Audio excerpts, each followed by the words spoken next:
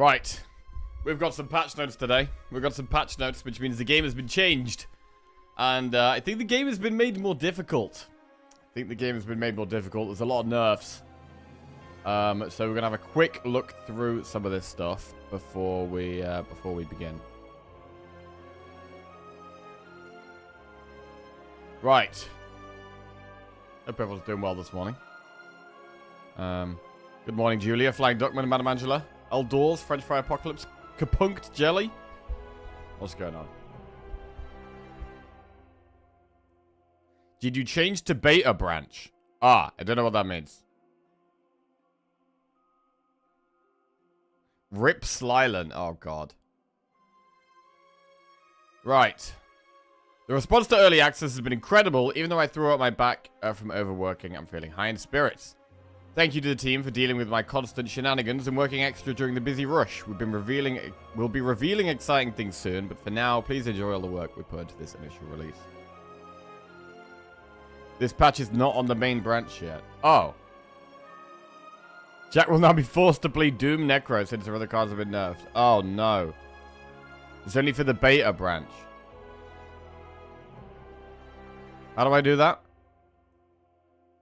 Patch is 20th of March. That's today, no? Spire 2 has been out merely a week, and we've already hit 3 million units sold with more than 25 million runs attempted. Damn, 3 million units sold? What's 3 million times 20 quid?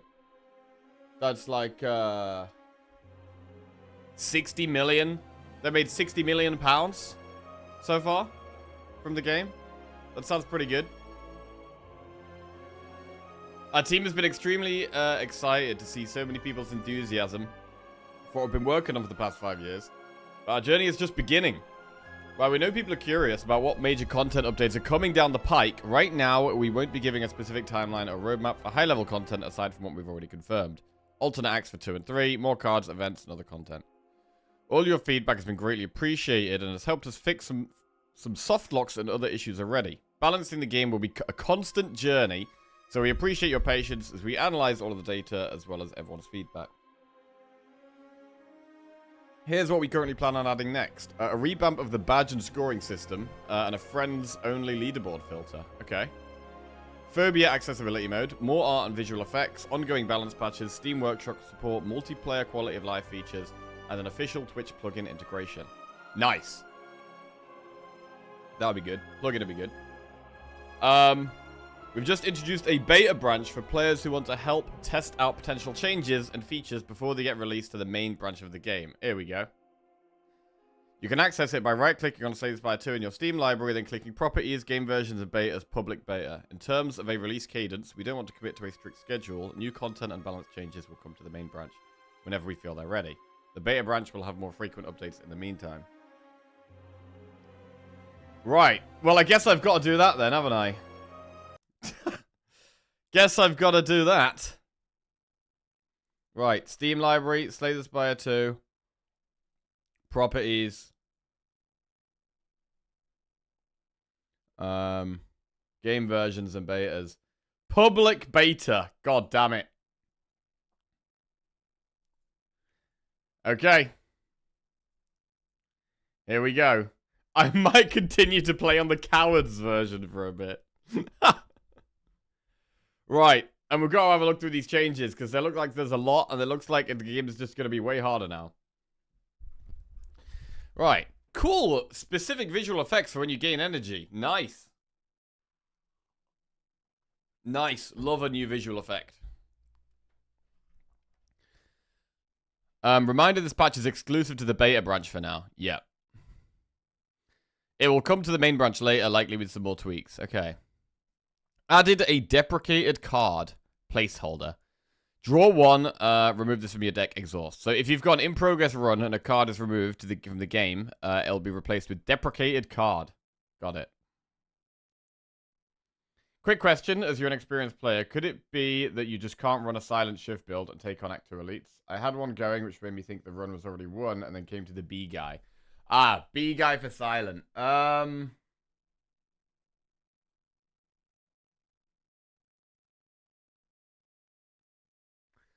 Possibly. I mean, if you've got enough scaling for your shivs, I think you could maybe still do it. If you've got like a couple of accuracies. But I think you probably want to be very careful. Probably just avoid elites for most of Act 2. And then if you're really strong, maybe do one towards the end. Like going gung-ho into an elite in Act 2 as a shiv build with Silent is probably a very bad idea.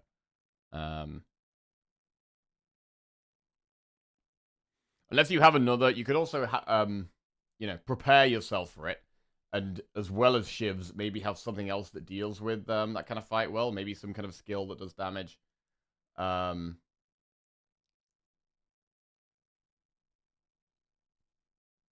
Yeah. Or some power that scales, and then you don't actually do your shivs until you've got enough scaling in place to then start going in. But, yeah. I would say, I think not doing any elites in Act 2 is fine. Abrasive helps a lot versus him. Yeah, also saving potions. You might want to just be a bit more potion-centric when you're going into that kind of fight. Right, rework Dominate. Ironclad skill. Apply 1 or 2 vulnerable and gain 1 strength for each vulnerable on the enemy. Exhaust. So I think upgrading this used to not exhaust it. Now it always exhausts. Reworked Expect to Fight. Costs 2. Upgraded 1. Gain energy for each attack in your hand. You cannot gain additional energy this turn. Okay. I think it used to be... This end bit wasn't on it before, right? Spite, which was deal 5 damage, draw a card if you lost HP. Instead of drawing now, it hits 2 or 3 times. It seems like they're nerfing card draw here. Stoke as well. Exhaust your hand. Instead of redrawing everything, it adds 1 random upgraded card in your hand for each card exhausted. Damn, okay. Dominate used to not apply vulnerable either, so it gets a bigger strength buff now. Okay. Stoke is like Dead Branch. I mean, it gives you purely upgraded cards. So if you've got a big deck of, like, and lots of things are unupgraded, maybe Stoke is still a play. And if you have, like, Feel No Pain. Bro, this one is crazy. Look at this. Reworked Prepared into Prepare. It costs 1. Discard 2 cards. Next turn, gain 2 or 3 energy. Bro, they've just destroyed Prepared. Completely changed it. Which is crazy. It's such a core Silent card. Discard and draw. And now no more. I mean, what? Yeah. I don't know. I don't feel great about this, to be honest. It's such a core card for Silent. But we'll see how we go. Right, Glow has been reworked. Instead of drawing 2 cards, it now draws you 1 card, and next turn draws you 1 card. I think this is okay. I mean, Glow is a strong card, right? Glow is a strong common Regent card. This now, it's a nerf. But I think the card is probably still going to be playable. Gaining stars and drawing a card, and then getting a card drawn your next turn as well. I think it just delays the benefit of the card. You're still getting the same thing out of it. It's just a delay. So I think this is probably a nice change. Reworked Hidden Gem to a random card in your draw pile without replay gains replay 2 brackets 3. So it didn't have this right before, affecting a card without replay, because you could just keep giving something replay over and over again. You can't do that anymore. So that seems fine. Seems reasonable, to be honest. Enemies, reworked Doormaker, beware. Oh, God. Don't know what that means. Scary guy. Reworked Skulking Colony to have a deadlier moveset. So I think that's the one where you can only do 20 damage to it max a turn. It's an Act 2 elite. No, it's an Act 1 elite in the Underdogs. Or is it an Act 2 elite? I think it's an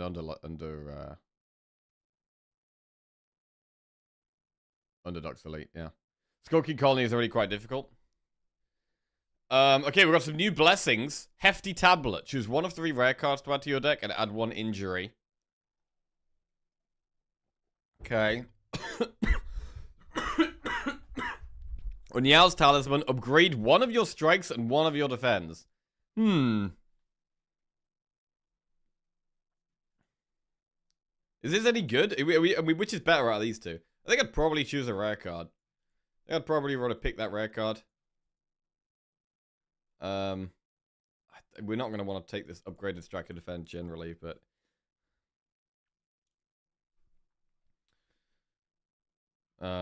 it's not a terrible, I mean... It does definitely help in the early game. It should be 2 and 2. 2 strikes, 2 defend? I don't know, I think that would actually be really strong. I mean, this is worse on Silent because she has more strikes and defense than the other characters. This is probably best on Defect and... Defect, Necro, and Regent. Ironclad has 5 strikes. And Silent has 5 strikes, 5 defense, so... It's not quite as good on those two. Right. Balance. All relics in the shop now cost 25 gold less. Okay, that helps. Relics that generate gold could no longer appear at the merchant. Gloom Ascension now also affects event rooms. Now, Gloom Ascension is... I think that's Ascension 6, which is the one we're about to do next. Which is where you're less likely to get campfires. So I guess, does this also mean you're less likely to get heals in event rooms, maybe? Power values can no longer stack above... Okay, that's probably not going to be relevant for us. Most of the 99% of the time. You can no longer acquire epochs in daily or custom runs, and certain character stats no longer update in daily or custom runs. Okay. Buffed Break. Energy cost decreased from 2 to 1, and damage increased from 20 to 25 to 20 to 30. I mean, that's a humongous buff. Half the energy cost. And it does more damage when upgraded. I can't remember what it does, though. What does Break do? My 1 billion power stacking build is dead. Buffed Cinder. So that's the one that exhausts the top card of your deck. Now does... Instead of 17 and 22, just 18 and 24.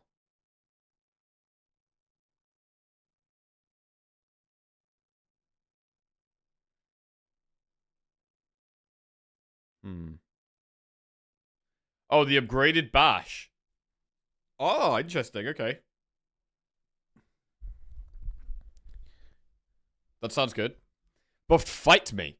Self-strength gain goes from 2 to 3 to 3 to 4. Forgotten Ritual now exhausts. That's the one that gains energy if you've exhausted this turn, which seems like a strong card. Hemokinesis got buffed from 1419 to 1520. I'm glad about that. It was kind of just... It felt kind of bad being weaker than it was in the last game. Made me not want to take it. When it felt like generally the power level is higher in this game. Tremble has been buffed from 2 to 3 to 3 to 4. Nerfed Anticipate for Silent. So what does this mean for Ironclad? It means, I mean, a couple of the vulnerable cards have been buffed. I think you could probably still use the Dominate.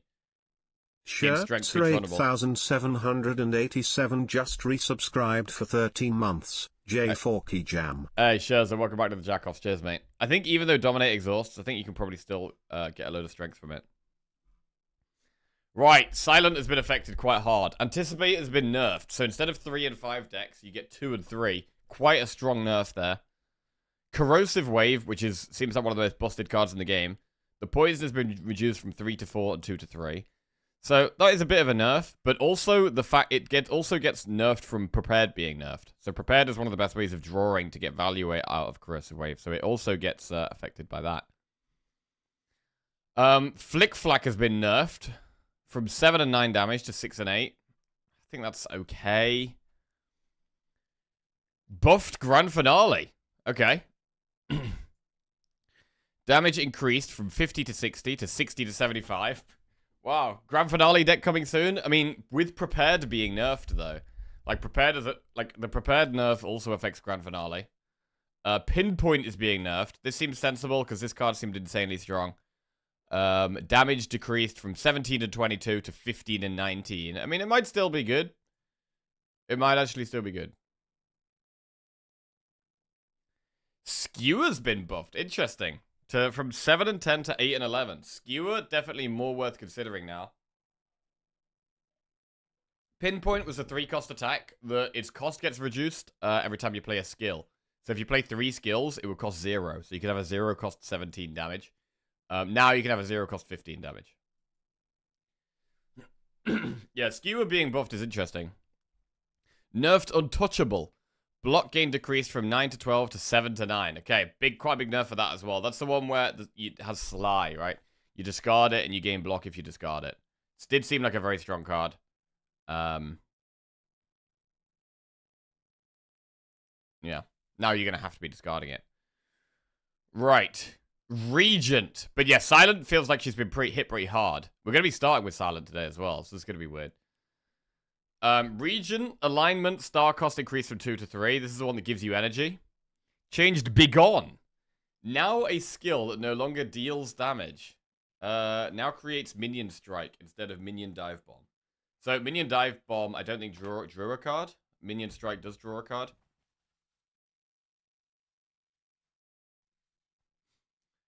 Buffed Bundle of Joy, energy cost from 2 to 1. Okay. This seems good. Bro, there's a lot of buffs here. Holy shit, bro. Regent's got loads of buffs. Regent's got loads of buffs. Bundle of Joy, which seemed like a terrible card to me, now costs 1 instead of 2. That's quite a big buff. Changed Charge, now creates Minion Dive Bomb cards instead of Minion Strike cards. Ooh, that's a nerf. That is a big nerf. I mean, the Minion Strike is good because it draws. So that's going to be worse now. Right. Buffed Collision Course. Damage increased from 9 to 12 to 11 to 15. Bro, I can't even remember what all these cards are. Buffed Gather Light. Block increased from 7 to 10 to 8 to 11. I already thought this was a good card. I definitely didn't think this needed a buff. So I'll definitely be taking this regularly. This is the one that gives you block and gives you a star. I already thought this card was fine. Heirloom Hammer. Buffed. Damage increased from 17 to 22 to 20 to 25. Dive Bomb is 0 now. I mean, I thought Dive Bomb was like the same as Minion Strike, except it does a little bit more damage, but it doesn't draw a card. The thing about the Minion Strike is it has the card draw attached to it. I haven't actually played Minion Dive Bomb, but I think it doesn't draw. It's just an exhaust card that does damage. Used to cost 1. We'll see anyway. I am invincible. Block increased from 9 to 12 to 10 to 13. Can't remember what that one is. Kingly Kick.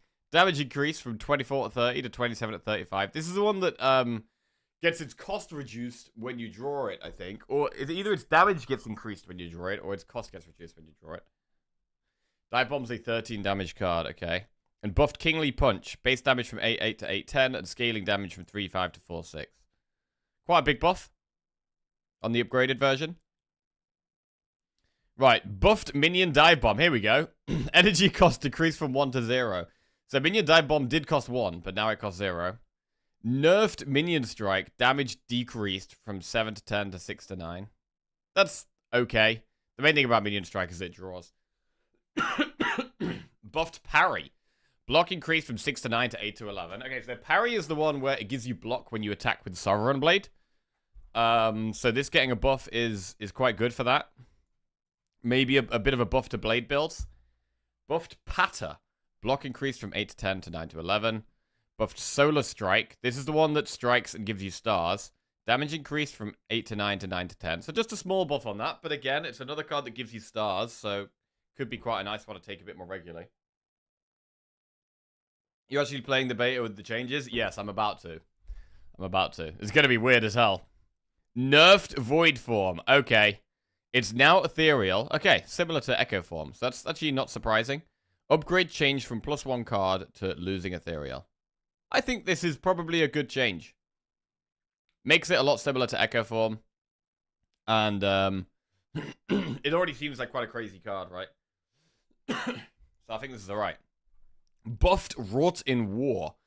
Forge increased from 5 to 7 to 7 to 9. Okay, this must be... I don't even know the name of this, so it must be one of the worst Forge cards. So the fact it's getting a buff maybe makes it slightly less worse. Void Form is busted as fuck. Right, so Necrobinder, here we go. Nerfed Banshee's Cry. Cost has increased from 6 to 9 Jesus. This is the one that gets reduced. Upgrade no longer increases damage. So it gets reduced per, I think, ethereal cards you play. And it's like a big AoE damage card. So you're going to want to play a lot of ethereal cards now. For that. Nerfed Borrowed Time. Self-Doom increases from 3 to 3 to 6 to 3. Oh, damn. Energy gain no longer increased on upgrade. Wait. Energy gain no longer increased on upgrade.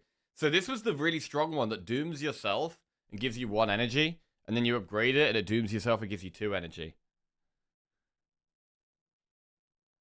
So now it applies more doom on yourself. And upgrading it doesn't even give you more energy. So, that's a pretty hard nerf. Dirge nerf is sad for easy mode enjoyers. Oh god. I mean, Dirge was strong. We're getting there. Nerfed Capture Spirit. HP loss decreased from 3 to 4, 2 to 3. And souls generated decreased from 3 to 4, 2 to 3. I mean, this seemed like a strong card, to be honest. This might still be strong. You deal 3 damage to the enemy. And generate 3 souls. No. That's what it was. Now it's you deal 2 damage to the enemy, and you generate 2 souls. Okay. Gonna be one you want to upgrade, I think. Buffed Dance Macabre. Block increased from 3 to 4 to 4 to 6. The good news for Jack is this patch hits a lot of infinites he wasn't playing anyway.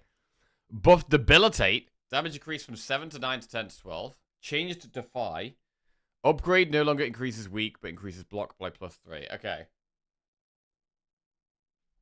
Dirge now exhausts. I think that's a good nerf. Bro, I think that's a good nerf. It means that Dirge is still a strong card.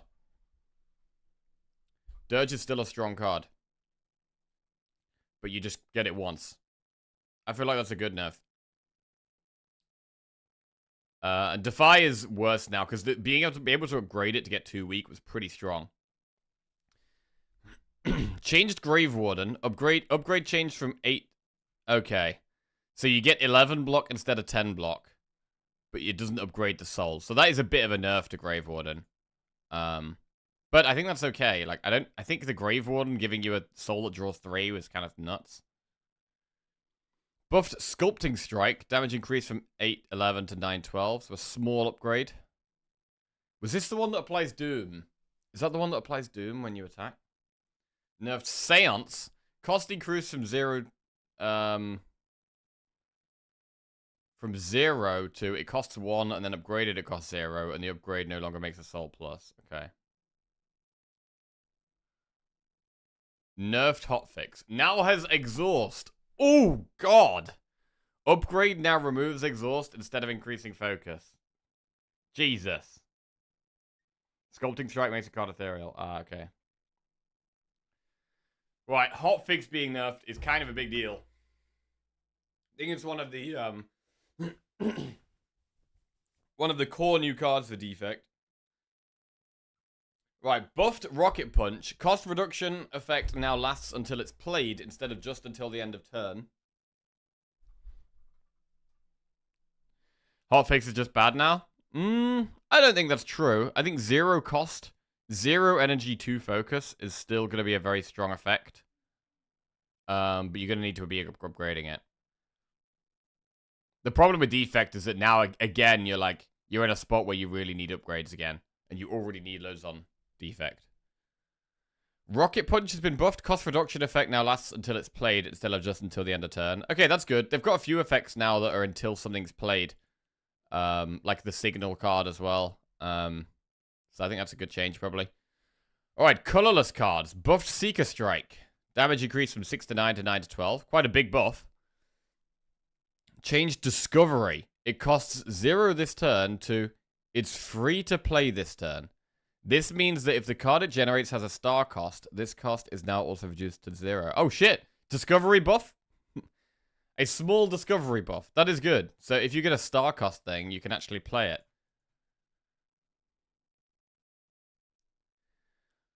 Buffed Eternal Armor. Everyone was saying this card is trash. From 7 to 9 to 9 to 12. Significant buff for plating. But I think it does cost 3, so... Nerf to Hidden Gem. Hidden Gems has been nerfed. But the nerf is that you just can't hit something that's already got replay on it. So it's still powerful, I think. I think it's still powerful. It's more of a smaller nerf. So you can't just keep applying replay to the same card. Production has been changed. Upgraded, you no longer lose exhaust, you gain 1 extra energy. I mean, I think production was really good. It's probably still going to be pickable, but it's just worse now. Hidden Gem can no longer be generated in combat by effects like Skill Potion. Okay. Right, Potion and Relics. Amethyst Aubergine, gold gain increased from 10 to 15. This is good. This always felt bad to get. This Amethyst Aubergine always felt bad. So that being buffed is good. Buffed Book of 5 Rings, Relic. Healing increased from 15 to 20. Again, this never felt that good. So it being buffed is good. And it means, especially as you go up through the Ascensions, and healing becomes more and more important, this type of relic could become more relevant. Like at low Ascension, I haven't even really noticed this, even when I've had it. But as we get to higher Ascensions, this healing could make a massive difference to whether you win or lose a run. Buffed Permafrost Relic. Block increase from 6 to 7. I already like this. I didn't think this needed a buff, so fine. Bowler Hat. Gold gain increase from 20 to 25%. Solid. And buff Planisphere Relic, heal gain from 4 to 5. So this is healing when you enter an event. So they're putting more of an emphasis on healing in healing from relics. Buffed Stonecracker now works in all combats, but only upgrade 2 cards. Ah, wait, I think this is the one that upgraded cards at the start of a boss fight. But this looks strong. That's a really good buff to Stonecracker. So it was upgrade 3 cards at the start of boss fights, but it's now upgrade 2 cards, but in every combat. That's a much better upgrade. Stonecracker seems like a much worse Bellows. Probably not as good as Bellows, yeah, which upgrades your starting hand, right? But it's still good. You're still going to be very happy to see this relic. Right, enemies. Nerfed? Okay, some enemies have been nerfed and buffed. Oh, God. Oh, God, there's loads, bro. Nerfed Bygone Effigy. Damage decreased. I don't even know what that one is. Buffed Birdonis. Swoop attack damage increased. Okay, so the green bird is now scarier. I think that was probably fine, because it was probably seemed like the easiest elite in Act 1. But it seems like Act 1 elites are going to get pretty scary as we get to High Ascension. Changed Calcified Cultist and Toadpole encounter. It's now Calcified Cultist and Sea Punk. Okay. Buffed Rocket Claw. Charge up move strength. Gain now scales with Ascension. From 2-2 to 2-3. Oh, God. HP increased from 189.99 to 199.209. Rage power strength buff from 5 to 9. Okay. Buffed Crusher Claw. Oh, God. The crab in general is just going to be way harder now. Adapt move strength gain. It now scales with Ascension from 2-2, 2-3. HP increased. Rage power strength buffed. God.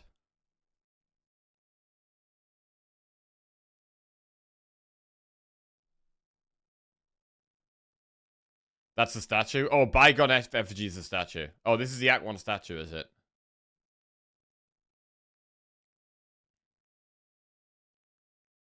Okay.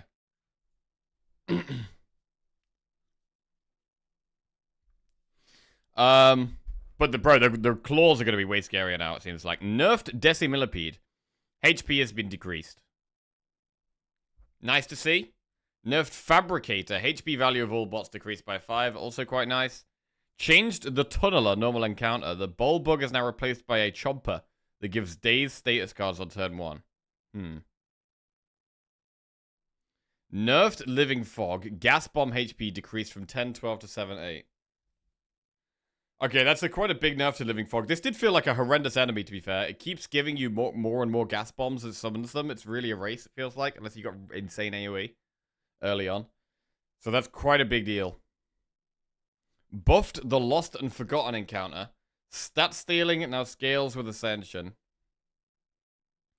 Increased from 2 to 3 of their respective stat at Ascension 9. Oh, God. The Forgotten now deals an additional point of damage for every dexterity it has. What is this?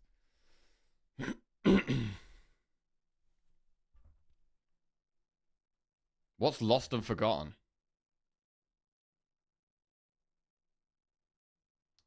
Stat stealing. Lost and Forgotten.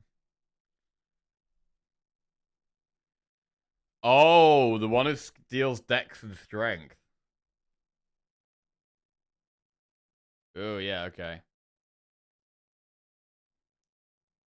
Changed Nibbit. Now property scales with Ascension. His move now scales from 2 to 3 strength on Ascension 9. Slice move damage now scales from 6 to 7 on Ascension 9.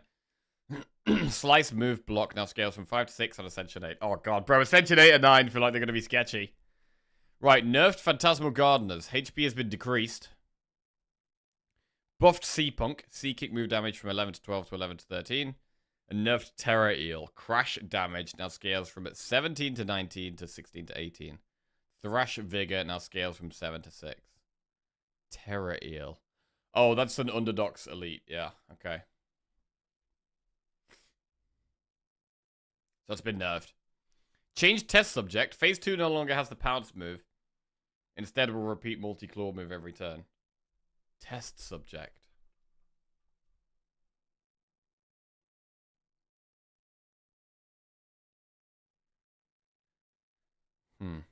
Right, Ancients. Here we go. Oh, it's the... Yeah, this is the Act 3 boss, yeah.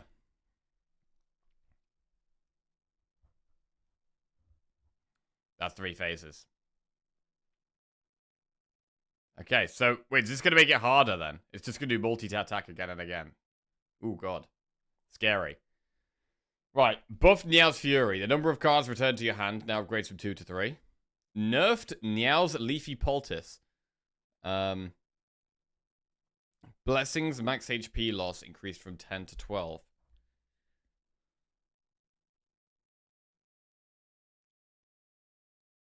Blessings max HP loss. Oh, okay, I see. This is how much you can lose from taking it.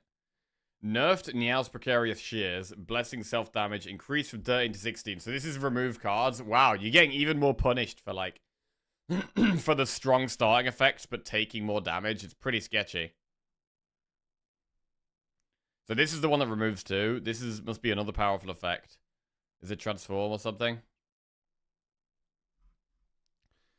Changed Tanks' Tri-Boomerang. Instinct enchantment no longer reduces cost. Instead doubles damage on enchanted attacks. I actually quite like the reduced cost. Changed Vaku's Preserved Fog Relic. Cards removed decreased from 5 to 3. And Folly Curse is now ethereal. Oh, this was a strong one, right? You got to remove 5 cards, but you got a curse. Now you get to remove 3 cards for a curse. But the curse is ethereal. It's kind of like Empty Cage, really. Right, some events changes. Dense Vegetation. It's now... Trudge on option is now lose 8 HP and gain gold. Changed Endless Conveyor. Can no longer spawn unless all players have at least 120 gold, up from 105. And the grab off the belt option cost increased from 35 to 40 gold. I don't know if I've even seen Conveyor. These all sound like they're aimed at reducing infinites. Discouraging card remove, removing cost reductions. Yeah. Changed Grave of the Forgotten. Can no longer spawn unless every player has a card with Exhaust in their deck. I think that's the one that allows you to make an Exhaust card non-exhaust. Changed Morphic Grove. Can no longer spawn unless all players have at least 2 transformable cards in their deck. Group option now costs all of the players gold. Don't know what this is. And multiplayer, it's now a collaborative event. Interesting. We are going to do some multiplayer stuff at some point. I kind of want to get to Ascension 10 first, but yeah. Multiplayer streams coming soon. The Round Tea Party can no longer spawn unless all players have at least 12 HP. There, okay, so it can't kill us now.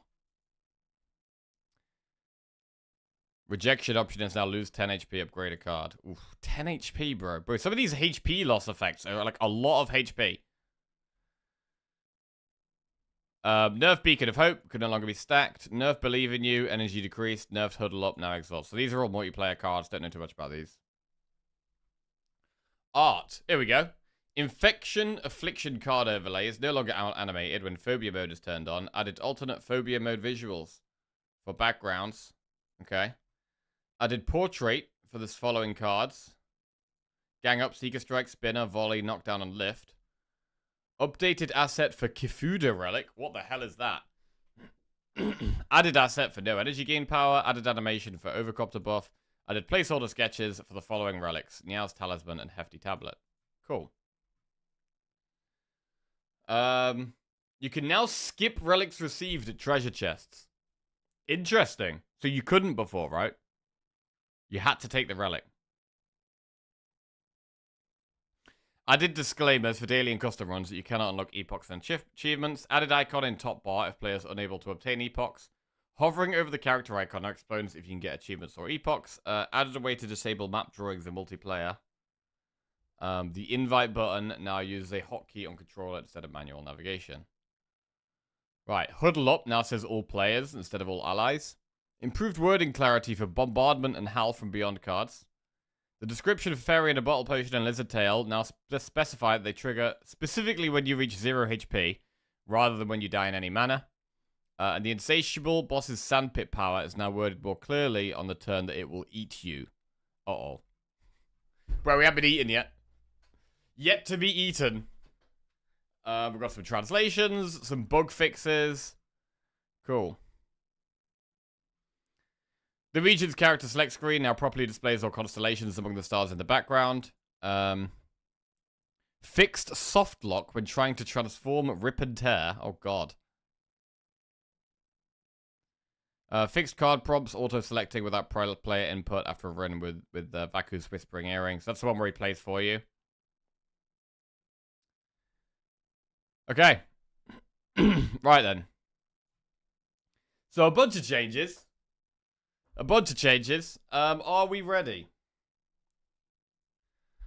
I am now on the beta version, so we're going to be playing with these changes. I'm hoping all of my progress is still saved. Oh god.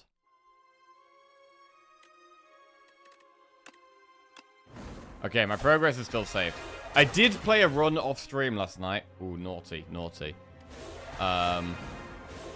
With Necrobinder to get my Necrobinder Ascension up to the rest of them. In fact, I played 2 runs and I lost one and won one. So I have now actually lost 2 with Necrobinder, but don't tell anyone. Shh, don't tell anyone. But yeah, we're up to Ascension 5 with Necrobinder now. Wow, this is going to be weird playing with all these nerfed cards. We're starting with Silent today. I quite like the changes overall. They address the most broken stuff and buff some underused cards and events. There'll certainly be more patches, but that's exactly what I want to see during early access. Yes! You want to see the busted things nerfed, the undertuned things buffed a little bit, to try and bring everything into balance, right? I mean, the prepared nerf is a big one. So, we're going to dive into some Silent. And this might be weird. This might be weird. We'll get a prediction up. Will we win the Silent run?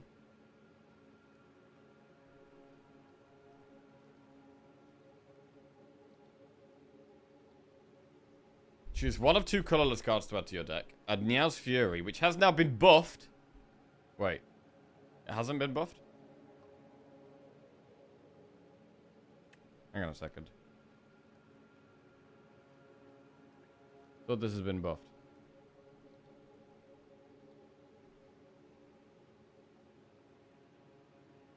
The number of cards returned to your hand now upgrades from 2 to 3. Oh, the upgraded version's been buffed. Okay. Cool. Well, I'm gonna go Silver Crucible. I think Silver Crucible is solid here. We've got Overgrowth.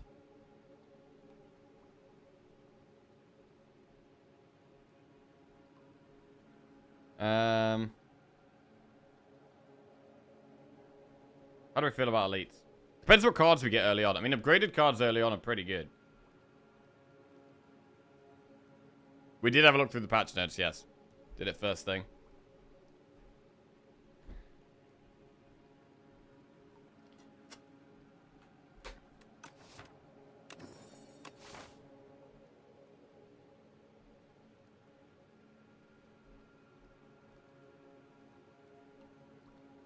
Alright, we could go this way and still potentially do 2 elites later on.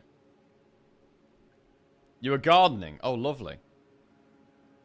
They didn't buff Hidden Gem, no. They just made it so it can't hit the same card. So you can't put replay on the same card like 50 times. You also can't generate it from potions now. Isn't it much easier to get on a card you want the longer the fight goes? Yes. Yes.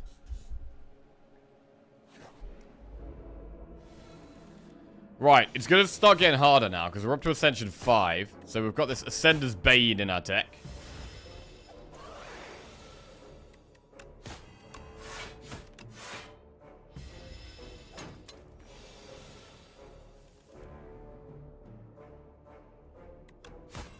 Right, defend, defend, strike. And I mean, is discard synergy just way worse now on Silent? Like, Silent feels like it's been changed possibly the most. Silent feels like it's been changed a lot. Right, Cloak and Dagger Plus, Deflect Plus, or Slice Plus. I don't hate taking Cloak and Dagger Plus. Getting the 2 shivs in our hand. So let's try that.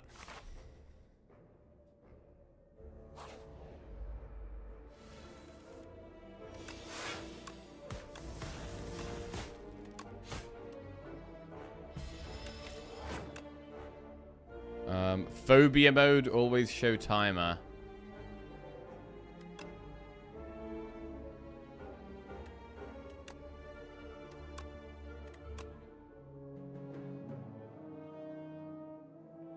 Alright.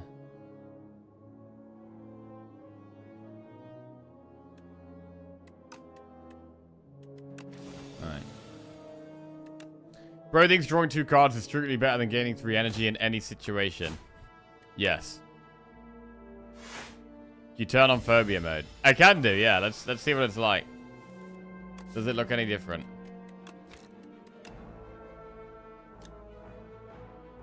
Reduces or replaces disturbing visuals and animations for players affected by disturbing patterns and unsettling animations.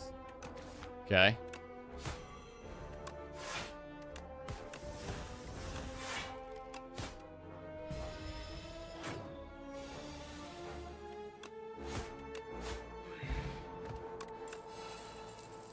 Here we go. Footwork plus, Predator plus, Calculated Gamble plus. Ooh, these are pretty nice cards. I mean, in the early game, just getting the damage from Predator is big. But Footwork is great defensive scaling. I mean, if I want to go for elites, it might be Predator. Gamble is very strong, though. I mean, these are all great. We are in the early game, though, so I think we do just go Predator. We're going to take the damage. And we might be able to go for elites with a start like this. Don't hate this start.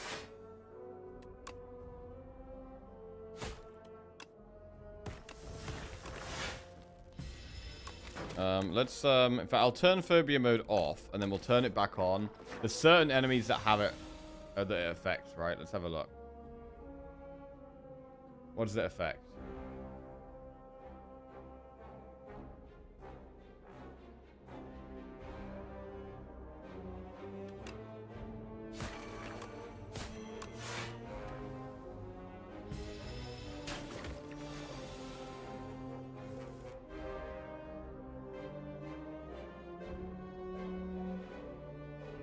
Hive backgrounds, the Insatiable, Frog Parasite, Wrigglers, Terror Eel, or Entomancer. That's what get affected.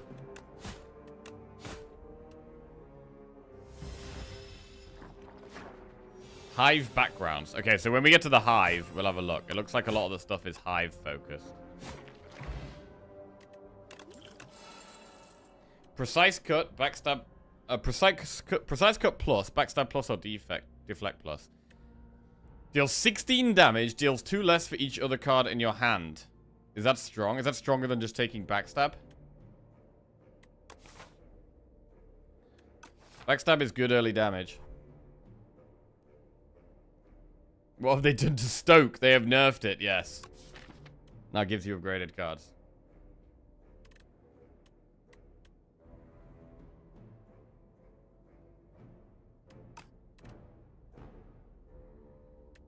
I'm going to take the Backstab and I think this is going to make us, allow us to go for more elites. Oh, here we go. Gain 67 gold and lose HP, or heal 21 HP and fight some enemies. 21 HP. We could actually go through this shop. I wasn't going to go through this shop, but I think we can get the gold and have a look in this shop. We'll upgrade Neutralize. It's a strong upgrade. And then we will go through this shop. Right. Gnarled Hammer. Upon pickup, enchant up to 3 attacks with Sharp 3. Oh, that would have been really good to put on Dagger Spray. Reflex, I think, is a very strong card. I mean, we could put Gnarled Hammer on what? Well, we'd put it on Neutralize. And then, to be honest, nothing else is that great except Neutralize. The start your turn, gain 4 Vigor. There's Skewer, which has now been buffed.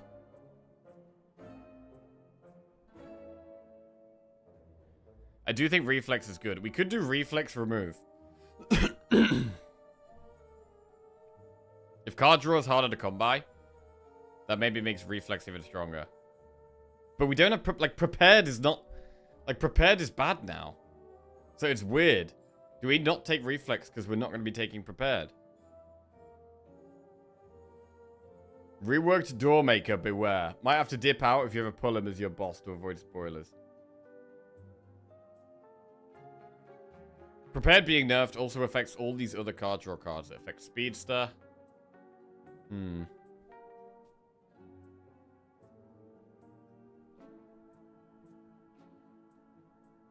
New Doormaker. Ultra countered the fuck my run. Oh, no. Take Eternal Armor. It is buffed, yeah.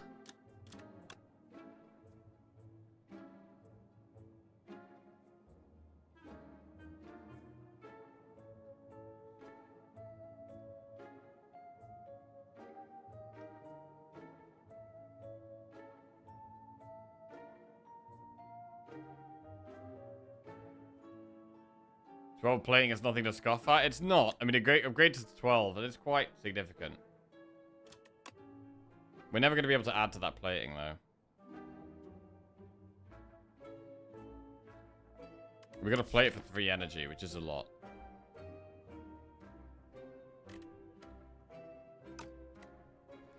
It's the 3 energy, man. If it did a little bit less plating, but it cost 2, I'd be more inclined to take it, I think.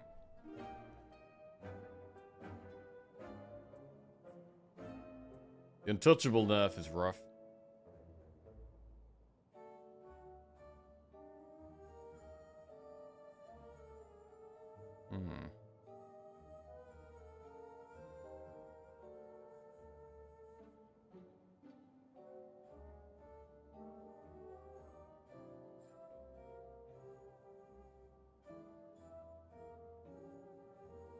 I'm leaning towards Reflex Remove.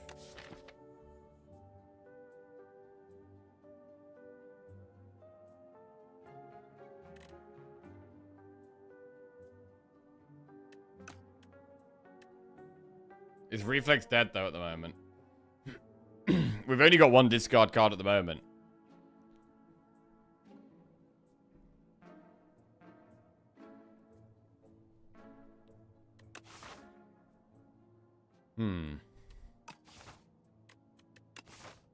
We might actually want to rest at this campfire as well, if we're going to go for elites. We could also do 2 campfires and then just do 1 elite.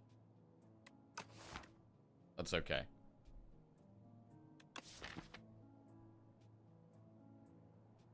But I did kind of like going for 2 elites for this start.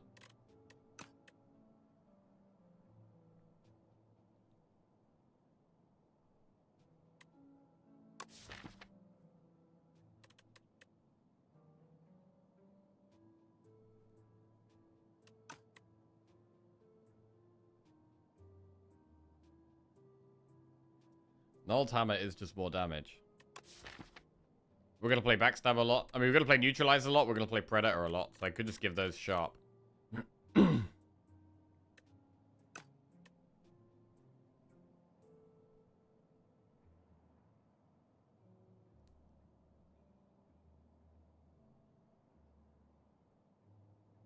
Still reading patch notes. Silent got absolutely rinsed. Yeah. Yeah, Silent has definitely been affected a lot.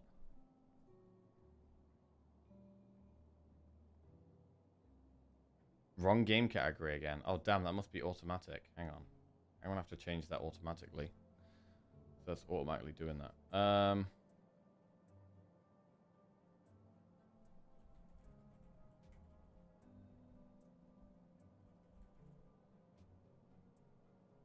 Cool. Thanks.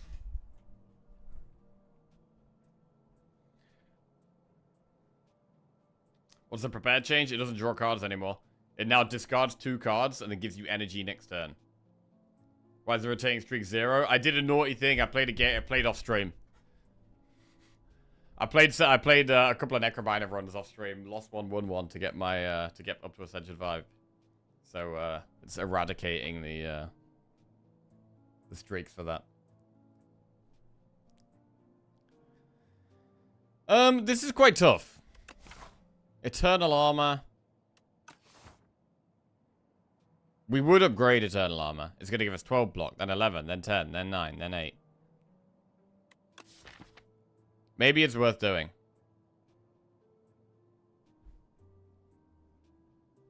Maybe it's worth doing. Because we have added damage cards so far. We've added Predator, Backstab. Cloak and Dagger's a bit of both, I guess. But maybe we should try Eternal Armor. See how it feels. Let's do it. Right. See how this goes. And now I definitely want to go through the campfire to upgrade it. Right. You open a dusty box. Oh, man. Transform a starter card to transform into Peck. Bro, if we'd had the shop after this, we could have had a sharp Peck.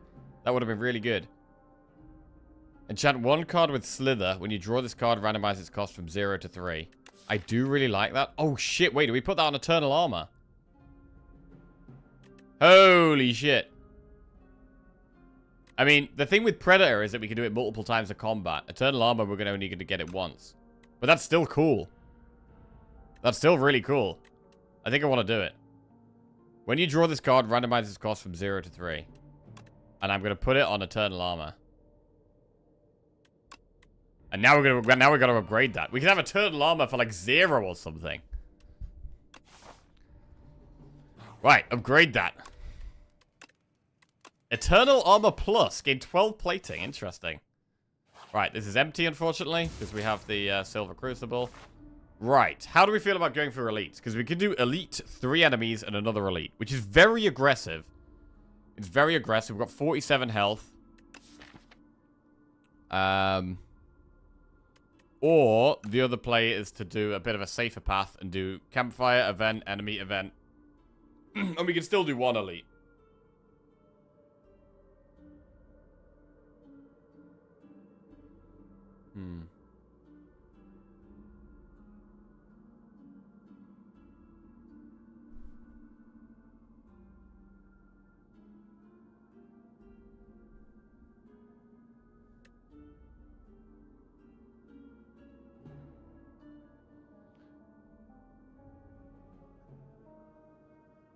I only just spotted the rotating counters. Content bait. Well, we're up to Ascension 5, so it's basically just showing that I haven't lost a run with Ironclad, Silent, Regent, and Defect yet. It's kind of what that's showing. But yeah, we'll do obviously proper rotating streaks and stuff when we're at Ascension 10. Is Dirge now a good card to pick? I feel like Summon 4+1. Soul for each mana is a bit meh. I mean, the only thing that's been changed about Dirge is it exhausts, right? That was the only thing that got changed, which means it's exactly the same, but you can only play it once. And it's a strong card, so yeah, I think you still want to take it.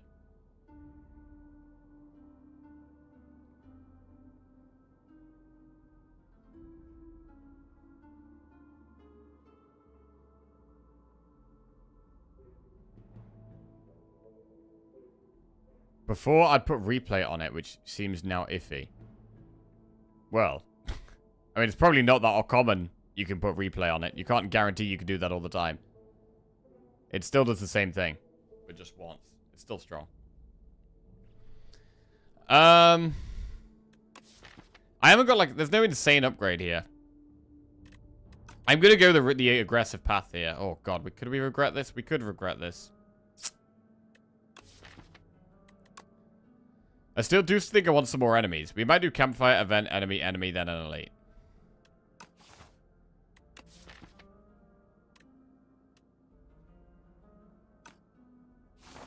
Part of me wants to take the aggressive path.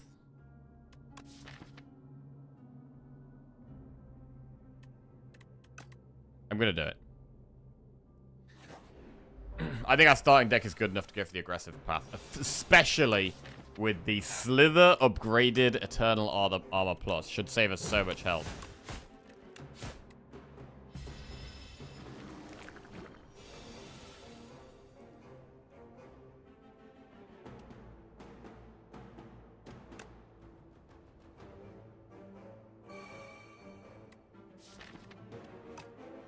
One cost. We take 4 damage here. Pretty nuts, bro. That's pretty nuts. 11 plating.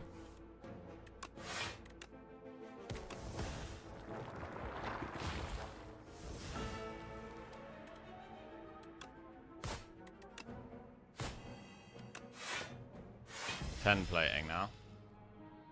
So we automatically block 10. I think we want more damage cards as well.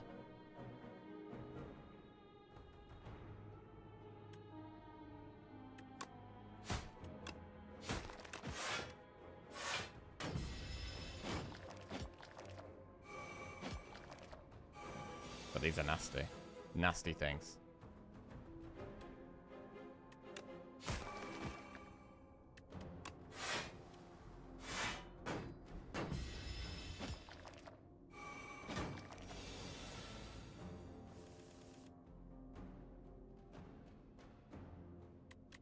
Could just do 1, 2, 3 and kill one. Or we could just hit it twice. And try and take no damage.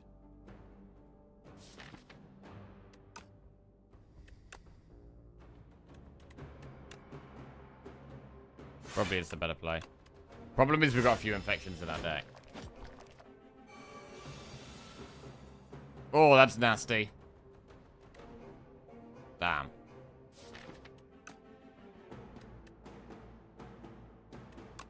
That is a problem. Well.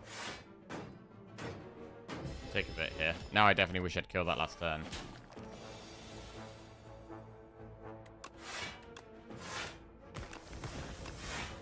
This is fine. I mean, bro, what if we were able to get multiple copies of this Eternal Armor? That'd be kind of crazy. Warning, okay, else how are we doing? Joss Paper. Every 5 times you exhaust a card, draw a card. Well, that's quite good with shivs. Ooh. Poison Stab, Abrasive, or Shadow Step. Sly, gain Dexterity, and gain Thorns.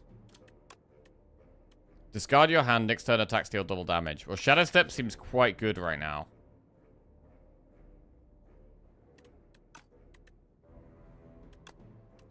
But upgrade is to costing 0. Next turn dealing double damage is a pretty big deal. It's probably better than Abrasive here, but I don't have any discard. So we'll take Shadow Step. Gonna want to upgrade that. 1 cost Eternal Armor immediately. Insane.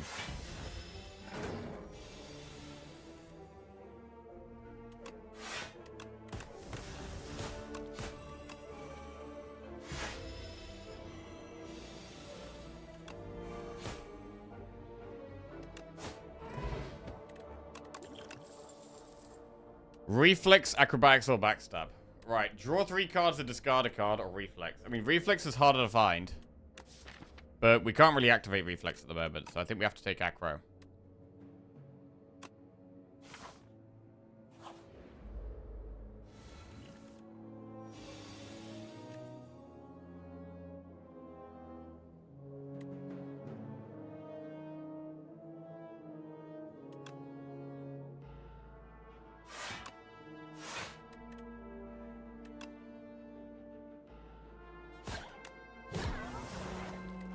Zero cost Eternal Armor, wow.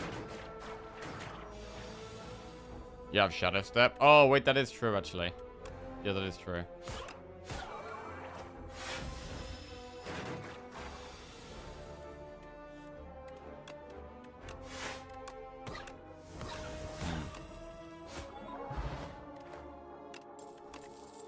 Backflip, slice, acro. We've added an acro. We should add a backflip now. And we'll get rid of energy pot for fire pot. So we killed one elite, and we looks like at the moment we probably can go for the second elite soon. 0 cost eternal armor.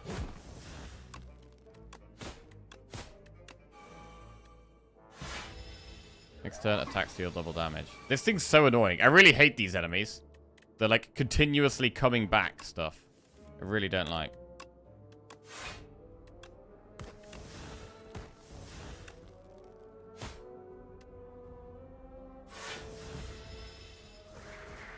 I like the gem change. Yeah, I think I like the gem change too.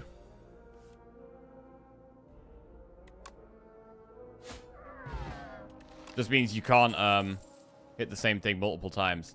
Expose. Remove all artifact and block from the enemy and apply to vulnerable. Quite good. Or Tactician. Good with Acro. Doesn't really work with Shadow Step. But now we've added an Acro, we can think about taking Tactician. Let's do it. Right. We'll go for an elite. Bygone Effigy. So this thing I think got nerfed. This thing got nerfed.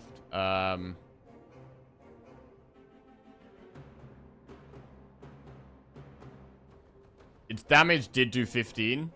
And then 17. Now it does 13 and then 15.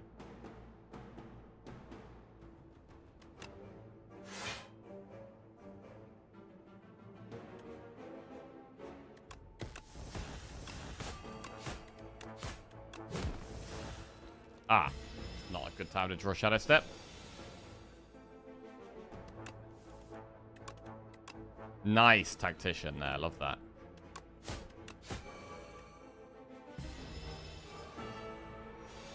$23 damage.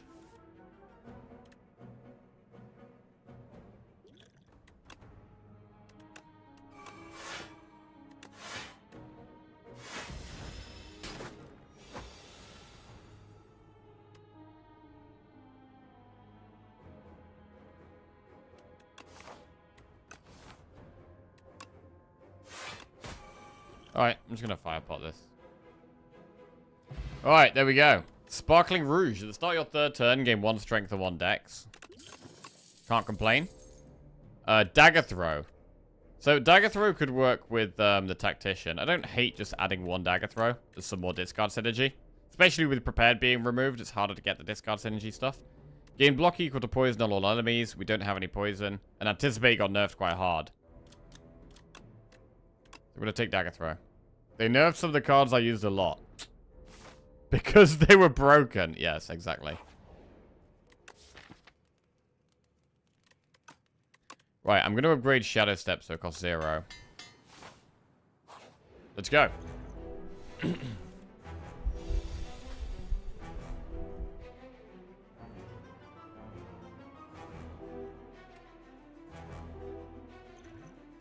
Gonna use an attack pot here. Deal 6 damage to all enemies. If the last card you played this turn was a skill, apply 1 week to all enemies. That sounds good.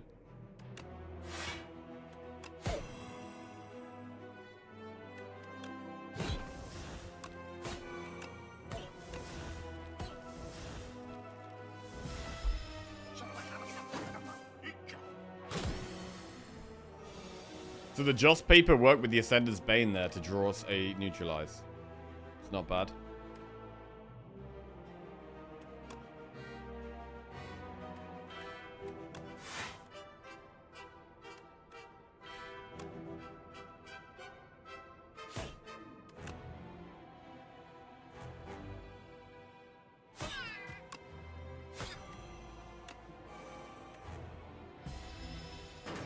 So maybe we do want more slide cards because of the Shadow Step. I don't know. I thought we were not going to want them, but we maybe do. Eternal Armor's big.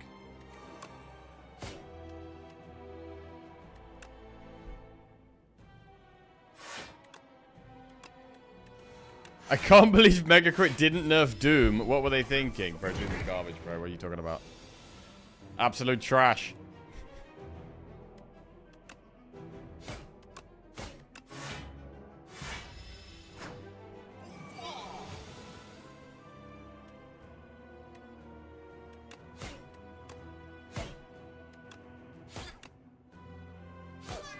Okay, double damage next turn. The plating is just so good. Makes us feel so much safer. 42 damage Predator. We do need more damage. The Shadow Step feels like our only good damage card, really, at the moment. I mean, obviously Predator's good, but it's the only thing that's, like, scaling our damage.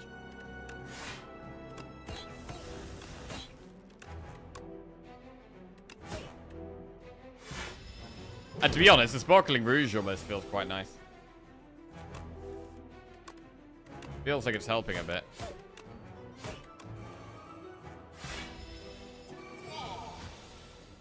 Just a little bit more block and a little bit more damage.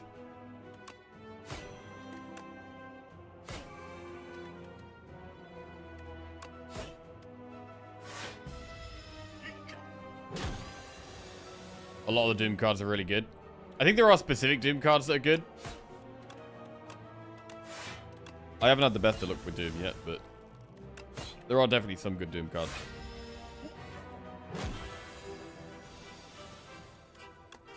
Alright, we killed the first boss. Grand Finale, which is now stronger. Can only be played if there are no cards in your draw pile, but it does 60 damage to all enemies. It upgrades to 75. Echoing Slash. Deal 10 damage to all enemies. Repeat this effect for each enemy killed. So it's just a good AoE card for Silent. Or Storm of Steel. Discard your hand and one shift to your hand for each card discarded. I'm tempted to just take the AoE card here.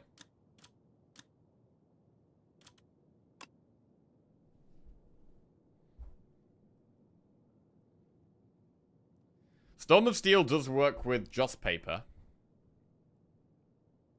Every 5 times you exhaust a card, draw a card. So we could draw.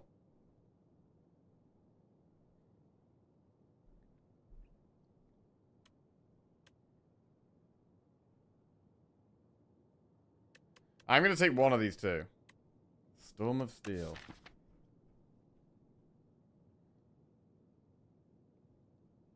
The deck needs some scaling. None of this is really giving us the scaling we need.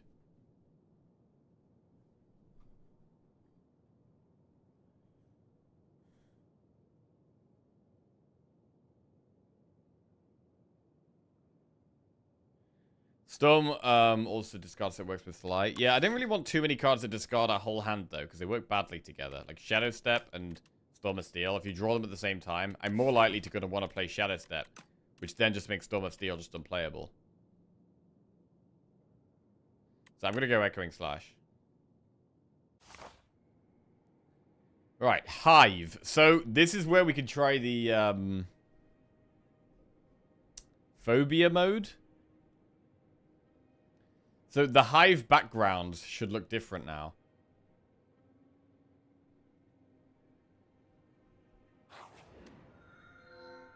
Right.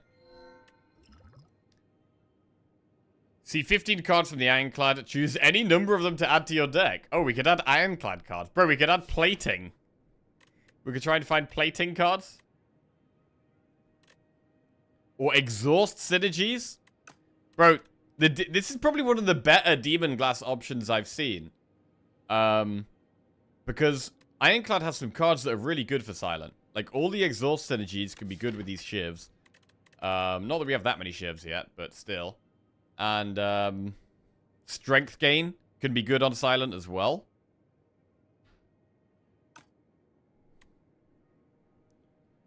Like, Ironclad has some nice cards for Silent. Also Plating. At the start of each combat, add 1 Luminous to your hand. To retain, gain 2 energy. So it's good. Or transform Neutralize Plus into Suppress Plus. I've never had this before. Innate. Deals 17 damage. Apply 5 weak. Wow.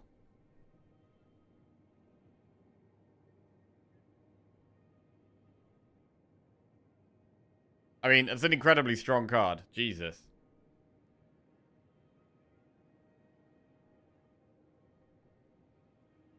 What a strong card. Full art cards are so cool. Bro, this card's pretty insane, bro. I did kind of... I want to take this, though. This is one of those spots where, like... this is better than it often would be. And so it's a good opportunity to take the Demon Glass. But this card just looks busted. 17 damage, apply 5 weak. Wow. What an insane card. What an insane card, man. How do you say no to this? How do you say no to this? You're also fighting Crab, which weak is very useful for. I see Stoke was utterly destroyed. Ha! I don't know about that. Don't know about that.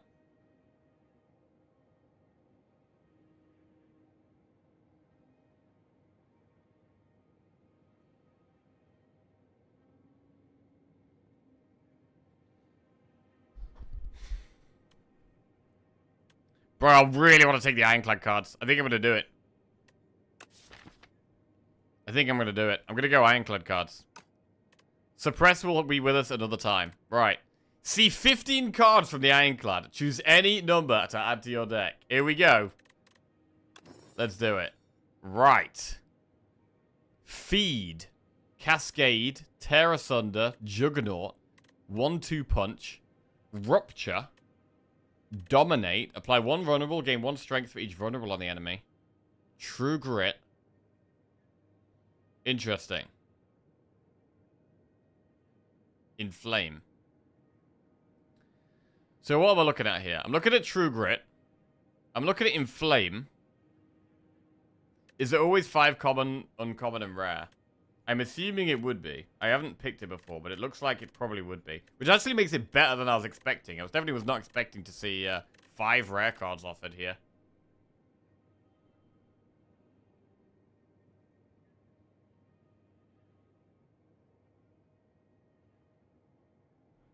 This turn, your next attack is played an extra time.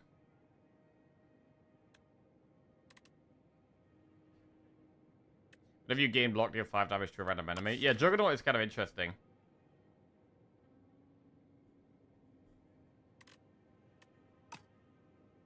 I mean, we could take Juggernaut, Feed, Inflame, True Grit.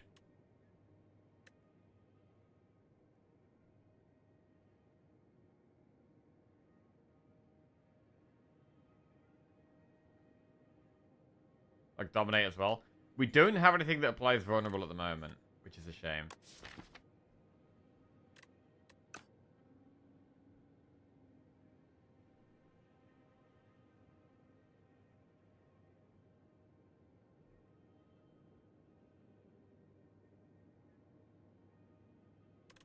Right. Juggernaut, Inflame, True Grit, Feed.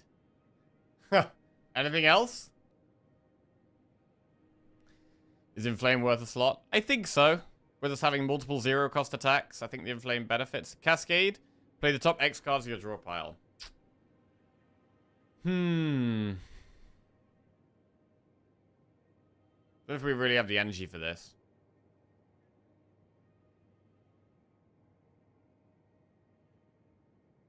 Isn't Dominate just as good as Inflame as soon as you get a vulnerable applier? Yes. But we don't have a vulnerable applier, so right now it's just worse. Cascade is a great upgrade. Upgrades to X+1.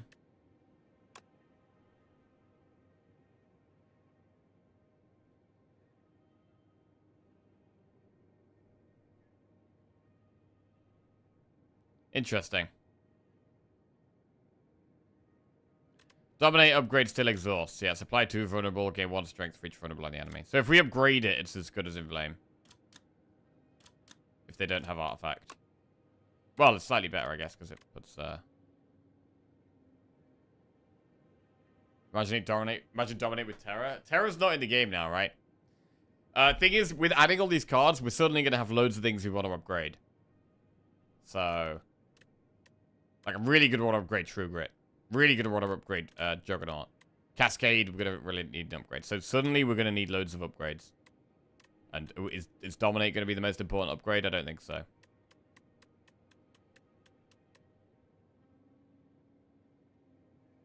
I don't know, Dominate is alright though. It is alright.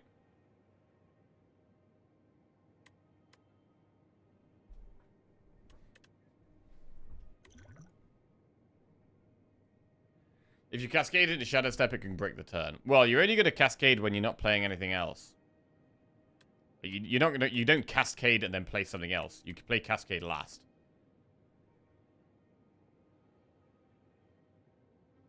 What silence vulnerable sources? There's a 0-cost uncommon card. A 0-cost skill that removes artifact. And applies vulnerable. It's quite a good one.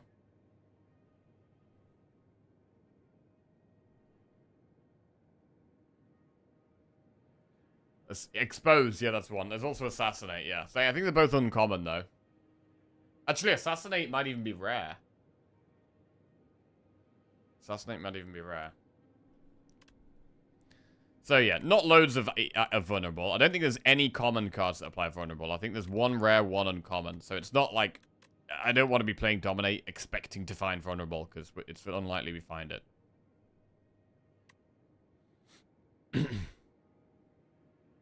Alright, we're going to do True Grit, Inflame, Feed, Juggernaut, and Cascade.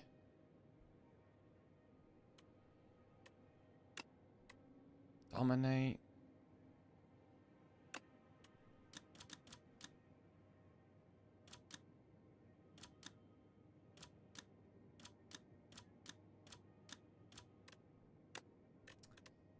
Dominate's not bad. This is weird. This is weird. Alright. Done. 5 cards added to the deck. 5 Ironclad cards added to our silent deck. Right.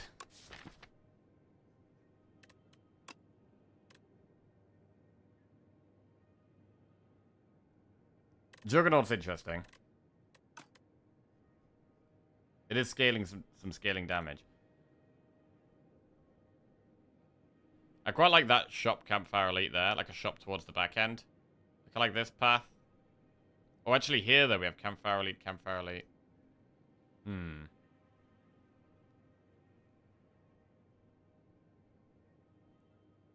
Yeah, maybe we don't go through a shop just yet. There's a shop towards the back end of this act.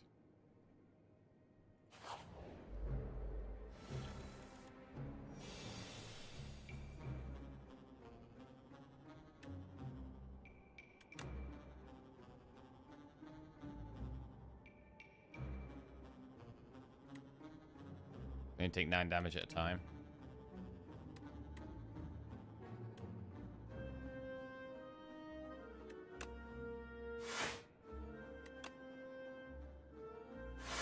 Okay, we now block all of that.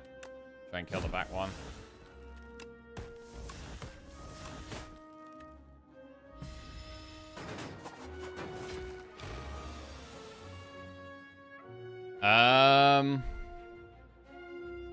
Backflip. Dagger throw. Defend. Cascade does need an upgrade.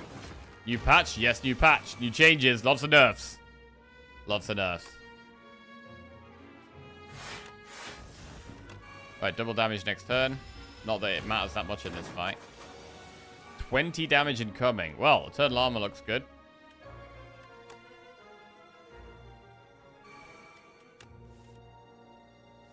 Oh, we need to try and get feed value as well.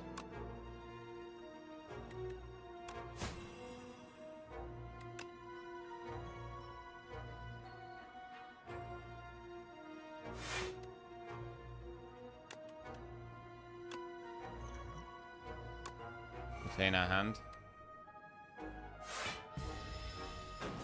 What were the highlights? Lots of nerfs. The card draw is the highlight.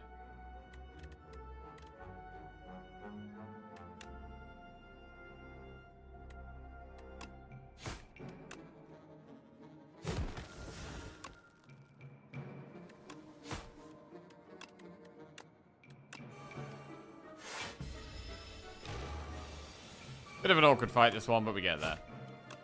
We got feed value as well, which is good. Accuracy, untouchable or slice. Well, accuracy is some scaling damage. We've only got 1 Shiv card at the moment, but I think we can go for more. I'm going to take accuracy. Remove 2 cards from your deck and add a normality, or enchant a card with perfect fit. Whenever this will be shuffled in your draw pile, place it on top instead. I don't love this. The remove 2 and add normality is okay if we can remove the normality quickly, but right now we can't. We can't remove the normality quickly at all. You love this event, really? I don't like it. I don't like this one.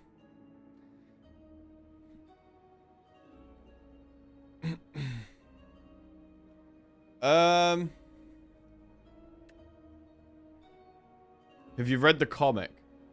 The comic that it references? No, I don't know what it's referencing.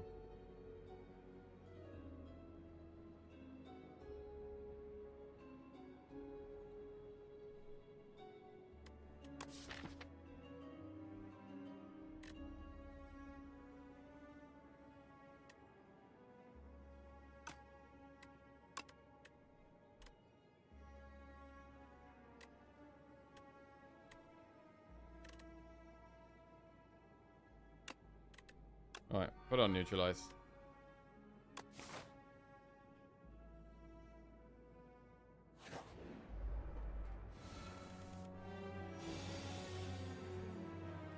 That is not a good starting hand. Wow, do we have to take 17 damage here?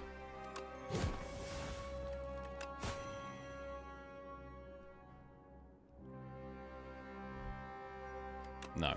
We're gonna draw. We will play accuracy. Oh, what's that? A little pancake? Oh, it's like a lemon-shaped pancake. Thank you. Thank you. Bye. Surprise pancake. Eternal armor, cloak and dagger.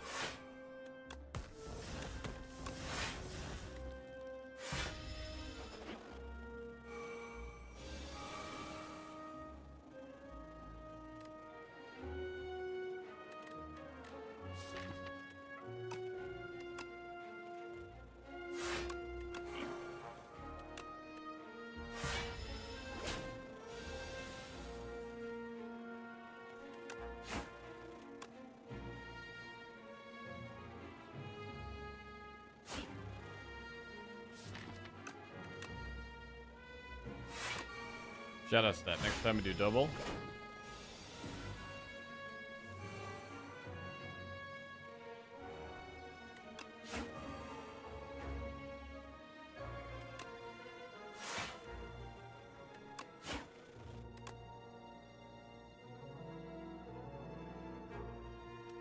Feed. 76 max HP. Right, do we want Tactician back? Prepare plus. Oh my god, look at that, bro. Discard 2 cards. It costs 1. Discard 2 cards. Next turn, gain 3 energy.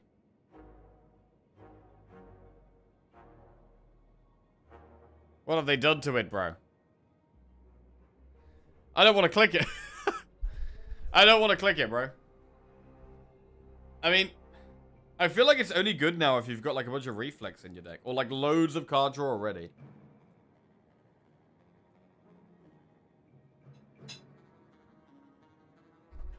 Like, if you got loads of cards draw already, you can use it to, like, hit Sly cards and next turn gain energy, right? But you need to have the card draw in place already.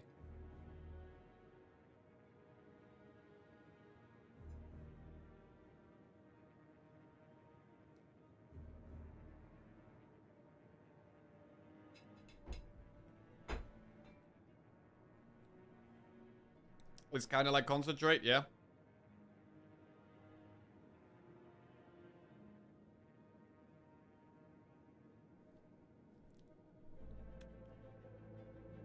I'm gonna skip. I'm gonna get my Tactician back. Because we're probably gonna still take Acros. Acro didn't get nerfed. Oh god, 4 bugs, bro. Ugh. Oh, this is nasty.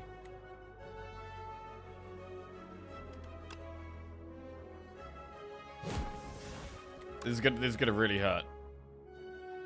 It's gonna really hurt. Blocking now does damage. That's something. We can focus on blocking.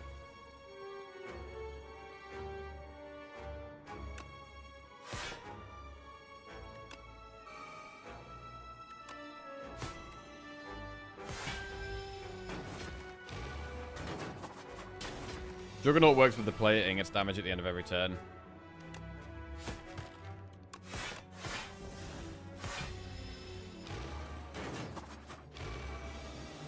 I mean, we might want to focus on the Juggernaut, to be honest.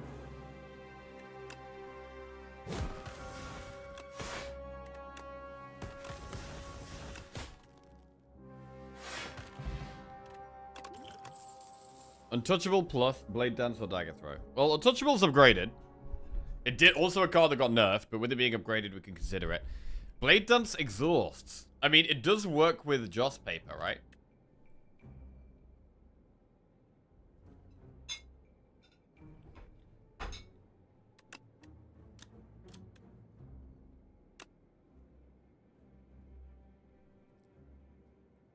I'll take Blade Dance.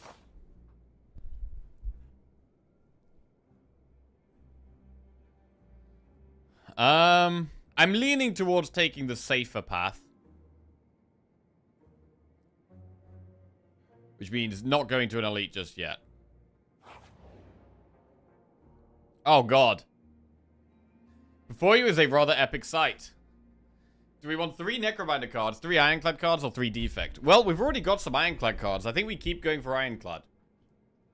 I think 3 Ironclad is the way.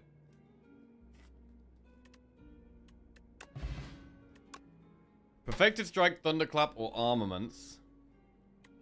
Armaments is okay. Ashen Strike plus Second Wind or Stomp. Deals 6 damage, deals 4 additional damage for each card in your exhaust pile. Wait. That scales with Shiv's played, right? We exhaust loads of cards, then Ashen Strike could do loads of damage. That's kind of cool. That is kind of cool. Ashen Strike Shiv deck. Second Wind is a good card. But I'm leaning towards trying this Ashen Strike. Let's have a look. Last ones. Cascade, Aggression, or Primal Force. Transform all attacks in your hand into Giant Rock. Let's start your turn, but a random attack from your discard pile into your hand and upgrade it. That's just going to keep hitting strikes. That's just going to keep hitting strikes. I'm kind of disappointed with these. We've already got one Cascade as well. I don't think I'd take another one. Well, we'll take this Ashen Strike Plus. This is interesting. 4 additional damage for each card in your exhaust pile. That could get massive. Aggression is good with Shadow Step. Start your turn, put a random attack from your discard. Okay, so we Shadow Step, discard our hand, and then Aggression pulls an attack back into our hand and upgrades it. Yeah, I can see that. It upgrades to being innate. It is just going to keep pulling back strikes, so. Sometimes it'll pull back Echoing Slash or Feed, though, I guess. Alright, we'll take Aggression as well. Right, we've got a bunch of Ironclad cards now. The deck is kind of all over the place.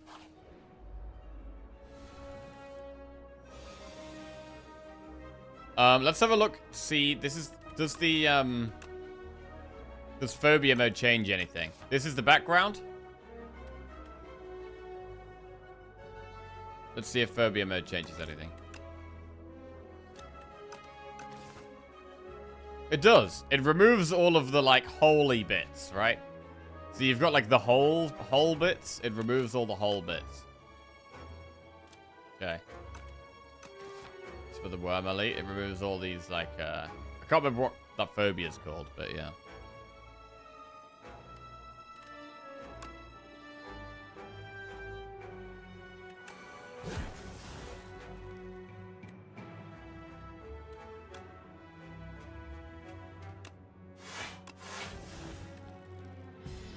Trypophobia. I think that might be the one. Trypophobia? Yeah, trypophobia. Holes in stuff. It is kind of nasty, holes in stuff. Oh, God. Why do we not like holes in stuff? An intense irrational fear or disgust triggered by looking at clusters of small, irregular holes or bumps, such as honeycombs, seed pods, or skin rashes. I mean, that kind of stuff's not nice to look at anyway. Why do we... I don't know why we don't like that, though.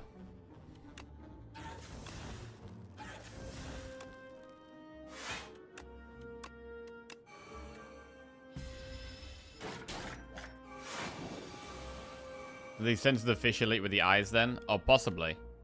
Bro, Ashen Strike already does 50 damage. Oh, that's because we Shadow Stepped. Still.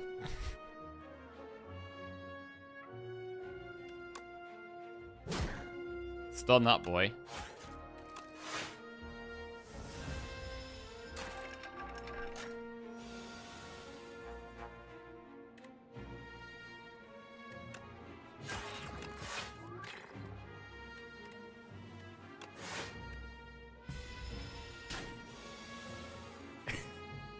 Imagine living in Europe with a phobia of cobblestones. Wow.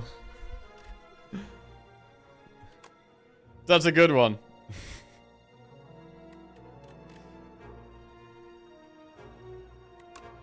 I knew a girl who was afraid of ducks. Ducks, okay. Duck phobia? What's that one called?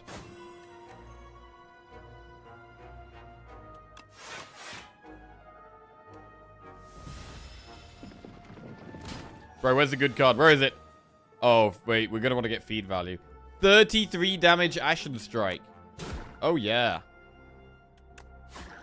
Oh, bro, feed is one off.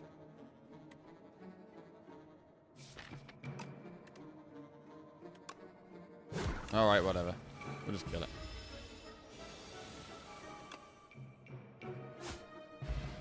Right. Accuracy, pinpoint, expertise. Another accuracy. Right, I'd quite like some more Shiv cards. What's the best upgrade right now? Accuracy, Juggernaut. True Grit is a good upgrade. Aggression can get it back. Oh, yeah, I actually forgot about aggression there. I'm gonna upgrade True Grit. Yeah, aggression can actually get it back. Beating Remnant. Part of the heart. You cannot lose more than 20 HP in a single turn.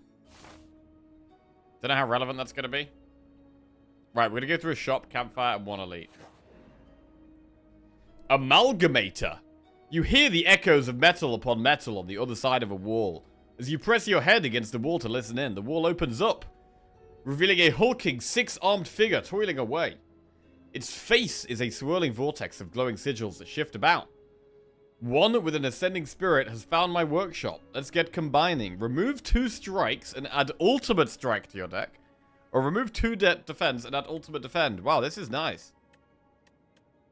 I mean, with us having the Shadow Step that gives double damage, it might be worth removing 2 strikes. Also,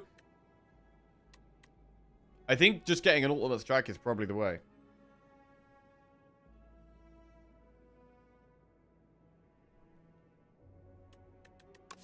Let's do that.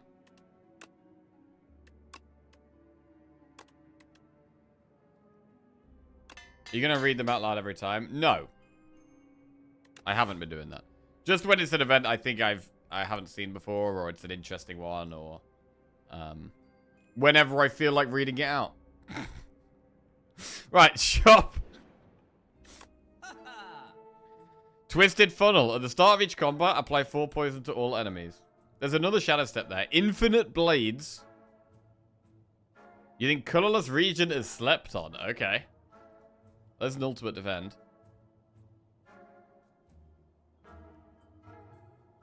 I mean, we've already got a Shadow Step.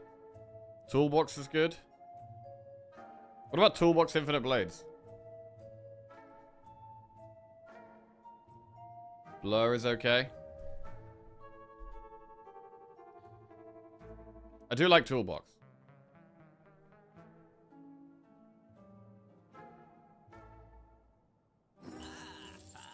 Right, and then we can either Infinite Blades or we could remove. We could remove another strike. And then we're down to, like, just 2 strikes. Well, we have the ultimate strike. Some streamers can't even read. Yeah, maybe we just remove a strike here.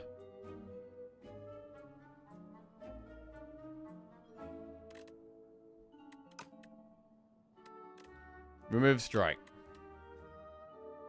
There's nothing else we want to remove instead, right? No. Alright. Last couple of falls have been pretty good for our deck. I think we need a rest if we're going to go for an elite here, though. Rest.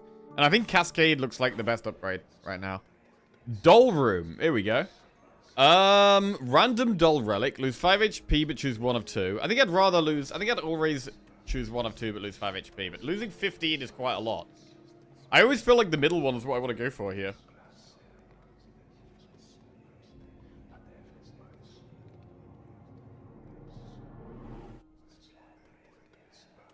Right, let's choose one of two. Right, Bing Bong. Whenever you add a card to your deck, add one additional copy. Or Mr. Struggles. At the start of your turn, deal damage equal to the turn number to all enemies. Mr. Struggles is just some free damage. I screwed myself with Bing Bong previously. So I'm going to just go Mr. Struggles. Right. Should we do an elite? I think we should do an elite. Let's go. Splash. Choose one of 3 random attacks from another character to add into your hand. It's free to play this turn. Jackpot. Deal 25 damage and add 3 random 0-cost cards. We do have to play the energy cost with Toolbox, so I would have to use 3 energy for Jackpot, which doesn't seem great here. Automation. Every 10 cards you draw, gain 1 energy. I think we go Automation.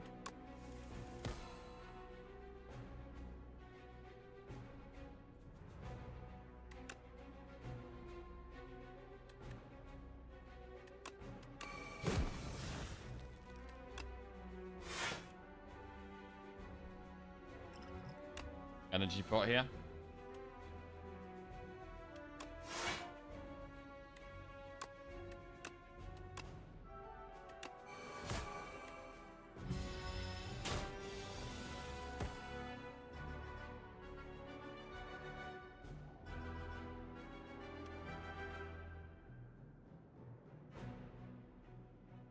If we exhaust 3 cards, we draw 1 card with just paper and get 1 energy.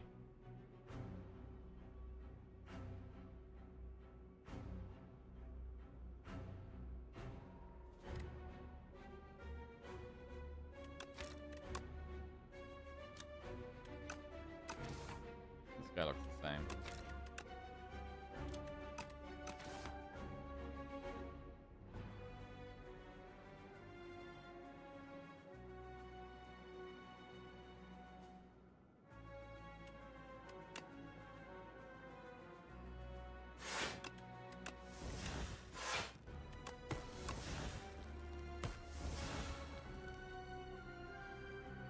Wait. Why do I have 3 energy? I don't know why I've got 3 energy.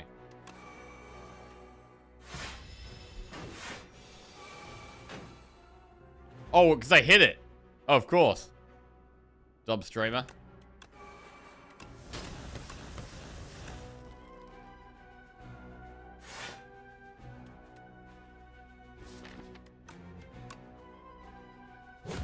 Oh, big Ashen Strike there.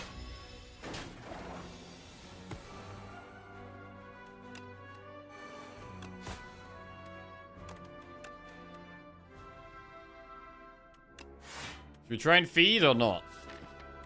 We do have Neutralize next turn. So let's not. God, Ashen Strike is so much damage there. Fire pot feeds. I'd probably rather save the pot though.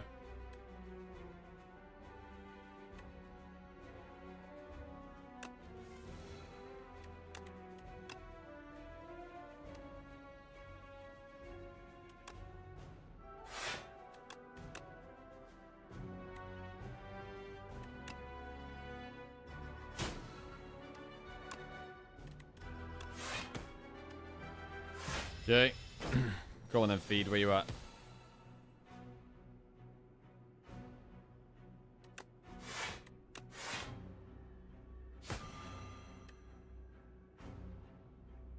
I'm gonna kill it.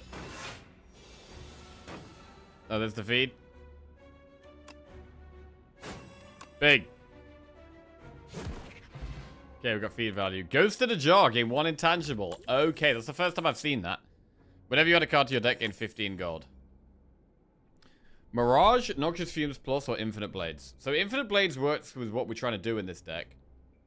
Fumes is just some scaling damage.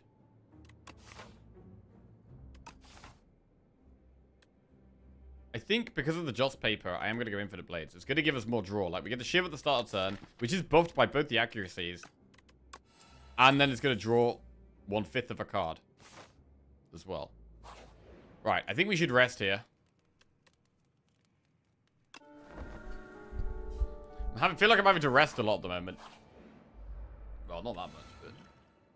Right, the Gambit. Gain 50 block. If you take unblocked attack damage this combat, die. No way are we touching that. Whenever you shuffle your draw pile, choose a card from it to put in your hand, or retain. If your hand is empty, draw 2 cards and gain 2 energy.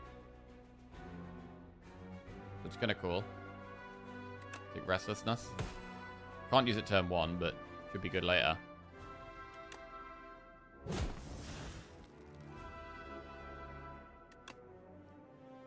Looks like we're taking some damage turn 1 here. Getting some powers in play. I feel like we need some more block. Right now, it feels like we're very reliant on that plating card. And when we don't have plating, it feels like we're in a little bit of trouble.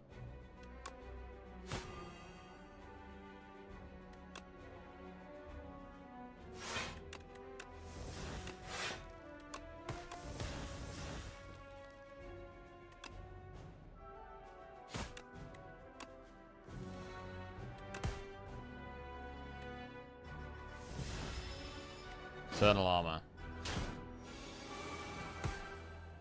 Costs 1, should be worth playing here. And then we'll Predator to turn around.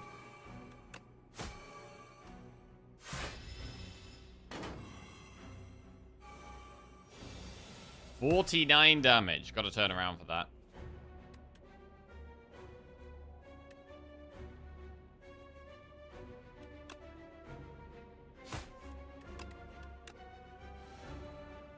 $33 damage.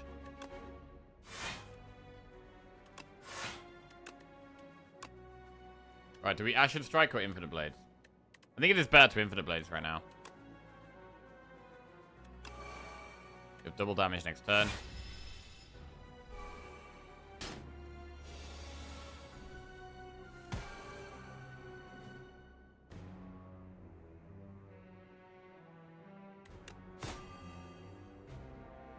We do block most of this, so I think we can focus on damage.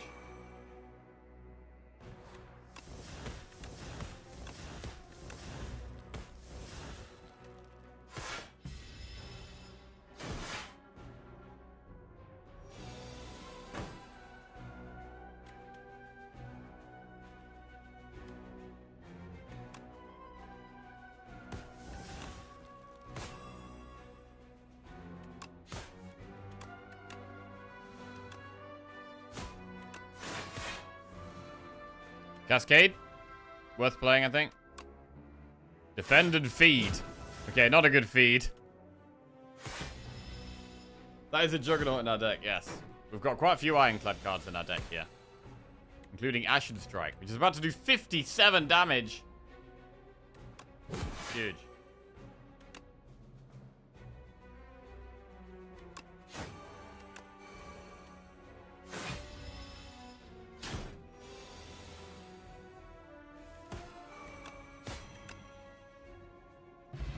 Alright. Add a card to our deck. Abrasive, Grand Finale, or Tracking. Weak enemies take double damage from attacks. Ooh. So if we'd had Suppress, this would have been really good. Without Suppress, is that only weak neutralize? I think we only have 1 neutralize. That's our only way of applying weak.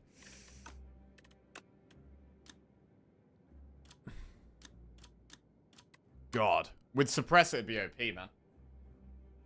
It upgrades to 1 energy. It already feels like we've got so many things we want to take. It's still OP. It probably is still OP, yeah. I mean, we can weak it for like 2 turns anyway. And we could still find some more ways of applying weak. And it does just increase our damage. So let's take it. Right. Never had it before. 4 times damage with Shadow Step. Oh, man. Add 1 Apotheosis to your deck. Oh, man. Innate. Upgrade all your cards. Bro, that's busted. I need so many upgrades right now. That's gotta be good. That's gotta be good. Enchant all your cards with Glam. All card rewards with Glam. Bro, it's easy Apotheosis, right? There's the upgrade. There is the upgrade. Bro, Apotheosis being an 8 is just so insane. Enchant all cards with rewards with Glam. It gives cards free play. Brilliant Scarf. 5th card you play each turn is free. Which is good. But I'm gonna go Apotheosis. Gonna go Apotheosis. Right. What boss do we have? We have the Queen. We do need to get one upgrade, because we want to upgrade Apotheosis.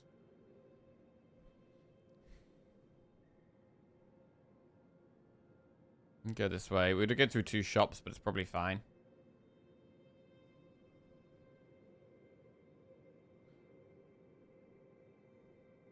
I mean, the only shops are what, there and there. The only way to go through that one is through that. Oh, there's one there. But we're not. This path is like pure events. Enemy shop. Event, chest. Event. 6 events up there?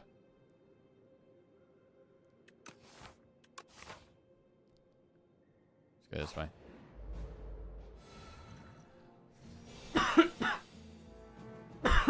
Omni Slice. Deal 8 damage. Damage all other enemies equal to the damage dealt.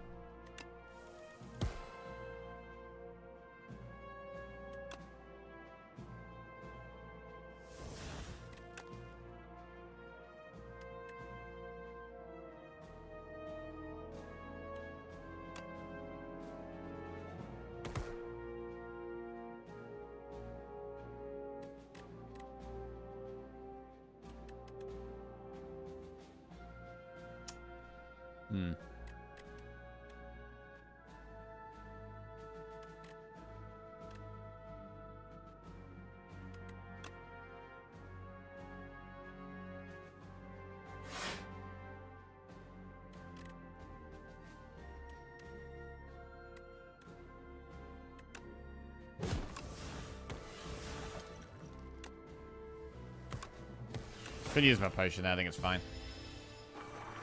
Scarf makes every 5th card you play. The 5th card you play is turn free.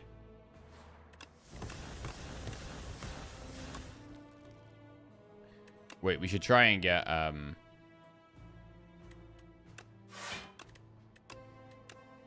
we should try and get feed off.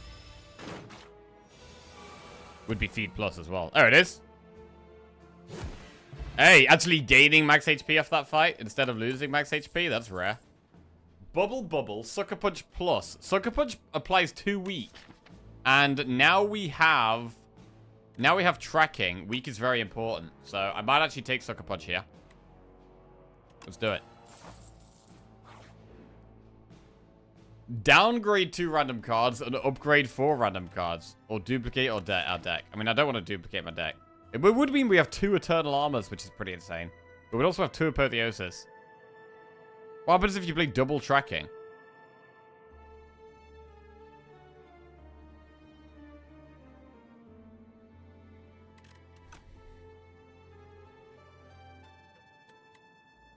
Let's just do this.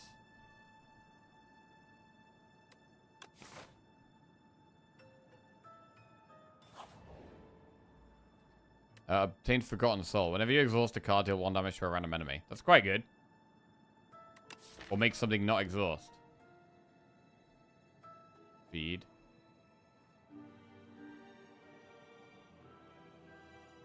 Blade Dance. Yeah. Backstab. Nah, let's get more damage when we exhaust. Right, we'll go through a shop.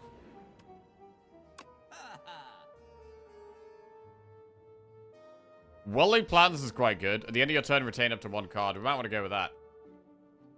Let's do well-laid plans and remove a strike. And then go through a campfire and upgrade Apotheosis. Where is it? There it is. Beautiful. Beautiful upgrade. Right, finesse looks fine.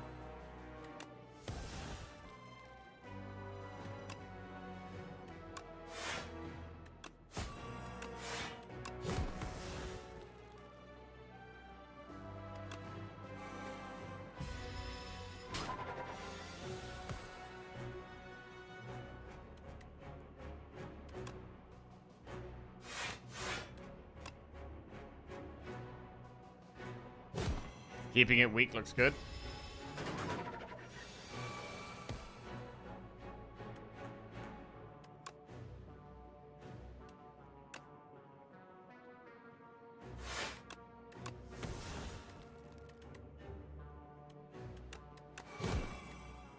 Although we haven't played tracking yet. There's tracking and eternal armor. I want to save the ghost in a jar as long as we can.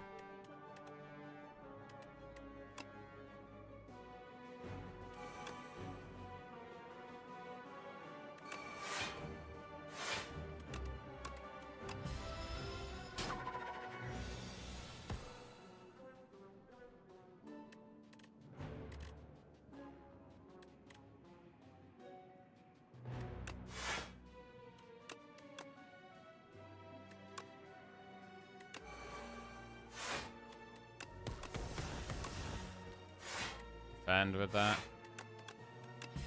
And keep it weak with the Sucker Punch Plus. 21 damage.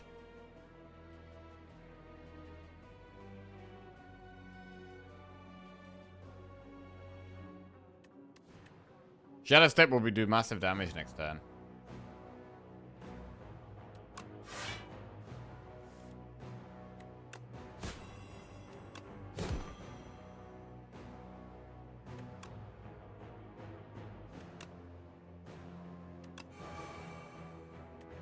Okay. The next turn damage is huge.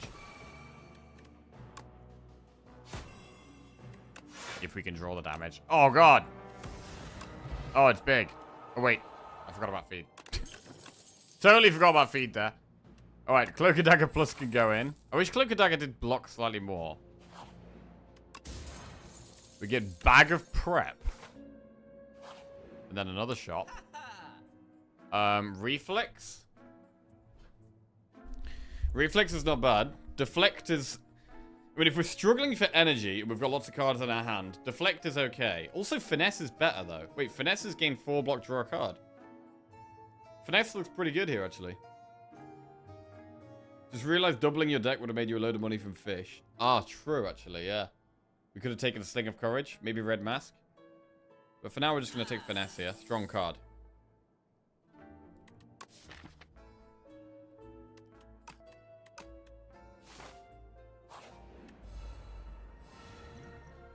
Another Finesse.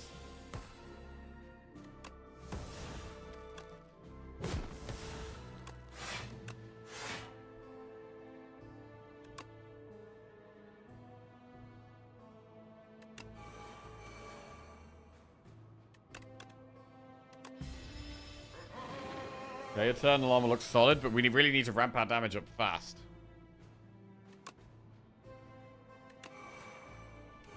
At the moment, I'm mostly just playing Cascade for 1 card.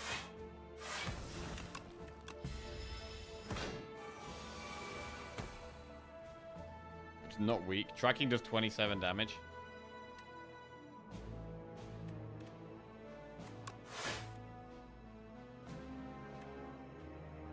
Nothing is weak. Infinite Blades in Flame. It's a bit slow. Really lacking the energy right now.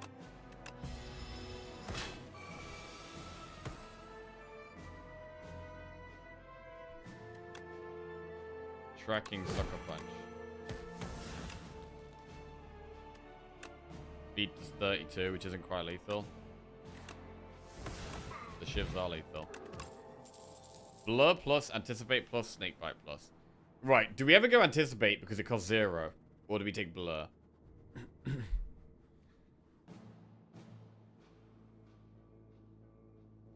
How can we play the latest patch? In the latest patch notes, they tell you how to do it. You basically got to go onto Steam, right-click your Slay the Spire 2, go Properties, and then you go down to Game Versions and Betas, and you select the beta, public beta version.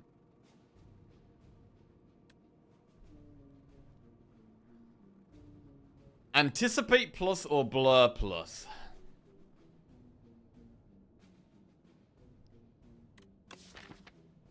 I'm not sure how often we're going to get Blur off. So I'm going to take Anticipate because it costs 0, but not sure how good it's going to be now. We get rest. I'm kind of scared of the three dudes elite. So I don't think we should go for it. Battle worn dummy. Right, here we go. There's no point upgrading 2 random cards, right? So we may as well fight a 300 HP dummy. But I think it's unlikely we kill it. I think it is unlikely we kill it. Let's see.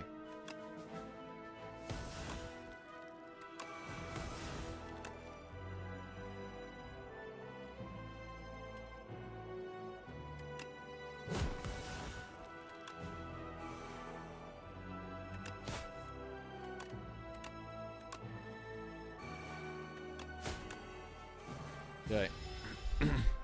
Loads of damage to do. Tracking. More damage on weakened enemies. That's big.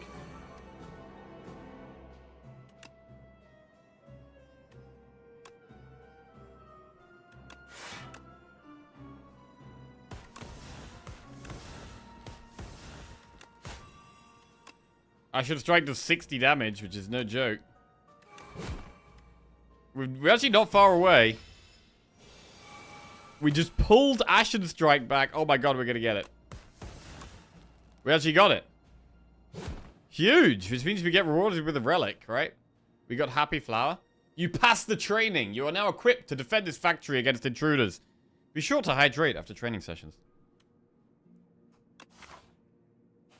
That was massive. Alright, these guys got buffed, I think. I'm really liking getting this production. Bro, Toolbox feels very good right now. I feel like the colorless cards feel maybe slightly stronger in Slay the Spire 2. And so that then buffs things that create colorless cards. Such as Toolbox.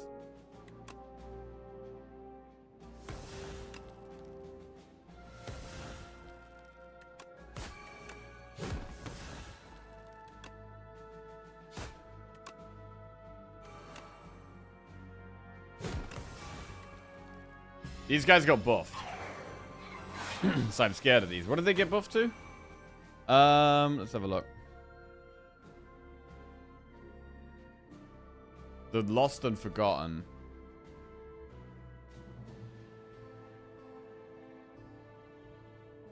So their stat stealing now scales with Ascension. The Forgotten now deals an additional point of damage for each deck set has. So the Forgotten now does more damage. And at Ascension 9, they both steal more.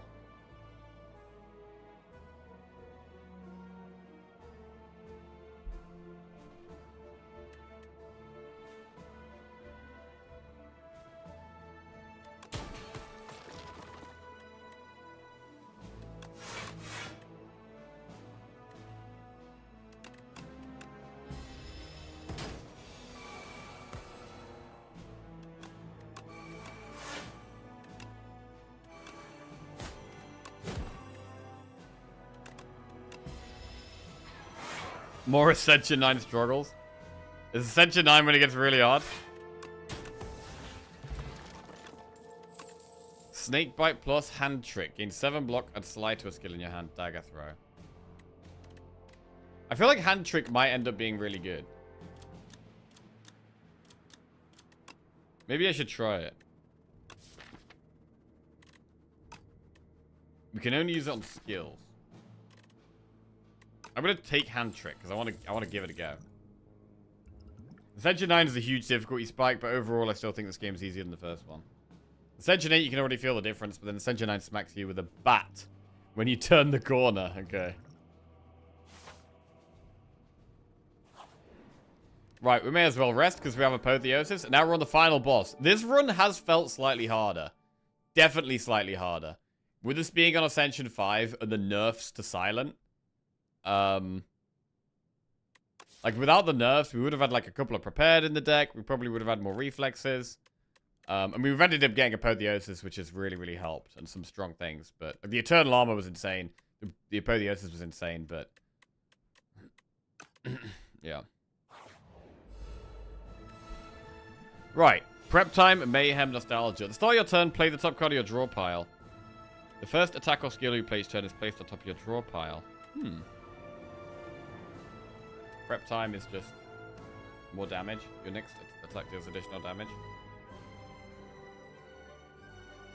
Mayhem could screw us by discarding our entire hand. That's the problem. Like, Mayhem could hit Shadow Step, and that could completely screw us. So I'm a little bit concerned about that.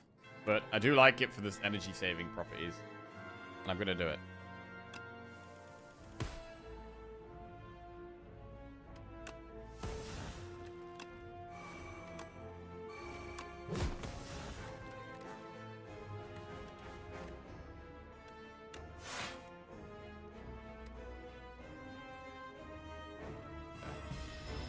We can use Ghost in a jar if that ever happens.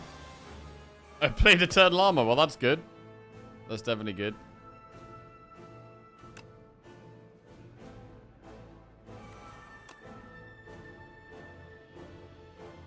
Right, we have double damage next turn. Played Tracking as well. Tracking is the footsteps. Weak enemies take 2 times more damage from attacks.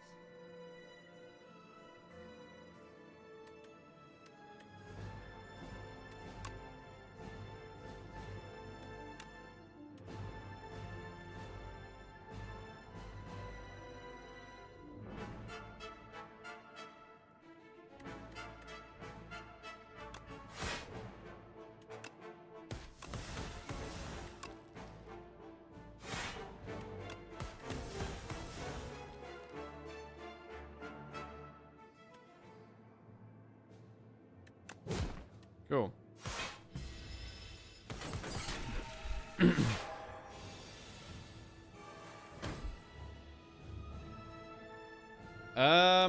Ultimate strike, 15 damage. We're struggling for block right now.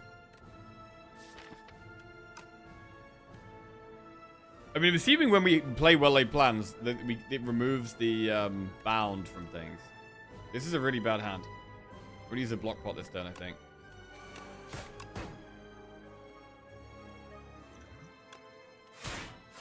Let's see. So I think the bound should be removed here. The Tactician is feeling more and more important, even though we don't have that much discard for it. Oh god, we just played Cascade. Wait, that was good. Holy damn, that was good. It played so much good stuff, and it didn't cost any energy. That was huge.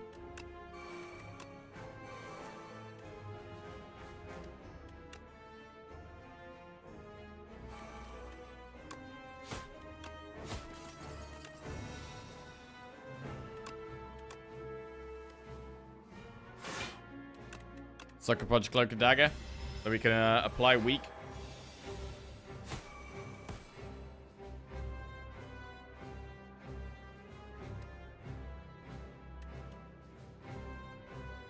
It does say add slide to a skill in your hand this turn. So does that mean it doesn't...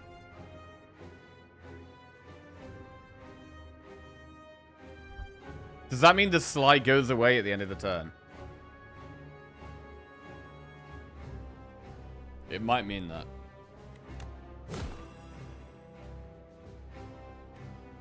Which is obviously bad.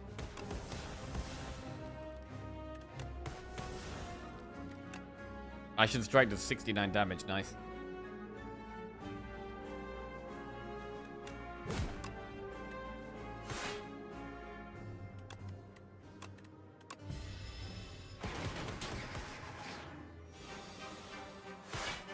Cloak and Dagger was played. Ooh, okay, some huge damage. And that's a dead queen. GG. Ascension 5, complete on silent. Despite the nerfs. Still able to make it work. I mean, what felt strong in this deck? The Shiv stuff did feel strong. I mean, honestly, getting the Ironclad cards was awesome. Like, we had Ashen Strike. True Grit. Some really cool stuff here. Didn't even use Hand Trick in the end. Yeah, Tracking was nuts. Like, Tracking and Shadow Step, like, multiplying your damage, both just feel really insane. Really insane. What do you mean Silent wasn't this Ironclad? Well, it was a bit of both. I do quite like that they've incorporated that you can have cards from other classes in your deck now. I feel like it adds more variety to each runs. I hope Jack gets Doormaker today. Well, we probably will do. We're going to do enough runs. Nice. A big silent victory.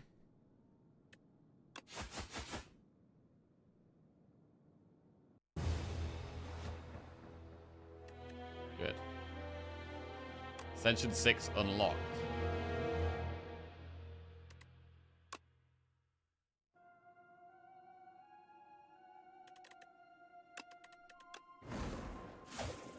Gloom. So Gloom is going to be less rest sites and event rooms, which is going to make healing harder and upgrading harder, which is definitely bad. But for now, it's going to be the Regent. Doormaker definitely needed a buff. He was a cakewalk. Yeah, I don't even know what he does now. I have no idea what he does. We're going to have to find out when we get there. Right. It's going to be our back. Pop to the bathroom. And then when we're back, we will play the Regent on Ascension 5. And maybe, I mean, Regent had a few cards that have been upgraded as well. So it might be worth checking some of these out. And I haven't had a colorless Regent run yet. So maybe that's also worth trying. Right, BRB.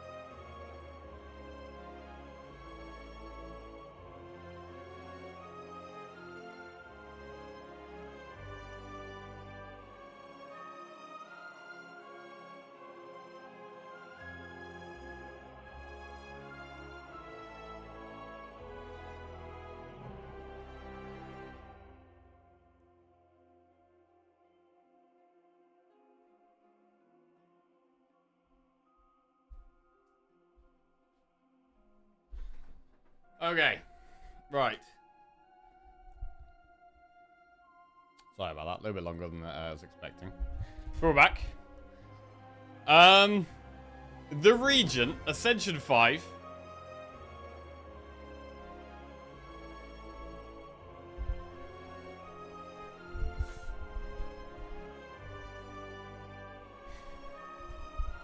And some of the Regent's cards have been changed. Let's see the changes for Regent. It looks like Regent actually got quite a few cards buffed, and a lot of the cards that generate the minion generating cards have been changed as well. So we're gonna just have to see how we go. Let's do it. Right.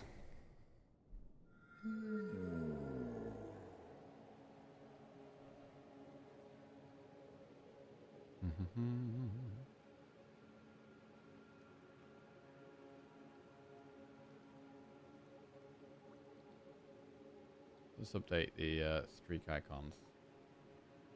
As we've now continued undefeated on Ironclad and Silent. We are currently undefeated on Regent. Let's see if we can keep that up.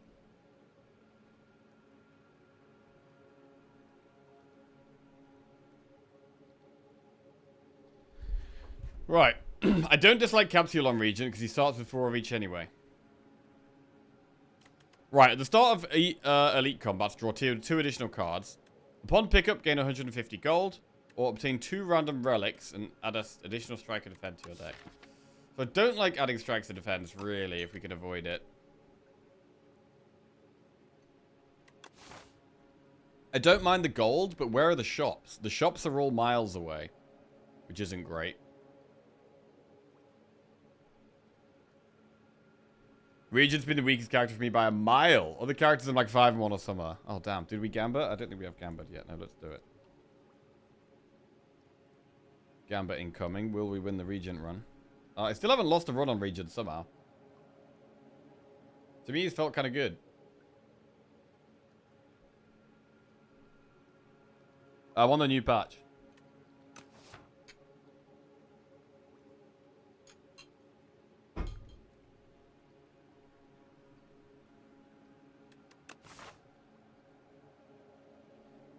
I mean, we have to go through it. We do. We either have to go there or we have to go like there. We have to do quite an early elite. So that's quite scary. The fact we have to do an early elite kind of means we want to take something that's quite strong early on. In fact, we might even want to take the conch. We might even want to take the conch. I can't spend this gold until after an elite. That is very scary. Which is going to be the best elite path to take? I mean, this is the latest elite. The path after it is a bit sketchy. This one is quite good, actually. Campfire, elite, and then we get shop, campfire, and then maybe another elite. Or we can dodge it. There's probably this path, actually. Go up here. Yeah. Right. Booming Conch. Do we really want to take Booming Conch? Opinion of the changes, you hate them as much as me. Well, it seems like they've tried to just get rid of a load of card draw, which I don't like generally, because I like card draw. But at the same time, I don't want infinites to be a massively popular thing. Oh, damn, J-Mac. Thank you very much for the raid, mate. Hope you had a good stream. Appreciate it. We're climbing through the Ascensions. Currently up to Ascension 5. Playing on the new patch. Never tried it, but might actually be good at scale as well. I think we're going to have to go with the Booming Conch here. I mean, we could just take the gold anyway. But no, I'm going to take the Booming Conch. Because we have an early elite. You almost died. Oh, no. Favorite character, J-Mac?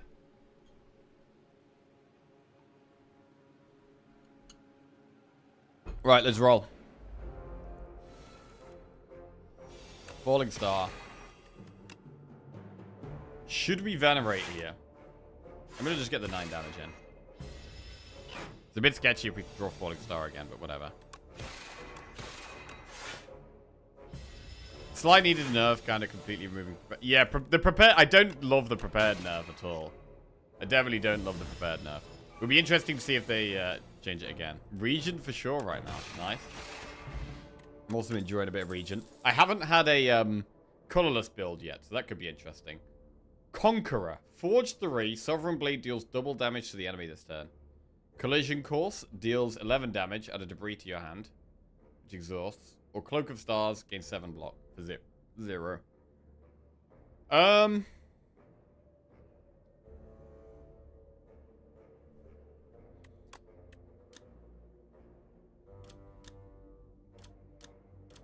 Conqueror. I've not really used this card. I've about it once. So you forge it to do a 13 damage blade, but it'll do 26 damage if you play it at the same time as this. But really, it's going to be stronger later in the fight when you've done more forge effects. And it's much bigger, and then you play this, and then instead of like 50 damage, it does 100 damage, or something like that.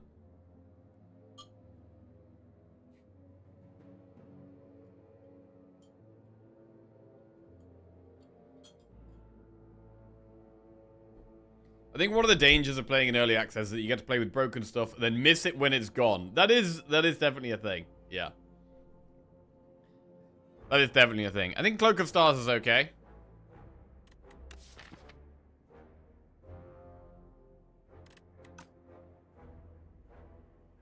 Bro, what about Conqueror? What if we just do Sovereign... Did any of the Sovereign Blade stuff get changed? Let's have a look. Parry got buffed. So that's the block card that can work with Sovereign Blade.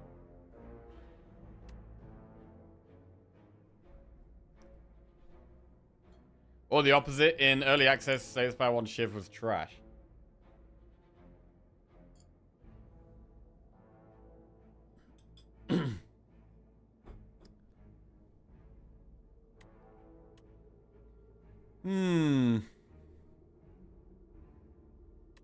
I don't love any of these early options. What about Collision Course? How good is this? 11 damage for 0 is pretty strong. But the debris is a problem.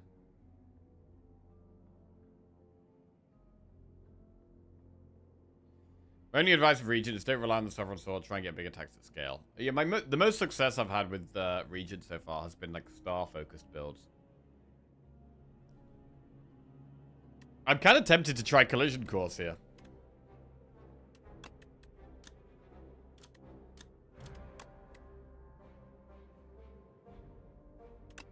I'm gonna try it.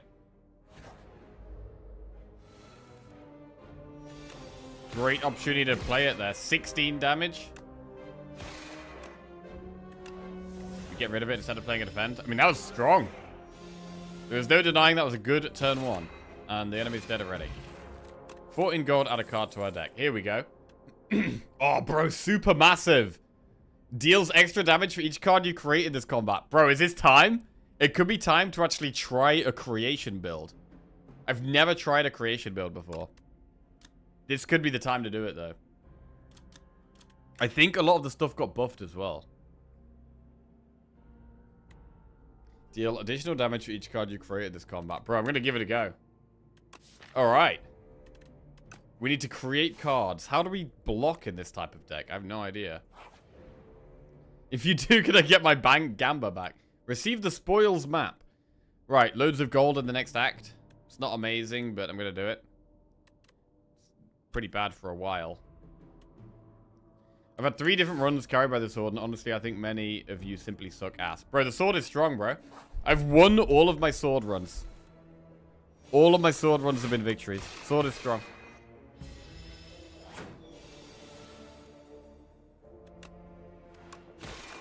Okay.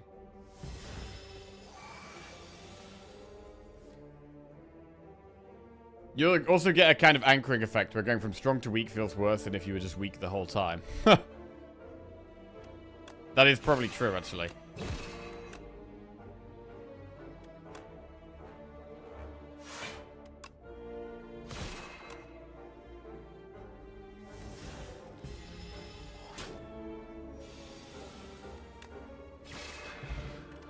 Explosive Ampoule. Monologue.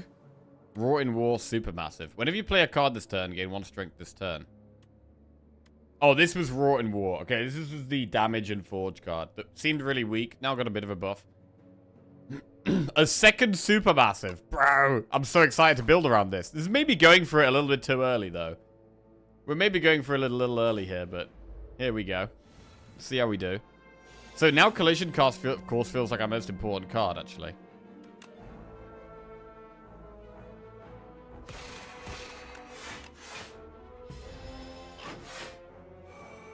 Cool to experience the game as a changing thing and not just a finished, refined game to see them try different things and see what works. Yeah, I enjoy it personally.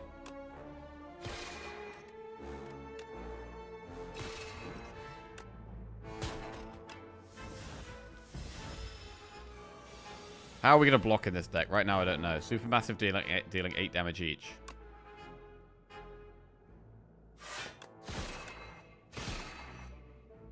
I mean, a Cloak of Stars could be helpful right now, to be fair. This isn't great. There's so many bad cards in the deck right now with the spoils map as well, not helping. Pillar of Creation, Collision Cast, or Charge. Whenever you create a card, gain block. Well, if we're doing a card creation deck, we've kind of got to take that, no? We've kind of got to take that. Although Charge also creates cards. But I feel like this is going to be the key block card now. So we'll do Pillar of Creation. I think we actually upgrade Collision Course. It feels like my best card. 15 damage for 0.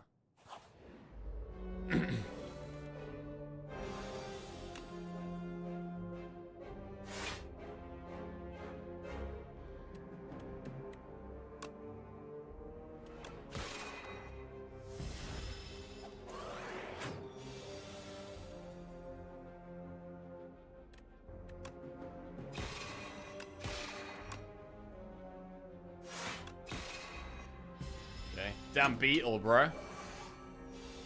Sucked strength. 24 damage. This is actually pretty scary.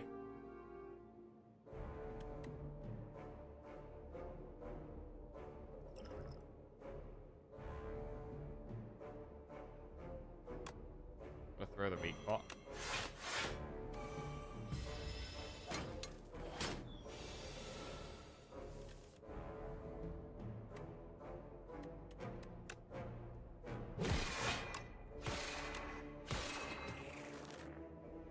Big again.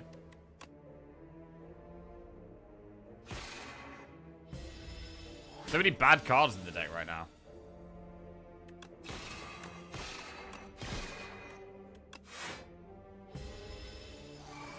$14 strength. It's doing 18 damage now. Wow, this is pretty brutal, you know. I mean, we've got an elite in the very next fight, and we're gonna go into this elite with like no health. Jesus. Add a card to our deck. Glitterstream, Devastate, or Know Thy Place. Play 1 week of Vulnerable Exhaust. Gain block over 2 turns, or deal 30 damage, but we need 4 stars to play it.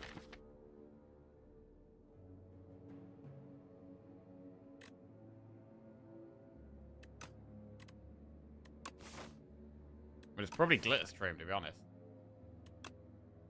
Lack and block. Right. I'm very scared here, though.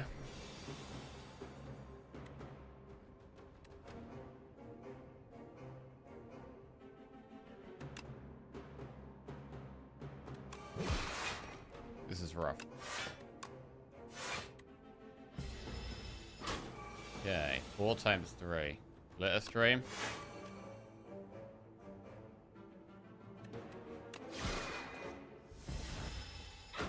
Bird is new Book of Stabbing. Or he's halving my HP bar.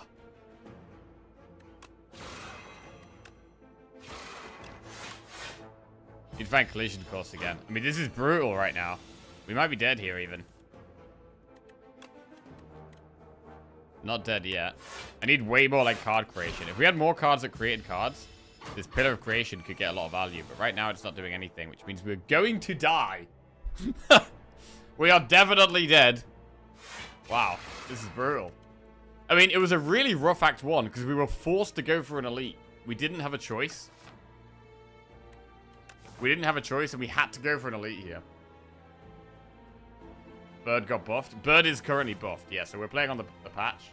They are buffing the bird. The bird is already buffed. We're playing on the beta patch. So yeah, brutal bird here.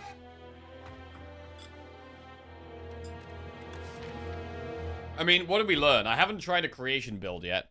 What I've learned is that you need a lot of creation cards to make it work. Like, Collision Course felt like a really strong card. This felt really strong.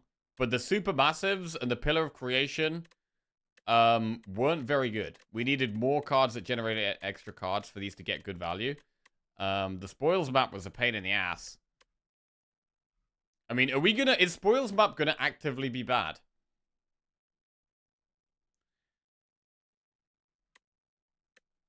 We could have also, instead of Pillar, we could have taken, what was it called? Charge, is it called? What's your approach to going to be for beta balance patches? Yeah, I'm always going to be streaming on the beta. The most recent thing I'm always going to be streaming on, yeah.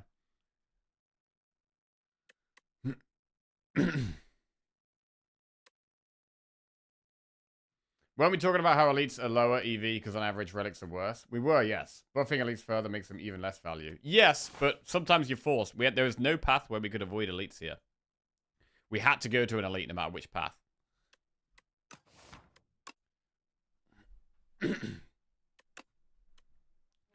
Right. Well, that was brutal.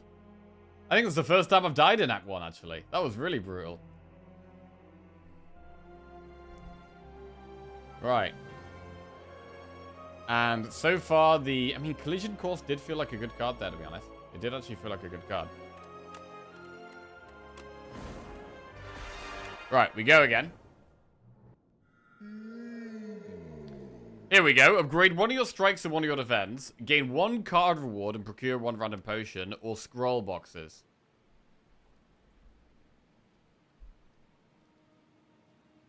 We will, we'll do another prediction. Will we win the run?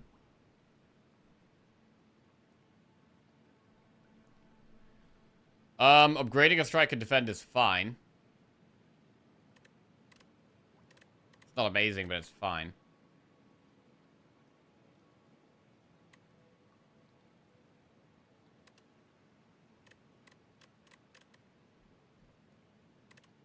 I'm gonna do it. One strike plus, one defend plus. New thing.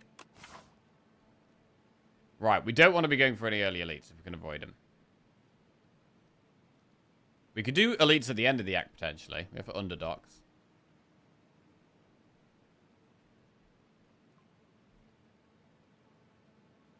Enemy, enemy, event, campfire. Maybe you want to go this way. I think we'll start with enemy, event. And then we're kind of flexible from there.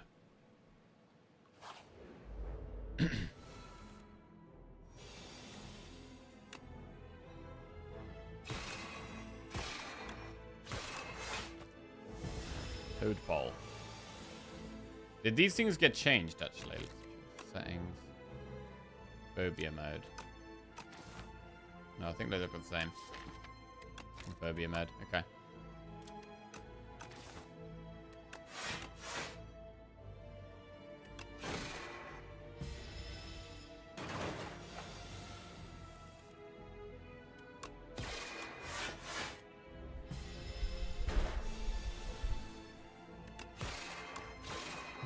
So, what are the best early cards for this guy? Hidden Cache, Photon Cut, or Conqueror. I do like Hidden Cache for getting star synergies.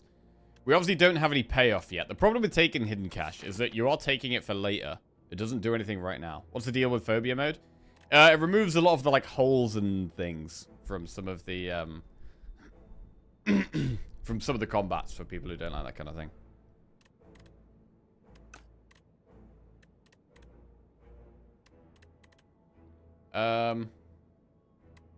We'll take Hidden Cache. I think it is one of the best star generating cards.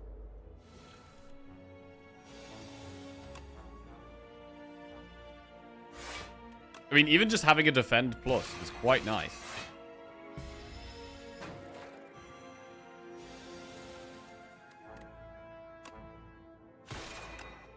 I actually think that Nia's Talisman is quite a good one.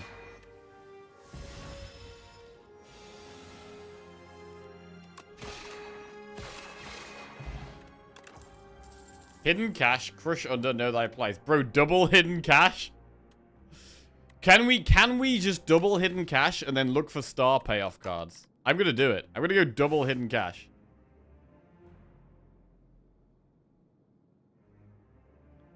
Event.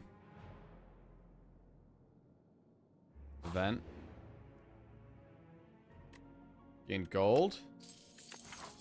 Okay, we could go this way towards an early elite. Like campfire shop early elite.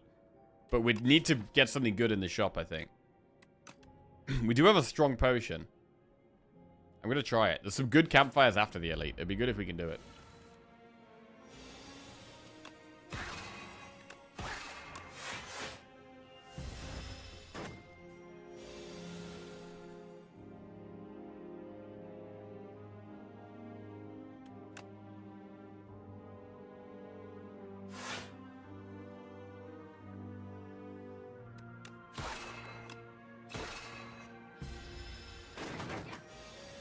What do we think to Hidden Cache? Because I do think it's strong. I do think it's strong. It's a bit of a setup card, but solid.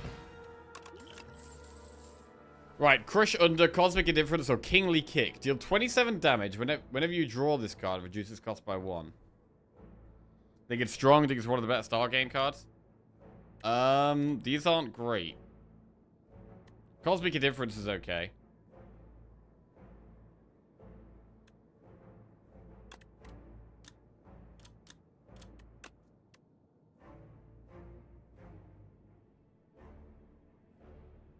Crush Under decent for AoE.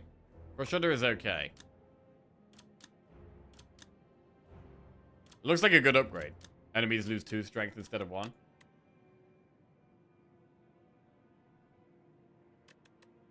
We do have double fire pot. Big damage for this elite.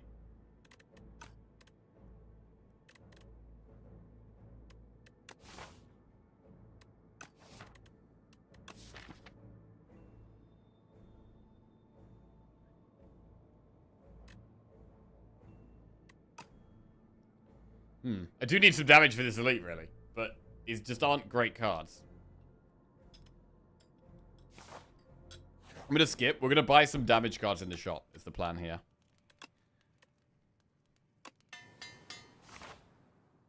Right, we need some damage in this shop. Stardust. That is really good. Deal 5 damage to a random enemy X times. Child of the Stars. Whenever you spend stars, gain 2 block for each star spent. Bro, that with Stardust is amazing, right? We take Child of the Stars, we take Stardust. Boom, boom. That's our payoff right there. That's some great payoff. And now we have an elite. Now we can get as many stars as possible. What that relic do? This... Oh, the one in... Was it one in the shop? This is upgrade 1 strike and 1 defend.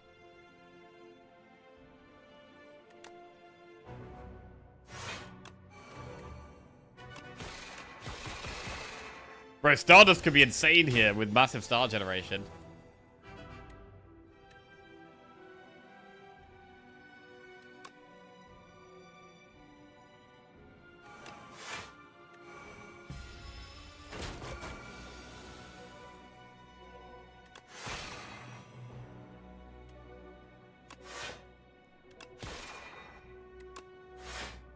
Okay. Stardust with the Vigor card is a good one. Okay. 9, 15, 21. We don't quite pop that. We've got 6 stars.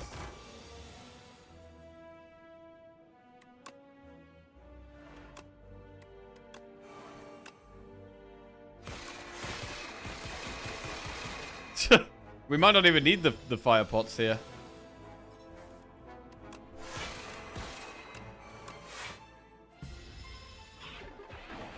Vigor feels really worth it in this deck. It might be strong.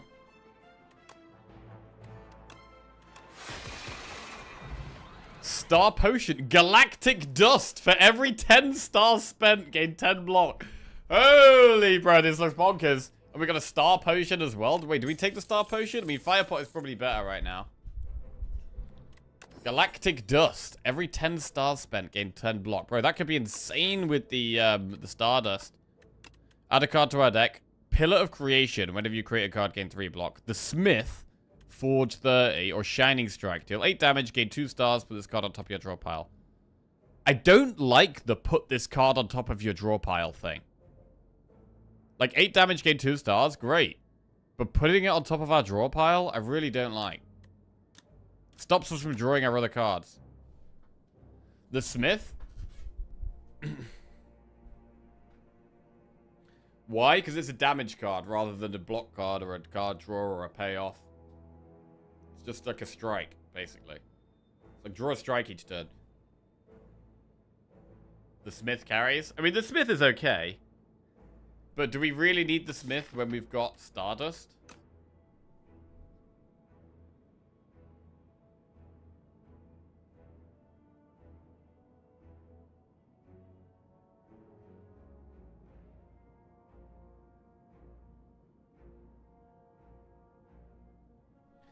Like, Stardust... So, for the 4 stars we spend on this, right? For the 4 stars we spend on the Smith, when Stardust is upgraded, this can do... Those 4 stars could do 28 damage. And that's cost no energy. For the Smith, we have to spend 1 energy on the Smith and then 2 energy on the Sovereign Blade. That's 3 energy on the Sovereign Blade. When... we could just spend 0 energy on the Stardust. And for the 3 energy, we get like, what? We'll forge... With this upgraded, we'll forge 40. So that'll be a 50 damage Sovereign Blade, right? 50 damage for 3 energy. As opposed to 28 damage for 0 energy. It's way better. It's way more efficient. The Smith blocks 8 or 12 and gives you retained Sovereign Blade. The block is significant, to be fair. The fact that we have Child of the Stars does make the block a significant thing. You can play Smith and then Stardust. True. Stardust? You mean space cocaine?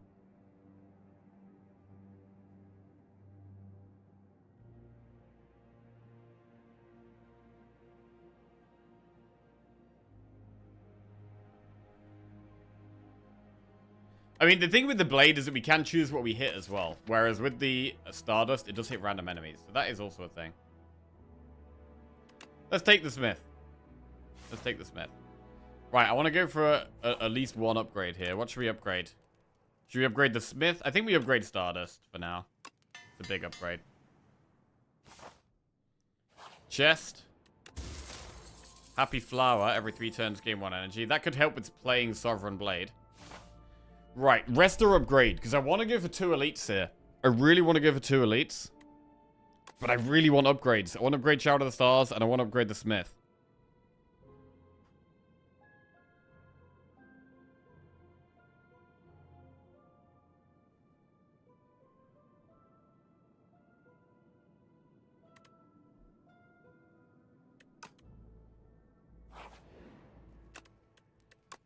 I'm going to upgrade Child of the Stars.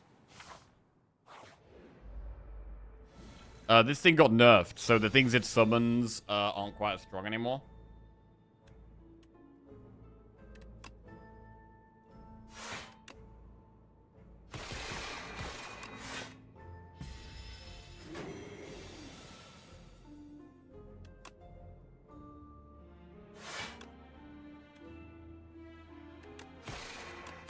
We could use a fire pot in this fight.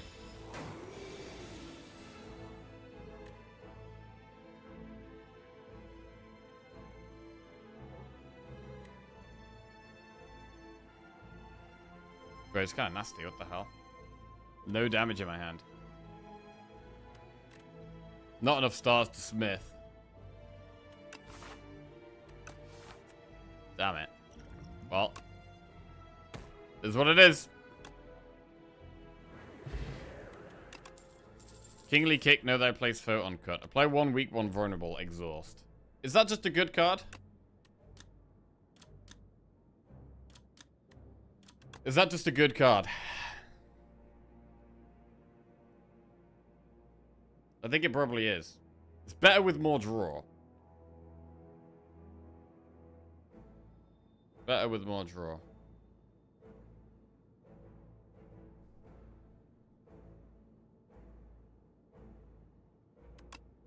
I'm gonna take it. This thing got buffed, actually. This thing got buffed.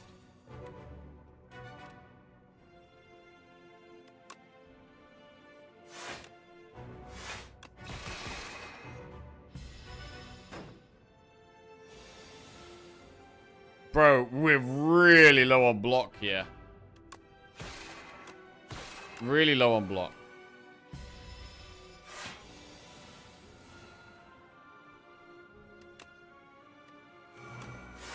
Except the turn when it's not attacking. Then obviously we draw all the block.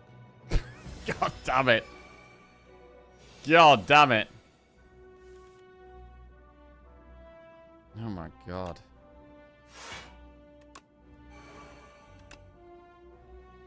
This is terrible. Spending stars gains us block. Did we wait for the smith, though? The play here could be to wait for the smith. Because this spends all of our stars, but we can only do 15 damage to it at a time. Which is bad. I think we need to... not playing Stardust feels so bad, but losing all of our stars is kind of bad here. I think we have to save our stars. If I find the smith, I need to be able to play it. Otherwise, it could kill us.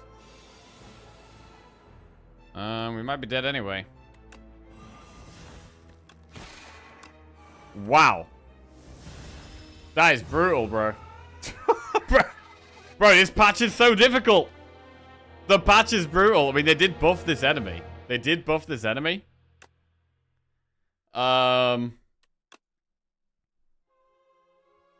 It's a hard one. I mean, we would have been fine against the other elites there, I think, right? We would have been able to have a massive Stardust. But against that enemy, the Stardust doesn't really work. One of the most unlucky draw orders I've seen. Time to get good? I think it is time to get good. Had to rest at the campfire? Yeah. Yeah. Alright, we go again. We go again. The nice thing about Blade is that you can use it on the times when you want to use it. Right, next prediction up. Right, receive greed and gain 333 gold. That looks pretty good for just going to an early shop. Let's do that.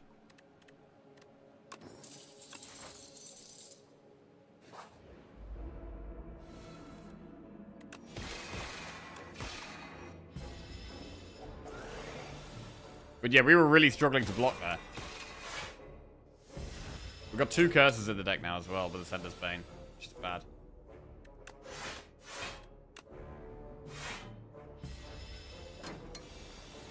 Hoping for a really good shot.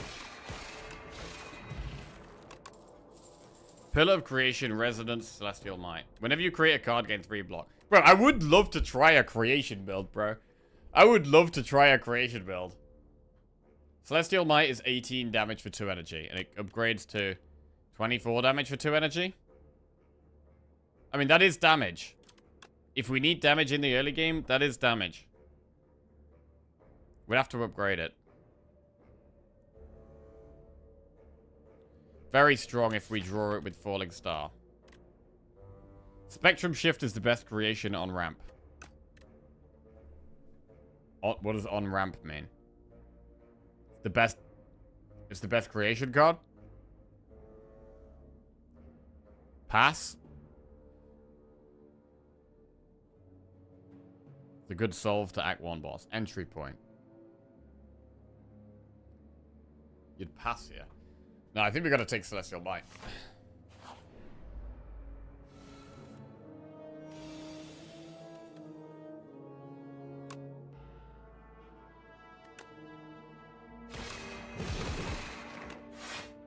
Okay.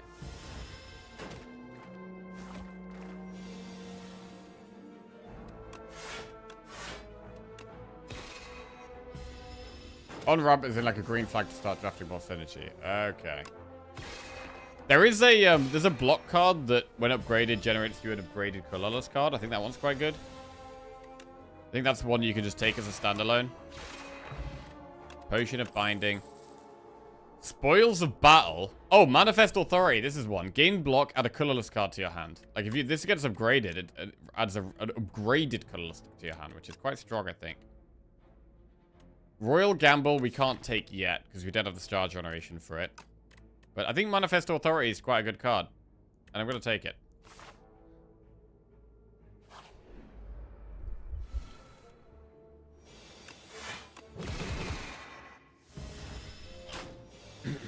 Right, getting to know the region.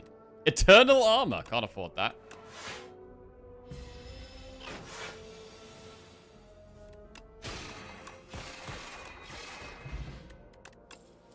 Spectrum Shift. Devastate or Cloak of Stars. At the start of your turn, add a random colorless card to your hand. Well, we could have Spectrum Shift and Manifest Authority. And there's 2 cards that are going to be generating more cards for us. Kind of act as card draw. So let's try it. And then we have a shop. Right. Mummy Hand. Whenever you play a power, a random card in your hand is free to play this turn. That's pretty good.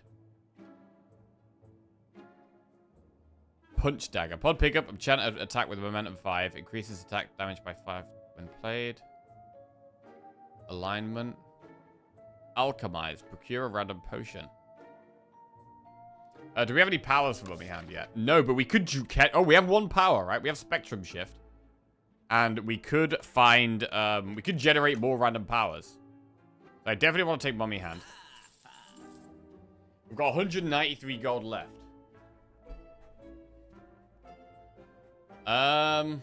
What else? Gamma Blast is a good payoff, but I don't have much star generation yet. Same, we can't really take alignment. How good is Pale Blue Dot? If you play 5 or more cards in a turn, draw 1 card at the start of your next turn? I don't know.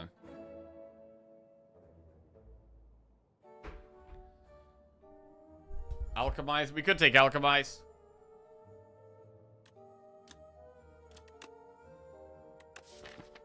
We're just going to be creating loads of random crap. We could also just remove a card, which is strong.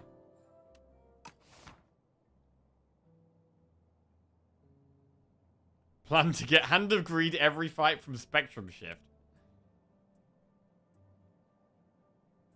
I do think Cosmic Indifference is quite good, but I don't know if I want to spend gold on it. I think we want to upgrade these too. I want to upgrade Spectrum Shift, Manifest Authority. I want to upgrade Celestial Might as well. I'm going to just remove a card. And chill out a bit. We've got too many bad cards right now. Entropic Brew. Nah, I'm just going to save our gold. We could do another shop soonish. I really, really want to get upgrades. Right. Do we upgrade Spectrum Shift, so it costs 1? Or do we upgrade Manifest Authority, so that it gives us upgraded cards? Or do we upgrade Celestial Might as just a bigger damage card? Let's put my jumper on. This is already turning into a weird run. One sec. Right.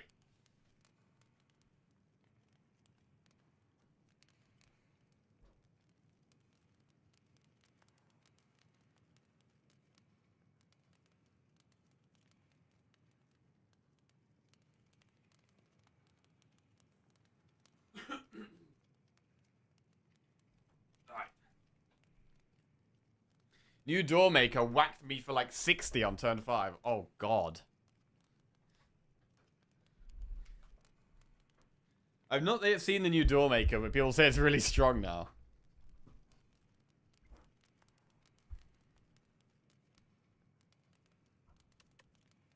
I'm going to upgrade Manifest Authority.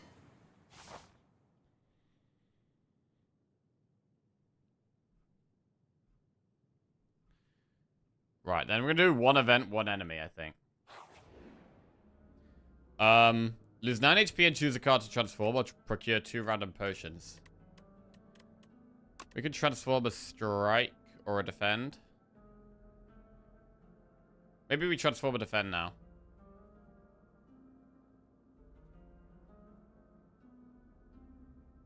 Now I'm going to transform a strike. Into Gather Light. Gain 8 block, gain 1 energy. That's not bad. Definitely not a bad transform. This got buffed. It was 7 block. Oh, gain 1 star. And that's 8 block, gain 1 star.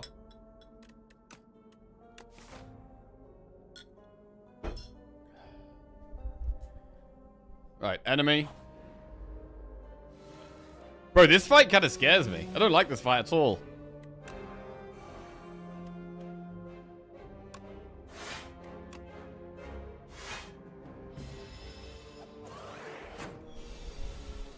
Flash of Steel. Nice one to generate there. I don't know if we're even supposed to kill the Shrinker Beetle first. Do we ever kill the Fuzzy Worm Crawler first because of scales? Jack of all trades. Add one random colorless card to your hand. Splash. Choose one of 3 random attacks from another character to add to your hand.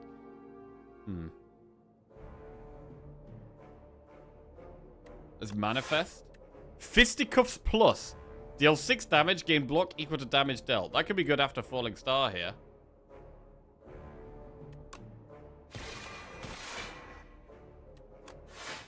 Okay. Wow, this is just a load of random crap stuff. I mean, this is the type of deck now where all of those things that benefit by creating more cards would be good. That's Master of Strategy. That's pretty strong. Kill the Beetle. Gather Light.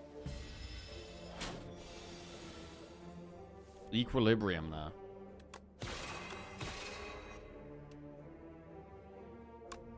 Free to play this turn. Next attack costs 0. Bro, this guy getting kind of bonkers here. It's getting kind of bonkers. Thrumming Hatchet.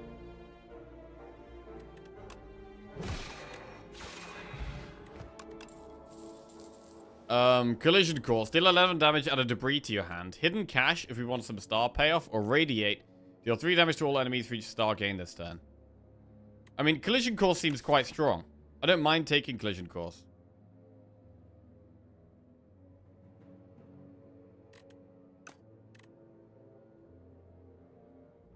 I'm going to take it. It's a damage card. And we're going to go for an elite here. It's happening. It's happening. Let's go. Right. Gotta play Spectrum Shift. So we have a small amount of star generation, but not loads. We don't have really any payoffs. Mind Blast. Innate, deal damage equal to the number of cards in your draw pile. Manifest Authority seems good. Panic Button. Do we just play that here? The anti-synergies I've found with colorless Reggie are the power that plays the top card of your deck and Panic Button. Yes. Oh, there is Panic Button. Might just play it here. We'll play it. It's not attacking. That was a good time to play it. Jackpot. Deal 25 damage. Add 3 random 0-cost cards to your hand.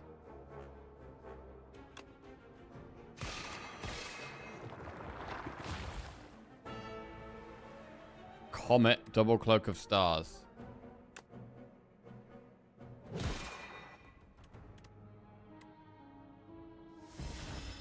That 50 block or die neutral block is insane with History Course. Ah, yeah, you get it 2 turns in a row. Play 2 random cards from your draw pile.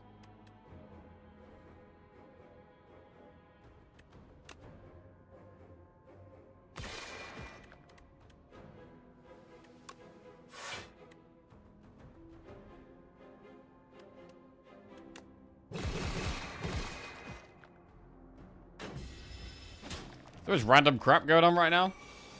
I mean, this type of deck could be a lot of fun, though.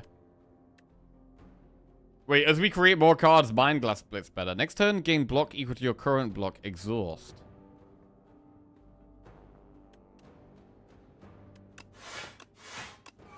Okay. Quite a few 0-cost cards as well. So next turn we get 12 block. Casino Mage all over again? Yes. Wow. Blood Vial is a bit of healing. Furnace, Particle Wall, or Collision Course. So Particle Wall could be a good way of blocking if we do manage to generate enough stars. We don't have loads, but we do have Gather Light and Venerate. So we could take Particle Wall for that. I like the random generation. They're not great decks, but can be fun. Furnace is slightly better because of Mummy Hand. But I still don't know if we really want it. I've already got 1 Collision Course. I'm not sure if I want a second.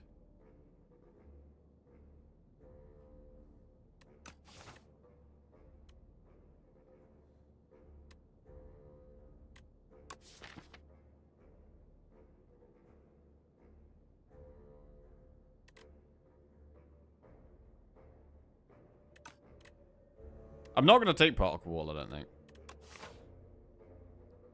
Because I don't think we're going to have the star generation for it. So I'm going to move on. Pair. The max HP.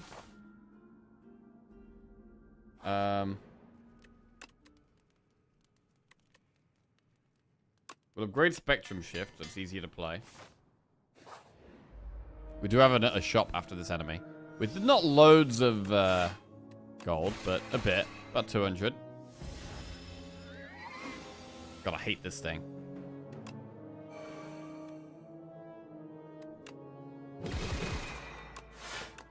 I mean, am I supposed to... I don't know if we're supposed to keep killing this or not. I am going to hit it, but with debris in the deck now. Jackpot. I mean, 7 plus 33 almost kills this.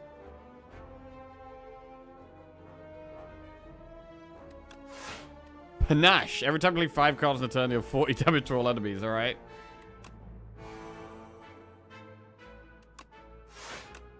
Wait, I might have been able to get Jackpot off there, actually.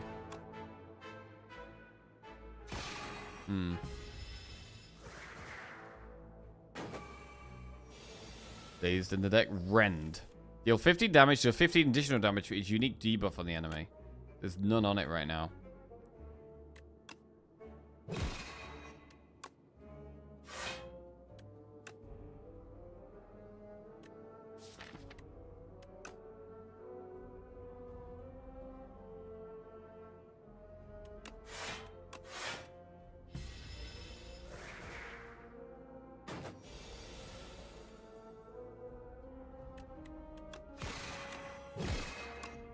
Good. Gods. Transform any number of cards in your hand into minion sacrifice. Exhaust. Minion sacrificed is 0 cost, 9 block. We could go with that. I mean, if we get some random crap we don't want, guards can just get rid of them and transform them.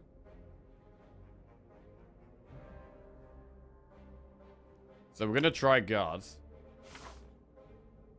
We'll go through the shop.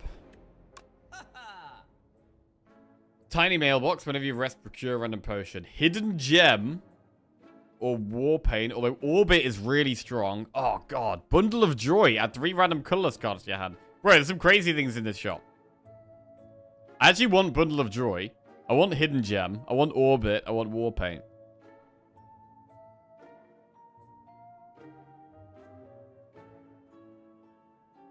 Orbit is even better than usual because we've got mummy hand. Orbit is even better than usual. With Orbit, we also get a remove. With Hidden Gem and Bundle of Joy, or War Paint, that's all we buy. But with Orbit, it's better than normal because of Mummy Hand, and we get a remove.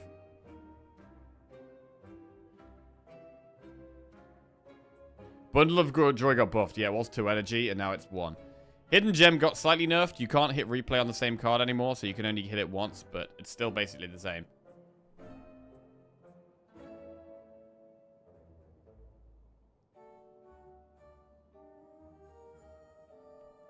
I don't know, I think Orbit is pretty nuts, bro. With Mummy Hand as well.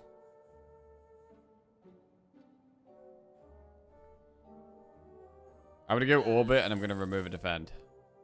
Do we ever remove Venerate? And do we ever get rid of the star stuff? But now I am going to remove Defend.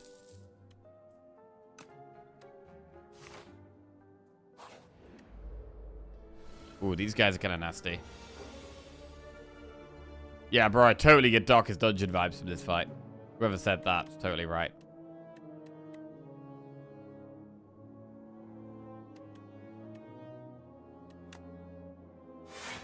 Shockwave.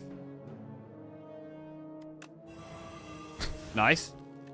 Shockwave Plus.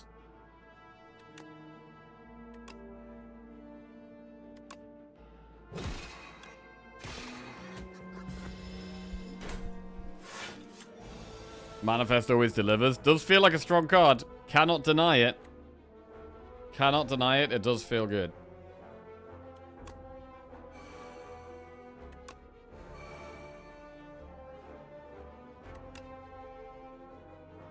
We can only kill one here.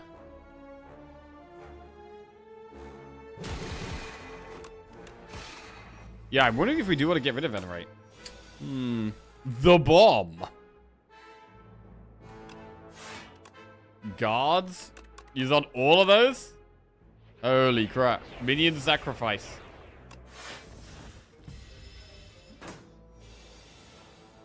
Does this deck need more draw? I don't know what this deck needs. Charge, Refined Blade, Solar Strike. Choose 2 cards in your draw pile to transform into Minion Dive Bomb, which makes them exhaust. Charge is way worse now. Because it used to give Minion Strike, which gave you a draw. Whereas you don't draw anymore from it. Like, card draw has been really hit in this patch.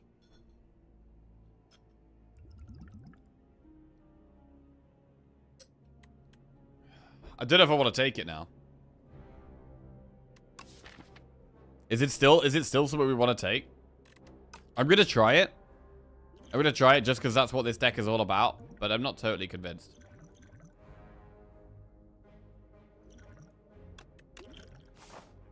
Right, let's do an elite. We could use a pot in this elite if we want. We've got dex or strength on one turn if we need it.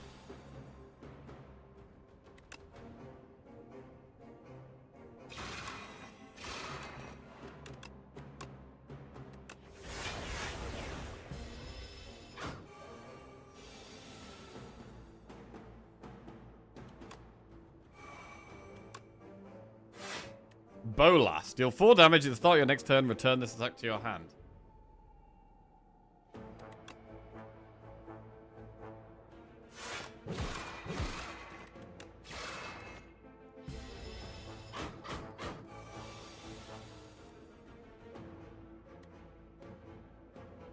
Did the tracking get worse other than the order? So I've changed the order.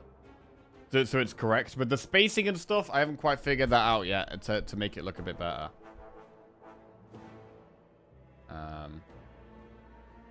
Yeah. So we'll try again. But yeah, I think it's a slight improvement.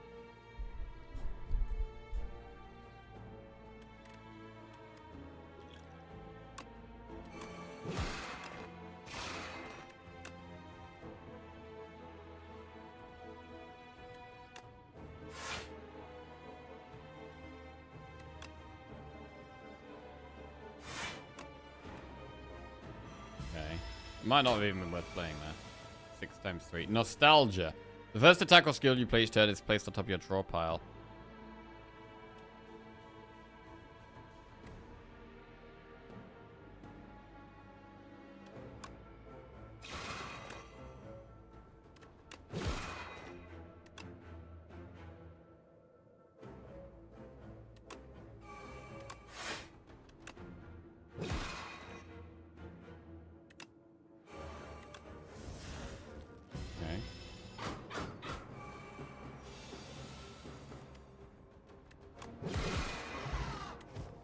Enemies drop 15 additional gold. So this got buffed. It always felt bad to get. So, nice to see this get a bit of a buff. Deal 5 damage. Deal 3 additional damage for each card you create in this combat. We've got to take that, right? I don't think... We're not a Child of the Stars deck. Supermassive has a lot of potential here. We tried it earlier and it wasn't great. But now this deck is more suited to it. Can we go for an upgrade? Guards upgrades to... Minion Sacrifice Plus. I don't think that's worth. Orbit is really good to play.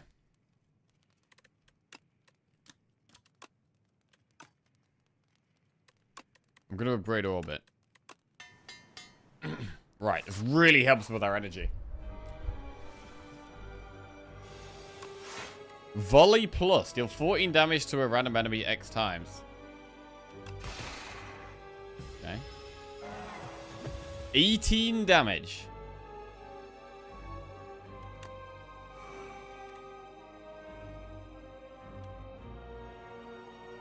I think we can probably get rid of... We can guards on the debris, right? That's quite good.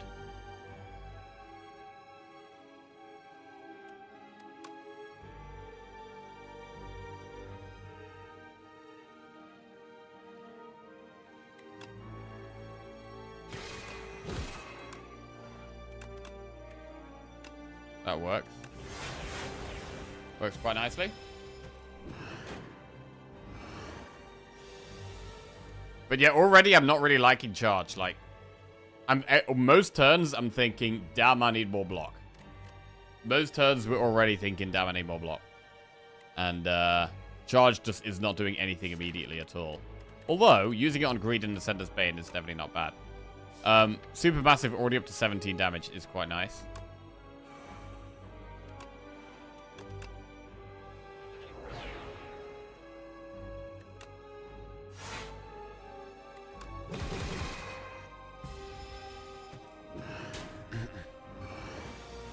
$22, like, we're just getting hit every turn. Fasten.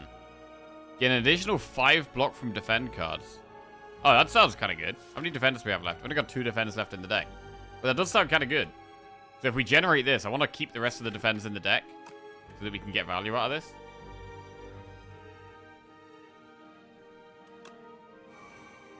The problem is we're just taking too much damage.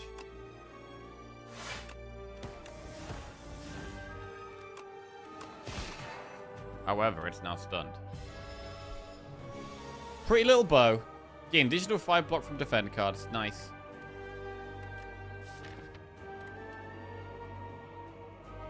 Probably charge on Celestial Might and strike. Although Falling Star Volley is definitely not bad damage.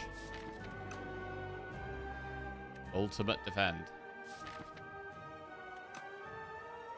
We can only play one card next turn anyway.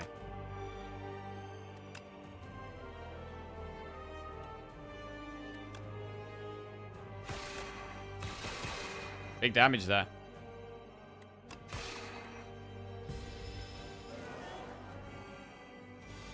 $15 damage. We only get to play 1 card. Celestial Might, or it's probably Manifest Authority here. Finesse Plus. That's a nice one. That's a really nice one. Volley does 14 times 3.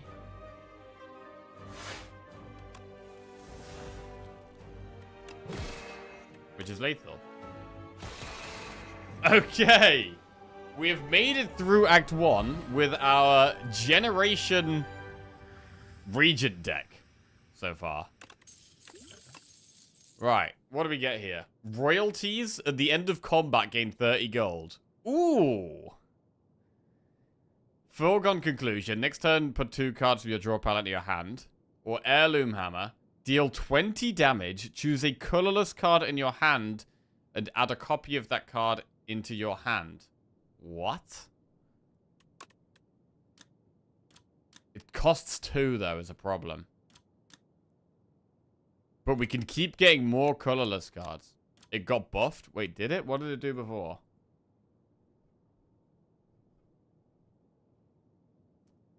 Okay, so it does a bit more damage. It did 17 and 22. Now it does 20 and 25. So it has been buffed to do a little bit more damage.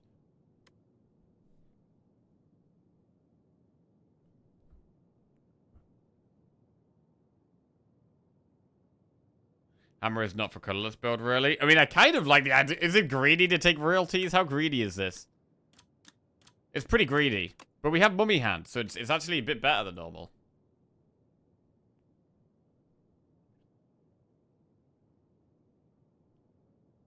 Well, a lot better than normal. Bro, let's do it. Let's get rich. Time to get rich, finally.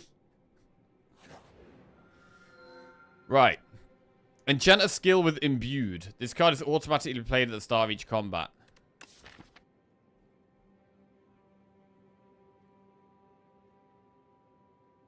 I mean, getting that on charge is okay. Because we can charge to get rid of, like, strikes or stuff. We're playing Divine Right with Divine Destiny. We start with 6 stars. It's not really the deck for this. Spectrum Shift. That's a power. So we can't imbue that. Then 4 potion slots filled with random potions. I mean, 6 potion slots also sounds alright. But I think playing charge at the start of combat is probably the way.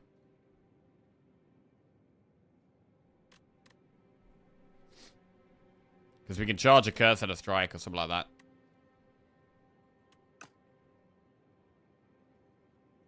Doesn't mean Koff is insane. Koffer does seem good.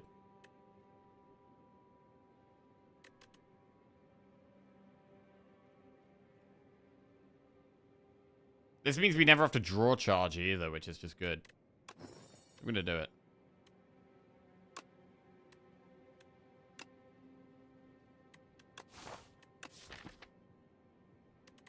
What does charge upgrade to? Still minion dive bomb. No, it's not a good upgrade.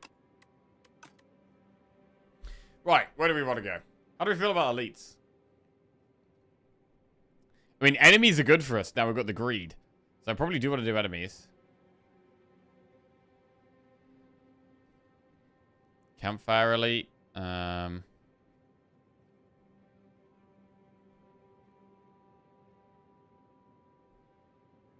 we want to go through a shop? We could go through a shop. Let's just do an enemy. To be fair, here we have double campfire. That's quite nice. Campfire, shop, campfire. And then one elite, or two elites. Yeah, that looks good. Alright, we do loads of enemies. Get greedy, and then get to the shop. Campfires as well. Let's go. Charge on... double strike. Fisticuffs plus. Deal 9 damage, gain block equal to damage dealt. Really nice. Really nice card.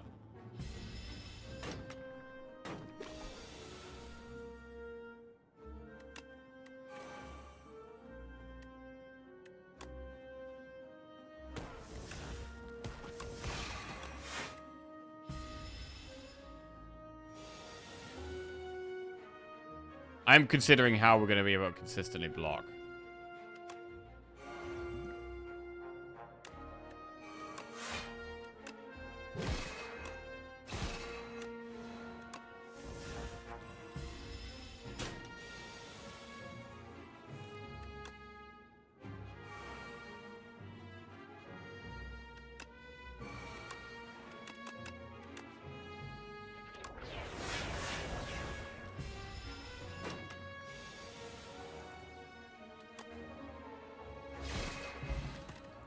Power pot. We got loads of gold there.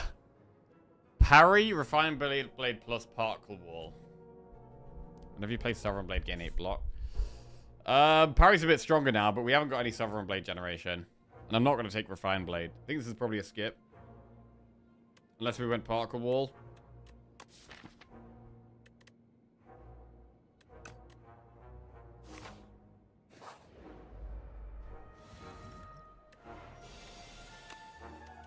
Greed and strike can get transformed.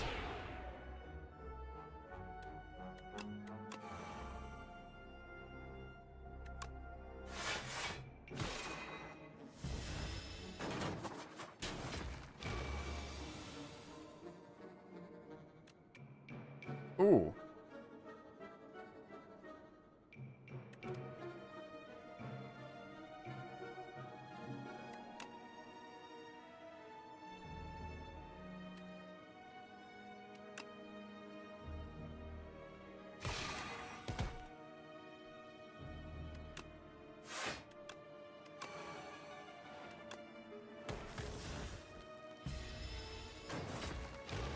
The end of combat gained 30 gold. Lovely. Eternal armor. It's a power and it's 9 plating.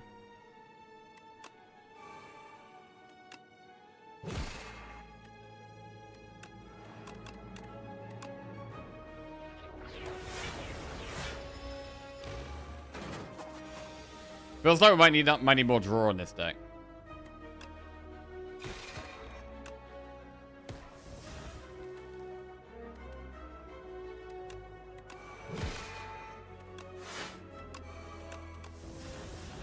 Playing so many cards. We don't have that many attacks. Gold Axe. Deal damage equal to the number of cards played this combat. Okay. Resonance. Gain 1 strength. All enemies lose 1 strength. Glow. Gain a star. Draw a card. Next turn, draw a card. So Glow's been changed. I think this is... they wanted to kind of stop infinites happening. So Glow is still quite good, I think. But just not as good immediately. Monologue plus. Retain. Whenever you play a card this turn, gain 1 strength this turn. It's kind of interesting, but I think we need a lot more draw for that. I mean, we could just take Glow if we think we're going to want some star payoff.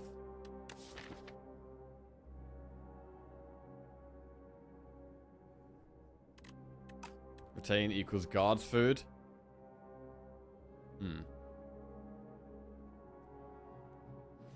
Glow or skip? Prepared, you flew too close to the sun. Yeah, nerf to hell, bro.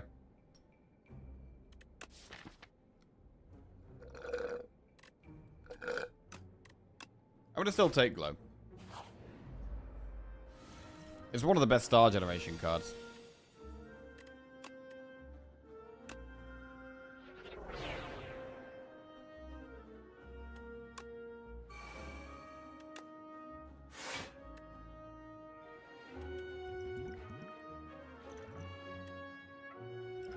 Five strength means this is 11 times 3. Do we kill this?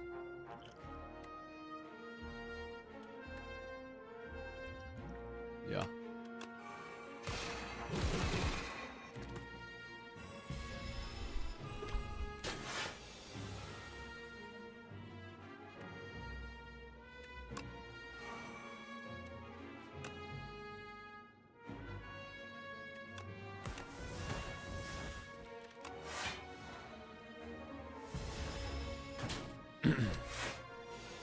Yeah, lacking block still. Until we draw all this kind of stuff. Entropy, innate. At the start of your turn, transform one card in your hand. Okay. Transform some stuff. Rolling boulder. Transform greed. Wait. If we transform greed, it will transform into another curse, won't it? Yeah, no, I don't want that. Let's transform venerate. Alignment. Not very good.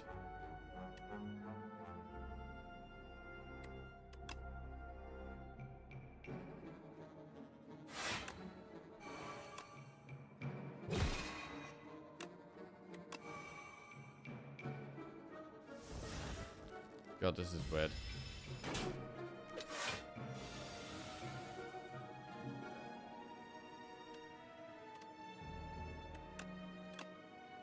The gambit.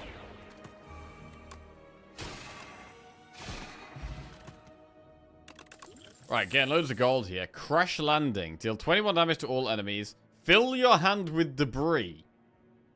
That is an interesting card. It's a load of damage all of a sudden. But we get so much crap in our hand. However, we can get rid of the crap with guards. I think we take it, though. It's so bad. Bro, we gotta try it.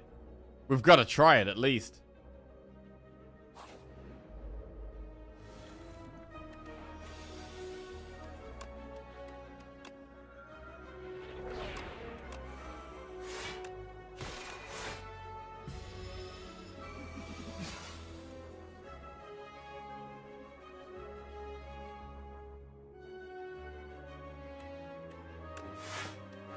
Jackpot.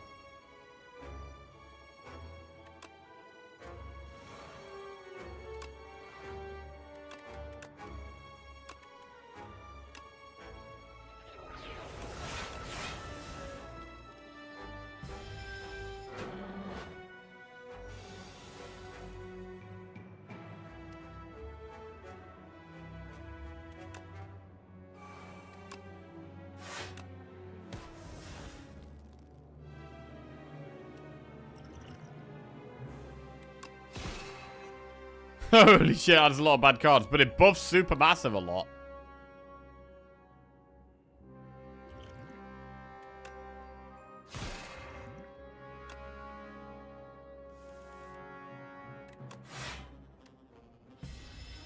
Okay.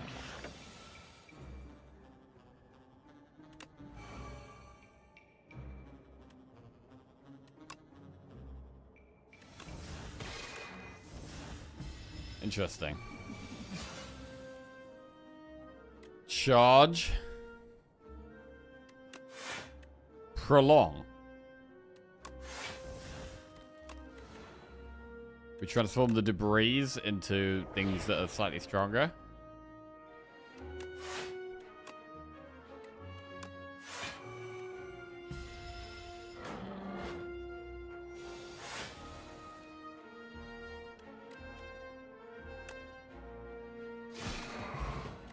Alright. Terraforming, gain 8 vigor. Spoils a battle or Patter, gain 9 block and gain 2 vigor.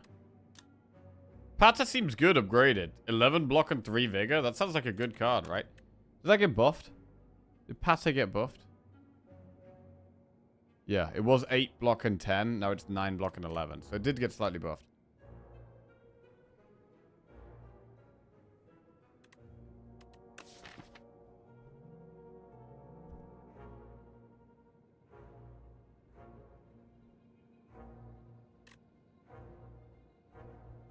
We've got so many things we want to upgrade right now.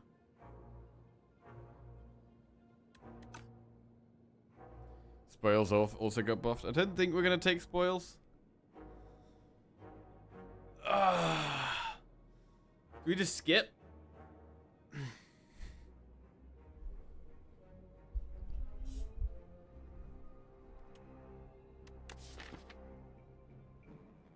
We could take Patter if we want more block.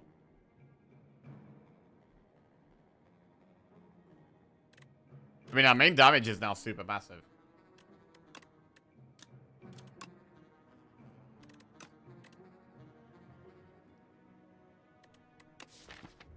I'm gonna skip. Campfire. Upgrade. Crash landing for bigger AoE damage. Shop. Unsettling Lamp. What is this? Each combat, the first time you play a card that debuffs an enemy, double its effect.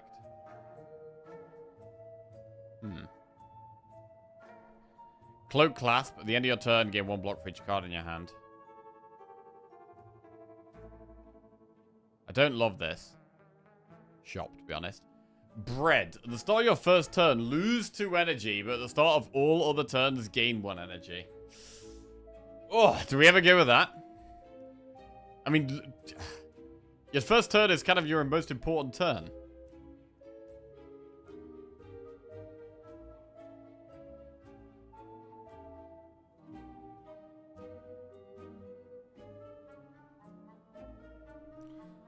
It's kind of your most important turn.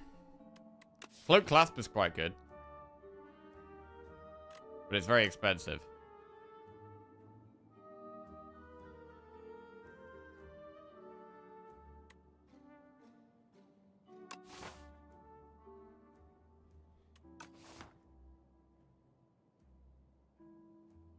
Very expensive, Cloak Clasp.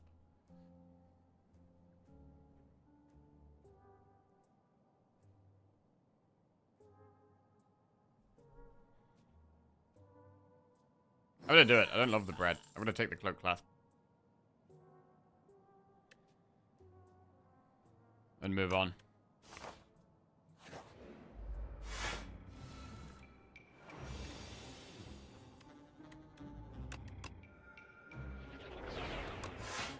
Jack of all trades.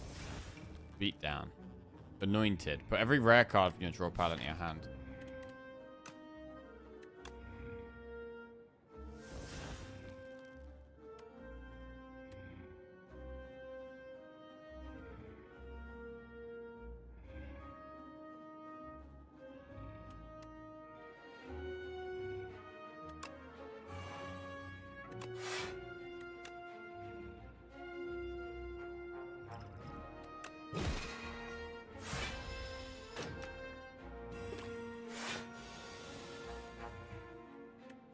Orbit, spectrum shift, gather light. Alright.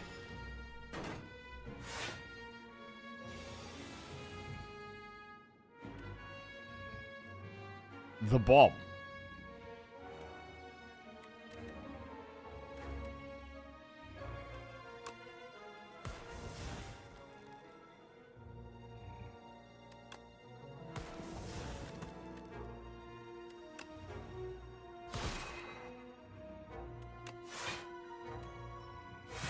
Okay.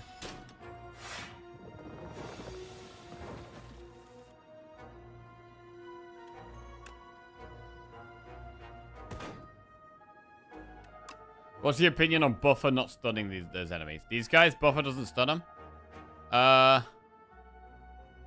If his attacks are fully blocked, it becomes stunned.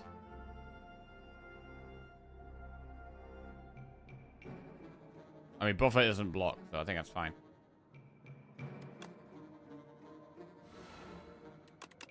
Different thing.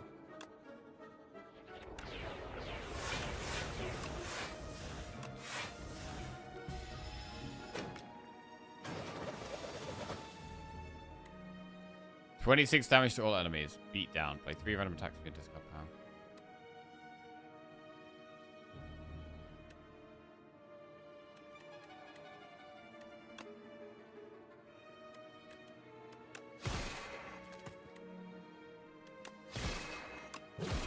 Big damage there. Furnace plus Glitter Stream or Gather Light. Gather Light is a 1 energy block card. I mean, it's upgraded. 11 block for 1 energy. I think I'm going to do it. I think we can take another star payoff card. I've got a little bit of star generation. And the only payoff we have is Falling Star. So I think we can take 1 star payoff card now. Permafrost. First time you play a Power H combat gains 7 block. This got buffed from 6 to 7. I think it's a strong relic. Do we want to rest or upgrade? 45 health.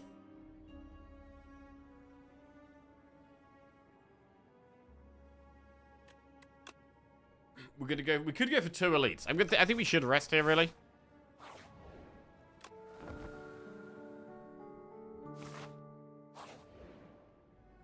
Right. Choose an attack to enchant with Sharp 2. Increases its damage. I mean, a multi-attack. We could use that on Celestial Might. Choose a skill to enchant it with Nimble 2. Increases block gained by 2.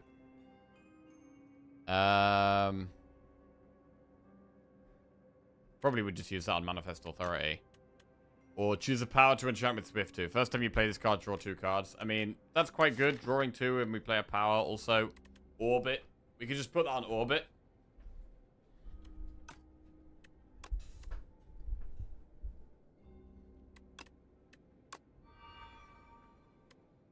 Cool.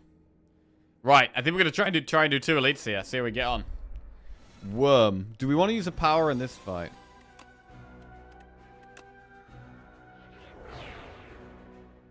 I mean, Crash Landing should make this fight a lot easier.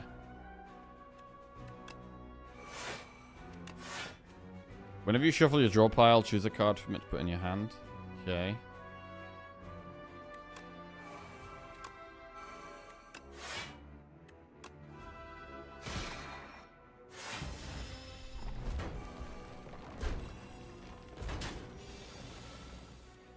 Salvo. Deal 9 damage, retain your hand this turn. Crash Landing is 19 damage to all enemies.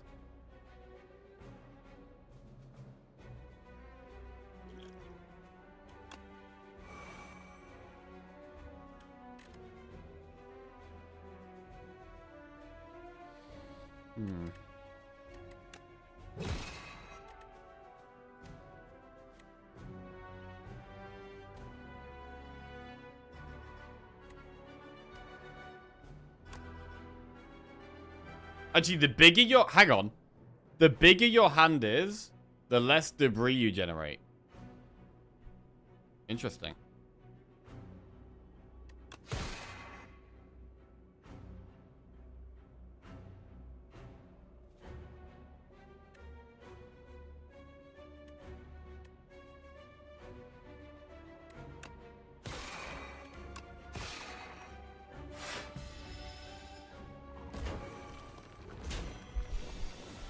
Although, the more block we would get from Cloak Clasp if we used it last. That's interesting. So there's multiple things to consider there.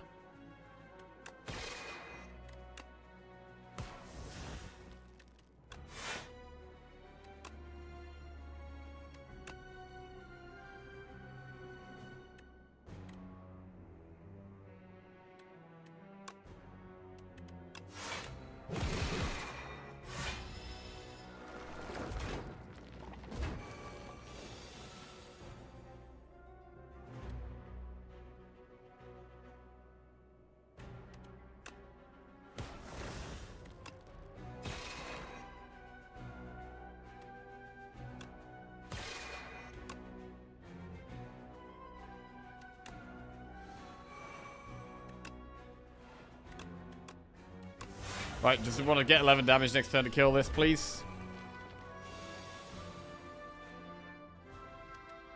Choose a card to add to your hand. Well, there we go. Good. Liquid Bronze. Festive Popper. Start of each combat, deal 9 damage to all enemies. Bombardment. Deal 18 damage at the start of your turn. If this is in your exhaust pile, play it. Do we have a way of exhausting that? We don't, actually. We have a way of transforming it, not exhausting it. Prophesize. Draw 6 cards. Do we want that? Oh, it exhausts itself when we play it. Yeah, true. Okay, so we can play it. It does cost 3 energy, though. Is it better to just prophesize?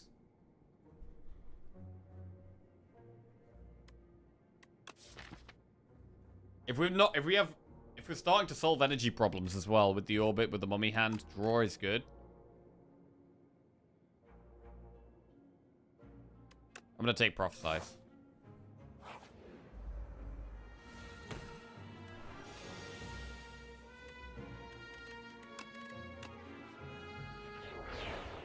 Also his defense. Yeah, true, with Cloak Clasp.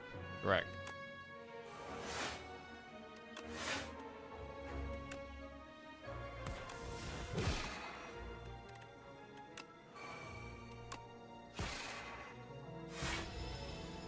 More orbits would be incredible. Minion dive bomb does 13 damage. I can't actually kill one of these.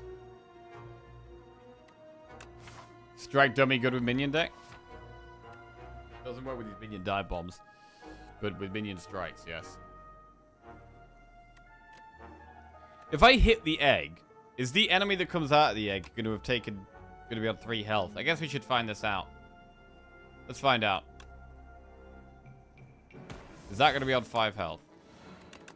Let's see.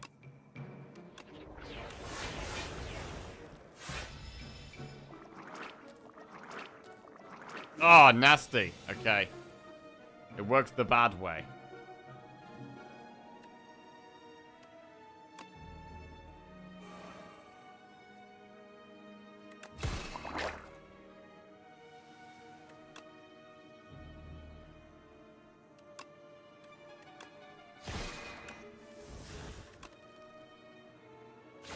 Alright, pretty strong.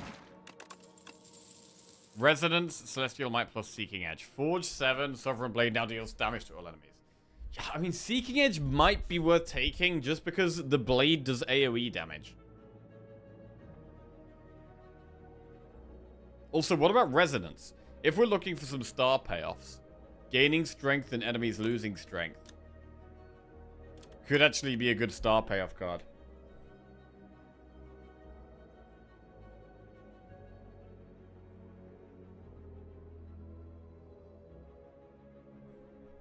Because we have no payoffs right now. We've got no payoffs. And we have Gather Light for block. We have Glow for draw that generates stars.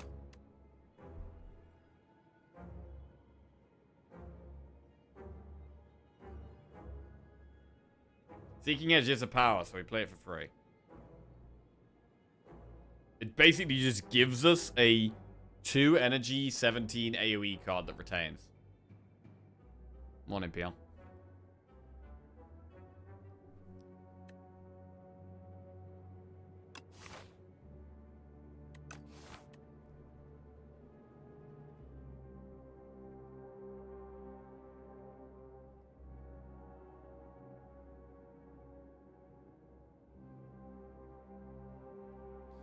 Let's try Resonance. I haven't tried it before. We're going to see if we like it. We're looking for a star payoff. Maybe this is the one we want. Let's see.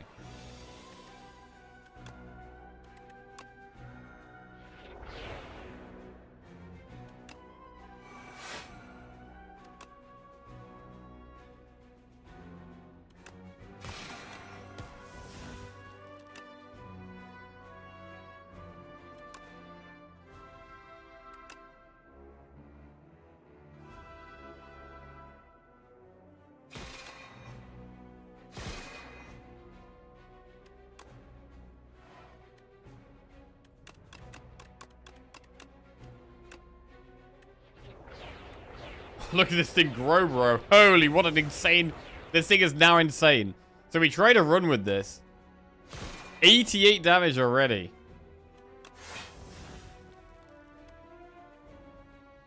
That was busted, bro.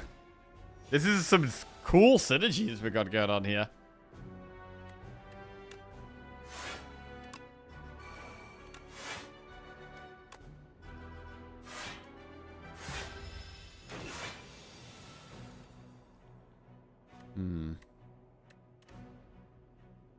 Prowess. Gain 1 strength, gain 1 dexterity.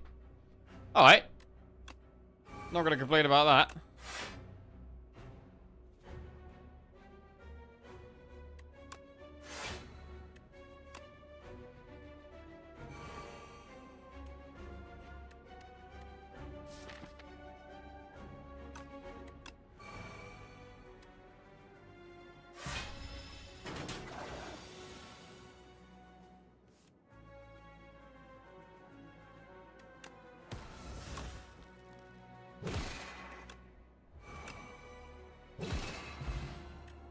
Giria.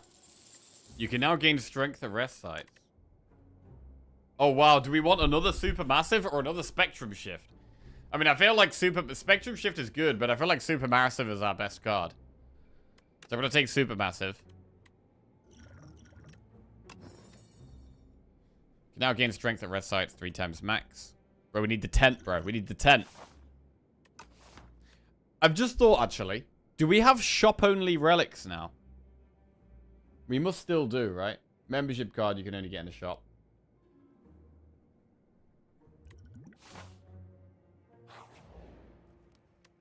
Train. Bro, it's not even called lift anymore. It's called train. Okay.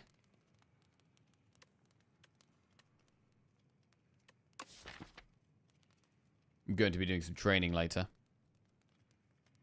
What's the upgrade, though? Do we ever just train?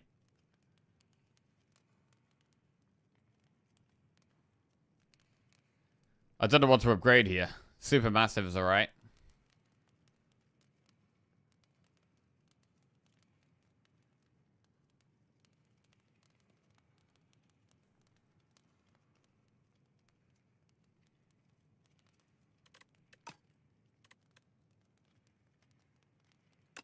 Huge train. Let's go. Alright.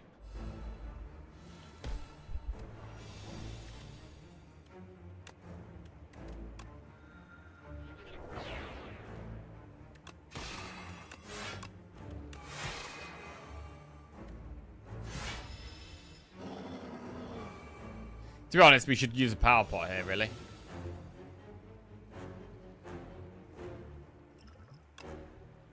Furnace, Void Form, Ethereal, end your turn. The first 2 cards you play each turn are free to play.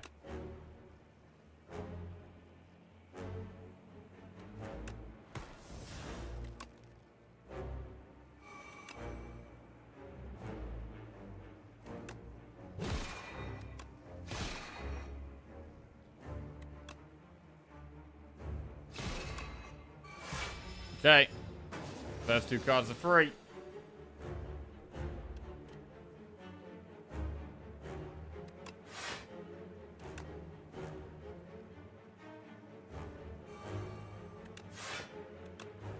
Still lacking block a little bit.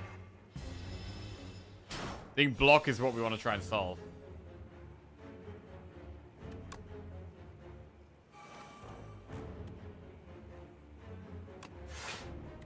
The start of your turn gains 6 vigor.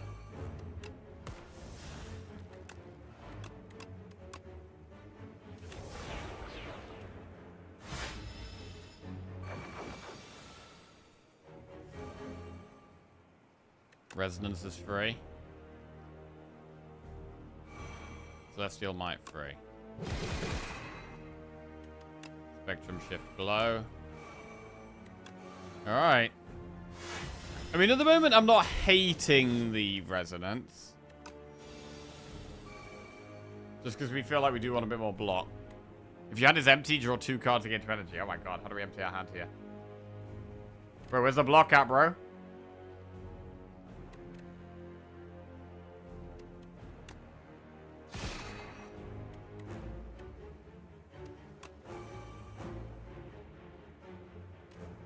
We don't play anything else for the cloak blast value.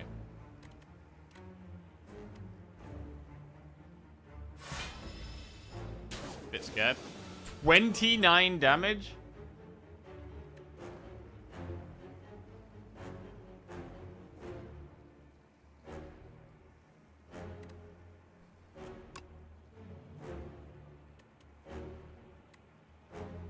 Wait, why do we have 15 damage here? Why is this doing 15?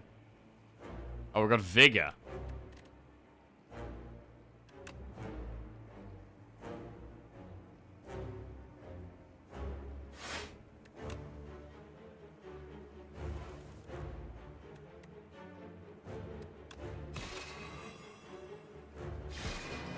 Alright. Killed the boss. A little bit of a block concern. Little bit of a block concern here. Whenever you attack an enemy, it loses 1 strength this turn. At the start of your turn, draw 1 card and exhaust 1 card from your hand. Tyranny's quite good.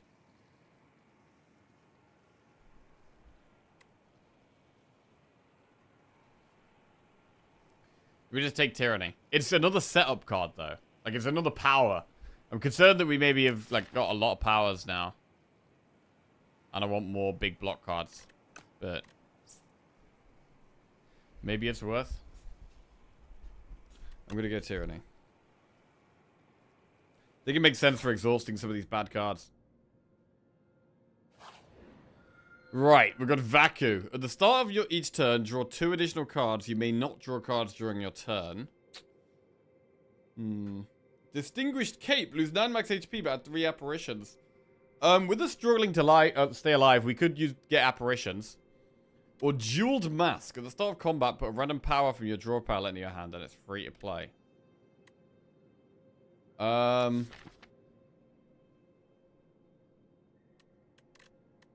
It's a random power. I'm leaning towards apparitions here. Jeweled Mask is okay. I'm not going to go Fiddle.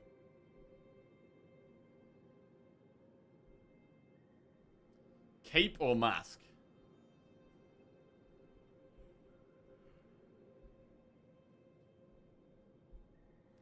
Nine max HP is so little for apparitions.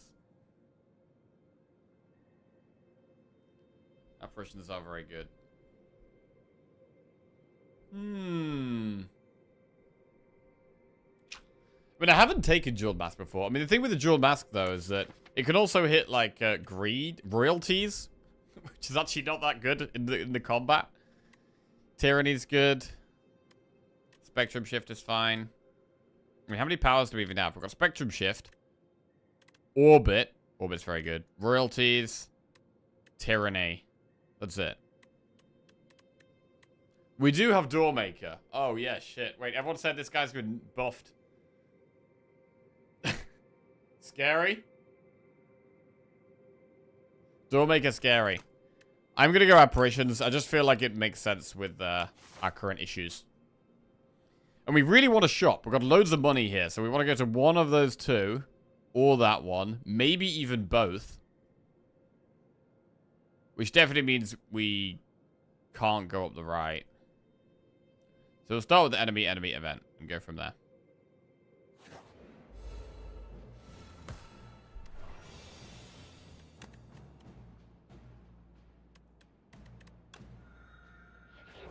Double Apparition. Splash. Choose one of 3 random upgraded attacks from another character to add to your hand. Free to play this turn. Hyper Beam. We don't need focus. Okay. Rip Apparitions.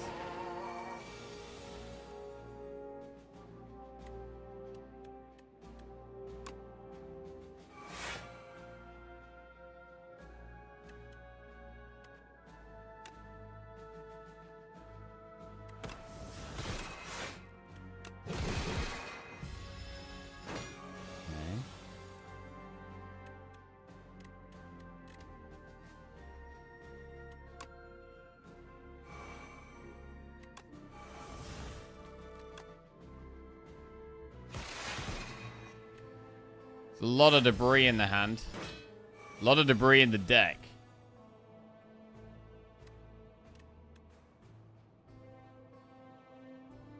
Don't quite have lethal. Oh, wait, no, we do. Supermassive is there. What are we talking about? Spoils of Battle Forge 17. Gain 2 stars, draw 1 card. Next turn, draw 1 card. Take glow again. More draw.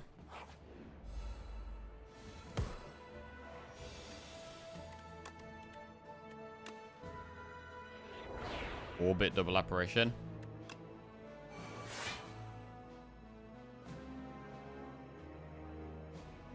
Kinda needs Tyranny, really.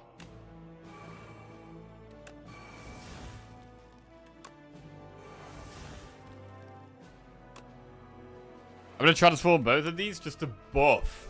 Literally just to buff the supermassives.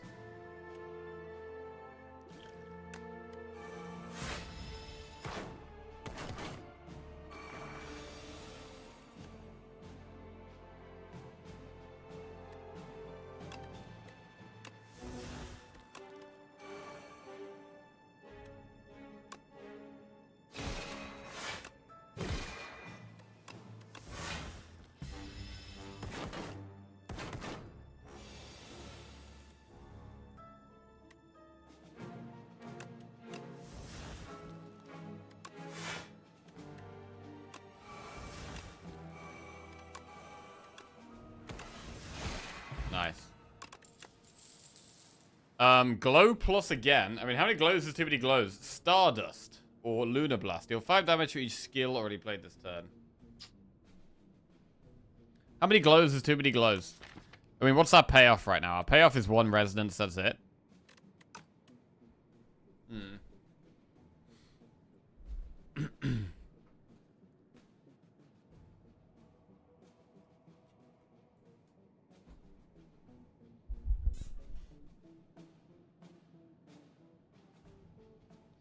However many you have right now is too many after the nerf.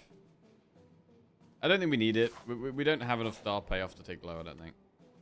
Right, procure 3 foul potions or procure 1 random uncommon potion. The shop's really far away. We've got loads of gold for them anyway. So I'm just going to get random uncommon potion. King's Courage, Forge 15. Right, can we beat an elite?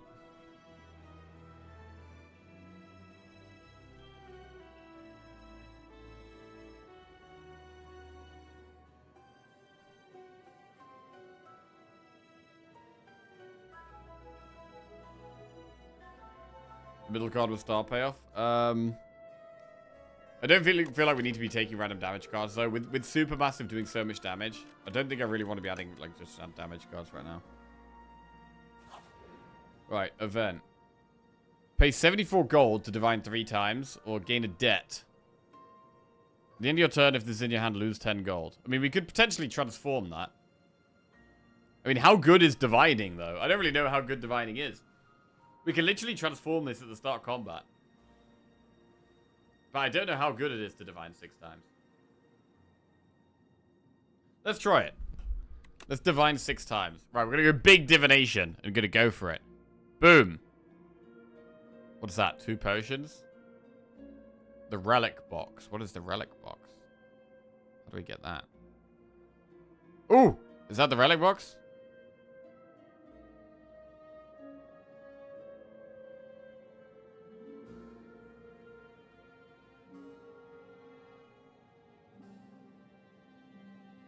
Ooh.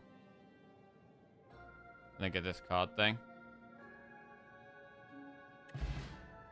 I mean, that's kind of a lot of stuff. We get whetstone, gold, pots. Cure All is quite a good potion.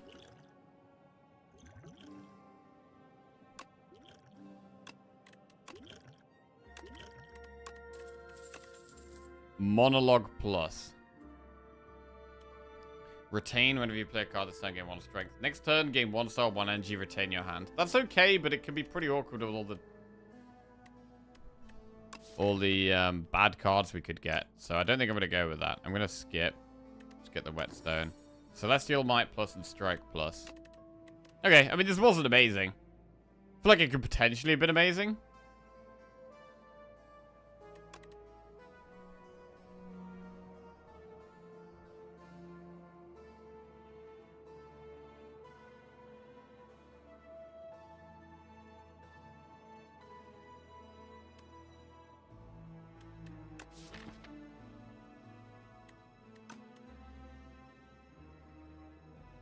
Right.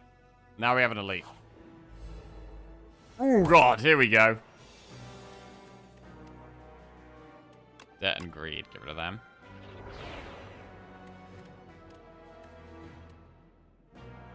Right, I might want to prophesize here.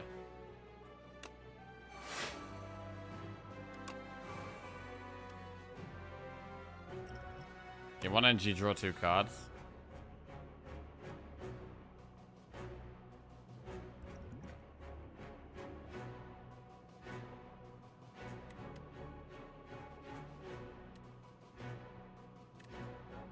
We could do Resonance Celestial Might. That's a play.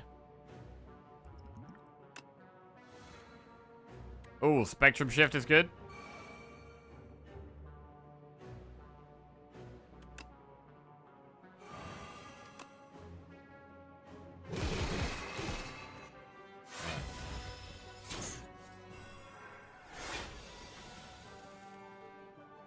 Um...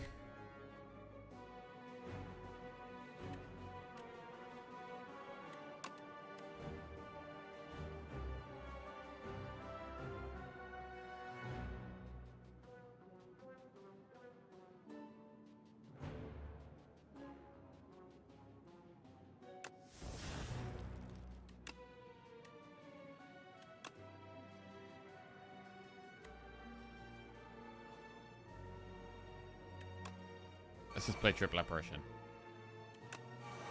Ah, wait. Royalties might reduce strike. That would be bad. Do we want to do that? I think we could probably do it. Ugh! Bro, it just reduced Falling Star. Oh, that's disgustingly bad. Oh, that's horrible. Oh my god, that's horrible, bro. Even though it costs 0, it can reduce the star cost of that. Oh, nah, that's nasty. Okay.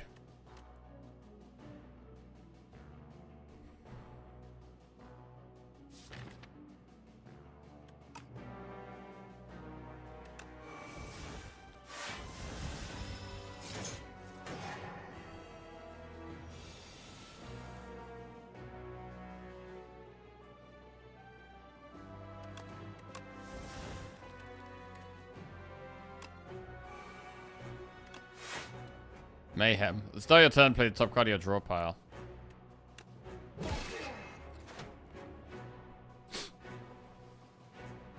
Okay. Embrace the mayhem here.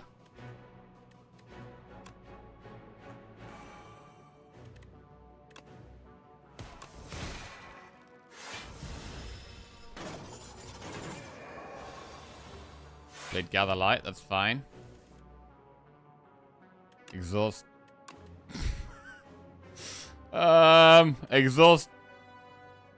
Defend? I don't know. I mean, that was actually better than usual. That might have even been bad.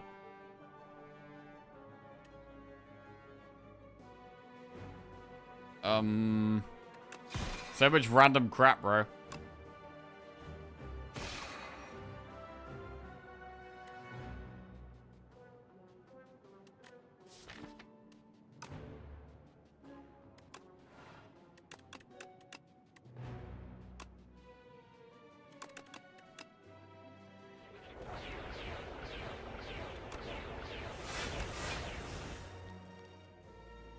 They all have ethereal.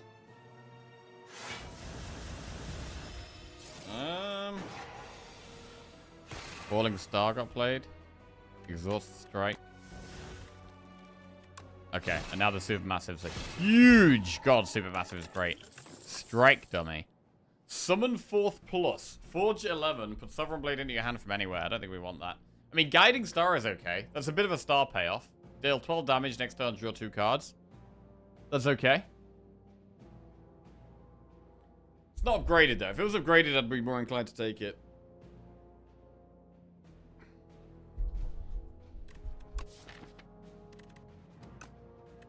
So we're going to skip. Right. We want to get ourselves to a shop, without a doubt. Oh. Mini shop. Mango. Upon pickup, raise your max HP by 3. Start each combat with 4 block. Every 5 turns, gain 1 energy. Start each combat confused. Parry did get buffed, yeah. But I don't really love any of this. Look at the sad flower. Shop at home. Anchor.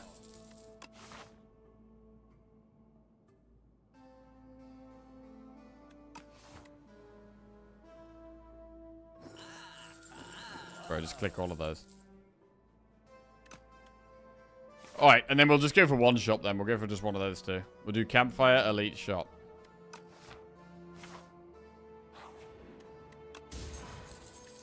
Venerable tea set.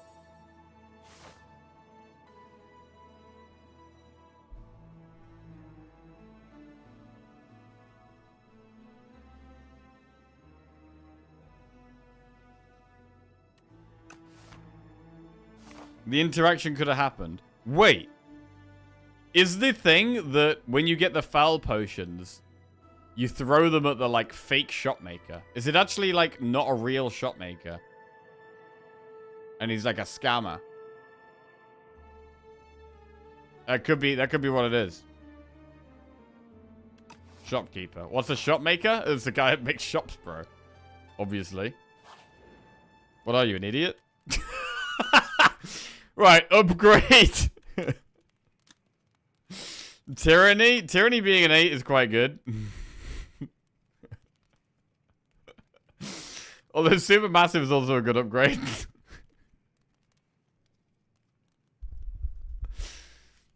Butcher, Baker, Candlestick Keeper.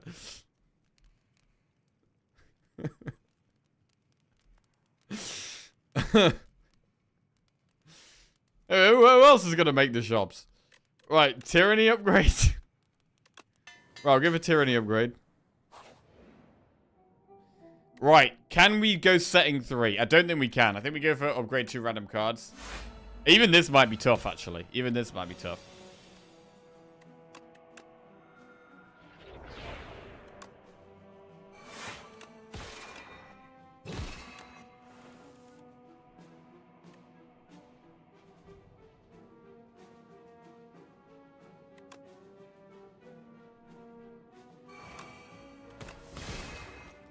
Don't need to use apparitions in this fight.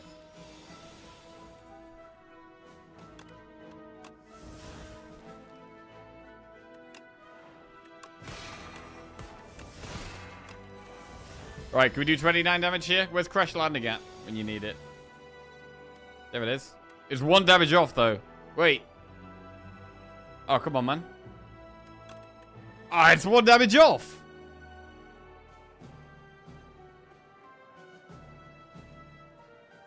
Foul potions give you gold when you throw them at the shopkeeper. Yeah, so I don't think he's the actual shopkeeper. He must be a fake shopkeeper or something, right?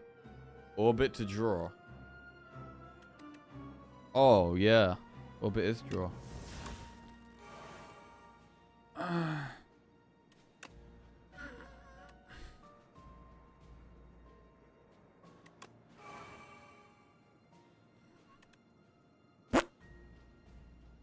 Well, that's a lot of trash.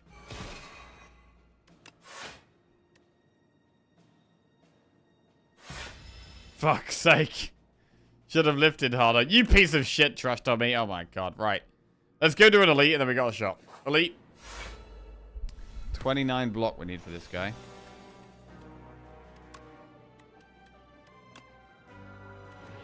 Debt is in our hand. At the end of your turn, if this is in your hand, lose 10 gold. Well, we can guards it.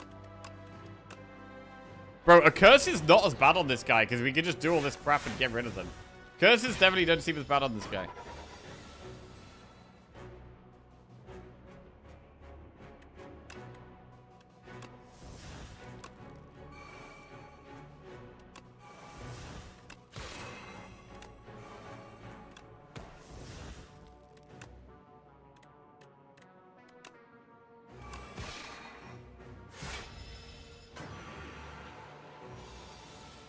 $42 damage.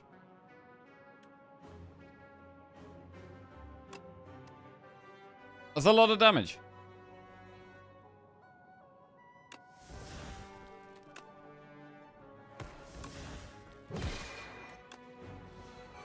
And not much block here.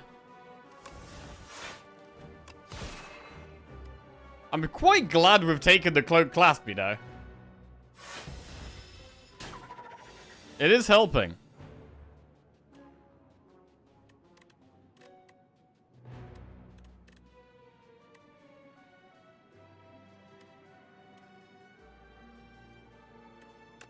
But late for Spectrum Shift, I think. Oh, it's a huge apparition.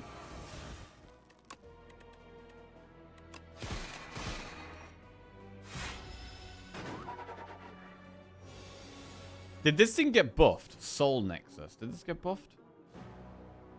Don't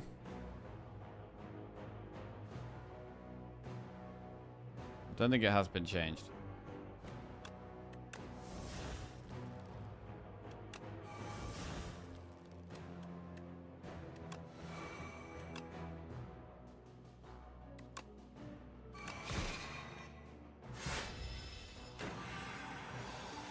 I'm playing on beta, yeah. Right, that one was a bit tougher. Astral Pulse. Alignment. Maybe Alignment is our star payoff. Another star payoff card we could take. If we had the draw. Let's take Alignment. We're going to head towards the shop.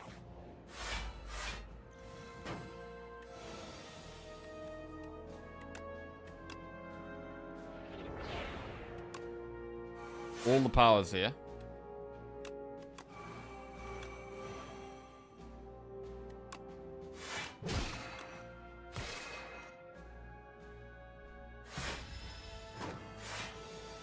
I'm not sure if you could only get that thing in Act 3. Yeah, I reckon the interaction is going to be when you throw a foul potion at the guy that's not the real shot maker. You get screwed. Or something like that.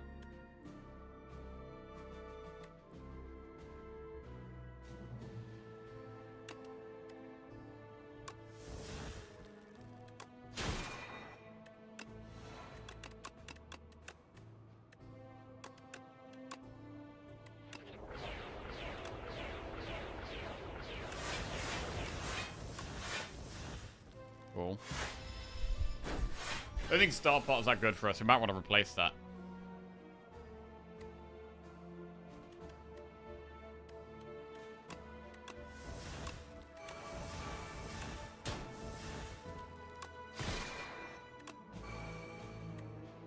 We're struggling to play Spectrum Shift.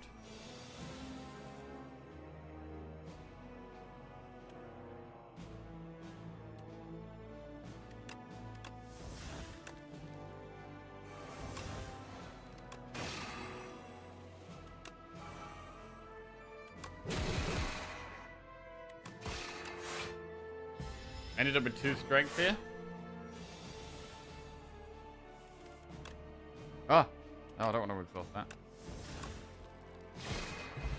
Big. Right, loads of gold. Refined Blade Plus. Nah. Right, we go through one last shot with loads of gold. Bro, this Doormaker could be really scary. This Doormaker could be very scary. What's that? Cards containing minion deal double damage and gain double block. When you create a card, gain 3 block.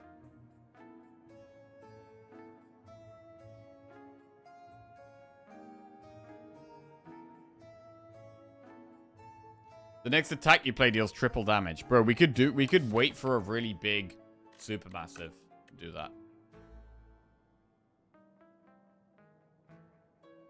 Doorkeeper? Well, I'm definitely going to go with the minion. Minions do double. Pillar of Creation looks good. Now what? We could do Scroll. We could go with this triple damage thing. Triple damage thing is kind of cool because we have the exact gold for Scroll and Gigantification Potion.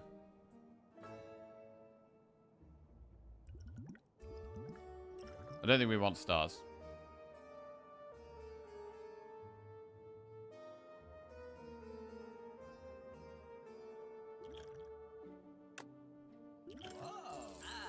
Okay. Let's try it. 0 gold. That's nice. Right, should we rest here? I think we should. Wait, what does pillars upgrade to, though? Hang on. 4 block. So it's either upgrade that or rest. And it's probably just rest. It's probably just rest. Right. I don't know what this guy does now. We've faced this boss many times, but Lolney changed. just resubscribed for 6 months. Hi Jack and chat. Hey, Lolno. Welcome back to the Jackals, mate. Thank you very much. How you doing? Yo, I'm going to be streaming tomorrow, by the way. We're going to be doing some weekend streams. I probably won't start as early as I normally do. But I'm going to be streaming tomorrow. Right. Okay, it's already different. It's already different. It's about to summon something. It says door, and it's about to summon something. Well, we've got some nice powers in our starting hand. That's fine. We play Crash Landing. I mean, we can't do any damage. We generate things, but we're not going to be able to get rid of them. I mean, I can't even hit it. That's stupid.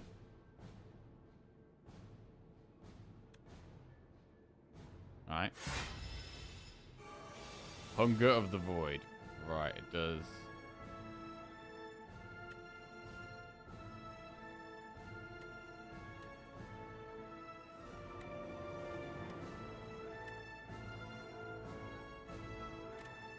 Whenever you shuffle your draw pile, choose a card from it to put in your hand. Lose blow. What does that say? Every 10th card drawn is eaten, giving Doormaker 1 strength. Eaten. Oh, nah, bro. Does that mean he, like, takes it from me? I think that means he's gonna take it from me. So we need to draw less.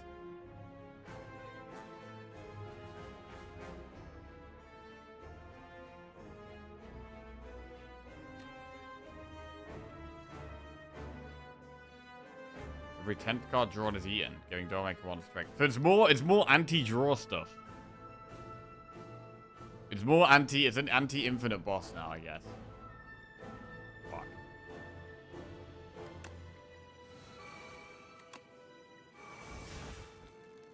So now I kinda don't want to scroll.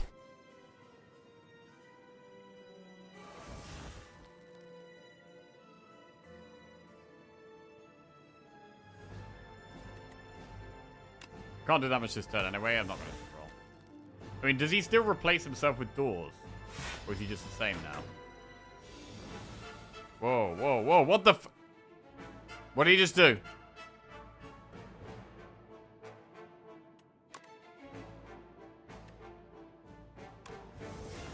Can I see what he ate? How do I know what he ate? I don't know what he ate, bro.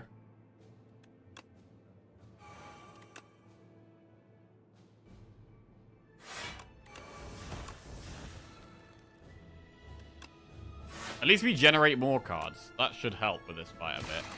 Volley? The next attack you play deals triple damage. We want to do that on volley. Triple damage volley here. It's quite a lot of damage, you know? It is quite a lot of damage. While it's vulnerable as well. I'm going to do it. Ah, it's a lot of damage. Cool. Oh, he's coming through. He just stole, I think that might have been defend or something. He's got 2 strength. I mean, we're seeing the different phases of him more now, which is quite nice, actually. Pillar of Creation. Whenever you create a card, gain 3 block. Then I guess we venerate Supermassive Volley. He's about to buff itself. We're doing quite well damage-wise. Okay, then he goes back. So he comes out, and then he goes back in. I'm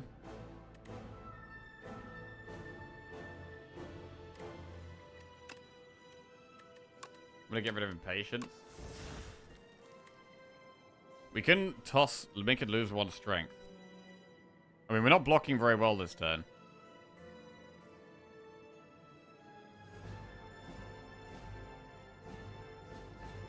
I think it needs to look more like a door.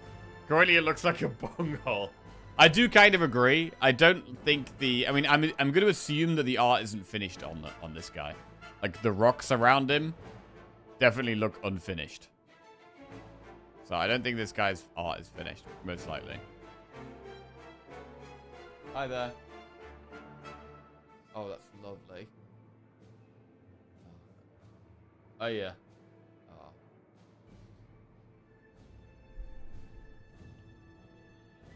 Oh.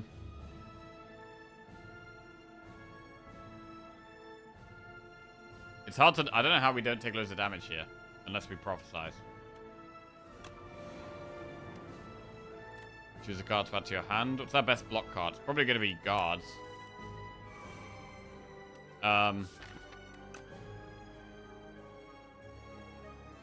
We could play guards here.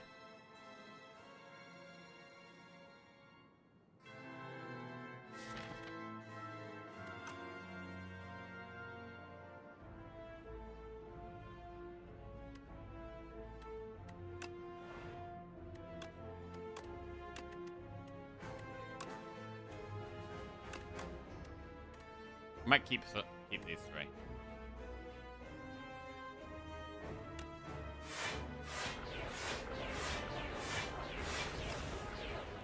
And to save these cards, right, so we don't lose them, we could fortify it right now. I'm not going to do it. I'm just going to play one of them. Keep the rest. We need to keep cards. 45 damage. Is he going to eat something here?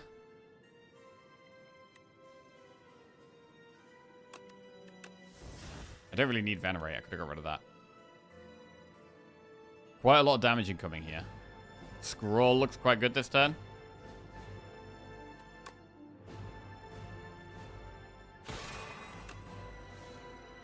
Oh no! He just took Supermassive, bro. My upgraded Supermassive he just took.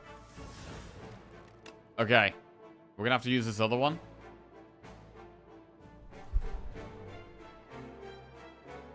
We're gonna have to use this other one. Oh, God. Wait. Minion sacrifice. Minion sacrifice.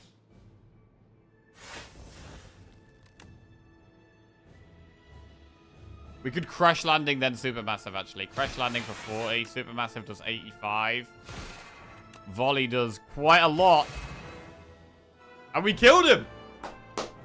New Doormaker? Gone. Destroyed. Wow, okay. It's definitely a different fight now. It is definitely a different fight. Eats your cards.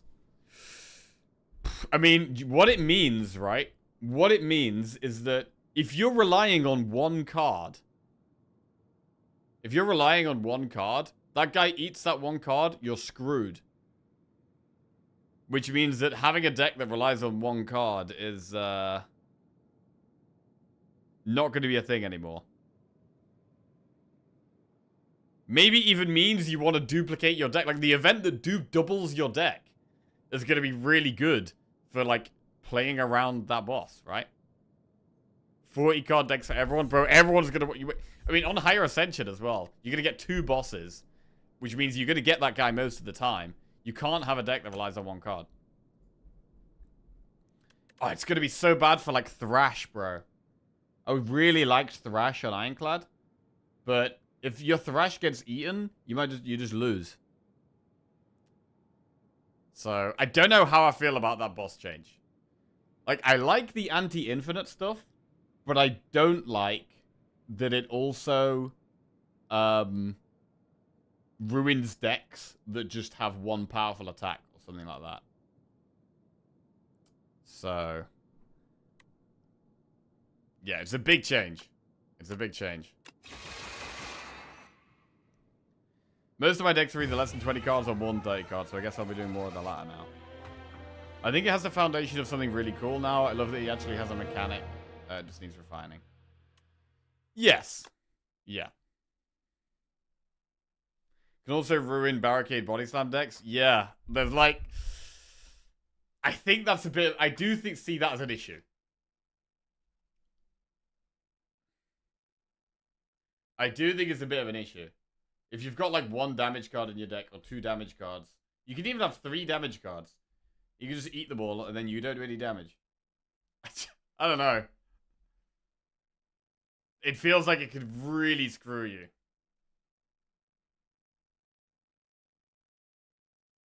I mean, it doesn't do anything turn 1, so you do get a turn to do some stuff. Voltaic as well. Yeah, like, it feels like a boss that can just give you lots of very bad experiences. How could it be changed? How could it be changed so that it is maybe like an anti-infinite boss? But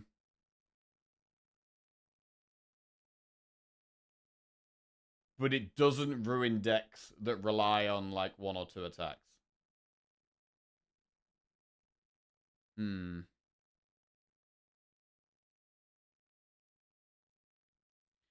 It could be eat the first card played. Cards played but reduce the number. So based on cards played rather than cards drawn. So you could maybe have more control over whether it's going to eat a card. I mean, I imagine they've thought a lot about anti-infinite bosses. Which Time Eater obviously is, right? But Time Eater wasn't very satisfying to play around. How can you... They've probably thought about it a lot. And I think it's probably hard to come up with something that is anti-infinite, that isn't also anti-fun, or like ruins other decks as well. Thank you. That's lovely. If you control, then you just use him to help your infinite. That's true. You could, if you're in control, you could use it to exhaust strikes and defends.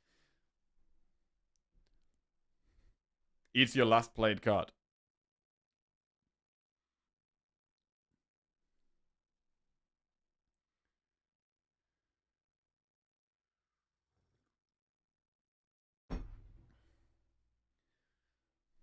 A lot of infinites can't play anything outside of their loop. I'm playing Doom Silent. Oh yeah, sounds like a good time, Lemon. Right. Well, we got through Ascension 5 on Regent, and now we're going for Ascension 5 on Necrobinder.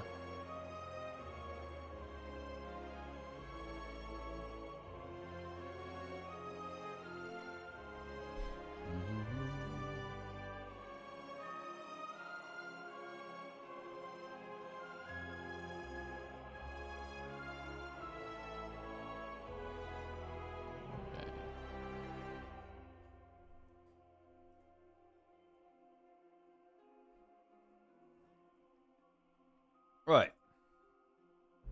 Oh, a question, by the way. So for my streak icons, right, I've got all the 5 characters, and then at the bottom I've got the icon for rotating. But that's currently still using Equilibrium art from Slay the Spire 1. I'm wondering if there's a card that I can use that shows a rotating symbol that is actually a Slay the Spire 2 card.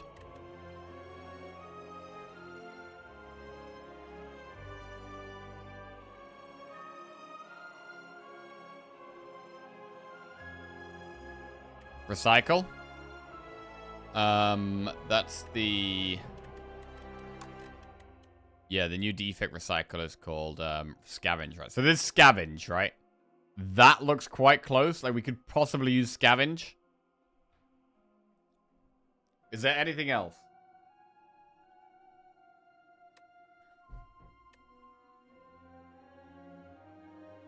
Is it weird that I actually think Tempest is better now? Loop. Loop is the infinite logo. Yeah, okay. So Scavenge or Loop? Which do you guys think looks better? Just to show a rotating win streak. Loop or Scavenge? Let's do a poll. Quick poll. Quick 1-minute poll. Get the chat opinion on this. Which better represents a rotating win streak? Loop or Scavenge? 1 minute.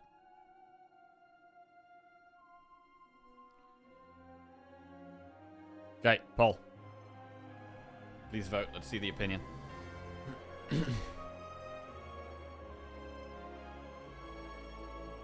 Jackie is a contrarian. He will pick the option with less votes.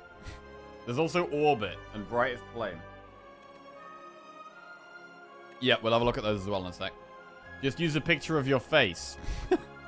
Chat, are you trying to make it a draw? Bro, don't try and make it a draw, bro.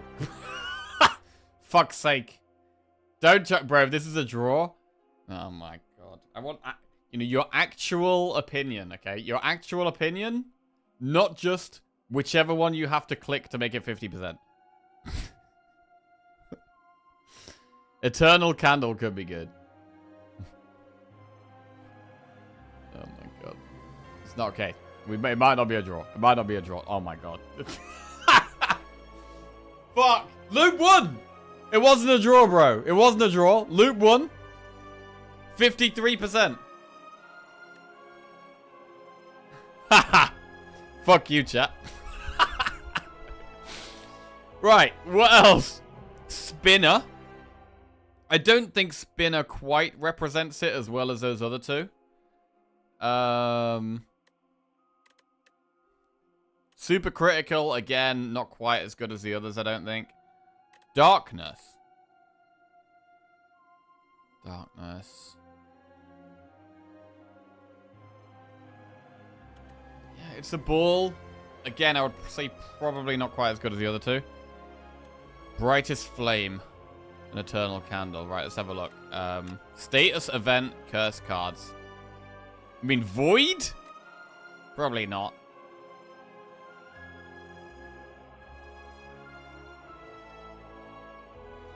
Bro, I love the bird cards, bro. I love the bird cards when you get them early on. I feel like it's really nice. Turret Toughness. I mean, it's a circle, but it's like a donut. I don't think we'd use that. No,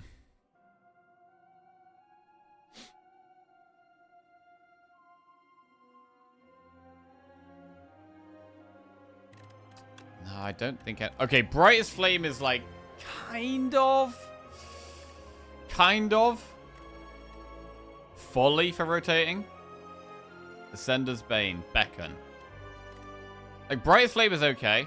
I don't know if it's good. It's good though. Apotheosis? I don't think I'd use Apotheosis. Oh shit, the Wraith Form art is cool now. So is... What the hell? Forbidden Grimoire, bro. Some of these arts on these, like, fancy cards are really cool. Mayhem. Jackpot is a great shout. Alright, let's have a look at the colorless cards.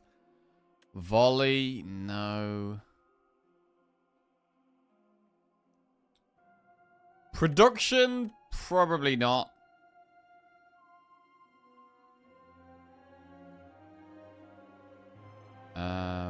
Automation. Look at Folly. Okay, I'll try and find Folly in a second. Rend.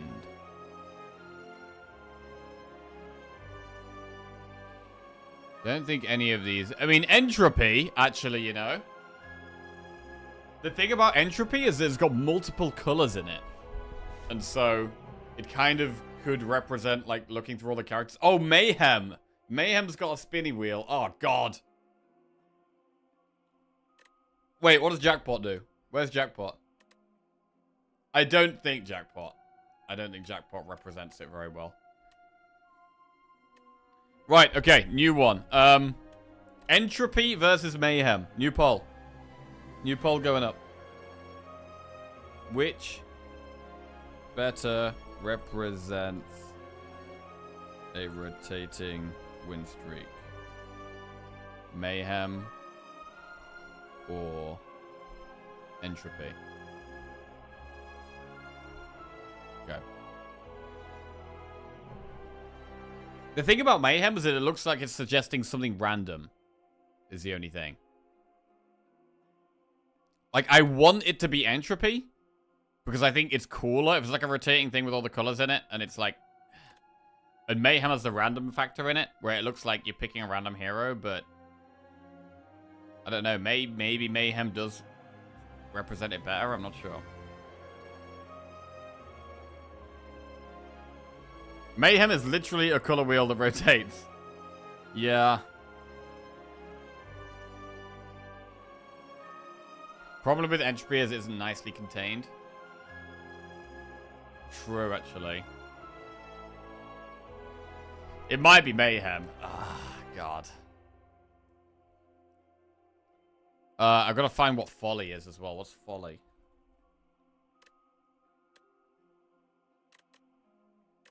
Bro, no cards found? Have I not unlocked it yet? Or like...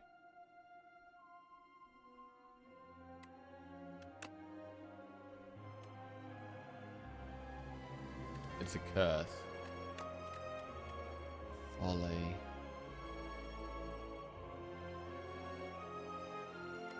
Oh, the boulder. Nah, I don't think so.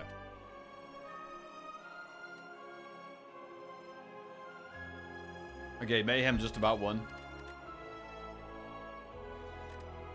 Alright. Well, thanks for the input, Twitch chat. Good to know. Good to know. Right. Necrobinder next. I've actually struggled with Necrobinder more than other characters. Like, Necrobinder's supposedly strong, but I don't know. Necrobinder is probably the one I've struggled the most with. That sounded so sarcastic. No, it wasn't sarcastic. It was good to know. I mean, some of them were close. Like Loop versus Scavenge was close, and Mayhem versus Entropy was close. So I will, yeah, I'll have a look at it later and have a think about it later. I'm playing on the beta, yeah. You're still undefeated on Necrobinder. Bro, I'm now only undefeated on 3 characters. We're undefeated on Ironclad, Silent, and Defect, but not on Regent or Necrobinder. Right, Necrobinder it is. Ascension 5. Let me quickly go to the bathroom, and then we'll dive straight in. Do-do-do-do, do-do-do-do-do.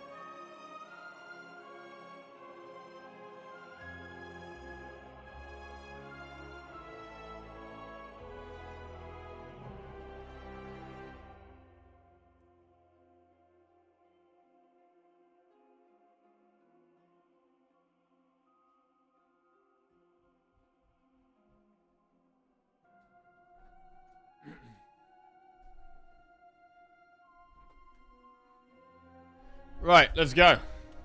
Has anyone been watching the Subnautica 2 dev videos? I'm liking what I see. Oof. I haven't. Maybe I need to. Right. Necrobinder, let's go. Ascension 5. Choose one of 2 colorless cards to add to your deck. Transform 1 card.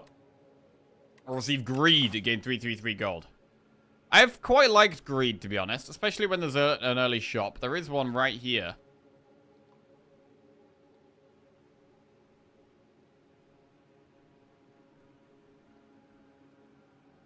I mean, if we want upgrades... Bro, 1, 2, 3, 4 campfires on that path? Quite a good path. 1, 2, 3, 4 upgrades. And then an elite at the end. Oh, thank you.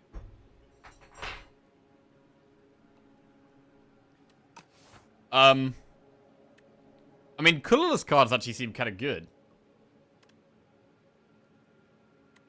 Transforming cards is good too, though. But I'd be tempted to try colorless here.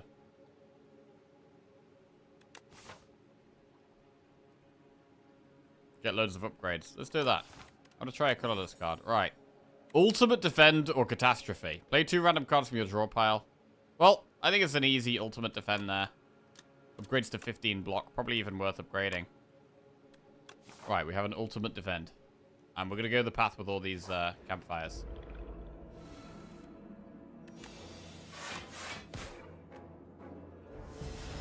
We should get a prediction up. Let's get a prediction up. Will we win at the Regent run? We did win the last one. Right, will we win the Necro run? The channel point predictions were very one-sided. It was like 90% yes, 10% no. But now we're getting higher up the Ascensions. They're evening out a bit.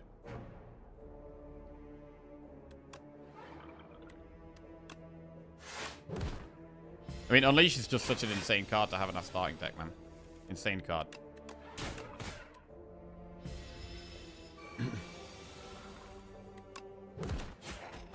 Right then. Potion of Doom. Apply 33 Doom. Okay. Right. Sculpting Strike, Flatten, or Defy. Defy has been nerfed. It now doesn't apply 2 weak on upgrade. That's kind of bad.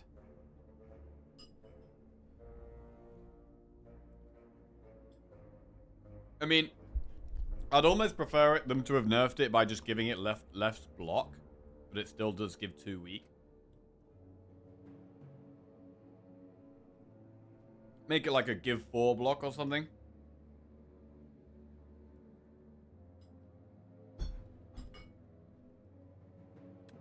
Flatten. I tried sculpting earlier. It's nice to thin the deck out. Deal 9 damage, add Ethereal to a card in your hand. So we can exhaust strikes and defense with it. I haven't used it before.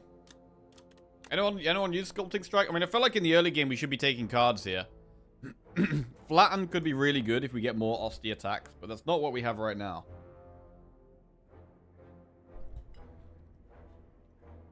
They have lowered the price on shop relics. Yes, all shop relics got reduced by, is it 25 gold? Or 15 gold? Yeah, all relics in the shop now cost 25 gold less. So, I mean, that's particularly going to be good on the cheaper relics, right? Because you have a higher percentage decrease in its cost.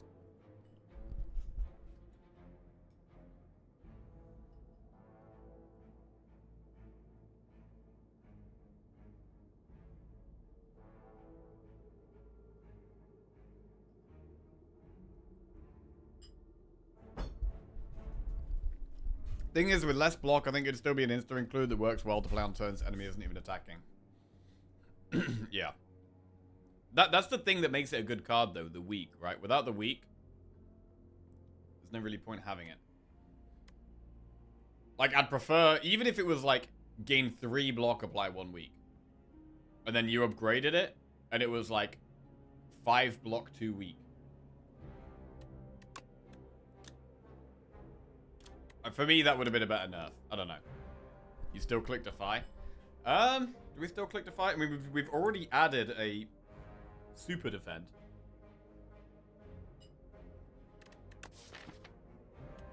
Ultimate Defend.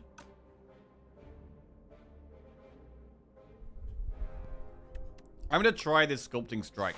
Haven't used this before. Streamer is eating tuna pasta sweet corn mayo.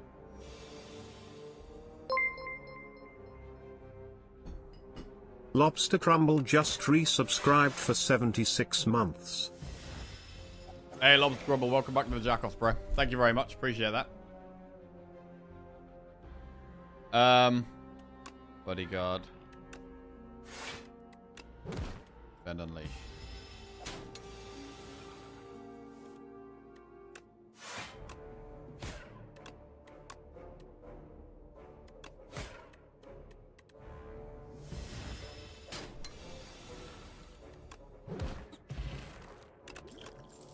Afterlife, Reap, or Drain Power. Deal 10 damage, upgrade 2 cards to your discard pile, or Afterlife. Afterlife is just summon. I mean, it's kind of like Bodyguard, but it exhausts.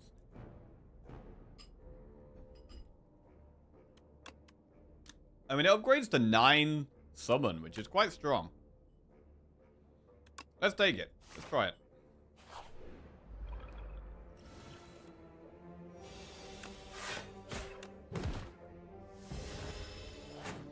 Because we are going for upgrades here.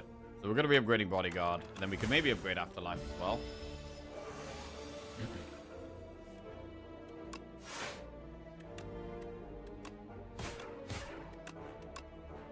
Yeah, I don't know about the Scorpion Strike.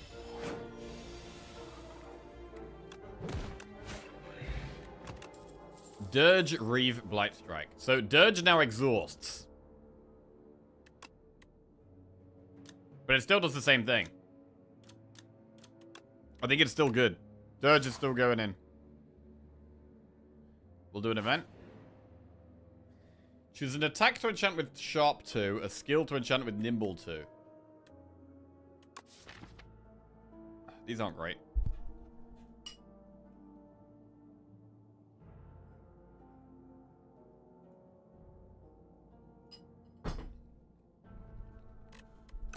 It might just be put Nimble on one of the other defends. Like, we could put it on Ultimate Defend.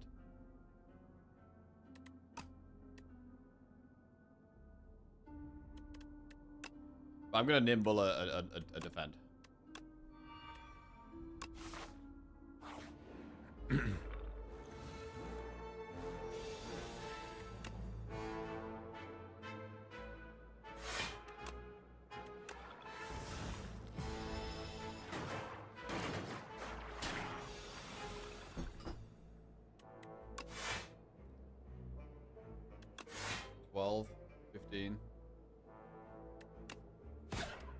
Right, gonna try and get one.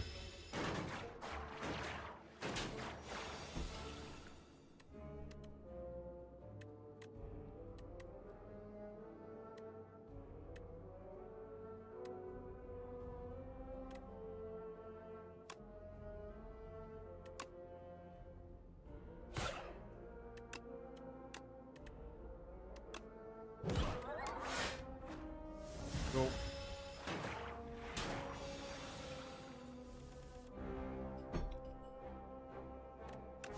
I mean, our block does feel very good right now.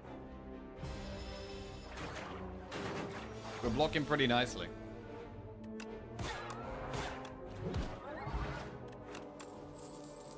Borrowed time. So this is at a massive nerf. It now applies 6 Doom to yourself and you gain 1 energy. And the upgrade, instead of giving you 2 energy, it just does less Doom to yourself. So the upgrade is now what the unupgraded version was before. Do we really want that?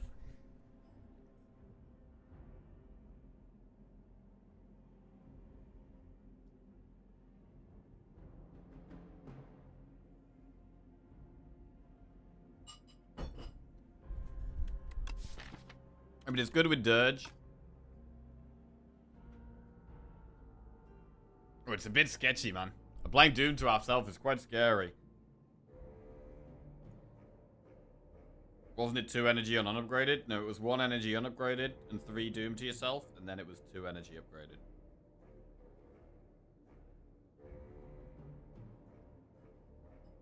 This was bad already. Nah, bro, this was an insanely good card.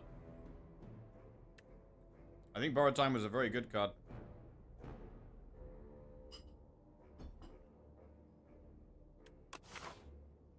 Lots of rest sites. So the rest sites, we're looking to upgrade our summon cards, I think. We want to upgrade Bodyguard, Afterlife Dirge.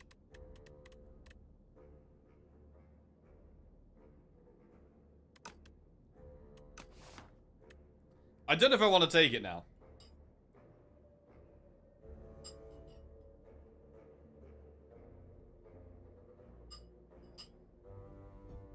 I don't know if I want to take it. Drain seems decent early. It does seem quite good. Deal 10 damage, upgrade 2 cards in your discard pile. I'm going to take Borrowed Time and still try it, but we'll see how we go. Right, we could do an early elite here. The reason to go for the early elite is this Potion of Doom. But no, let's focus on upgrades first. We'll upgrade Bodyguard.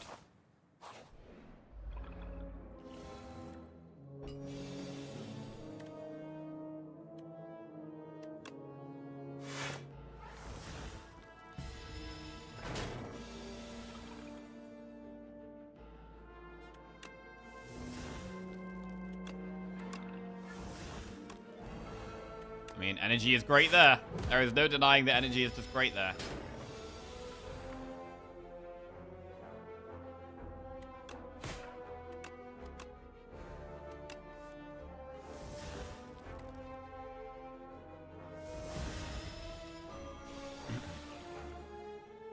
Damage. Lethal next turn.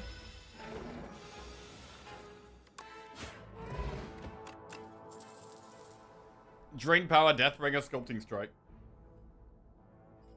Apply 21 Doom in 1 week to all enemies. I mean, is Deathbringer ever worth taking, even if you're not a Doom deck? Just for the fact of having a big AoE card? I feel like it is. With the summon stuff, we don't have AoE. But Deathbringer can help with that. And the fact it applies weak as well is not bad.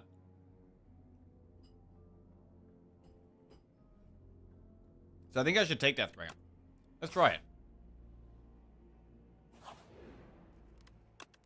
And we'll upgrade...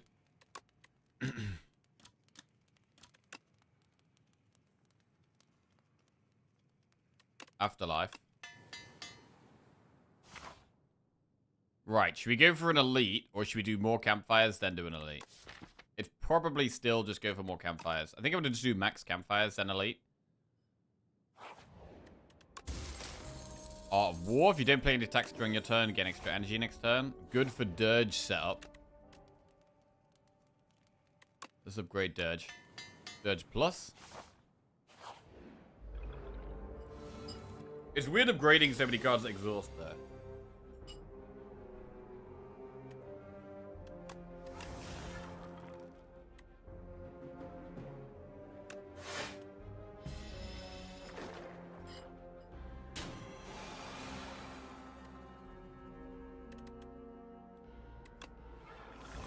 Huge Dirge. AGACW Odom. What's going on? Deathbringer. Ultimate Defend is quite good.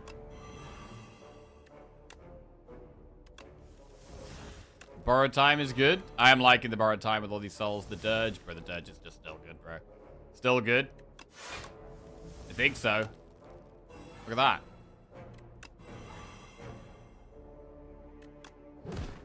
That was really strong. And that was mostly because of the souls from Dirge. I'm on the beta, yeah.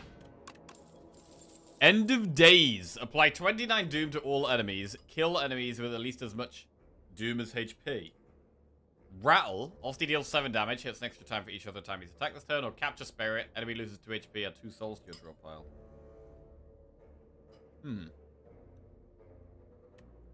So End of Days immediately kills things.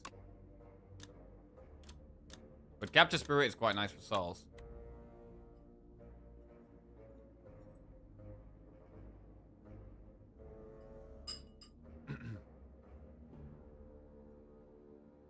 Capture got nerfed, yeah.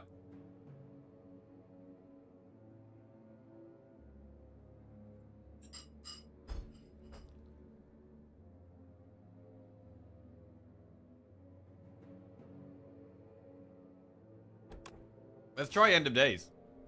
And upgrade it as well. End of Days Plus. Apply 37 Doom to all enemies.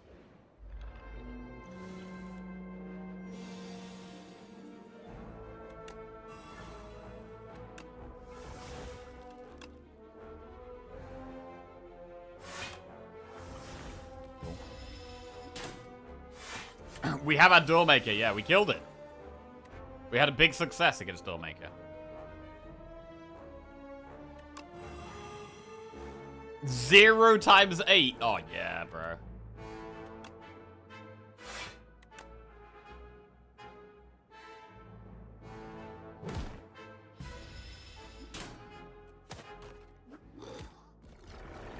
Okay.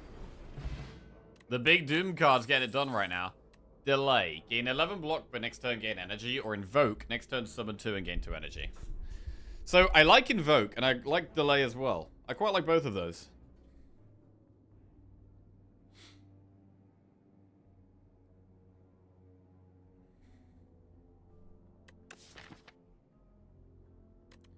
We really want energy, because we've got Deathbringer, we've got End of Days. Like, I do want energy. So I'm going to do Invoke. Now we have an Elite, where we could use the Potion of Doom or the Dex Pot if we want.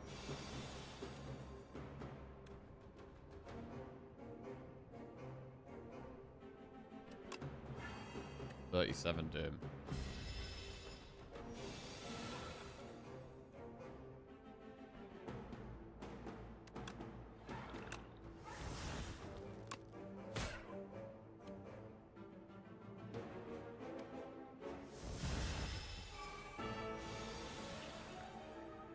Right, this is a bit scary.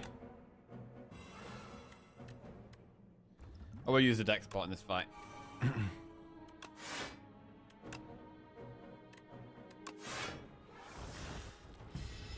Double soul.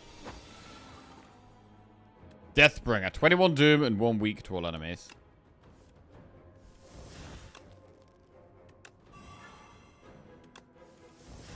Unleash is really good here. We put 12 doom in ourselves and it's not been a problem so far.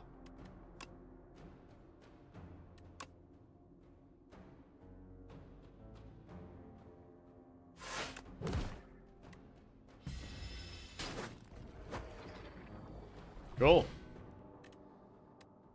31 gold fort fire prayer wheel. Normal enemies drop an extra card reward. Veil Piercer, the Scythe, or Bone Shards. I find Bone Shards to be a really weird card so far. Like, with him dying, it feels kind of bad. Like, a lot of the time, as soon as you have him big, it's just an unplayable card. I don't really think Bone Shards is very good. The Scythe. It costs 2, deal 13 damage, permanently increases card's damage by 3. Wait, permanently?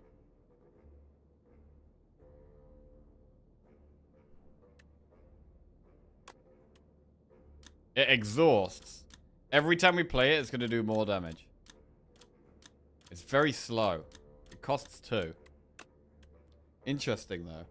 Veil Piercer, deal 10 damage. The next ethereal card you play costs 0. I mean, we can use that with Sculpting Strike. You can use Sculpting Strike to apply ethereal to something like End of Days. It's only the next ethereal card you play, though. I had a Scythe with a replay deck, and even then I couldn't really scale it. Really? Okay. It does seem slow compared to all these Doom cards I've got. The Scythe does seem kind of bad.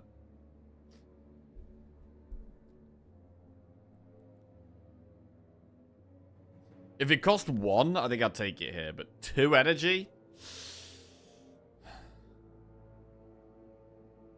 I actually don't know if any of these help us right now. Veil Piercer is maybe worth considering, but...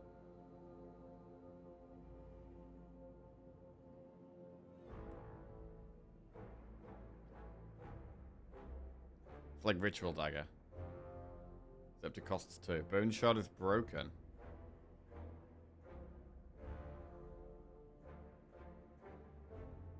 I don't know, I don't like it. When I've got so many summon cards. Like, we get Osti's like 20, 30 health. With the, like, the Afterlife, Invoke, Dirge, Bodyguard. And then, suddenly I don't want to play this at all. Especially when it does 9 damage AoE. We've literally got End of Days and Deathbringer to do 21 or 37 damage AoE. You know what I mean?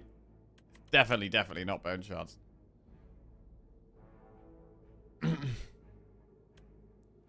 Honestly, it might be a full skip. Veil Piercer, it would be kind of cool to, like, Sculpting Strike something with Ethereal, and then Veil Piercer allows us to play it for cheap, but how often are we going to draw those combos together? I don't know.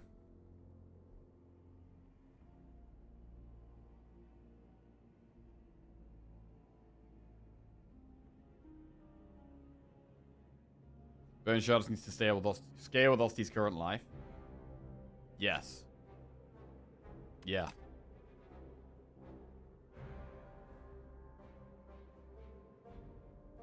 Veil Piercer does work between turns, yeah.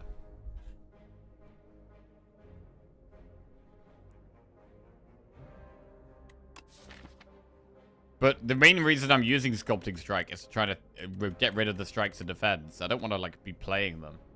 And also, as soon as I give, like, Deathbringer or End of Days Ethereal, it means I can't play it ever again if we... Or we have to play it every time we draw it. Which can be a problem. And I don't have any cards in my deck that actually start with Ethereal. There's not a single card in our deck right now that starts with Ethereal. It's only Sculpting Strike that gives something Ethereal. So, I think I'm going to full skip.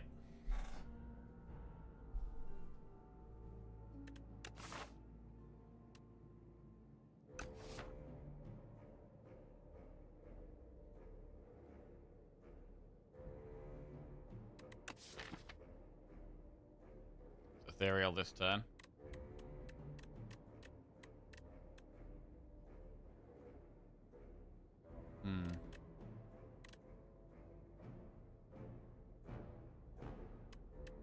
borrowed time.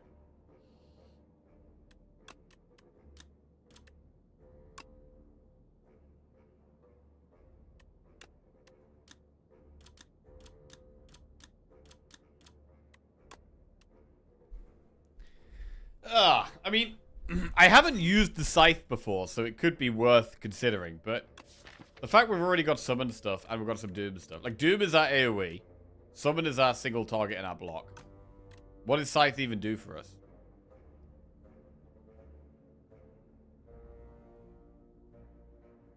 It's good against, like, a boss.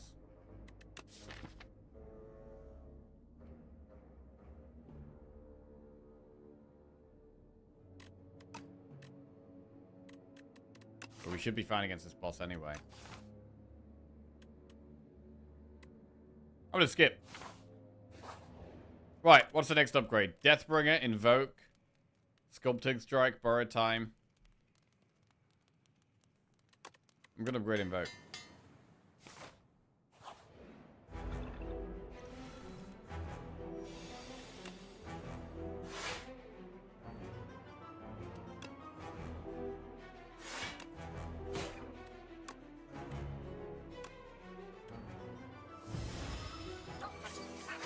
I mean, I don't love the Sculpting Strike. It's hard to feel its benefit, though.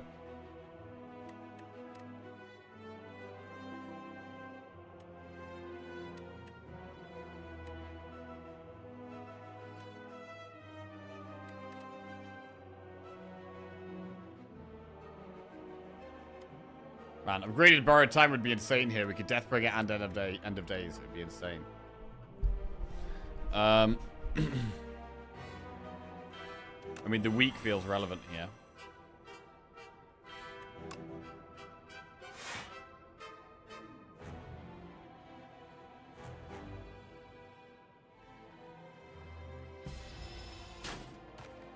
Upgrade doesn't give 2 energy now, no. It goes to 3 Doom on yourself rather than 6 Doom on yourself.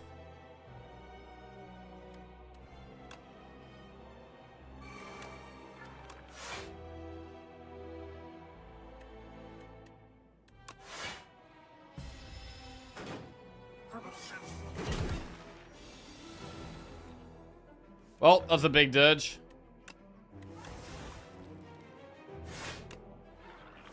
Dirge still insane.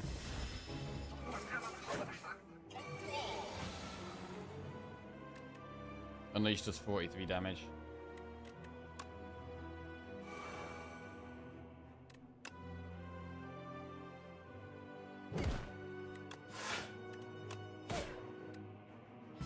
I could have Sculpting Strike the strike there, actually. End of Days. Boom. Right, now we just need to focus on summoning. I mean, Deathbringer's okay, to be fair. Alright.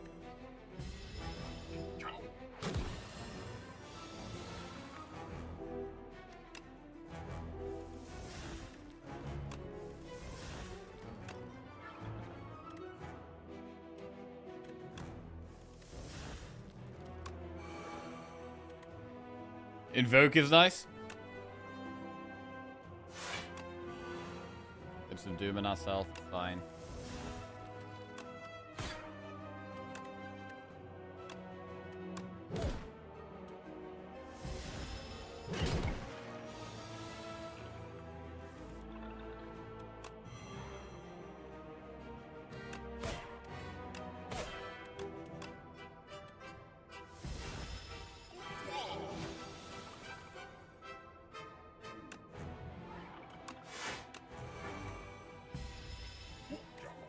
Yeah, I'm a big fan of Invoke. Big fan of Invoke. End of Days. Goodbye, my friend. Alright. Beat Act 1. Good. Whenever you play a soul, summon 1. Upgrades to whenever you play a soul, summon 2. Demesne. Ethereal at the start of your turn, gain 1 energy and draw a card. That's quite strong. Sentry mode is the best way of getting ethereal cards every turn. You get ethereal card every turn. Osty deals 10 damage to a random enemy.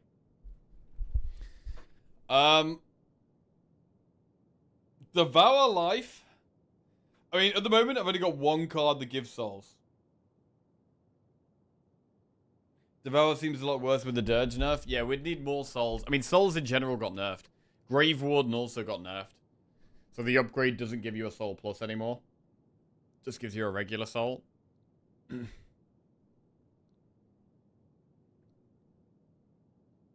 mean, this is ethereal.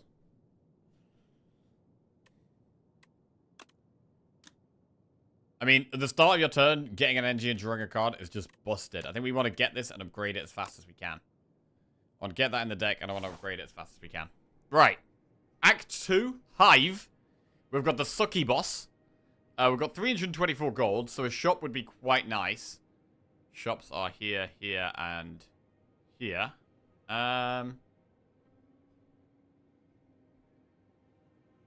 What do you guys think about this, by the way? I would quite like it if the map was, like, slightly brighter colors. I don't know. Does anyone else feel like that? I feel like I'd like it if the map was, like, slightly brighter.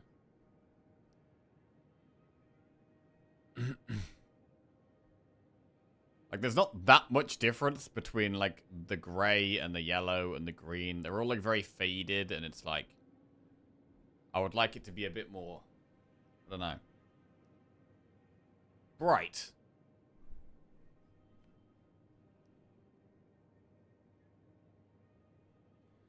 Right.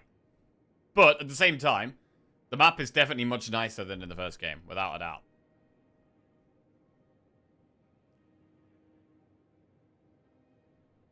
I mean, when you hover over them, the color is more obvious.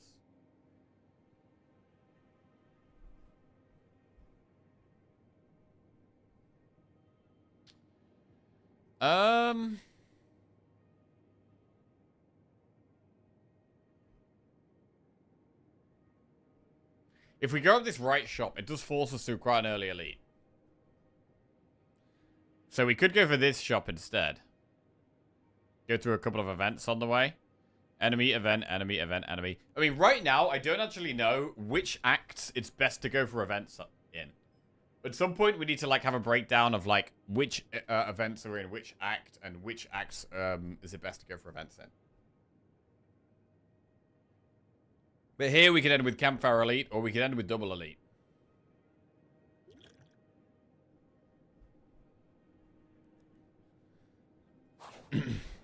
Right, we have Tez Katara. Start each combat with an additional 4 energy. Or remove 4 cards from your deck. Whenever you shuffle your draw pile, add a Soot into your draw pile. This is an unplayable status card. I mean, that is very good in the short term, but that could really hurt us in longer fights. Very Hot Cocoa, starting each combat with 4 extra energy, is incredible if we draw, well, any of our expensive cards turn 1. Demesne turn 1. If we get Dirge turn 1, it's very good. End of Days Deathbringer, much easier to play. So, I think I'm going to go very Hot Cocoa. And we want to try and get rid of, trim some strikes and defends, add a bit more card draw. The Compass. The Special Path does give us more flaws, but I think our map here is not bad. I don't think our map here is too bad. So I'm going to go with the Cocoa. I'm in love with the Cocoa. Right. This is not a great turn 1.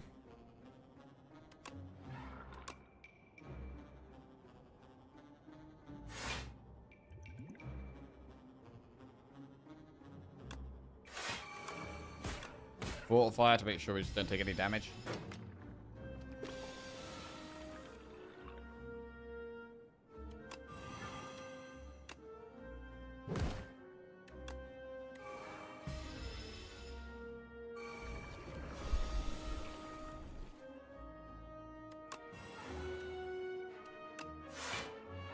Oh yeah, nice.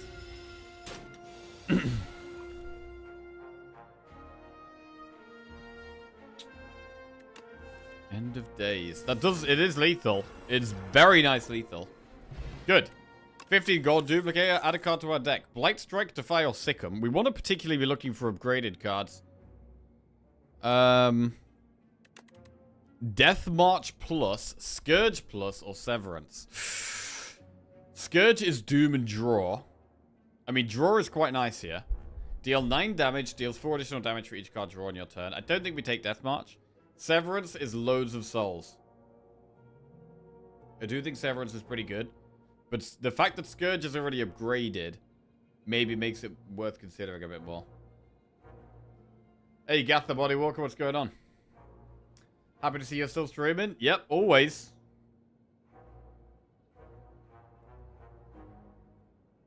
We're on 10 years now.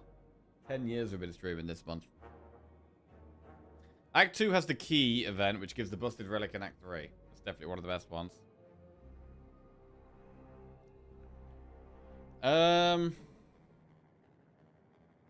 I don't hate Scourge.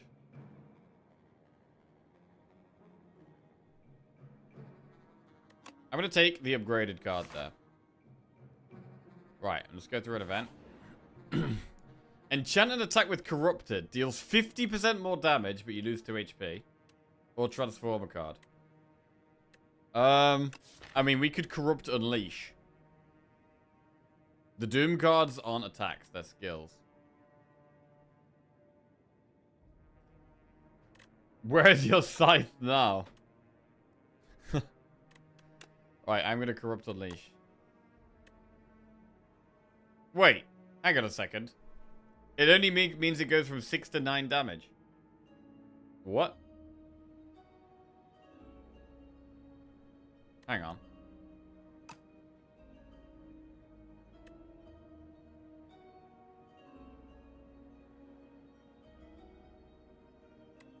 Does it not take into equation the additional damage? Deals 50% more damage, but loses 2 HP.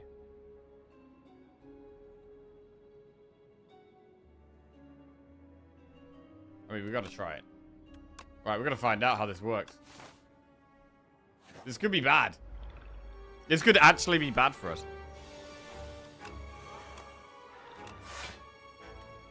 Right, so... it's doing 21, is that right?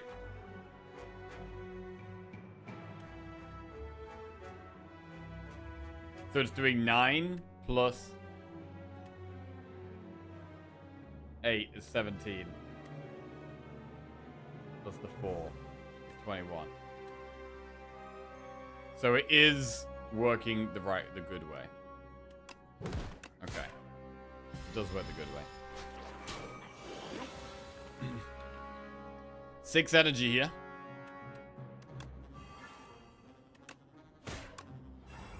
And it's dead. Do we want Dirge back? Yes, we do. And instead of Duplicate, we'll take Heart of Iron. Bone Shards, Blight Strike, Drain Power. Not upgraded. Sentry Mode, Right Hand. Osty deals 4 damage. When you play a card that costs 2 or more, return this to your hand. I mean, I do play a few cards that cost 2 or more. We have End of Days and we have Deathbringer.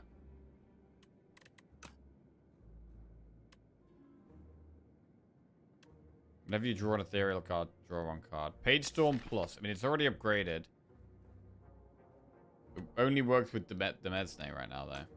So I might just... I mean, Right Hand kind of works, but it really doesn't feel like we need it. It feels just like kind of bad card. I'm gonna skip. Lose Heart of Iron and gain 10 max HP, or enchanted attack with Vigorous 8. First time it's played, deal extra damage. It's only good if we have a multi-attack, which we don't really have. So go for max HP.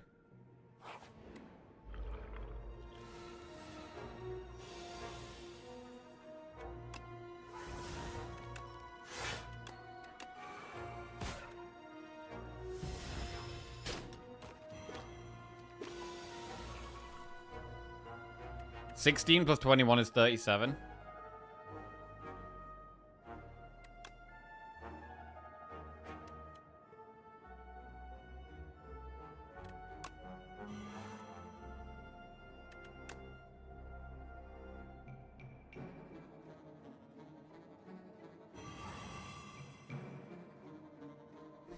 Okay.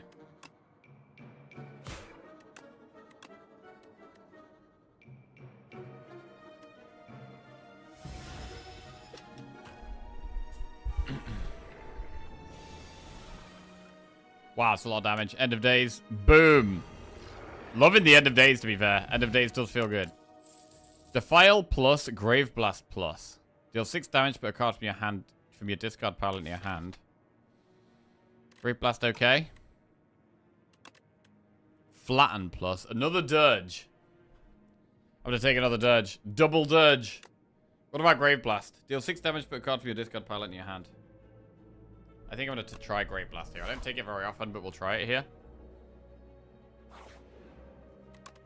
And should we upgrade Demesne or Dirge? Which do we upgrade?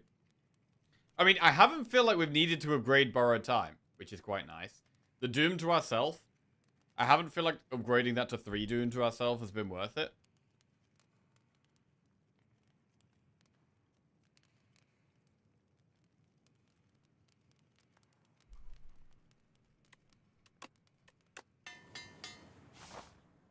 Right, I'll do Dirge plus. Got double Dirge now. That's insane on turn 1. It's insane on turn 1. with the very hot cocoa.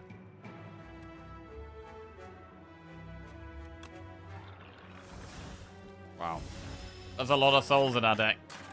I mean, is Dirge gonna have to be nerfed again?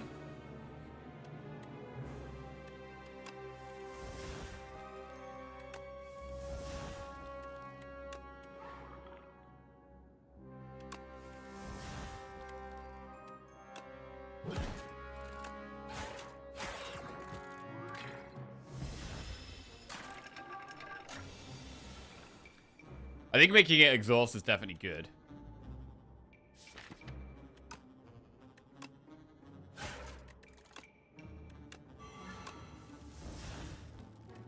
Sculpting Strike hasn't felt very good, to be honest. It hasn't felt necessary or helpful even at all. We get loads of energy next turn.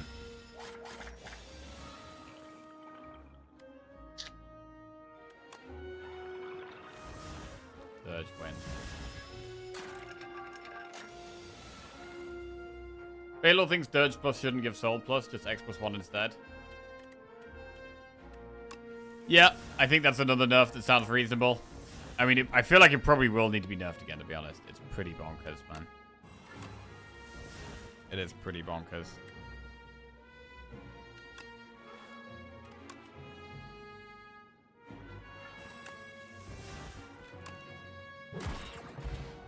Right, add a card to our deck. Necromastery. Summon 5. Whenever Osti loses HP, all enemies lose that much as well. That sounds okay. Or Wisp, which is just some energy.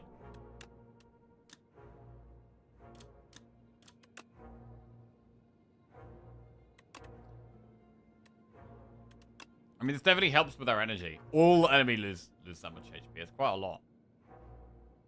Let's go Necromastery, and then we'll skip these.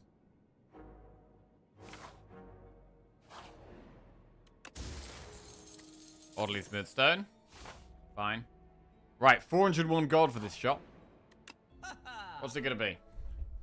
Whenever Osti attacks, gain 2 block. Osti does not attack that much, so it's not that good. I do quite like Spur, but it needs an upgrade, because Spur's a natural way of healing Osti, which is good. And I like that it retains. First time each combat you exhaust a skill, add a copy of it to your hand. Oh, bro! That's how we get another Dirge. We play Dirge, and then that gives us another Dirge. That's pretty good.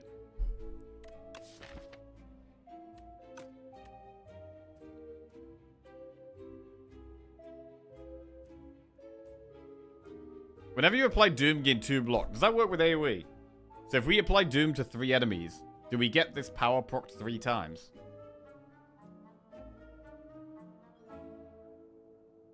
I think we should, but I don't know. Yes? Also when you Doom yourself. Okay.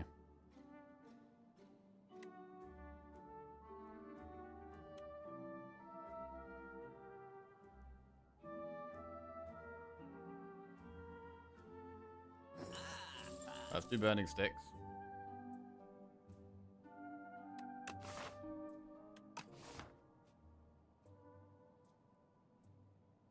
Gold axe with souls worth considering. Deal damage equal to the number of cards played this combat. Ooh, yeah, interesting. I'm not sure we have a damage problem.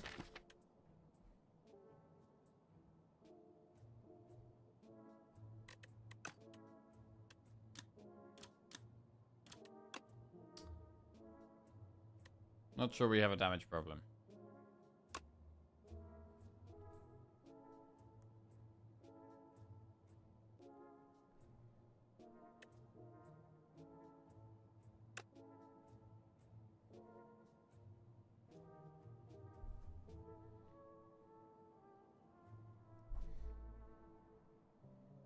We could do Spurt and Shroud, or we could remove a card. I mean, I do like removing a card. I'm pretty happy to remove a strike. Whoa. And I'm going to take Spur or Shroud. Spur or Shroud. I mean, Shroud is a power. I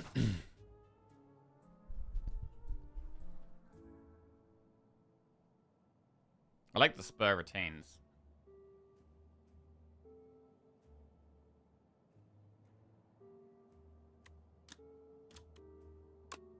I'm gonna take Spur.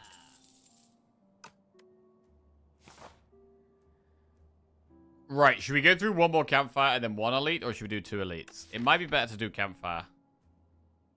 Because I still want to upgrade this Debesne thing, and I want to upgrade Spur as well. So I'm gonna go through a campfire and then one elite, I think, yeah.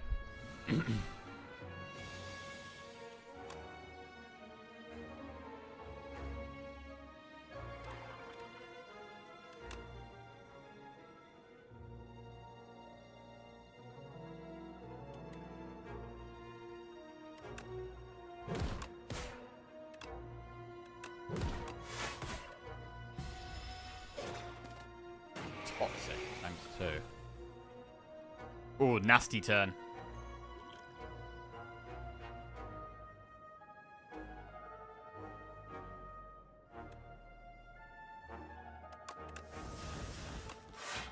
There's nasty.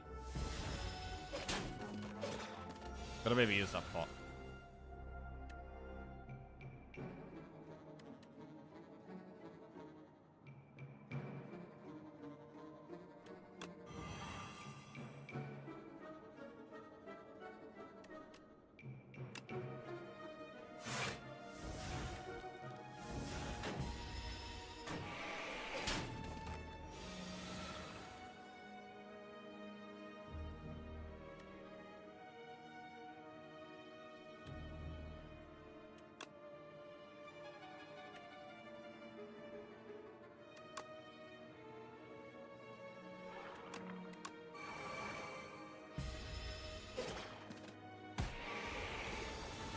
Cool. Well, that means he got hit, applied Doom, and then we killed it as well. That's pretty good.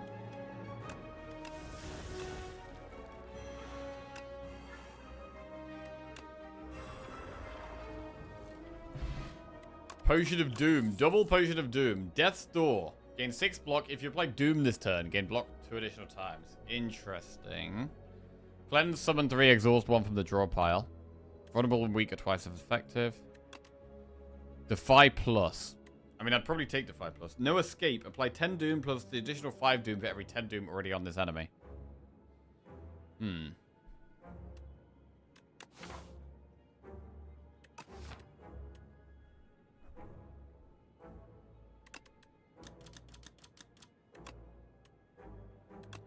do no escape. What about Death's Door? If you apply Doom this turn, gain block additional 2 times. Not sure.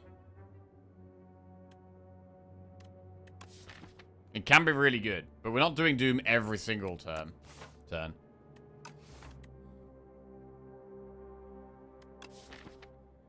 Cleanse is good for thinning deck. Yeah. We've already got a little bit of deck thinning with the Sculpting Strike.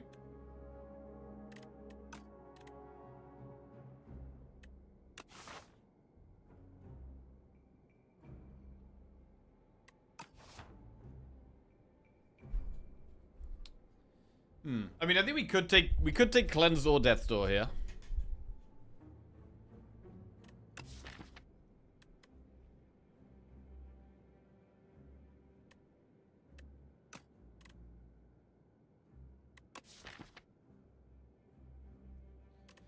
Taking a Death's Door could be good. I'm gonna take Death's Door. Right, what do we upgrade? I still want to upgrade Demesne and Spur.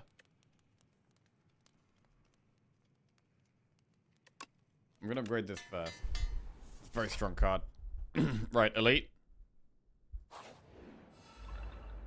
We've got this guy. So this guy punishes us for attacks.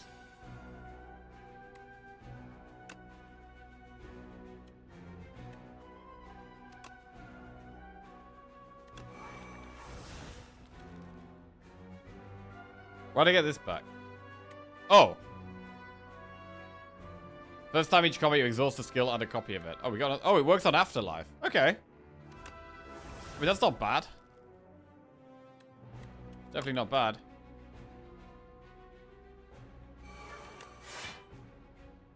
I'm not gonna put the Dazed in our deck.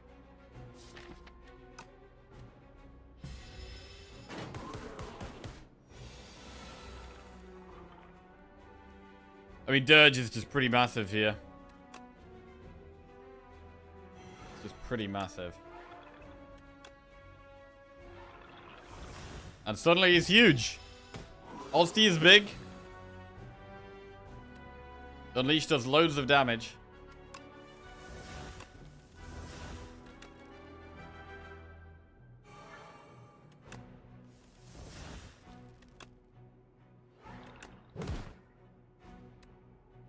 Cool.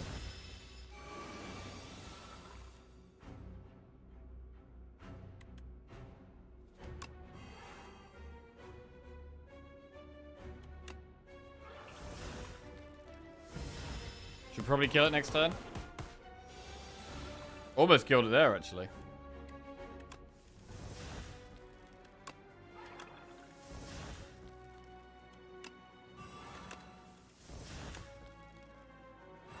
Very nice. I mean, the deck is doing quite well right now. We get Anchor. Start each combat with 10 block. Another Potion of Doom. Collecting these Potions of Doom right now. Another No Escape. Apply 15 Doom plus additional 5 every 10 Doom on the enemy already. I'm going to take it. That is just more scaling. We've got more Doom scaling now. So Doom is probably our boss solution, really. Lose 6 HP and gain 67 gold. Or add Clumsy to your deck and obtain a random relic. I think we probably just go with the gold, but then rest. Let's go with the gold, but I think we are going to rest here. I don't want to take a risk against the boss. Right, suck boy.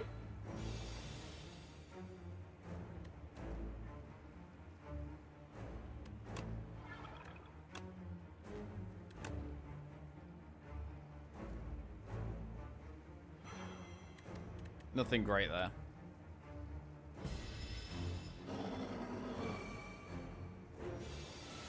Eight times 2.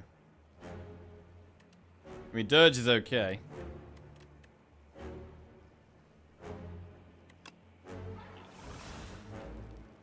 And it comes back.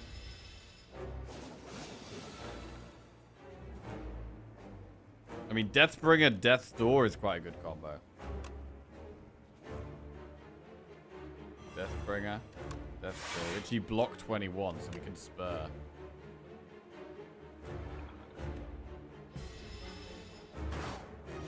We're getting sucked pretty close, though. We're going to need to play Frantic Escape soon.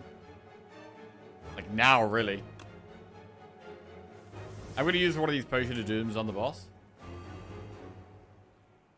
Oh, Demez is good.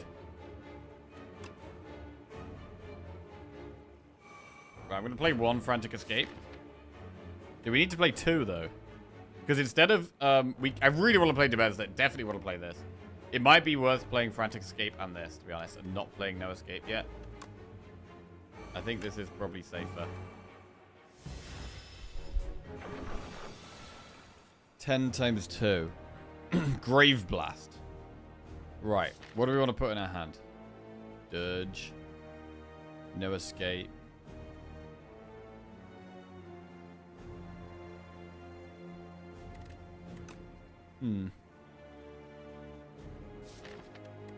Invoker's still in there.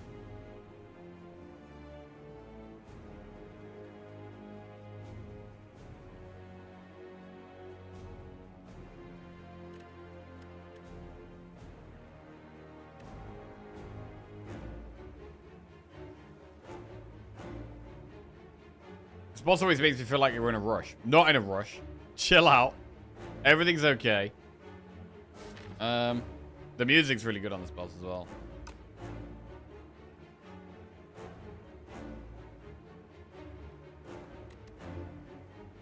Does this boss have a phobia mode? Oh! Bro, you just turn phobia mode on and it doesn't do anything. It just sits there, bro. It's chilling now. Alright. Well, that's how you make the boss more peaceful. You turn phobia mode on and he just chills the fuck out. Removes hands. Oh.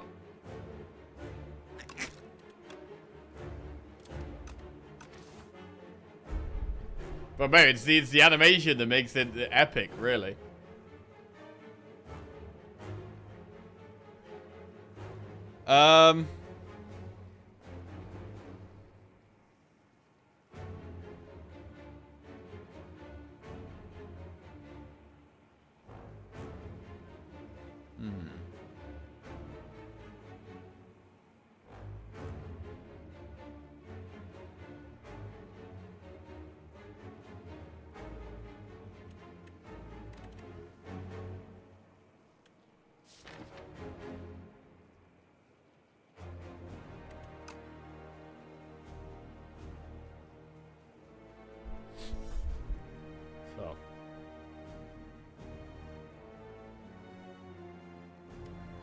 No escape is now 60 doom. Let's try it. It's quite a lot. Alright, this works. We've got quite a lot of summon next turn. We're close to needing to play a frantic escape, though. In fact, we might need to play one now. Borrowed time is good here. Okay, I can play a 1-cost frantic escape. That's good.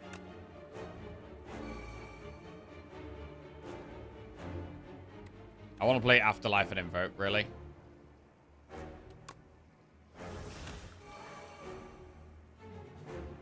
Maybe we do just play Dirge.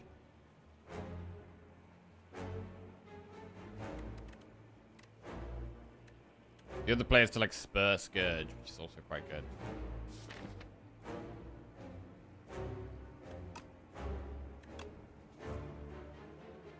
Do that. Alright.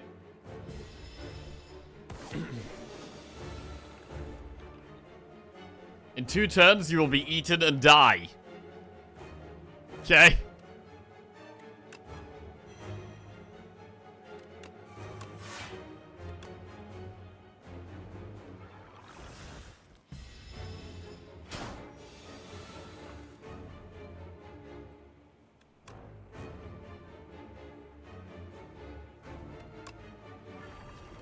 Beautiful. Oh, it gets all crumpled up when you doom it. Nice. Oh, nice, bro. Right. What do we do here? Transfigure. Add replay to a card in your hand, but it costs 1 extra energy. Does that work on X-cost cards? Does that work on Dirge? Or Neurosurge. Gain 3 energy, draw 2 cards at the start your turn, apply 3 doom to yourself. So Neurosurge will mean that we have to be a bit more careful with borrowed time. Transfigure is interesting. What does it upgrade to? Doesn't exhaust. I think we're probably fine with it exhausting. I don't think that's one we need to upgrade.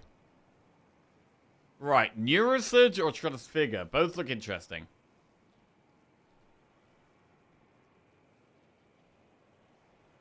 Both look interesting. Neurosurge always triggers a triple defend card, which is nice. That is true. I mean, Neurosurge is good for Dirge anyway, right? Neurosurge is already really good for Dirge. I'm going to go Neurosurge. I think it's a safer bet here. Right. Whenever you kill an elite, upgrade 4 random cards. Could be good. If we think we can kill elites. At the start of your turn, add a random attack to your hand. It costs 0. I don't want that. Add 1 whistle to your deck. What is this? Whistle. Oh, it's the one that stuns the enemy. To be honest, this might just be Warhammer. This might just be Warhammer. Also, if we, with the Neurosurge hitting ourselves, it would be quite nice to get Borrow Time upgraded. How many elites can we go for here? I'd be comfortable going for like a couple. I mean, here we have Elite, Campfire, Shop, Elite. Could be a good finish. Or we could go like this way. This is probably better, actually. Where we get 3 elites in. 3 elites. Let's go. 1, 2, 3 elites. Let's do it.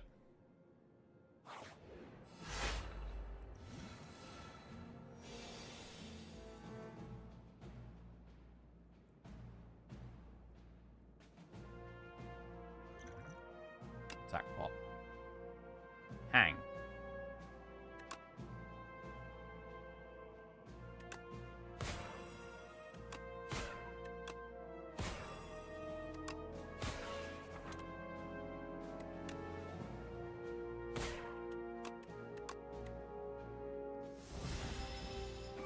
Fighting elites in the Slay the Spire 2. We have Test Subject as our enemy. Boom. I mean, Necrobinder seems to have pretty good energy cards. Bury Plus or Pass. Deal 3. Draw 3 cards. Okay, we'll go Pass. Well, I like some draw cards. Obtain Forgotten Soul. Whenever you exhaust a card, deal 1 damage to a random enemy. Or add Decay and enchant a card that exhausts with Soul's power. So I can make something never exhaust. We can make Dirge never exhaust.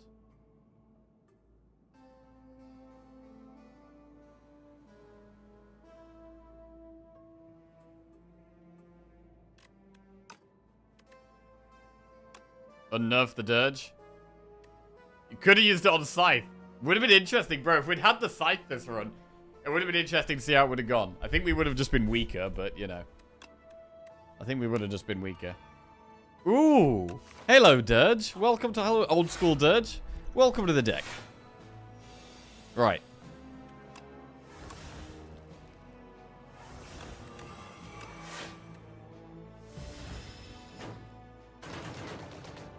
So combining the Summon and the Doom together right now feels very, very good.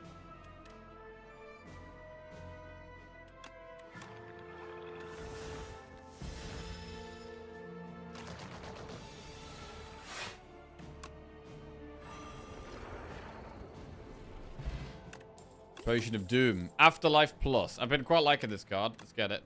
Misery. Deals 7 damage. Applies any debuffs on the enemy to all enemy enemies. I don't think we need that.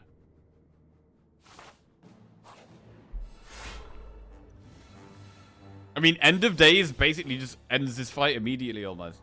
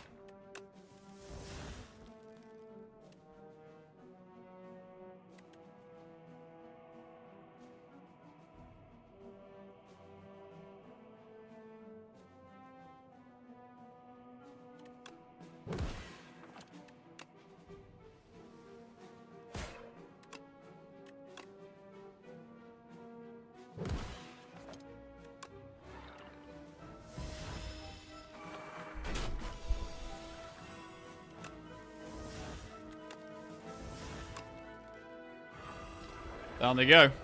I mean, I feel like this card's got to be nerfed, right? End of Days seems like really good. Next ethereal card you play costs 0. Reanimate. Jesus_Web just resubscribed for 15 months. Hello J4Key and J4Coughs. Have been playing too much to tune in. How are you enjoying the balance patch? Hey Jesus, welcome back to the Jackoffs. Thank you very much. Been playing too much to tune in. Good to hear. Game is great. Game is great. I'm enjoying the balance packs. It's the balance patch. It's definitely harder. It's definitely harder. Reanimate upgrades to 25 summon.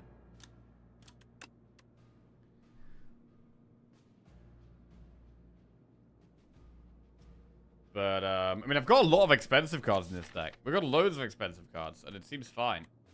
With the double Dirge, Necromastery, End of Days, Deathbringer, and now Reanimate as well.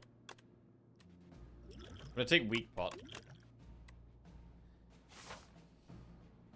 But yeah, the game seems hard. I mean, as we go up through the Ascensions, combined with the balance changes as well, that is basically just making the game harder. They've nerfed a lot of stuff. It's going to be getting more and more tough, but I'm excited to get to Ascension 10. Got to get there first, though. Right, pass.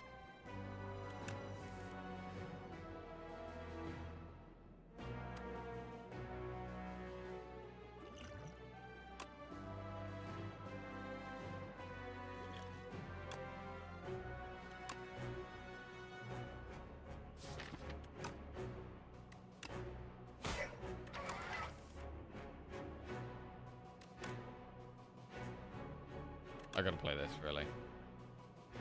And take some damage, I think.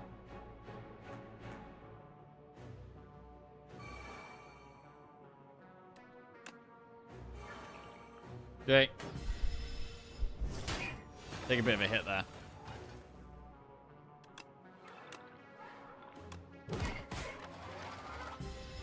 Right, so next turn, we can do whatever we want. Would be good to play Dirge here.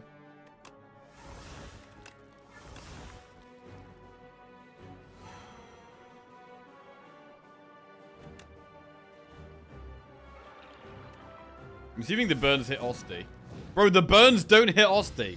The burns hit us. Okay. This is a bullshit. That's a bullshit right there. Afterlife.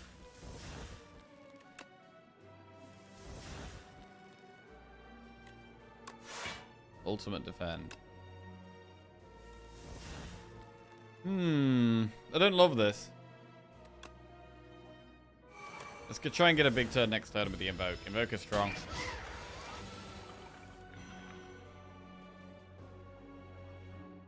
Wow. Can't do much this turn, though, with this hand.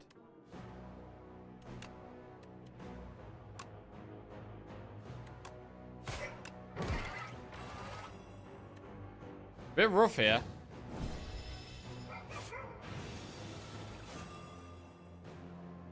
Reanimate, no escape.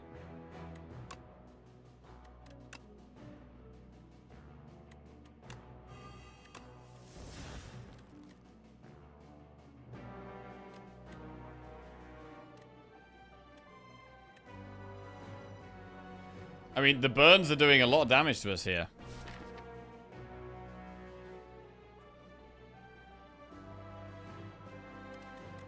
Could be Grave Blast defend.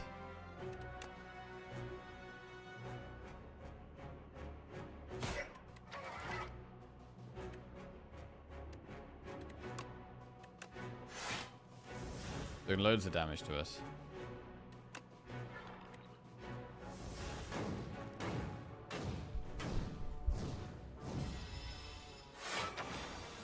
Does feel like a rest could be in order.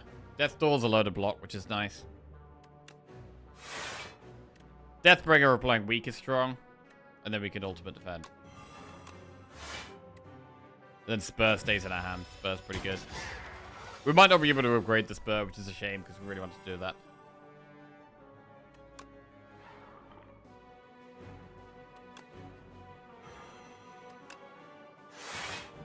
Alright, not too far off. Would be good to kill it this turn, which we can. It is now dead.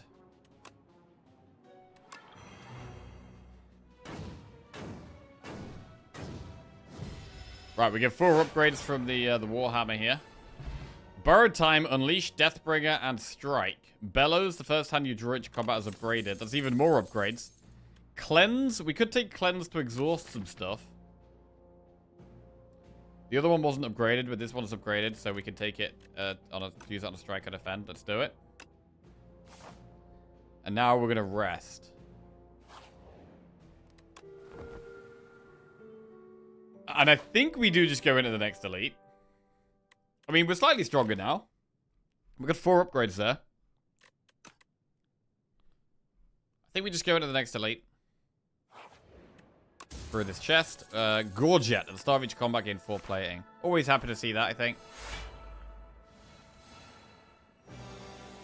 Neurosurge.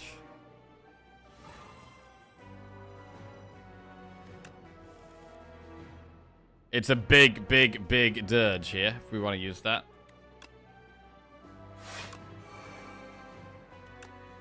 Which we do.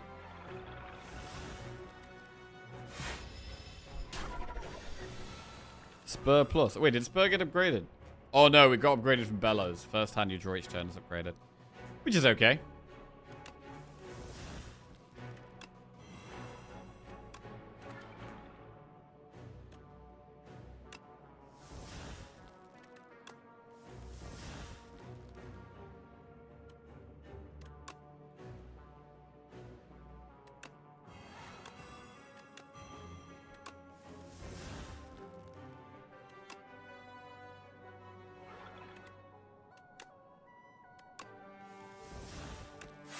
Death Door is massive there.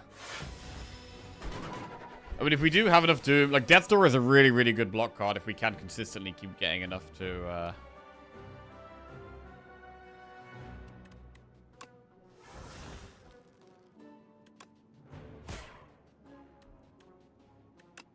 activate it. Strong. Reanimate, defend, ultimate defend, and no escape, all upgraded there. Misery, melancholy. Nah, skip those. Alright, this is going very well. We've got a shop to go through after this campfire, and I feel like we may as well rest. I mean, in terms of upgrades, we could upgrade Neurosurge, Pass, Spur. There's quite a few things to upgrade. But I'm going to play it safe and rest, because we know we're going to be getting 4 upgrades after this next elite anyway. I don't want to take a massive risk here. Whenever a non-minion enemy dies to Doom, heal 3 HP. Letter Opener? I mean, Letter Opener's not bad. We could also just remove a card. Potion of Doom? I swear Act 4 is going to have a time eater mechanic with the amount of draw they let every character have this time around. Well, they've just had a big patch where they've nerfed a lot of draw. So they've nerfed quite a lot of card draw, specifically in Silent. And they've changed one of the bosses so it's more anti-draw now, so... That is something they're looking at. Man, I do love Invoke.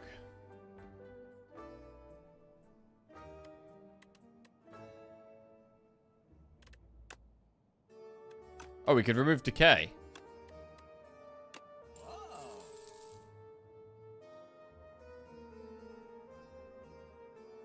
And then do Letter Opener. Invoke. Cool. Right, one last elite for 4 more upgrades. Oh, it's a scary one.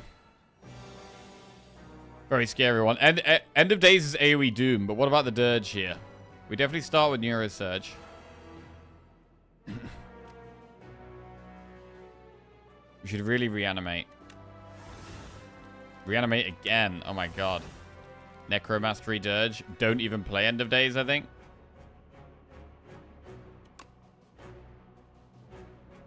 I mean, it's already big. We could just End of Days here. It's so much damage, to be fair. But then we're not playing Dirge. I'm going to play End of Days. So much AoE damage. They're going to damage their self as well.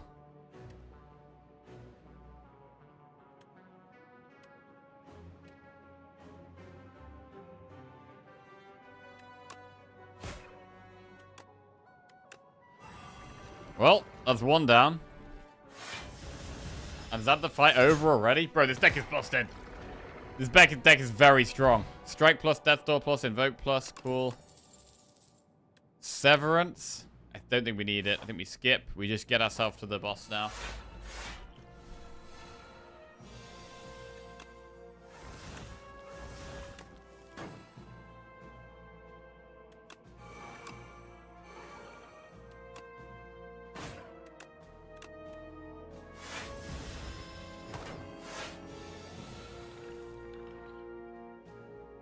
See, have you seen the review graph for Slay the Spire 2? Since the beta update, people have been review bombing rather than using the in-game feedback.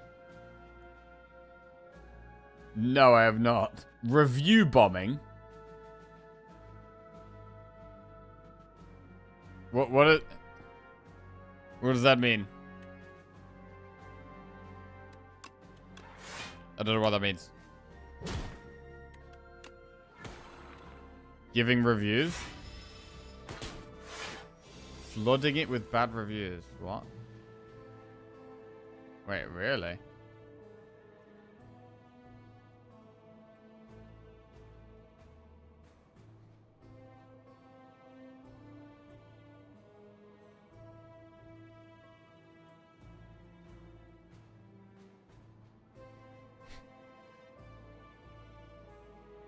Note, the following content is also posted in the discussion section of Slay the Spire 2, just to increase the chances that the developers will see this feedback. I have 500 hours in Slay the Spire 1 and only about 50 in Slay the Spire 2, so the views expressed here are based solely on my current limited understanding of the games. A failed attempt at balancing.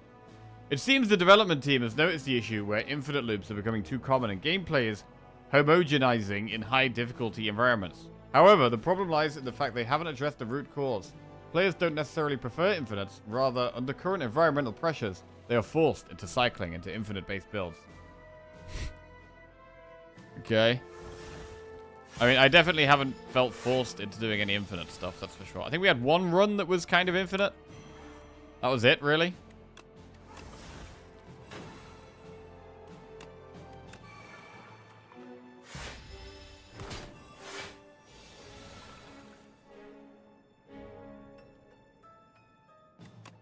Neurosurge. It's nice having big max HP on this character, for sure. Cleanse a strike.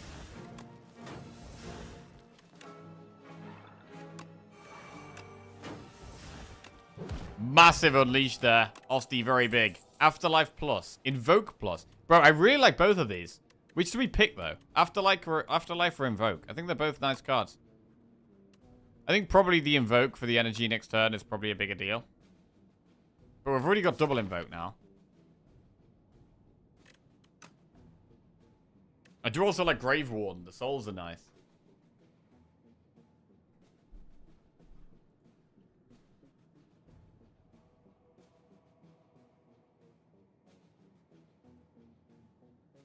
It's understandable to create balance patches for numerical values, but the changes in this beta update are a severe case of overcorrection.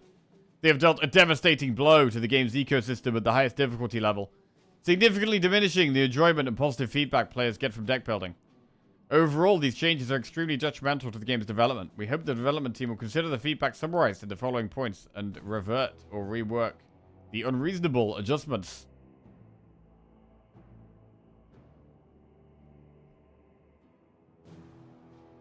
Shit update. My dear developer, have you ever played your game in Ascension 10 difficulty? Fuck's sake. Fuck's sake. Bro, I haven't yet. It's gonna be interesting. It's gonna be interesting when we get there. Giving a bad review to an early access game for a beta patch is incredibly silly. It is. The balancing process is gonna take a while. And, I think if you are giving anything, any, like, really negative or feedback, I just feel like it's just totally unnecessary. I mean, unless you genuinely hate the game, which I don't think most people do. But I think they've made an amazing game, and it's going to balancing is going to take a long time. I think I think there's going to be a lot of balance patches, and the game will shift and weave and change, and yeah, gonna be a fun ride. I do really like Invoke, man. I like Invoke a lot. I'm going to take Invoke. And we have one last campfire. I think we could go for an upgrade here. I mean, we could upgrade the Neurosurge.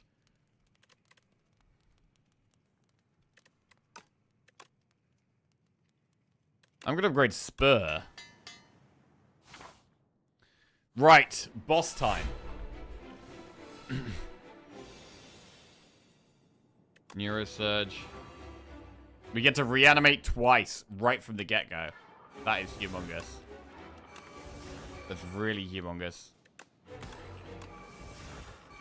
I mean, Osti being 67 health turn 1. Pretty bonkers.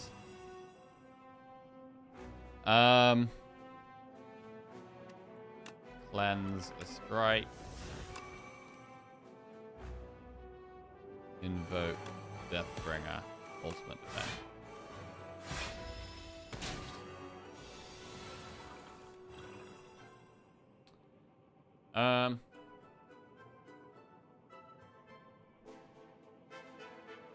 The main thing is reviews seem to be forgetting is that reviews are for informing buyers about how the game is, not the opinion of the devs. Yes. True.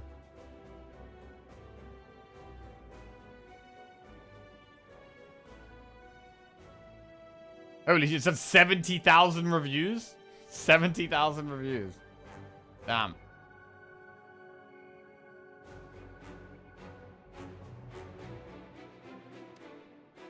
Right.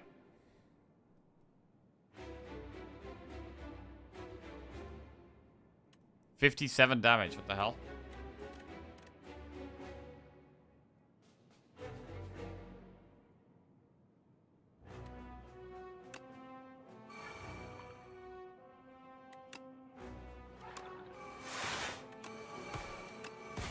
Okay, Osti's gonna take a hit here.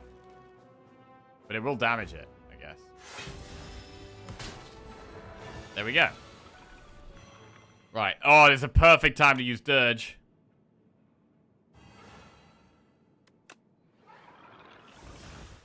And Osti's big again. Painful stabs. 10 times 3. It's just going to get bigger and bigger and bigger as well. Unleash does 141 damage. Quite a lot.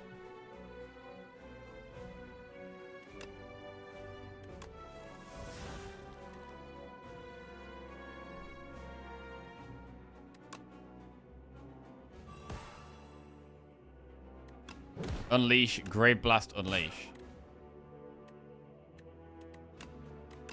Does the job there. Nice. And now we're on phase 3 already. Invoke is fantastic.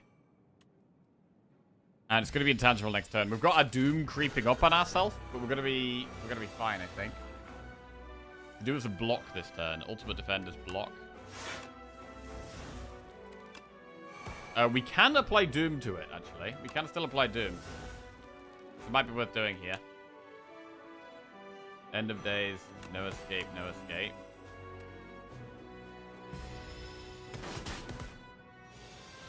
And our Doom is still a long way off killing us, which is great. I mean, Spur is 12 summon, essentially. If Osti has taken some damage, Spur is 12 summon, which is very, very strong. Oh. Unleash in the deck. Brave Blast, Unleash. That does 132 damage. It's not far off killing it. 160 damage? Is that enough?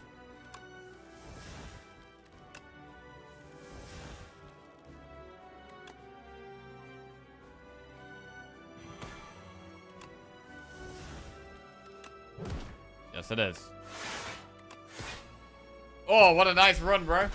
What a nice run. I mean, a bit of summon, a bit of doom. A lot of good stuff.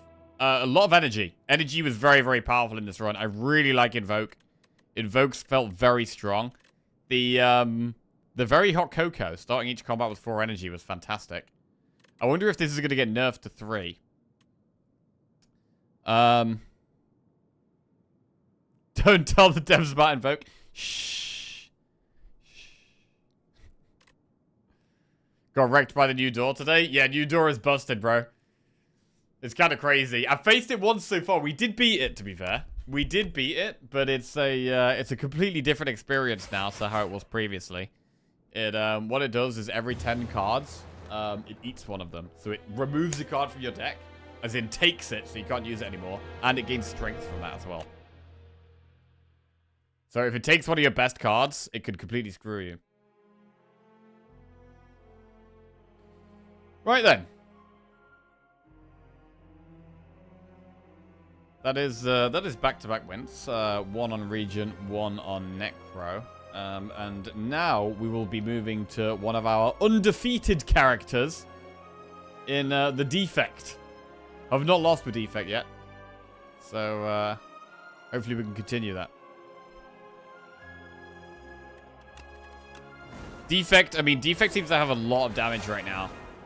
Defect seems to have a lot of damage. Previous Doormaker wasn't even really a boss. It was just a big hitting enemy. New Door's getting hate. I haven't faced him yet, but I'm glad he's not the most boring boss in the game any longer. Yeah, I'm glad they're doing stuff to him as well, for sure. I mean...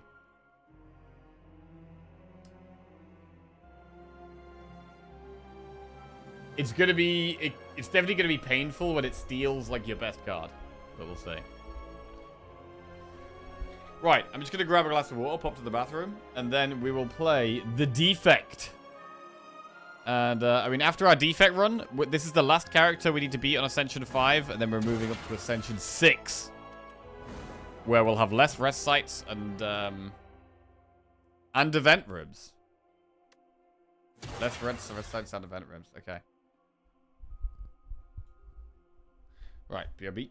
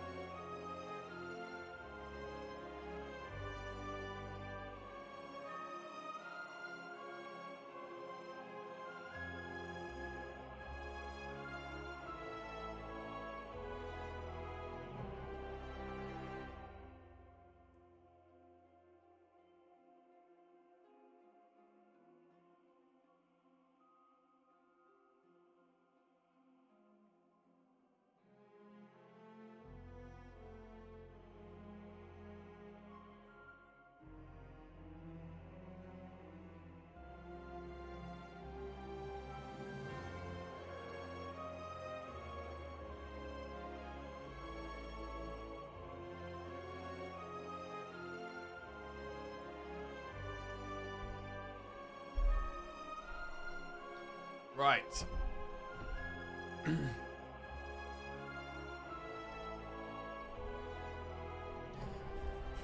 Okay. Right, Defect next. I think it's one of the worst designs they've ever done, but if they want to try things, I'm cool with it. Yeah, fair enough. I mean, the main thing is to just try and be positive and enjoy the game, right? We've got a great new game out. Balancing is going to be a difficult job, and it's going to take time.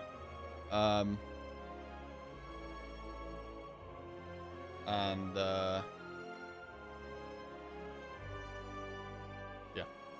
That's it, really. I'm just going to enjoy it. And try and get good. Try and get good. Right, the Defect. Let's get a prediction going for this one.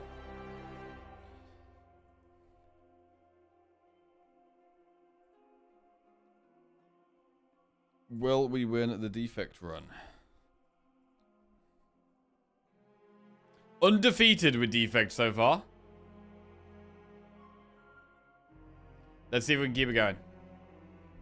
I thought the patch with nerfs the Doormaker's live already. It is live. You have to change something in Steam, though. You have to select the beta version on Steam. Right. Let's do it. Okay. Lost Coffer. Gain 1 card reward and procure 1 random potion. Seems just so bad. It just seems so bad. Upgrade 1 of your strikes and 1 of your defense. Or choose 1 of 3 rare cards to add to your deck and add 1 injury. Oof. Have you tried Trash Defect yet? Did a few runs yesterday. It was pretty strong. I had a run where we had, like, some of the status card synergy things, but it ended up not being that important, and we kind of still ended up just being a Storm deck.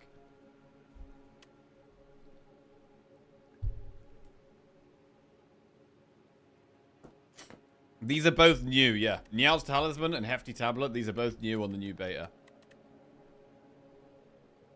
Talisman has to be the worst Niao reward. You think? Upgrade a striker to defend? We could try Tablet.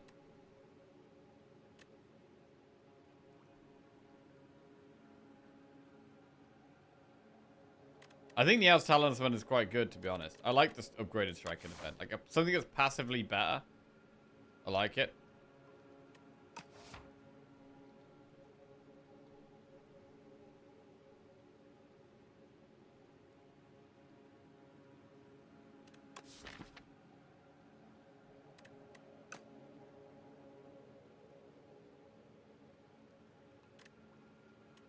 Like, I actually think it might be better than Tablet here.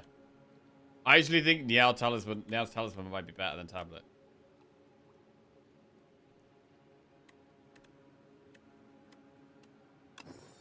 Let's do it. Strike plus, defend plus.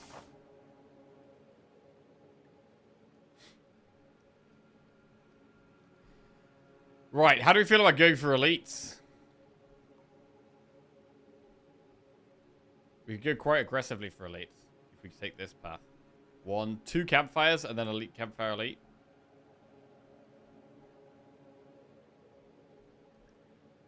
Let's go this way.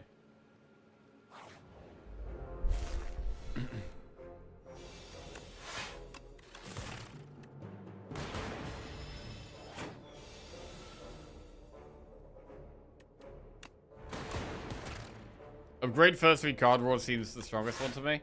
Yeah, I really like that. I think I've picked that one almost every time I've been offered it. It does seem very, very good.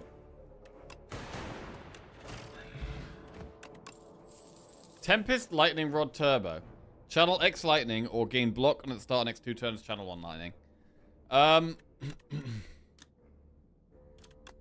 We could do Lightning Rod and upgrade it.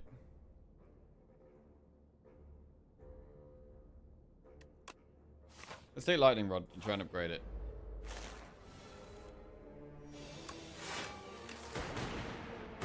More lightning.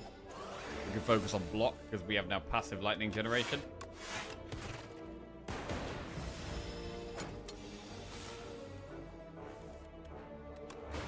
Boom. Cool-headed, focus strike, synchronize. Okay. I like cool-headed. Synchronize. Gain 2 focus this turn for each unique orb you have. Focus strike is damage. In the early game, we generally want damage, so maybe we take Focus Strike. We'll do like Cool-Headed, though. It's a good way of blocking.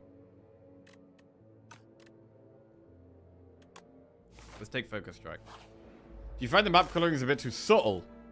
Oh, it'd be nice if they made the a bit bolder. Yeah, I think I'd agree with that. I think I do agree with that.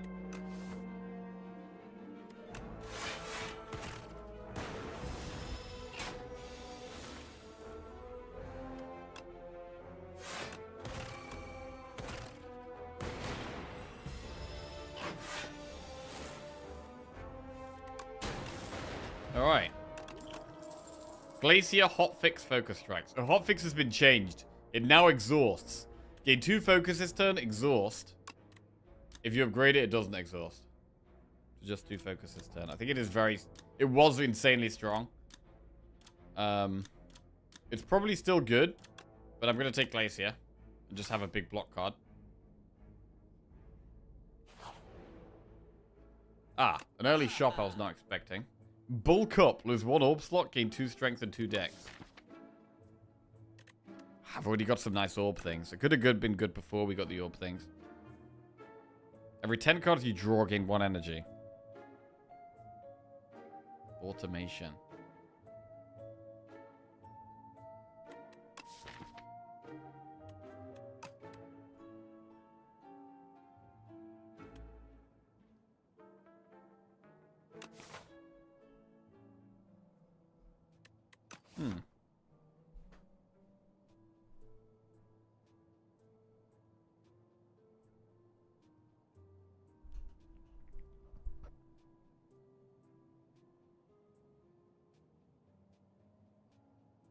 null, remove.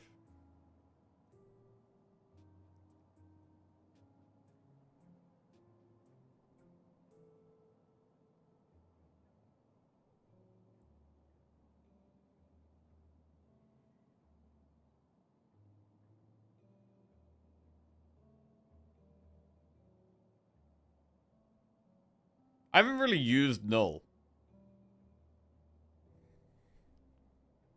I'm not sure what to think about it. We could try it. We could, like, remove a card and take null to just try it out.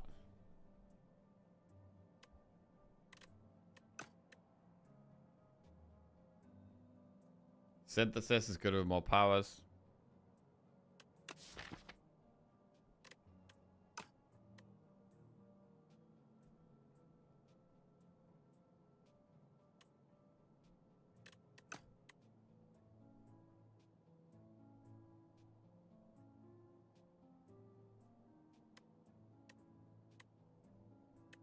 Right, let's remove a strike.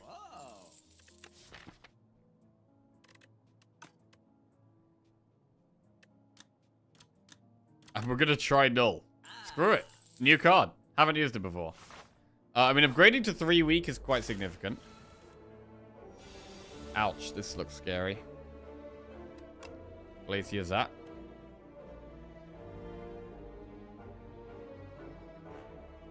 I mean, we could Firepot here.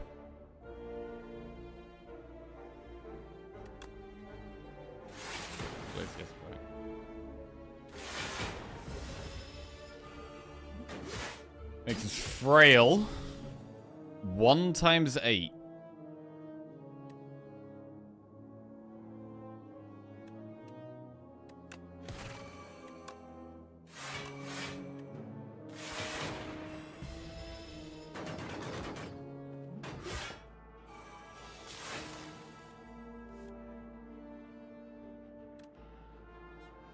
Damage. I mean, I don't like the way this is looking, to be honest.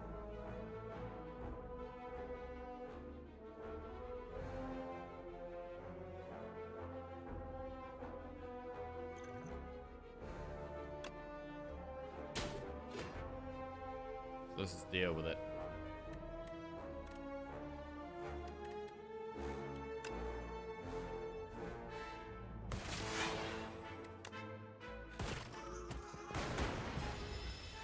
Okay.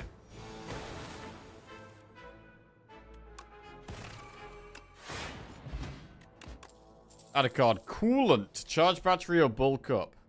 At the start of your turn, gain 2 block for each unique orb you have. Well, we've got Frost and Lightning right now, so a lot of the time we're going to get 4 from this. If we upgrade it, it could go to 6. I don't know how good Coolant is, to be honest. I feel like we'd need loads more orb slots. Oh, we do also have Dark Orb as well. So we do have 3 types of orbs.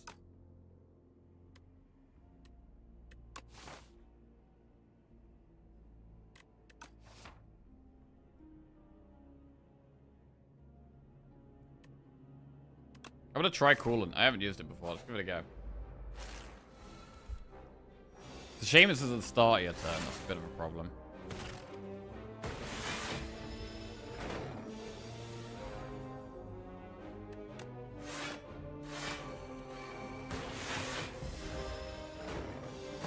I'm gonna want orb slots though, I think.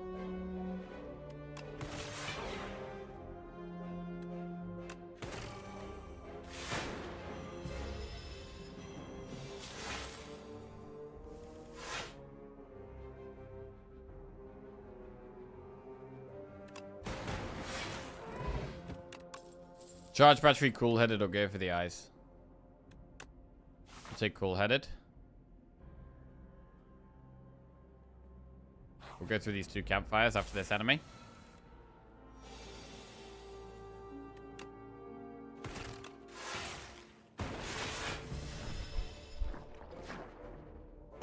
Can we play null here? I think it's just defend lightning rod. Zap.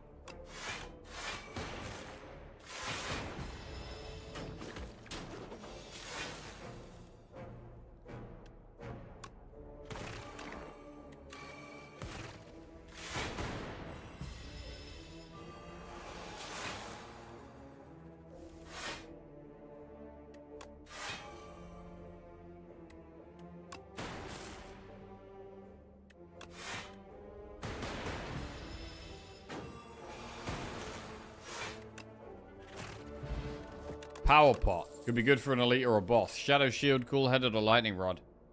I mean, I've quite liked lightning rod so far. Is it better than cool-headed, though? Because cool-headed draws.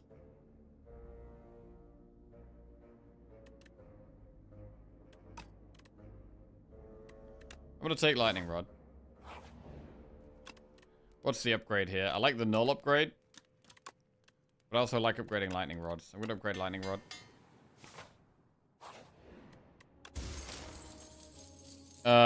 Kusarigama. Every time you play 3 attacks in a turn, deal 6 damage to a random enemy. Not very good for us here. And I will upgrade null for 3 weak. Could be big against an elite. We could power pot here. Or should we power pot in the next fight?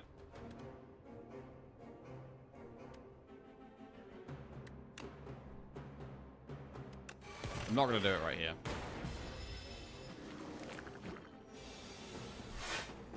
We don't have AoE though. It's a problem. With the lightning rods.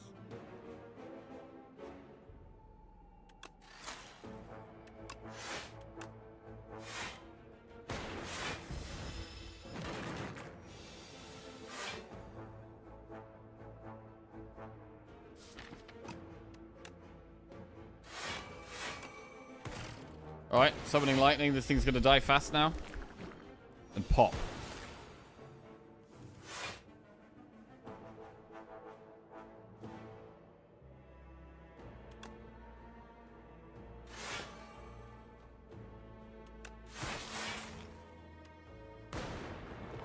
Okay.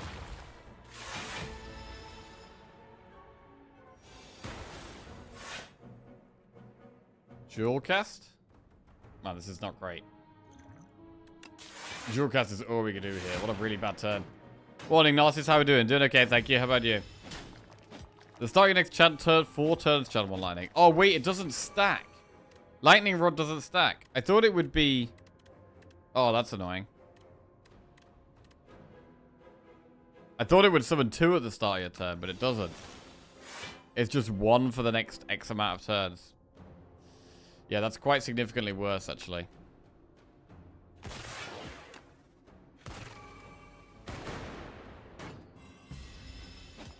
That is significantly worse. So it's not something I want loads of. I've taken 2 of them, but now I kind of regret having 2 of them. I wish we only had 1.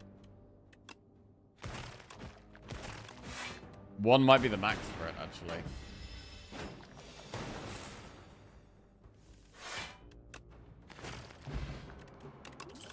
Get another power pot. Boost away, hailstorm, or claw.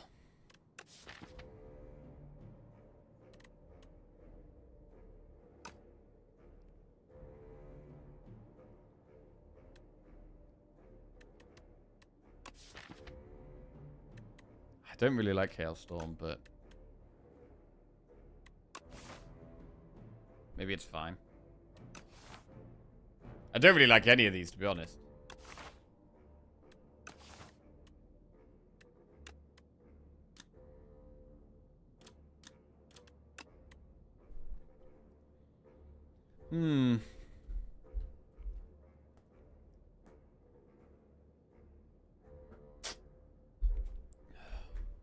Only got 1 card that applies Frost. I'm gonna skip.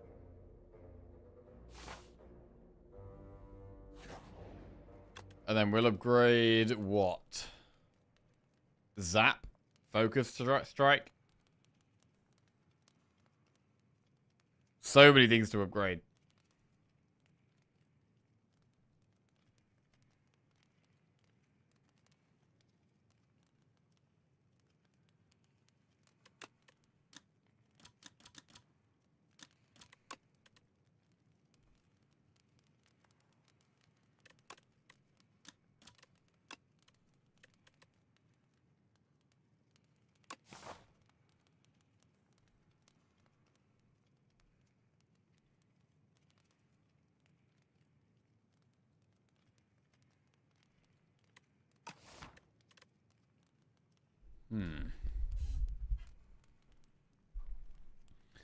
Not sure what to upgrade.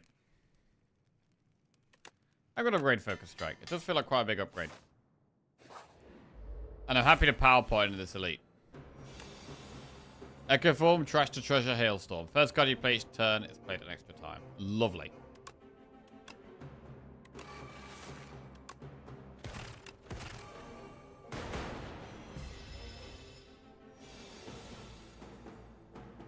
Coolant twice.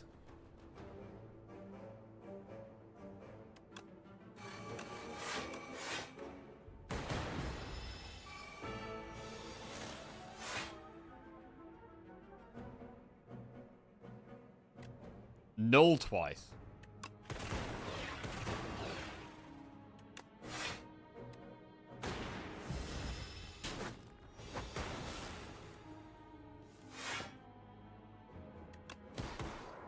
Smoke this guy. I feel like Defects might actually feel like the strongest Act 1 character right now.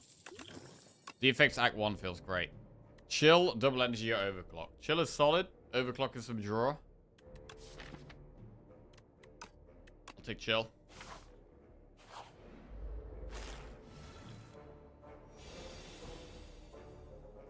Right, skill pot here. Try and find some block.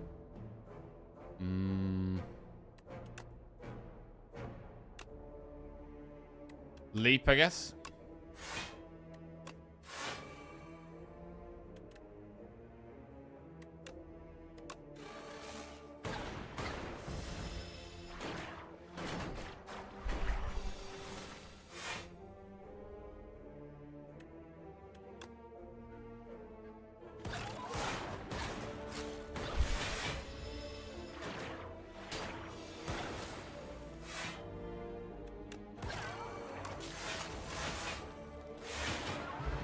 Cool. Subroutine, Lightning Rod or Glacier. I'm not taking another Lightning Rod. Subroutine is a very good card, but we want more powers for it to be really, really powerful. At the moment, I've only got one extra power. But I do really like Subroutine. Hey, Chameleon Eyes, how we doing? Glacier is just great. Glacier is great. Subroutine is great. I'm going to take Subroutine. I think it's nuts.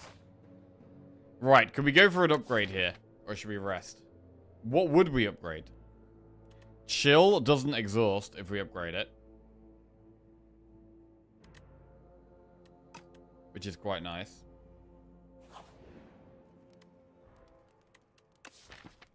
We're going to use a power pot in this next fight as well. Let's upgrade Chill. We are going to use the power pot.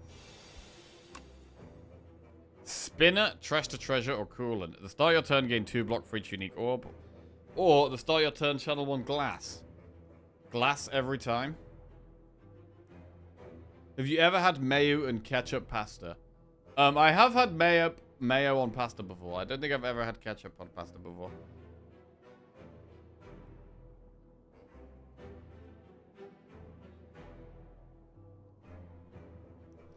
Yeah, I'm gonna go Coolant.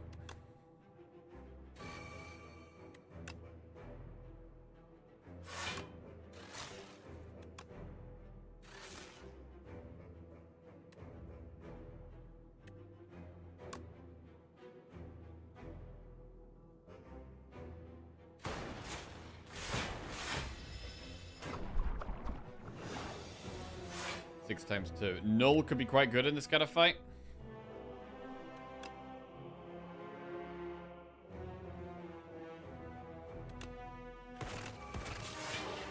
Try and get the Dark Orb to grow. The big tail attack is doing how much, though? Can we block it? It's doing 20 damage. Glacier is good. Looks like we can block it. We could just Lightning Rod here and it's solid. Right, the Dark Orb is now gone, though.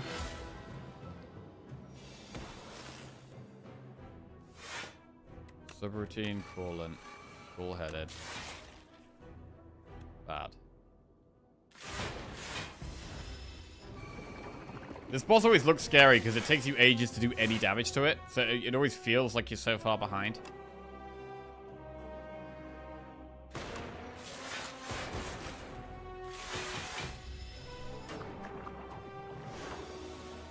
But I'm not sure how far behind we actually are.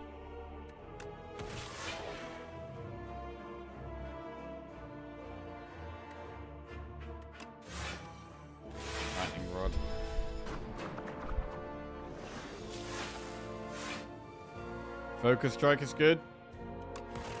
28 damage. Humongous, actually.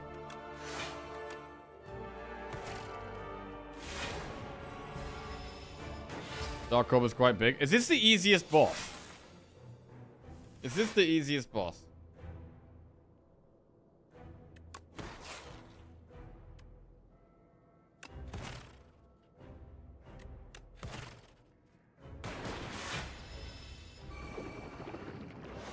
The 3 guys is the easiest. Really? I actually feel like I think this one's easier.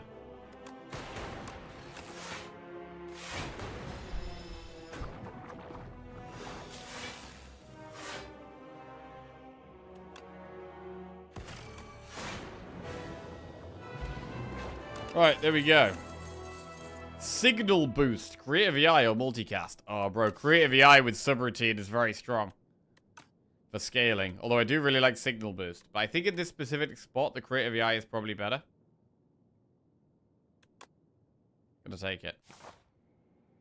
The stupid deer is the hardest. Right. Tez Katara. Enchant all strikes in your deck with Tez Katara's Ember.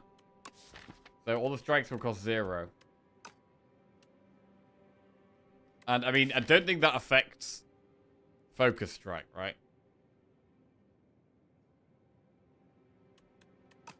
You died to the waterfall guy. At the start of your turn, spend 5 gold and gain 1 energy. Gain 1 energy at the start of each turn, extinguishes at the start of Act 3. This is the first time I'm actually considering taking the pumpkin. I don't love these options, and I'm thinking about the pumpkin. We're not going to have that energy in Act 3, but maybe we can have a strong Act 2.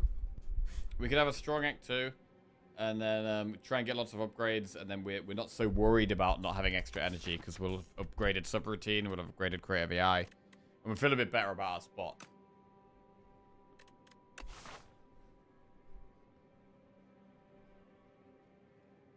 I think I do want to get to a shop. So, either this way, or going this way looks good.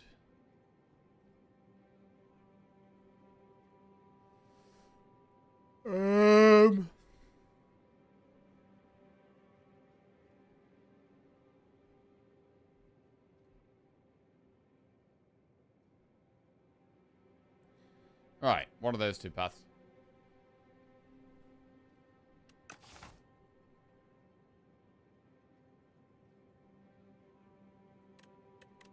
Damn, what do we do here? The hell do we do here?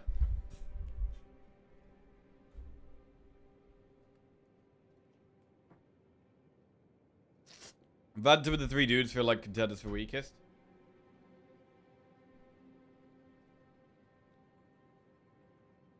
You should pumpkin? I actually think it is pumpkin. I don't think I've taken the pumpkin before. I really don't like temporary buffs.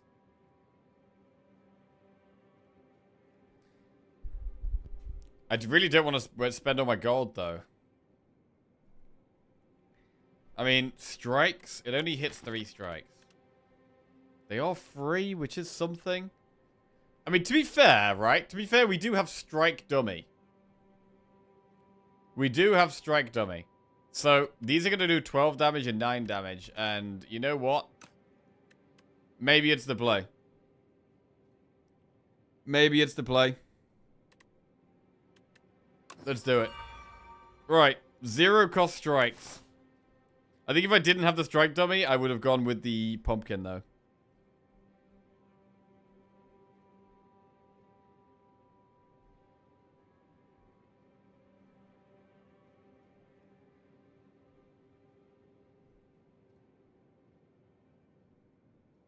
Do we want to do an early elite?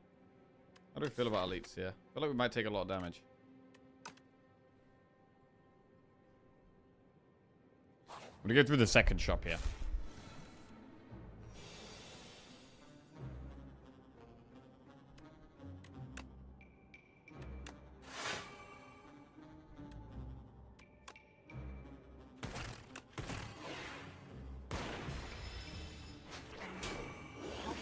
But still chill. I would like that back.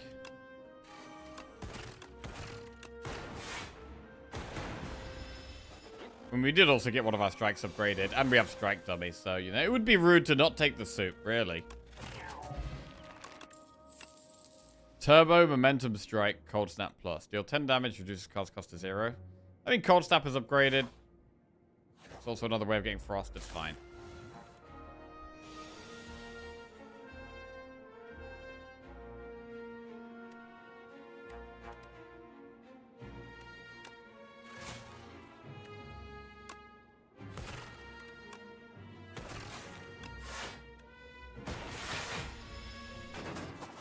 The Sword Made of Region sucks, the Necrobinder sucks about yet.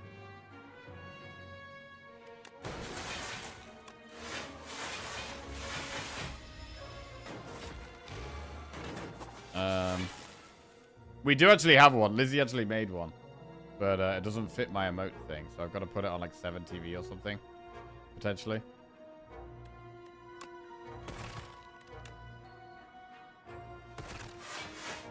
Necro sucks won't be made.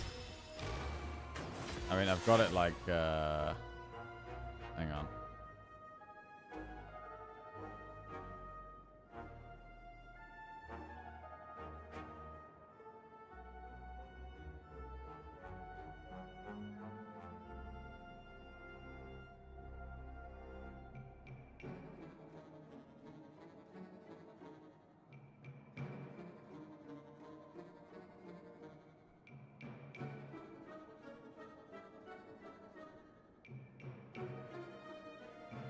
I've got it right here.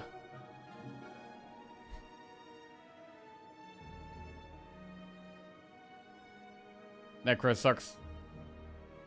And, where's the other one? I need to work out how to upload it on 7 TV or something, I think. I was going to use them as, like, Twitch emotes, but they're a bit small. They don't really work as, sub emotes. They kind of need to be a bit bigger.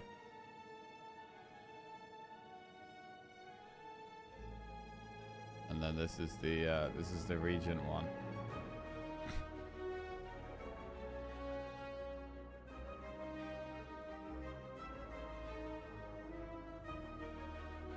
Right. Anyway. What are we doing here? Just kill this.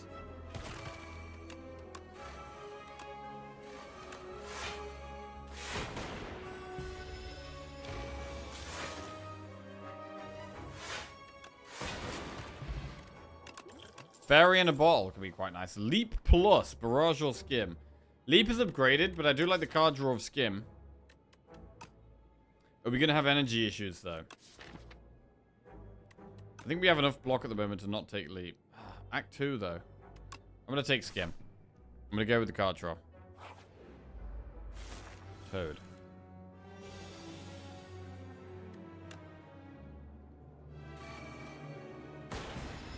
Can use Colorless Pot whenever we're about to take any damage. Maybe right now.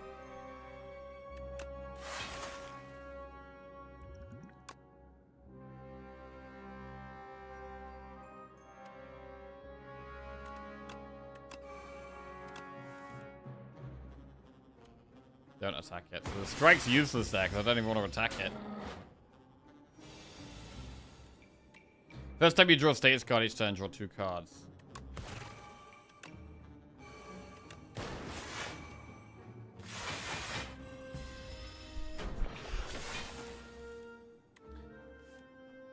First time you play a 0-cost attack each turn, return it to your hand. Each turn? Sorry, that's a claw. That's a claw card. Feral and claw.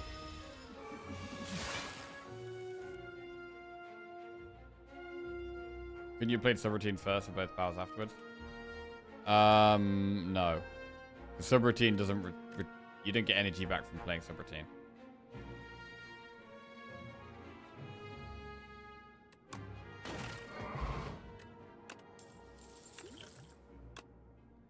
White Noise Hologram Compact.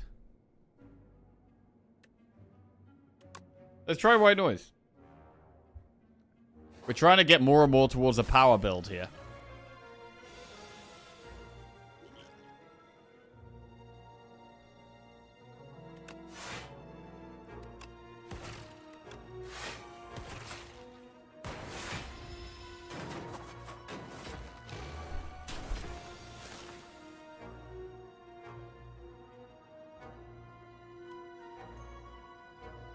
This isn't great.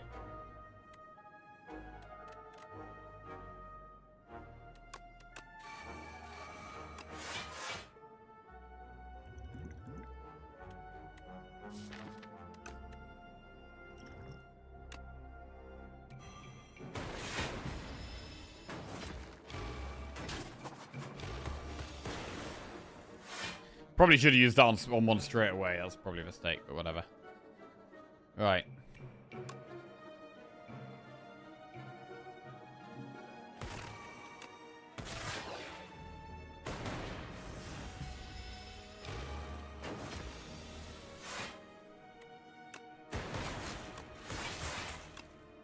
They left the overclock compact infinite in.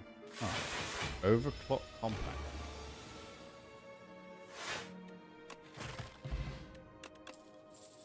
There's overclock. Oh, we go with another white noise. I mean, overclock's upgraded. I think we take it upgraded. And we go through a shop next. Kifuda. Upon pickup, enchant up to 3 cards with Adroit, which means you get 3 block when you play them. That's quite cool. There's an Echo form there, though. Reptile Trinket. Whenever you use a potion, gain 3 strength this turn. Vambrace is also solid. Gain 3 block when we play it. I mean, that can literally hit the... we can use that on chill. We could use it on the strikes.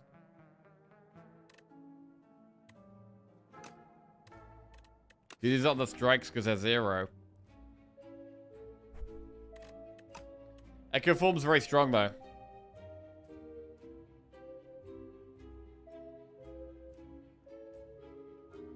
We could go for upgrades because of the fairy in a bottle. Gives us a bit more health to play with.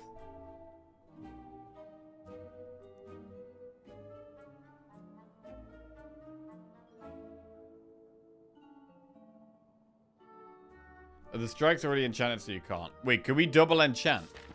Can you double enchant? Maybe we should find out. You can't. You can't double enchant. Oh.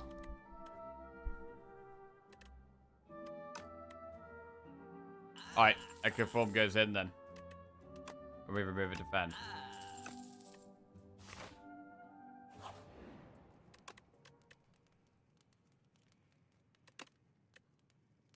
We'll upgrade Creative AI, make it a bit more playable.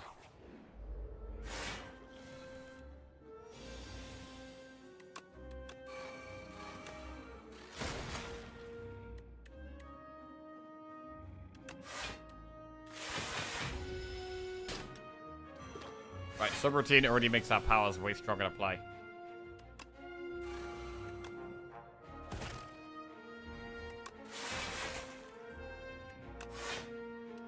Blocking all that. Subroutine, possibly the next upgrade, yeah. I think it's a good one. Subroutine again.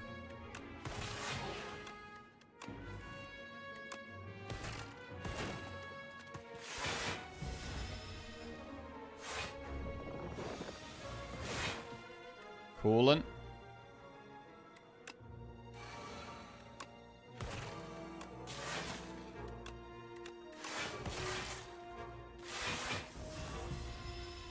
Right, that one dies. Subroutine again.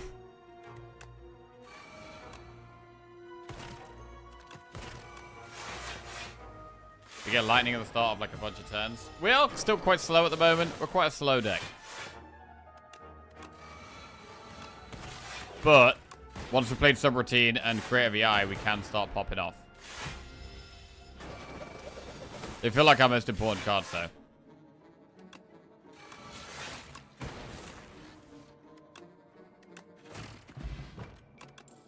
Hotfix, Sweeping Beam, Beam Cell. Right, this is the newly nerfed Hotfix. Do we want to take it? It exhausts. 2 focus this turn. I think we still take it. You could upgrade it to not exhaust. I think we still take it here because it can be block or damage. Blood Vial and some healing. Right, where do we go next? Go enemy into campfire. And then we can think about an elite.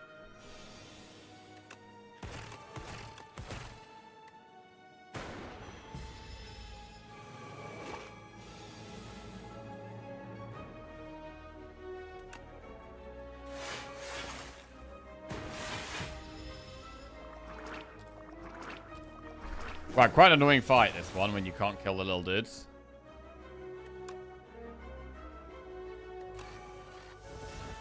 First time you play a zero-cost attack each turn, return it to your hand.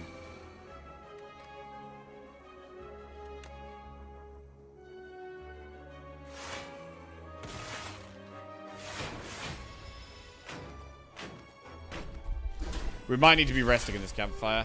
Ah, but fairy, though. But fairy. That was big.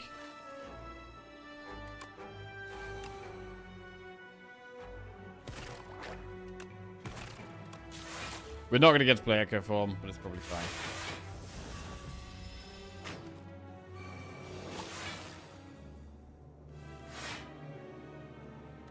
Whenever you create a status card, channel one random orb. That works with Overclock. Hey, channel the Dark Orb.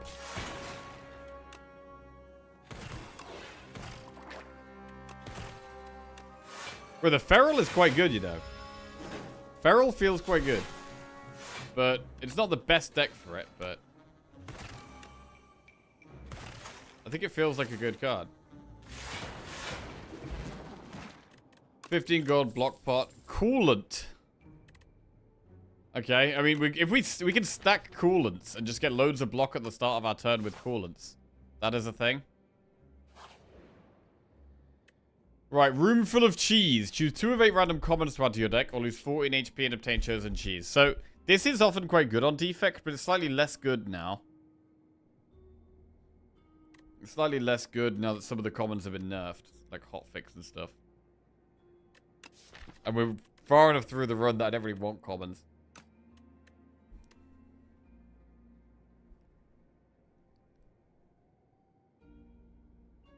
Chosen cheese. 14 HP.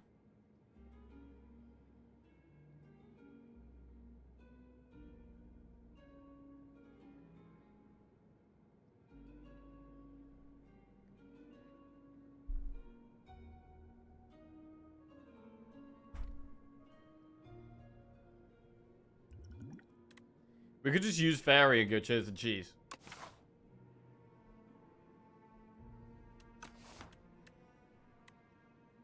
Nah, it's good common cards. Ball lightning, cold snap, focus strike.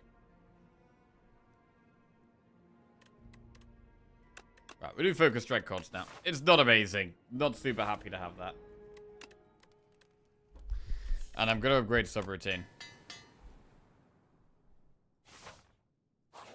Right. Worm.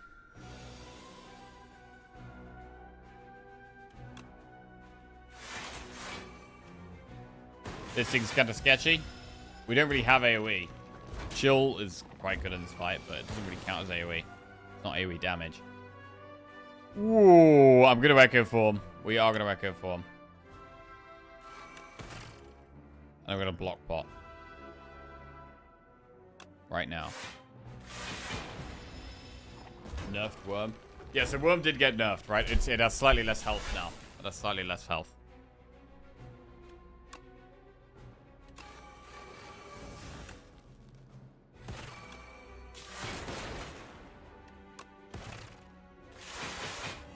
Right, we played Echo Form. First card will get played twice. Coolant twice.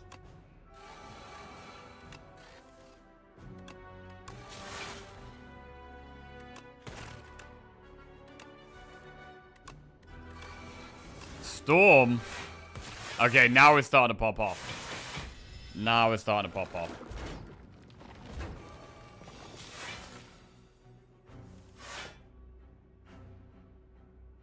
I don't think it's even subroutine twice here. I think it's chill twice. It's so much block. I think it's the way. And then we subroutine.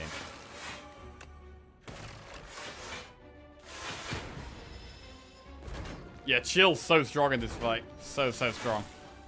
Spinner. The start your turn channel 1 glass. That's nice.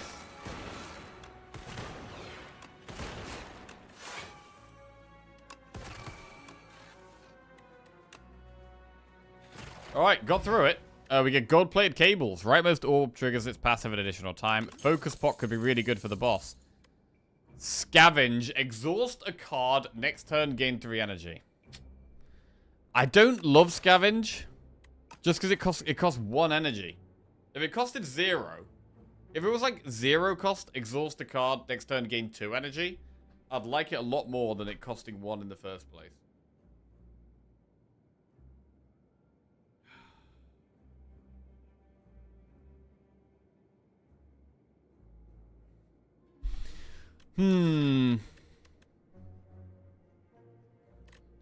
I don't even want it. I'm gonna skip. Do the event. Ooh. Gain a debt to divine 6 times, or pay 79 gold to divine 3 times.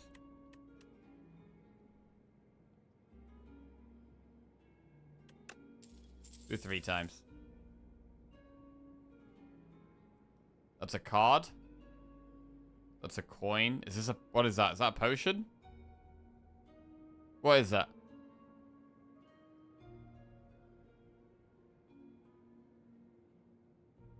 What is that? It is a potion. Okay. Shackling potion. All enemies lose strength this turn. Iteration. The first time you draw a status card each turn, draw 3 cards. Is the thing that... Does this give me status cards? What are they that this gives us? Because if this gives us status cards, iteration could be good. And if not, thunder's good. It is status cards. Okay, let's take the iteration plus then. And we're going to keep the pots we've got. Focus pot, fairy. We'll use the focus pot against the boss, and we'll save the fairy as well. I mean, we could potentially go for another upgrade here. It's a little greedy. It's definitely a little greedy to go for an upgrade here. But hot fix is a nice upgrade. So it doesn't exhaust. White noise is also good.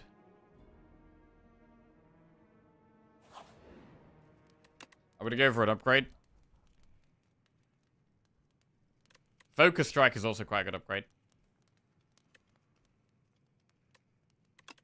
I'm going to upgrade hotfix for now. Alright.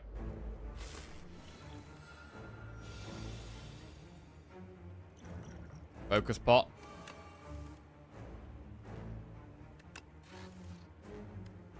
Echo form. Can't play it here. Bit rough. Not a great turn 1. They are status cards. 8 times 2. There's iteration.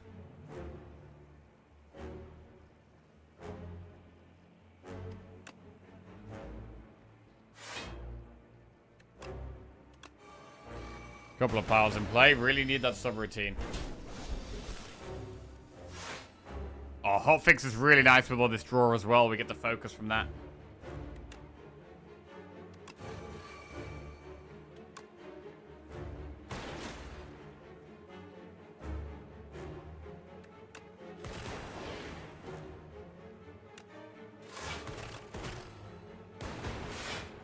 So it should be quite easy to find the frantic escapes with the with us getting more draw. Okay, there's frantic escape. We should play creative AI here though, then frantic.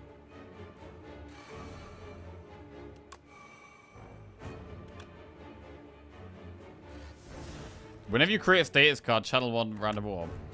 Okay.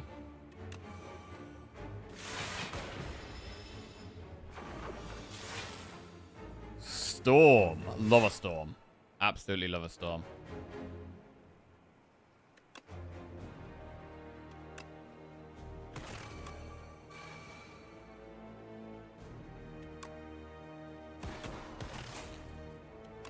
Doing some decent damage here, to be honest. Like, this fight is coming to a close very quickly. Echo form.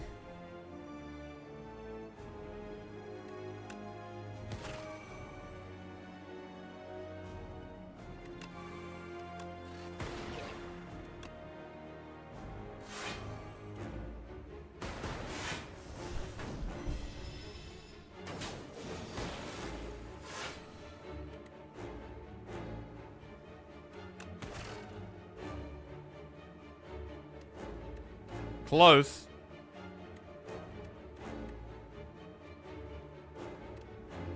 Knowledge not quite lethal.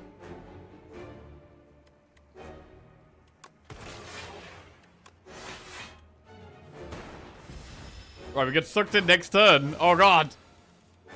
But thankfully, we kill it first. Okay. Managed to save our fairy in a bottle, which is very good. And now we have Echo Form, Buffer, or Adaptive Strike. We could take a second Echo Form. We're having a bit of a problem at the moment playing our Echo Forms. But I'm happy to take another one. Could do with some energy, really. Oh, wow. This map is a bit dodgy at the start. Does the fairy save you if you're consumed? It doesn't. Oh, God. Okay. Gain 1 energy at the start of each turn. Powers cost 1 more. Ah. I mean, subroutine slightly makes up for the past fact they don't cost 1 more. The first card you play each combat is played an extra time. Transform up to 6 cards into Maul. These aren't very good for us.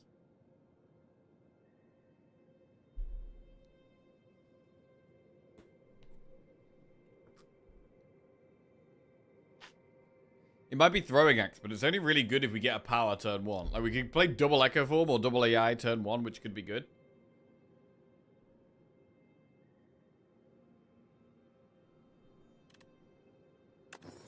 Right.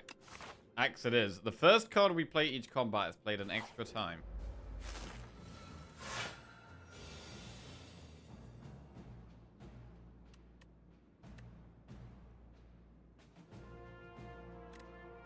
I mean, what do we even play here?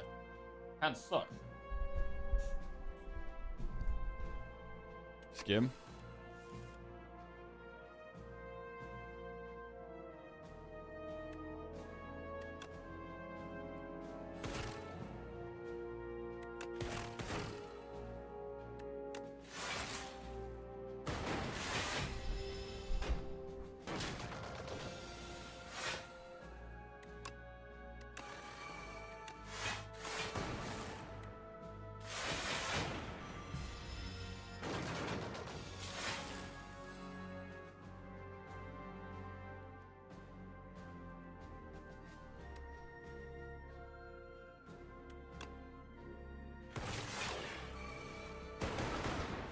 Ah, I could have played an extra card there, my bad.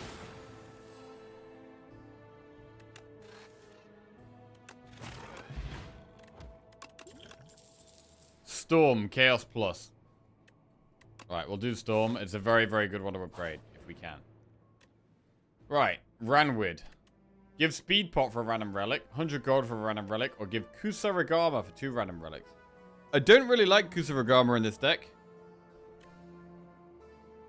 Every time you play 3 attacks in a turn, deal 6 damage to a random enemy. I think we get 2 random relics here.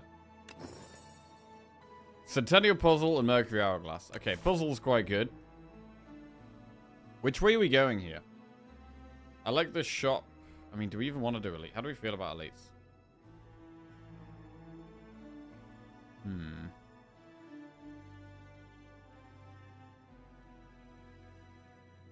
We do Campfire Elite, but then where's the shop? We haven't got much gold right now, though. Shop ain't even that good. We should probably go to this Campfire Elite. Do we even want to be doing Elites, though? We might not even want to be doing Elites, really. We could go this way. Shop, Campfire. Campfire. And then we could choose to do an Elite or not. That might be better.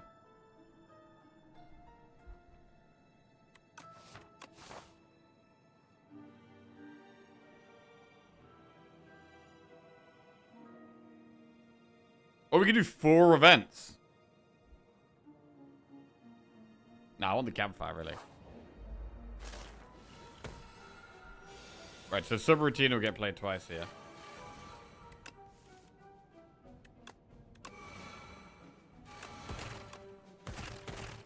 Right, so powers are now insane. They gain 2 energy when we play a power.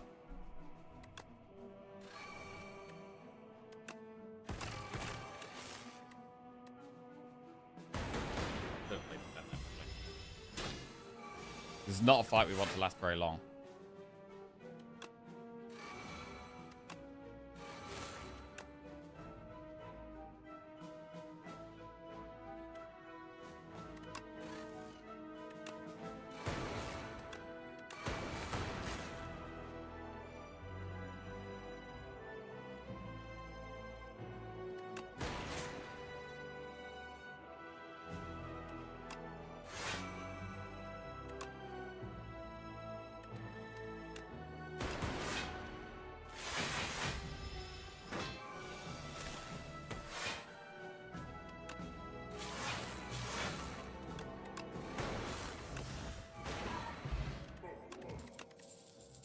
Scavenge hologram. Hologram's alright.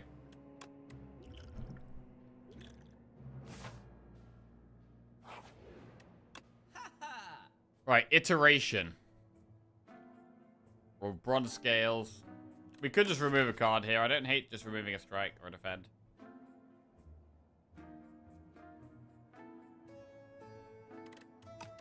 We could just remove strike or defend.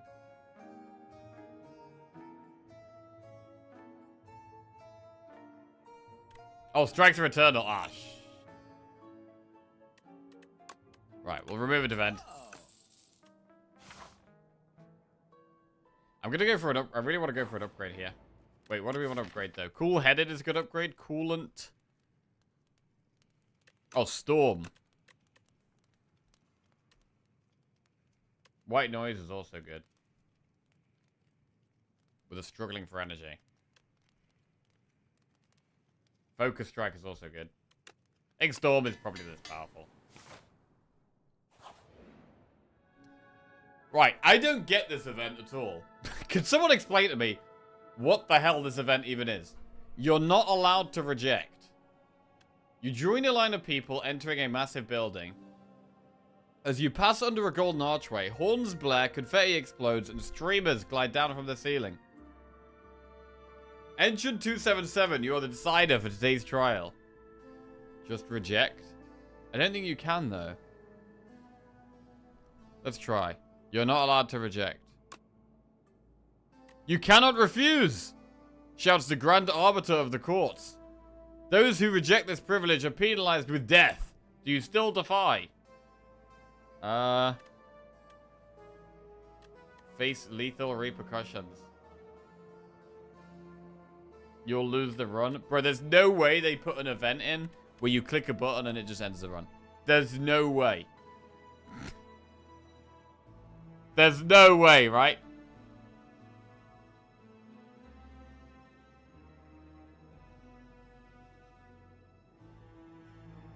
I'm gonna click it. What? What? Abandoning the game will result in a loss. Oh my god. Why is... So there is no choice, bro. There is literally no choice. What if I click yes? Now click yes?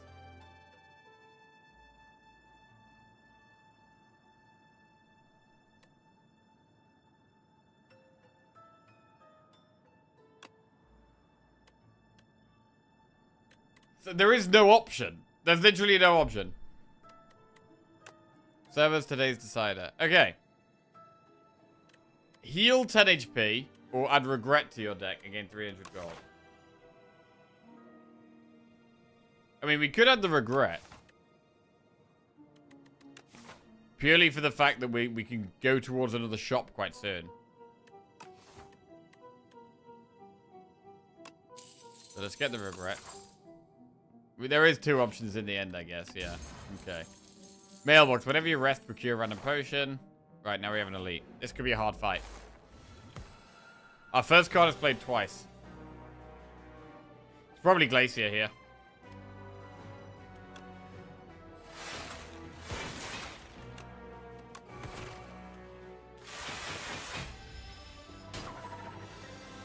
Right.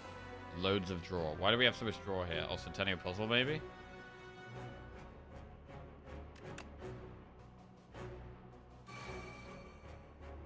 Take a lot of damage this turn. Don't like it.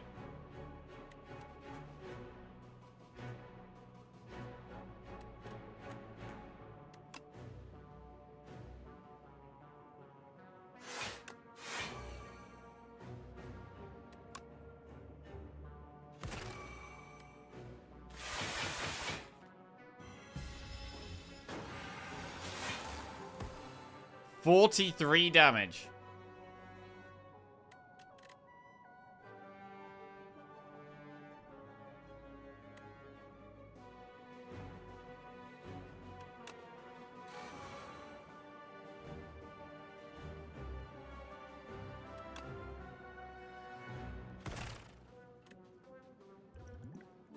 Next pot, just for this lightning rod.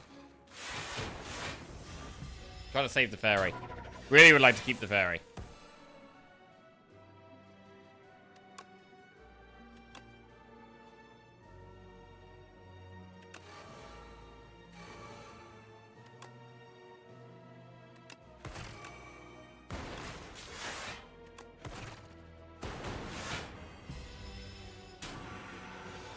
$43 damage. Holy crap, bro. And we've only got powers here. We might actually lose the fairy here.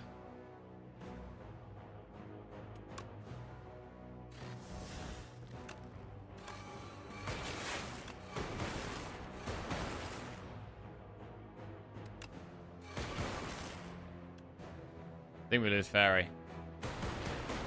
Ouch. Fairy goes.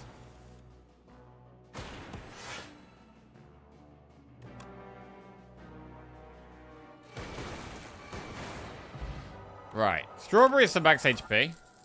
Buffer or hotfix? I mean, buffer is quite good. We could probably take buffer.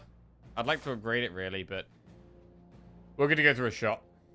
We could do event campfire shop, though. I mean, we could do shop campfire shop, but is it better to do event campfire shop?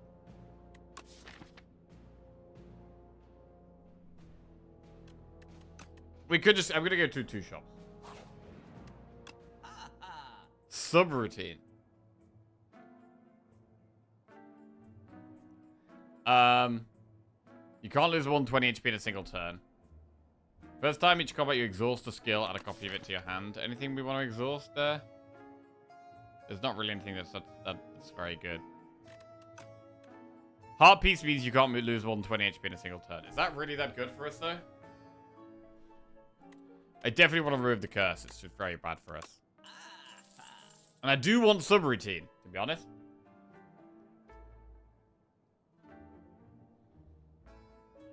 I mean, is Regal Pillow good? We could go for a big rest. And we get a potion for resting as well. We get a huge heal.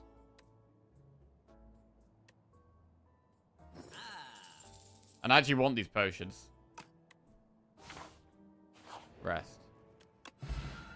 Flex pot. Not great. Right. We could do the elite instead of the shop.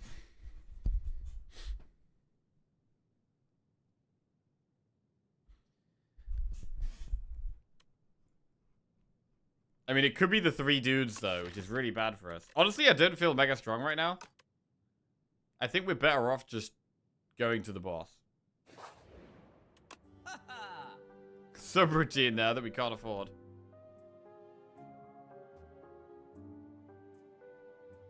Hotfix. Need more draw, really.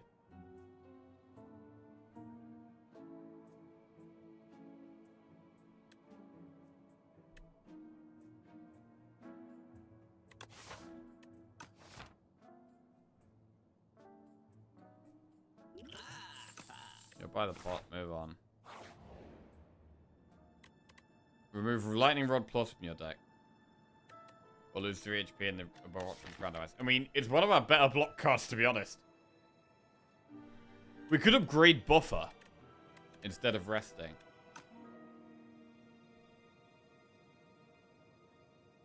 But if we rest, we could also get a better pot.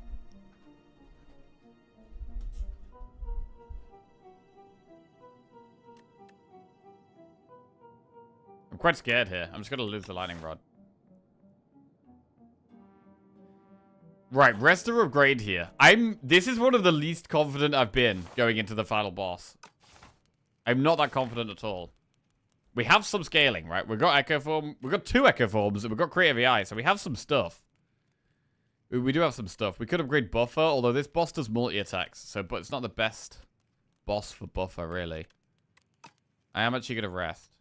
Try and get a better potion as well. Cure all. That is definitely better than flex pot. Right. Hopefully we get a good turn 1. I need a strong power turn 1, preferably. Not what we wanted, but subroutine is still quite good, to be fair. I would have preferred Echo Form or Creative AI, but subroutine is nice to have, to be fair. We could also use Cure All turn 1 to try to hit Echo Form.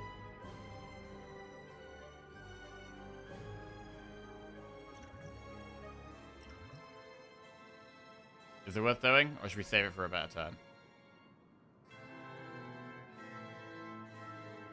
I think I'm going to save it.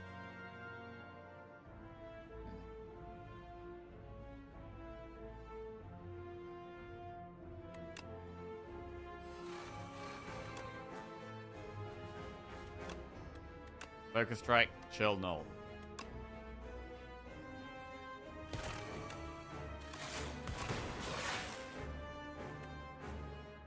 Alright.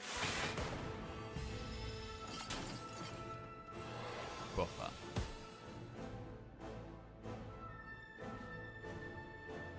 I quite like playing White Noise. Feral. First time you play a 0-cost attack each turn and return it to your hand.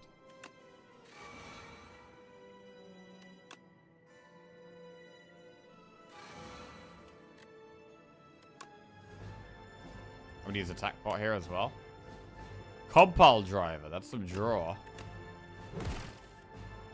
Oh. It costs 0, so it returned to our hand. We also got 3 draw from it. There's an Echo Form. Big Echo Form. Back to 2 energy as well. And then we can actually just Glacier. Right, first card is going to get played twice now. That is spicy. We've got Creative AI still in our deck, and we have Echo Form still in our deck. We have Storm Plus in our deck. Right, here we go. Echo Form? We Echo Form, Echo Form.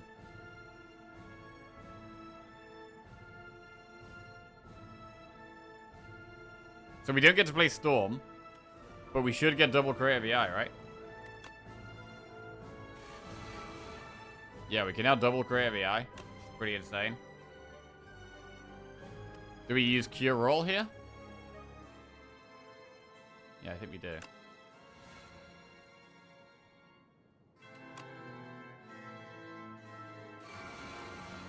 Right, now what? Iteration? I mean, we don't have any status cards. And they're not putting status cards in either. So I don't know if Coolant is even that good. I mean, Iteration is even that good, sorry.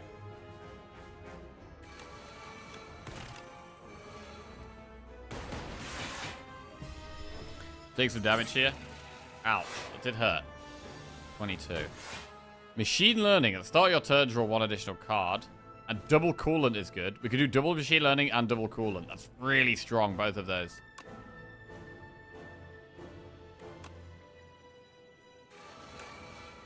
Consuming Shadow. Channel 2 Dark. At the end of your turn, evoke your leftmost orb. Really weird one.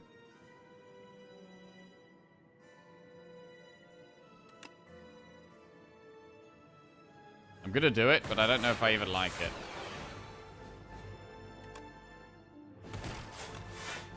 We evoke the Frost Orb.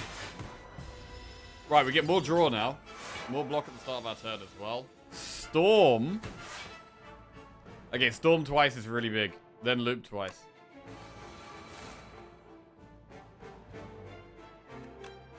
And then I guess we can Cool Headed twice, to be fair.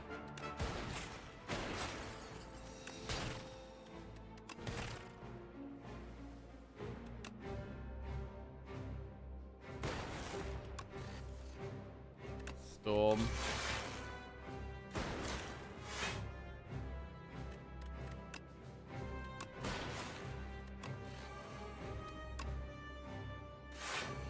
Alright. So 4 lightning per power plate, 7 times 5. That's another Storm. We're taking quite a lot of damage, though. But we definitely do Storm twice, I think.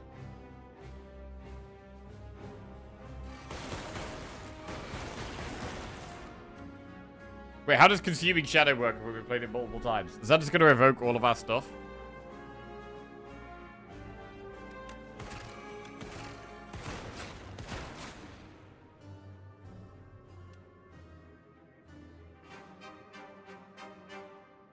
Which kind of sounds bad.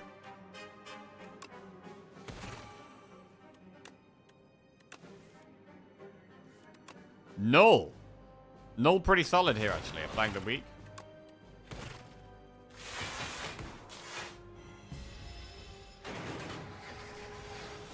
$19 damage. Oh, man. More creative AI means more powers.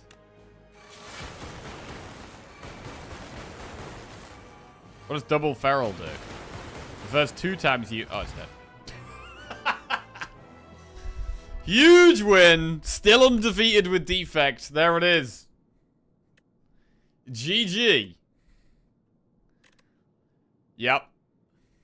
Powers on defect. Pretty strong, bro. Subroutine is nuts. Subroutine and Storm and Creative AI.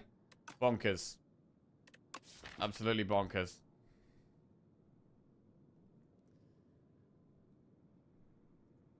Right, so up to Ascension 5, we've managed to stay undefeated with Silent, Ironclad, and Defect. Which is very nice. Not quite the other two, but we have with these.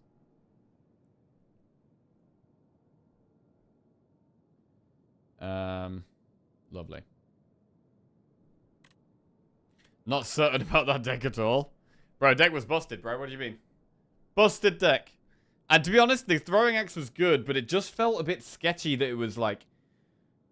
We didn't know what... If we had a bad draw turn 1, we could get like basically no advantage from throwing axe, which would have been a disaster. So it was very much down to our turn 1 draw. Against the boss, we did get Subroutine there, which was pretty good. Not certain about the deck. I mean, it depends. If we'd had a bad turn 1, I think that fight could have been a lot more difficult. But because we had one of our strong powers turn 1, it was okay. You discovered 1 new relic this run. Throwing axe. Cool. So I guess that means one I haven't taken before. So I've never taken throwing axe before. Cool. Starter. Characters begin their run with these relics. Black blood. There's some things we haven't seen yet. What is that? Bro, is that Molten Egg? Have we not seen Molten Egg yet? Bro, we haven't seen Runic Capacitor yet, apparently. There's a load of the ancient things we haven't seen yet.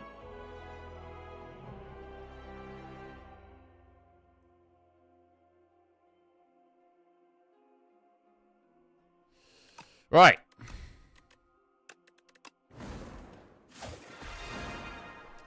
Okay, I'm just going to make myself a cup of tea. And then we will attempt... I don't think we can do... We're not doing marbles, by the way. We're not allowed to do marbles until we've got Ascension 10 on all characters. That's the rules. No marbles until Ascension 10 on all characters. Right. We're going to attempt our first Ascension 6 run.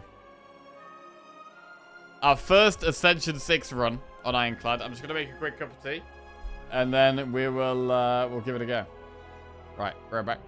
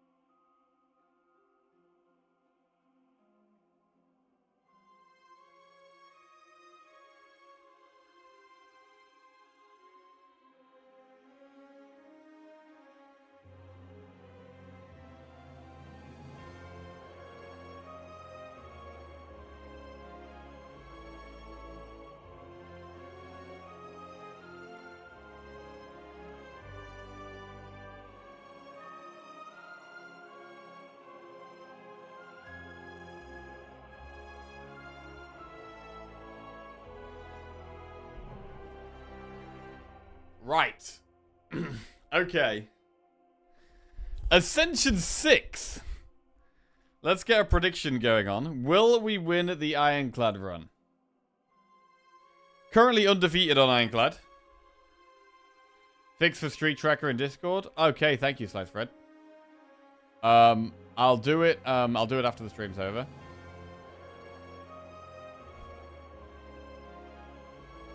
Right.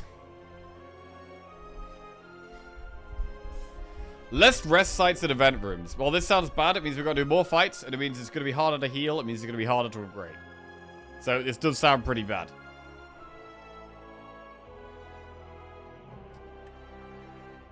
But let's give it a whirl. I'm scared with Ironclad. I've had a couple of runs where I've been relying on one specific attack, right? I've been relying on Body Slam for our damage, or Thrash was another one we've been using a couple of times for really good damage. But if we get the Door Maker and then it eats one of those cards, that could just eradicate all of our damage, which could be a big problem. So that's now something else to think about. This is the only Ascension change that's unique to Slay the Spire 2, as far as I can see. Okay. Alright, well, we can still do some campfires there. We could still do potentially 1, 2, 3. It's a bit awkward, because it means we'd have to do an early elite. The only way we don't have to do an early elite is this way. Right, transform a card, gain 1 card reward and procure 1 random potion, or choose 1 of 3 rare cards to add to your deck and add an injury. Is it worth trying the rare cards here? If you switch to the beta branch, you don't lose your progress. No, I'm on it right now and I've maintained progress. I think we're going to go with a rare card. Right, Stoke, Pact's End, or Brand. Oh, God. Exhaust your hand and add 1 random card into your hand for each card exhausted. If you upgrade it, it exhausts your hand and adds a random upgraded card into your hand for every card exhausted. Ugh. Pact's End can only be played if you have 3 or more cards in the exhaust pile that deal 17 damage to all enemies. Pact's End might be worth playing for. It's going to be a curse at the start. Brand is lose 1 HP, exhaust a card, gain strength. Moves up to gain 2 strength. I mean, Brand seems like it's okay. Brand seems okay.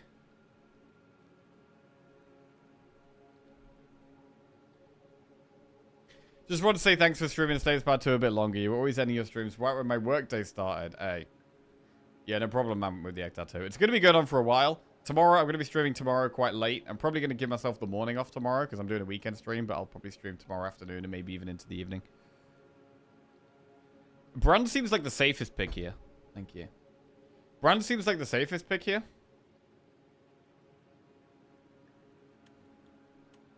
Let's try it. I haven't used Brand before. We're going to try and upgrade it as well. So it's 0 cost 2 strength. If we can upgrade it.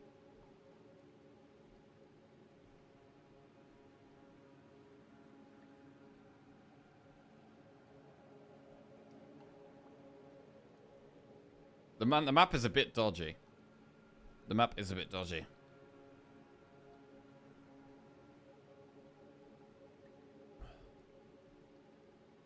We could just go for lots of enemies and go this way. And then dodge this elite, do campfire there, shop campfire, and then do 1 elite. Might be a better way to do this. Rather than forcing ourselves into an early elite that could be scary.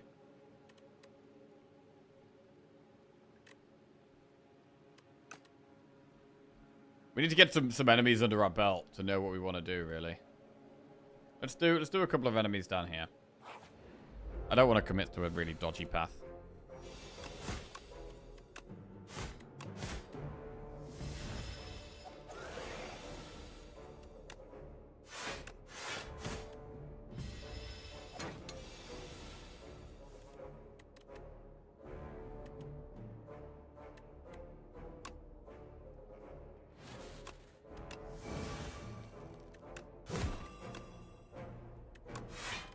Okay, take some damage here. Brand doesn't even exhaust, so we can play it multiple times to fight, it looks like. Tremble, body slam, setup strike. Deal 7 damage, gain strength this turn. What if we went for a strength build and we did try and find some multi-attack things? I don't hate it. I don't hate trying to do a strength build. I don't know if Limit Break's still in the game. Right, I'm going to try setup strike. I haven't used this before.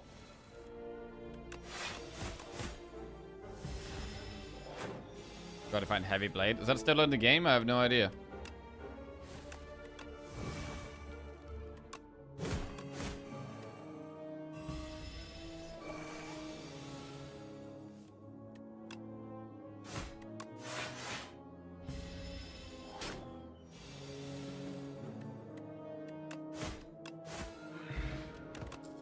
Inflame, Spite, or Bully. Deal 5 damage if you lost HP this turn. Hits 2 times. Ooh. So Spite got changed. It was Draw. It's not Draw anymore. It hits multiple times, which makes it stronger with Strength. Inflame just gives us Strength, though. But at the moment, I've got 2 things that give us Strength and no payoff. So maybe Spite is the way. But in terms of damaging ourselves, it's only going to be good when we draw it with Brand.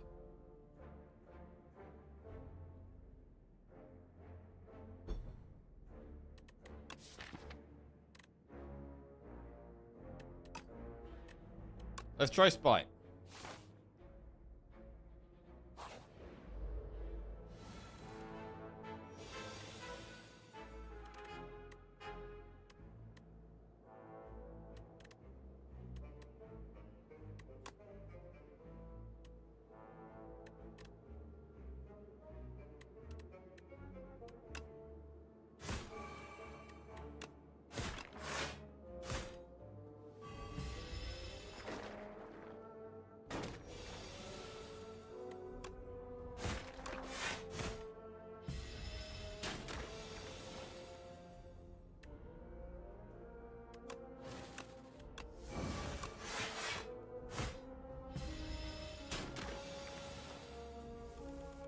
Is there a tip where you take damage, draw a card? I don't know if there is.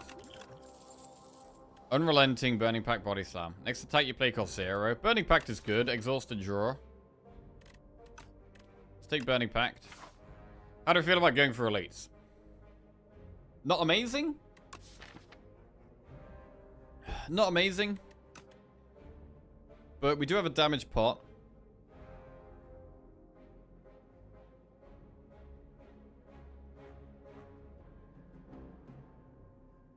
I'm going to go for it. I'm going to go event. Right, choose 2 of 8 random common cards or obtain the chosen cheese. Chosen cheese is max HP after every fight, which in the long run could be very good. But right now, it's not good. It's going to make it harder to upgrade things as well.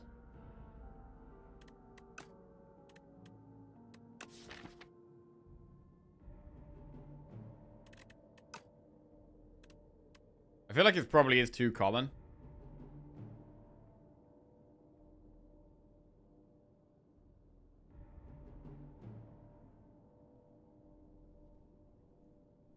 But what do we want? We want, like, Shrug It Off?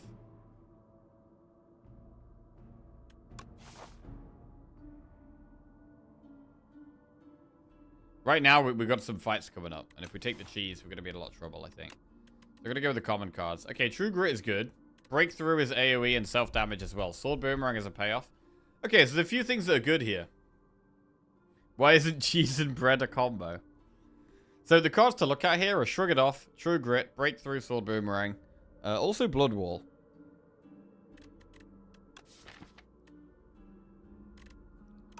I think I'm going to go Shrug It Off. Breakthrough or Sword Boomerang? AoE is quite good. I think Shrug It Off is the most solid here.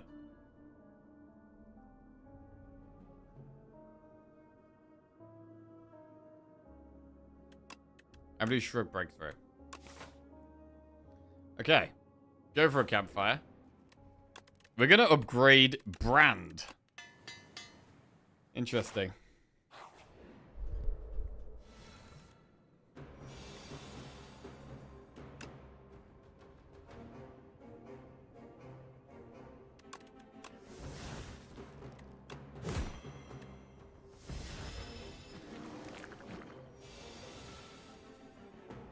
The infections are dodgy here.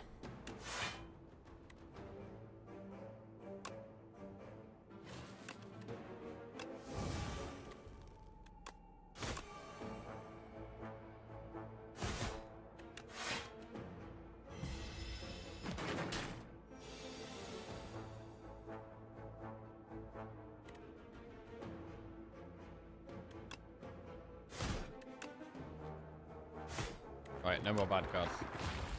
However, these are scary. We could use Ampoule here. Probably a good spot to use it. Yeah, is Infection different now? Let's have a look on Phobia mode. It just doesn't move, basically. Basically just doesn't move. Okay.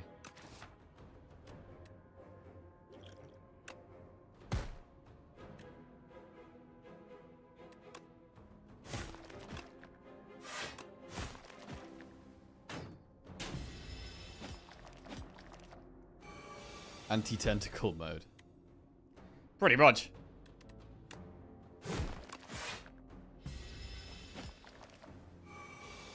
Right, I want a strong.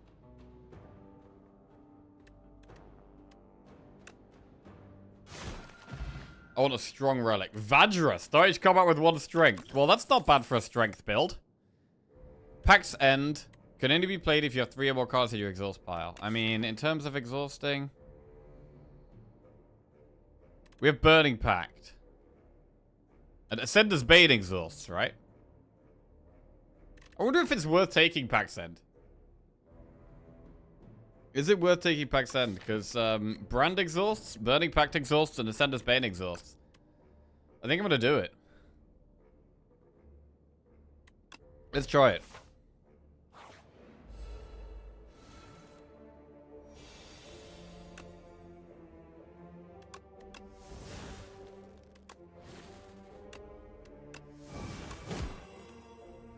Three strength.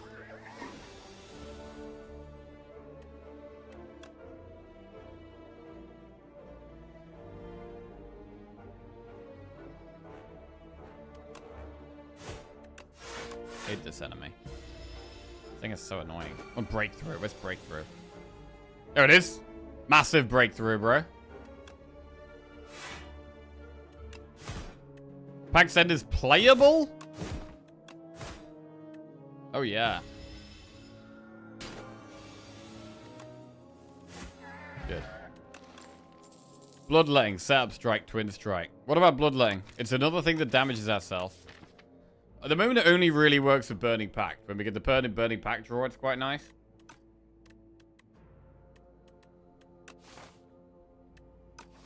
But other than Burning Pact, we're probably not going to be able to use it very effectively. We've got a few zero-cost cards as well. Like, our deck isn't really expensive.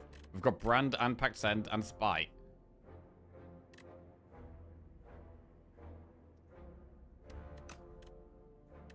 But I'm going to take it. I feel like having one of in the deck is pretty nice. Right, we're probably going to use the Heart of Iron this fight. We've got 3 strength.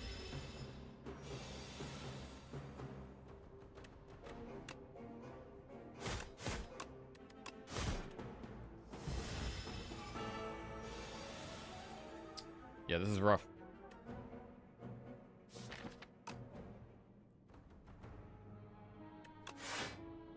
Oh! Actual good bloodletting value.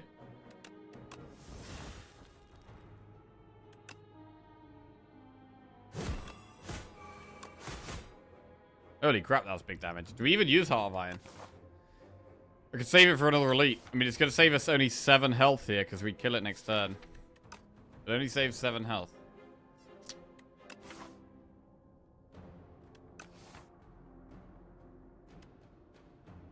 Alright. I've got the most nutty regen build going. Void Form, Snecko Eye, Jackpot. Ooh, nice.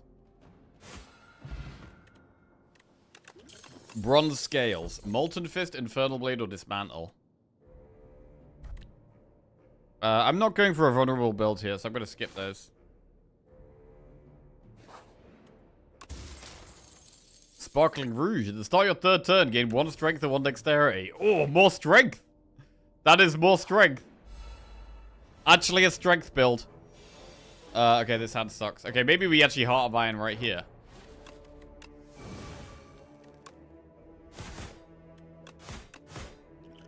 It already saved 7.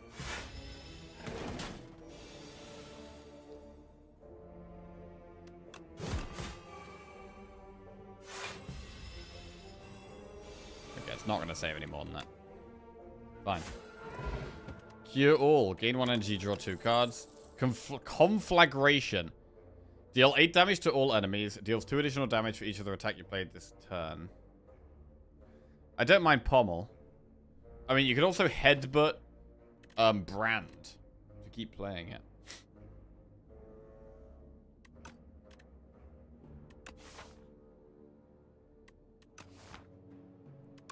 I'm gonna take Pommel. Go through the shop. Another Burning Pact.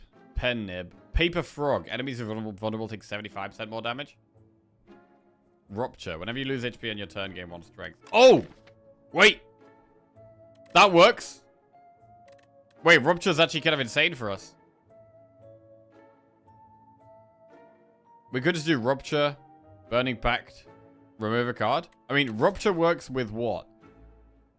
Rupture works with Breakthrough, and with Brand, and with Bloodletting. What's Bread? Bread is you lose 2 energy at the start of your first turn, but then you get 1 energy every other turn. I actually don't like it. I actually don't like Bread, to be honest. Right, we gotta take Rupture. If anything's a Rupture deck, this is one, right?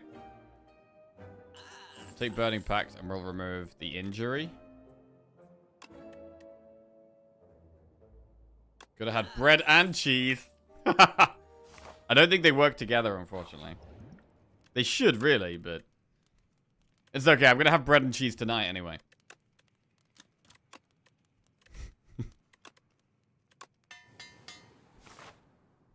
Elite. Birdie boy.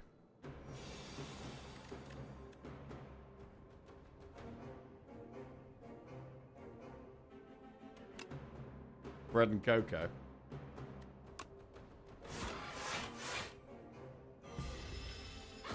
Cure Roll's such a nice potion to have, man. Might be worth playing here, actually. The hell is this?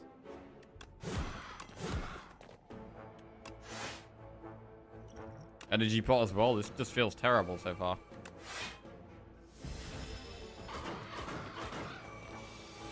Struggling to use Pact's End at the moment.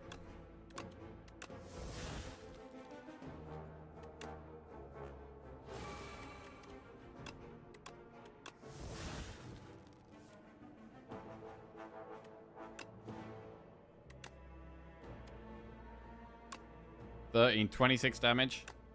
Plus 19. If we brand as a lethal? 26 plus 19. 5. 45. Yeah, this is lethal, right?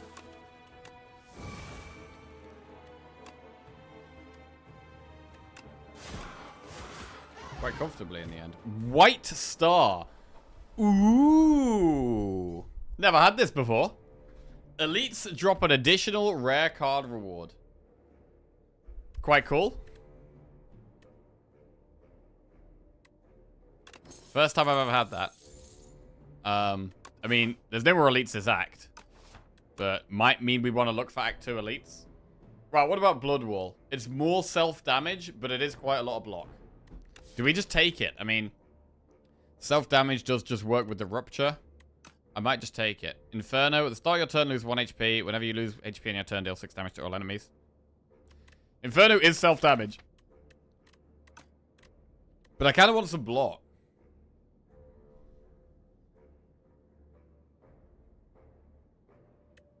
I don't like things that are at the start of your turn, really.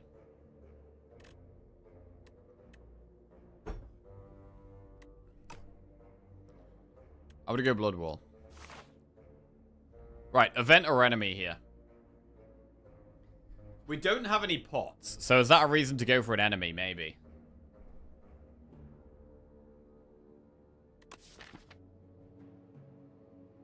I want some upgrades, though. I want loads of upgrades.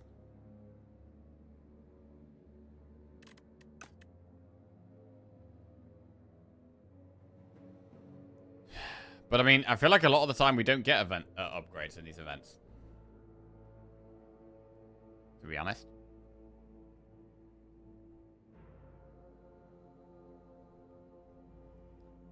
We haven't really done many events. Let's do an event. Gain 7 max HP or add Burdonis egg to your deck. Can be hatched at a rest site. So, I mean, we could hatch it straight away. But it's just a 0-cost attack, right? Do we ever just go max HP? Because it helps with the self-damage stuff. Let's go 7 max HP. And Pobble Strike is a good upgrade.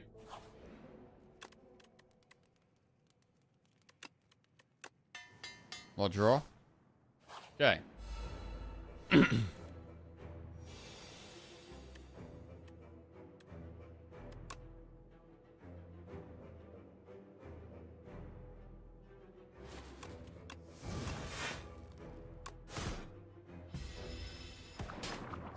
Thorns really helps get through this, actually, quite nicely.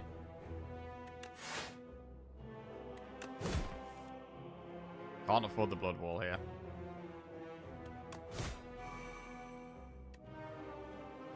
Need a bit more block. Could have had bread, egg, and cheese? Damn. Bro, our block is really lacking here. The hell is the block?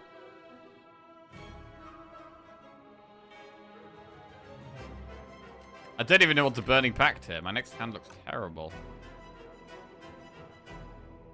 I need to play Rupture, really. I need to block some.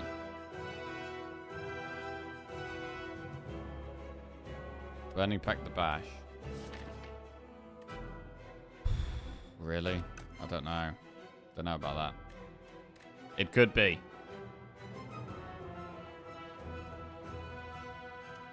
It could be. Bash helps us with damage so much, though. I mean, you do have Pact's End. That's going to be a lot of damage. That's even good, even better with Bash.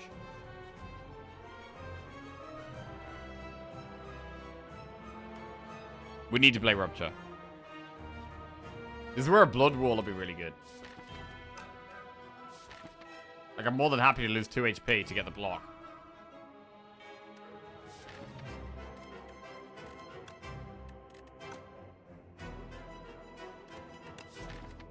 What does it upgrade to? I don't like that it only upgrades to 20. It should upgrade to more than that.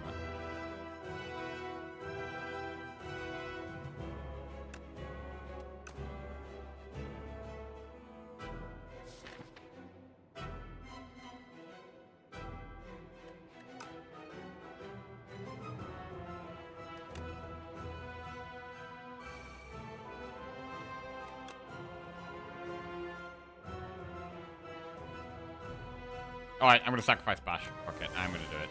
I don't like it, though. Don't feel good about this at all. We're taking so much damage this turn. Wounds in the deck. I mean, they are Burning Pact targets. I'm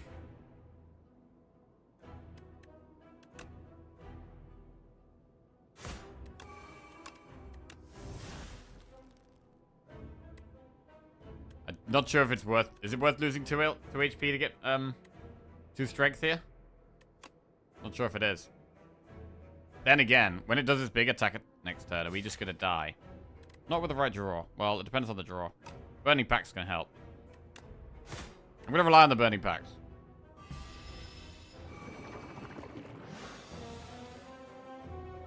Nine damage.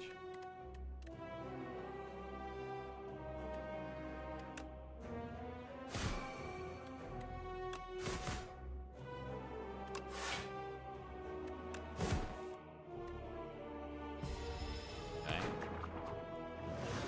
8 times 2. That's quite a lot of damage.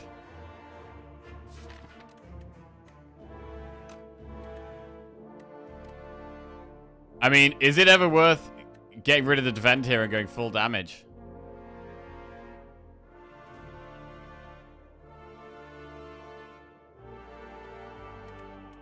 We don't do that much damage. We do, what, 12, 24, plus 23. Next turn, we don't have that much damage.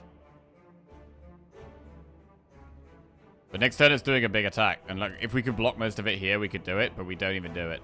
So we have to brand the defend. And we do lose HP. We get 4 strength from this. It's pretty significant, actually. Here we go. Oh, God. All in. We need 39 damage next turn. Actually, it's going to be 33, because it's going to hit itself with the thorns here. Come on. Big damage. Let's go. Now or never. Setup strike is 17. Strike is 16. And that is lethal. Woo! That was a bit close.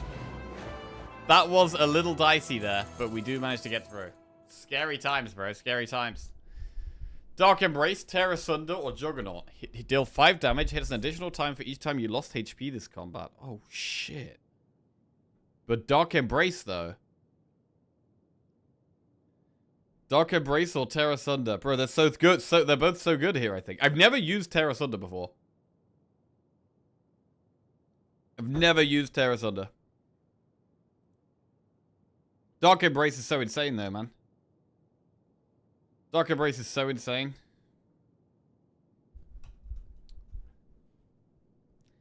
Hits an additional time for each time you lost HP. It just seems so insane, man. It seems so insane. We have Breakthrough. We have Blood Wall. We have Bloodletting. We have Brand. It also includes at times that the enemy has hit us. And it scales with strength. Oh, God, I want both of these cards, bro. I'm gonna go Tear Asunder. Never used it before. Let's go. Let's go. New card. Okay, this is exciting. Right, Calling Bell. Obtain a unique curse and 3 relics. Empty Cage. Remove 2 cards from your deck. Or obtain Corruption Plus. Skills cost 0. Whenever you play a skill, exhaust it. I mean, if we're taking Dark Embrace... If we're taking the Dark Embrace, it'd have to be the Corruption, right?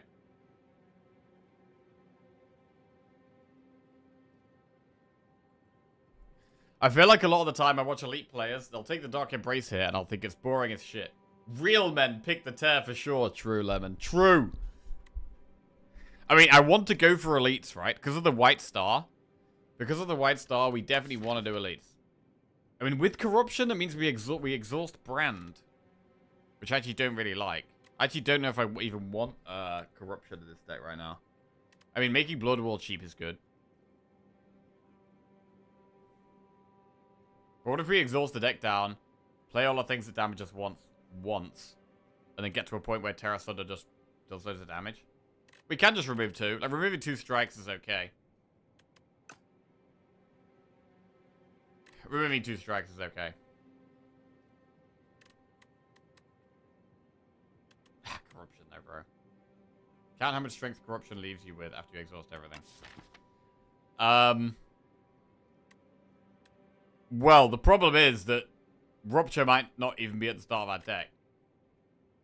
But let's assume we get to play all of them once. Breakthrough is repeatable. Breakthrough is repeatable. But we'll end up with 2, 4, 6, 8 strength. And this will do, what, 13 damage? Hits like 5 times, do like 65 damage.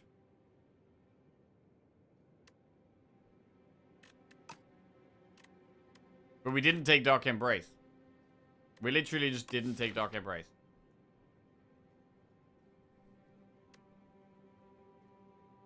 Asunder is a weird word for me. Do you know its meaning as a native speaker? It's not a word I've ever used. I don't think, in real life.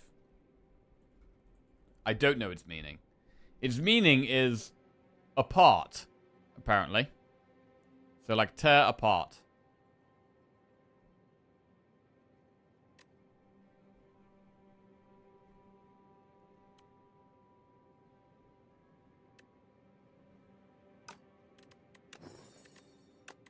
Right, we're going to go empty cage and remove 2 strikes.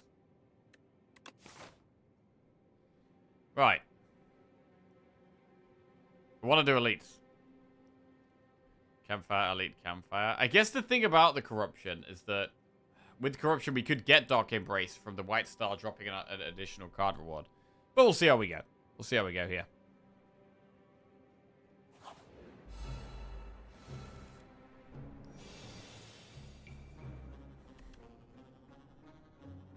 I mean, we need more block. That is pretty obvious. I want the one that gives us 8 block at the start of the turn and damages ourselves. That would be good. Like, this kind of thing is happening a lot, where I'm faced with a board like this turn 1. And we're just gonna already thinking about resting. I don't want to be thinking about resting already.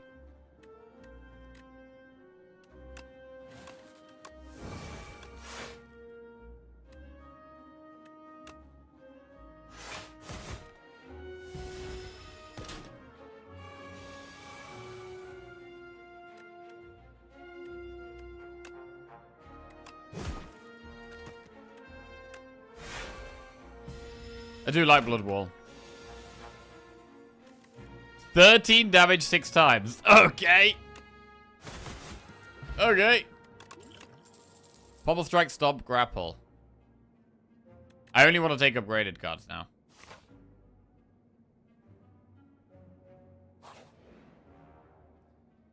Add Clumsy to your deck and obtain a random relic, or lose 6 HP and gain 46 gold. Disappointing.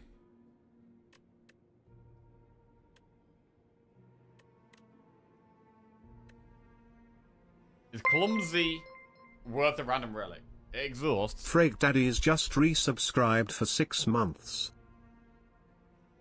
Frag Daddy, welcome back to the Jackoffs. Cheers, mate. Thank you.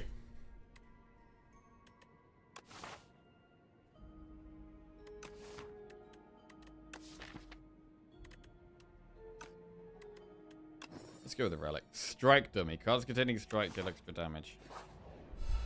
We have just removed 2 strikes.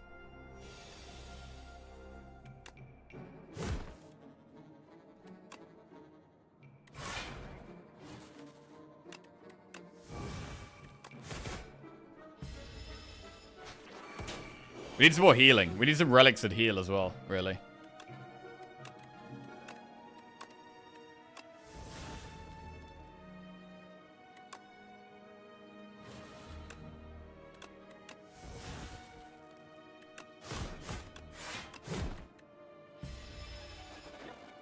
Still Spite. I kind of like Spite.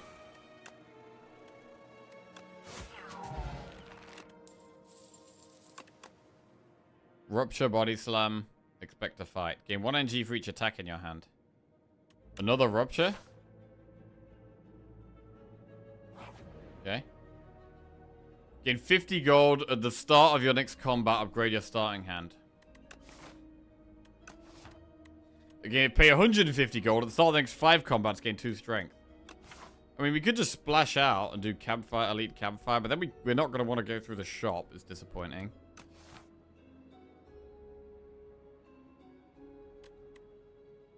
Feels like just a waste of gold, really.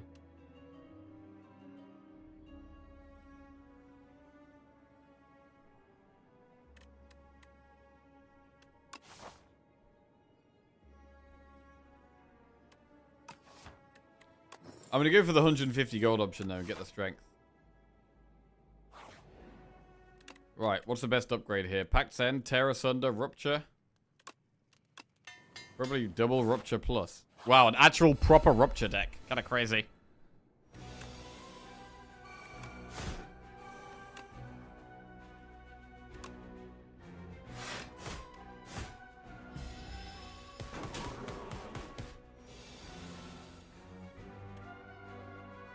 $10 damage 8 times.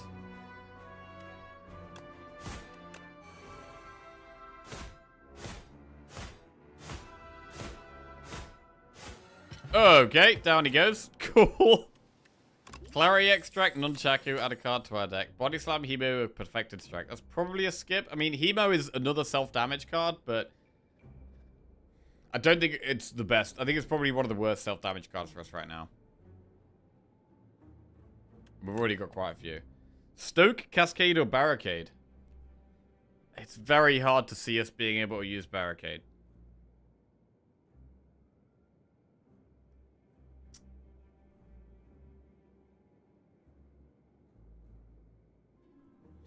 Cascade is okay, but we don't have much energy for it either. Honestly, I think this might even be a skip, which is kind of disappointing. Like, how do we get barricade value? Currently, we just don't.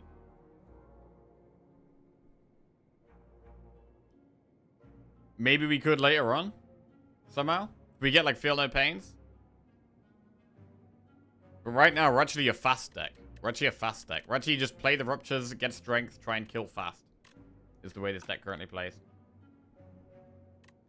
So I don't think any of these make sense. I'm going to move on.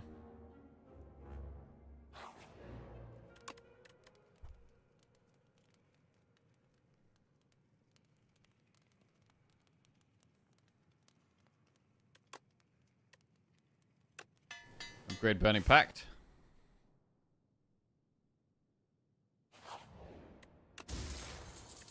Whenever you enter an event room, heal 5 HP. That could be quite nice. Although there's no more events this act, so it's not nice for this act.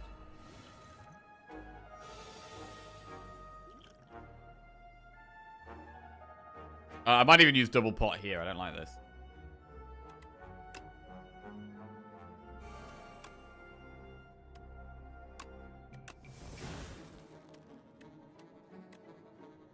God.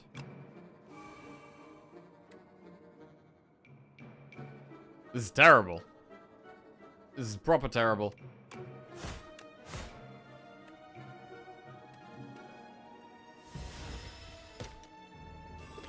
We're going to be going into Elite with not much health at all.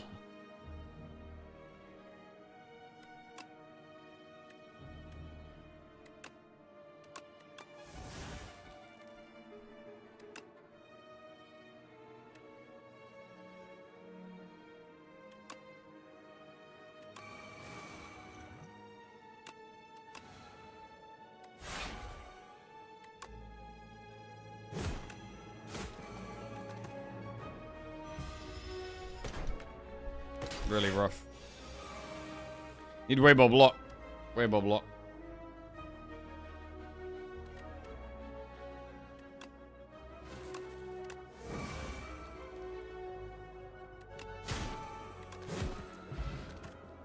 Swift pot. Whirlwind, Hell from Beyond, or Grapple. I mean, Whirlwind could be good if we get some strength. Hell from Beyond. I mean, we can exhaust Hell from Beyond with one of the 2 Burning Pacts or Brand. There's 3 cards that could exhaust it. It only goes off at the start of our turn, though. But I think we try it. I think we try it here. I need some help. Right, I'd be surprised if we don't die to this Elite. It's literally representing lethal turn 1.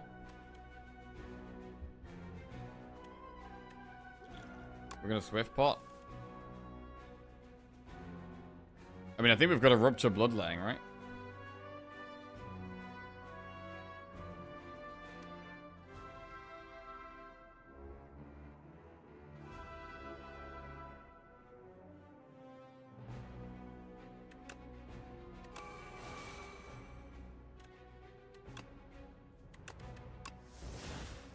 Another Rupture doesn't really help us here.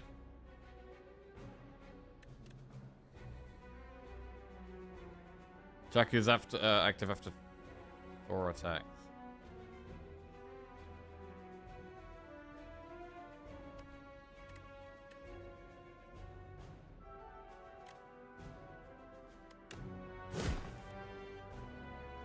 I think we die here.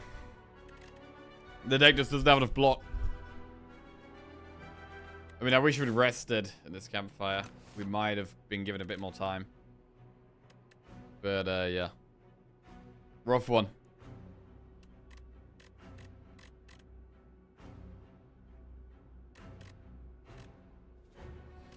So yeah, maybe resting was the way. Maybe resting was the way. Terra Sunder seemed really, really good though. The ruptures were just hard to get off.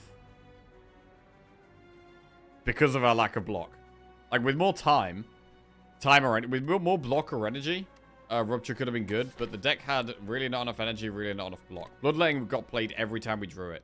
Bloodletting was really good, definitely.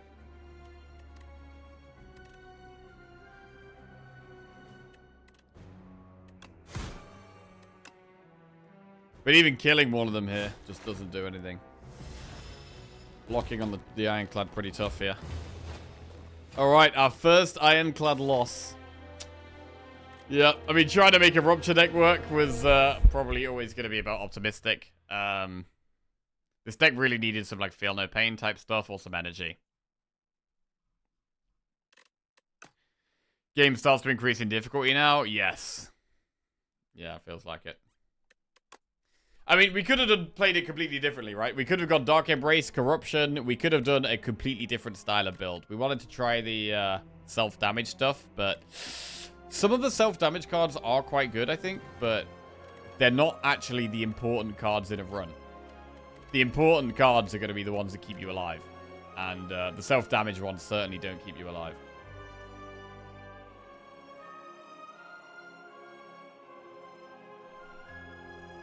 Like, when the enemies are doing, like, 20-something damage turn 1, you have to be surviving that. You can't be taking 20 damage turn 1 and expecting to win the run.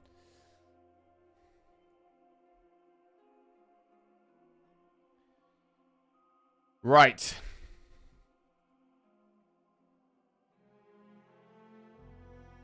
Well, I think we're going to call it a day there. Some good runs, though. Some good runs. I had a really nutty good Rupture deck. It can happen. Yeah, I can see that. We needed draw and energy in this one and block. Draw and energy and block. Like, we needed a lot. Like, the self-damage stuff had the damage. Like, we had the damage. I think you really want the rare block power. Yes. Block at the start of your turn and damage yourself. I think it is, what's it called? But it feels very strong. Where is it? Crimson Mantle. At the start of your turn, lose 1 HP and gain 8 block. This would have been the perfect card for our deck. And we would have been much more comfortable if we had this.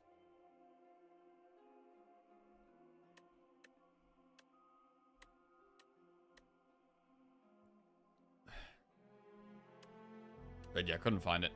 There's quite a lot of rare cards. There's actually loads of rare cards here. This is the first time we've seen Corruption.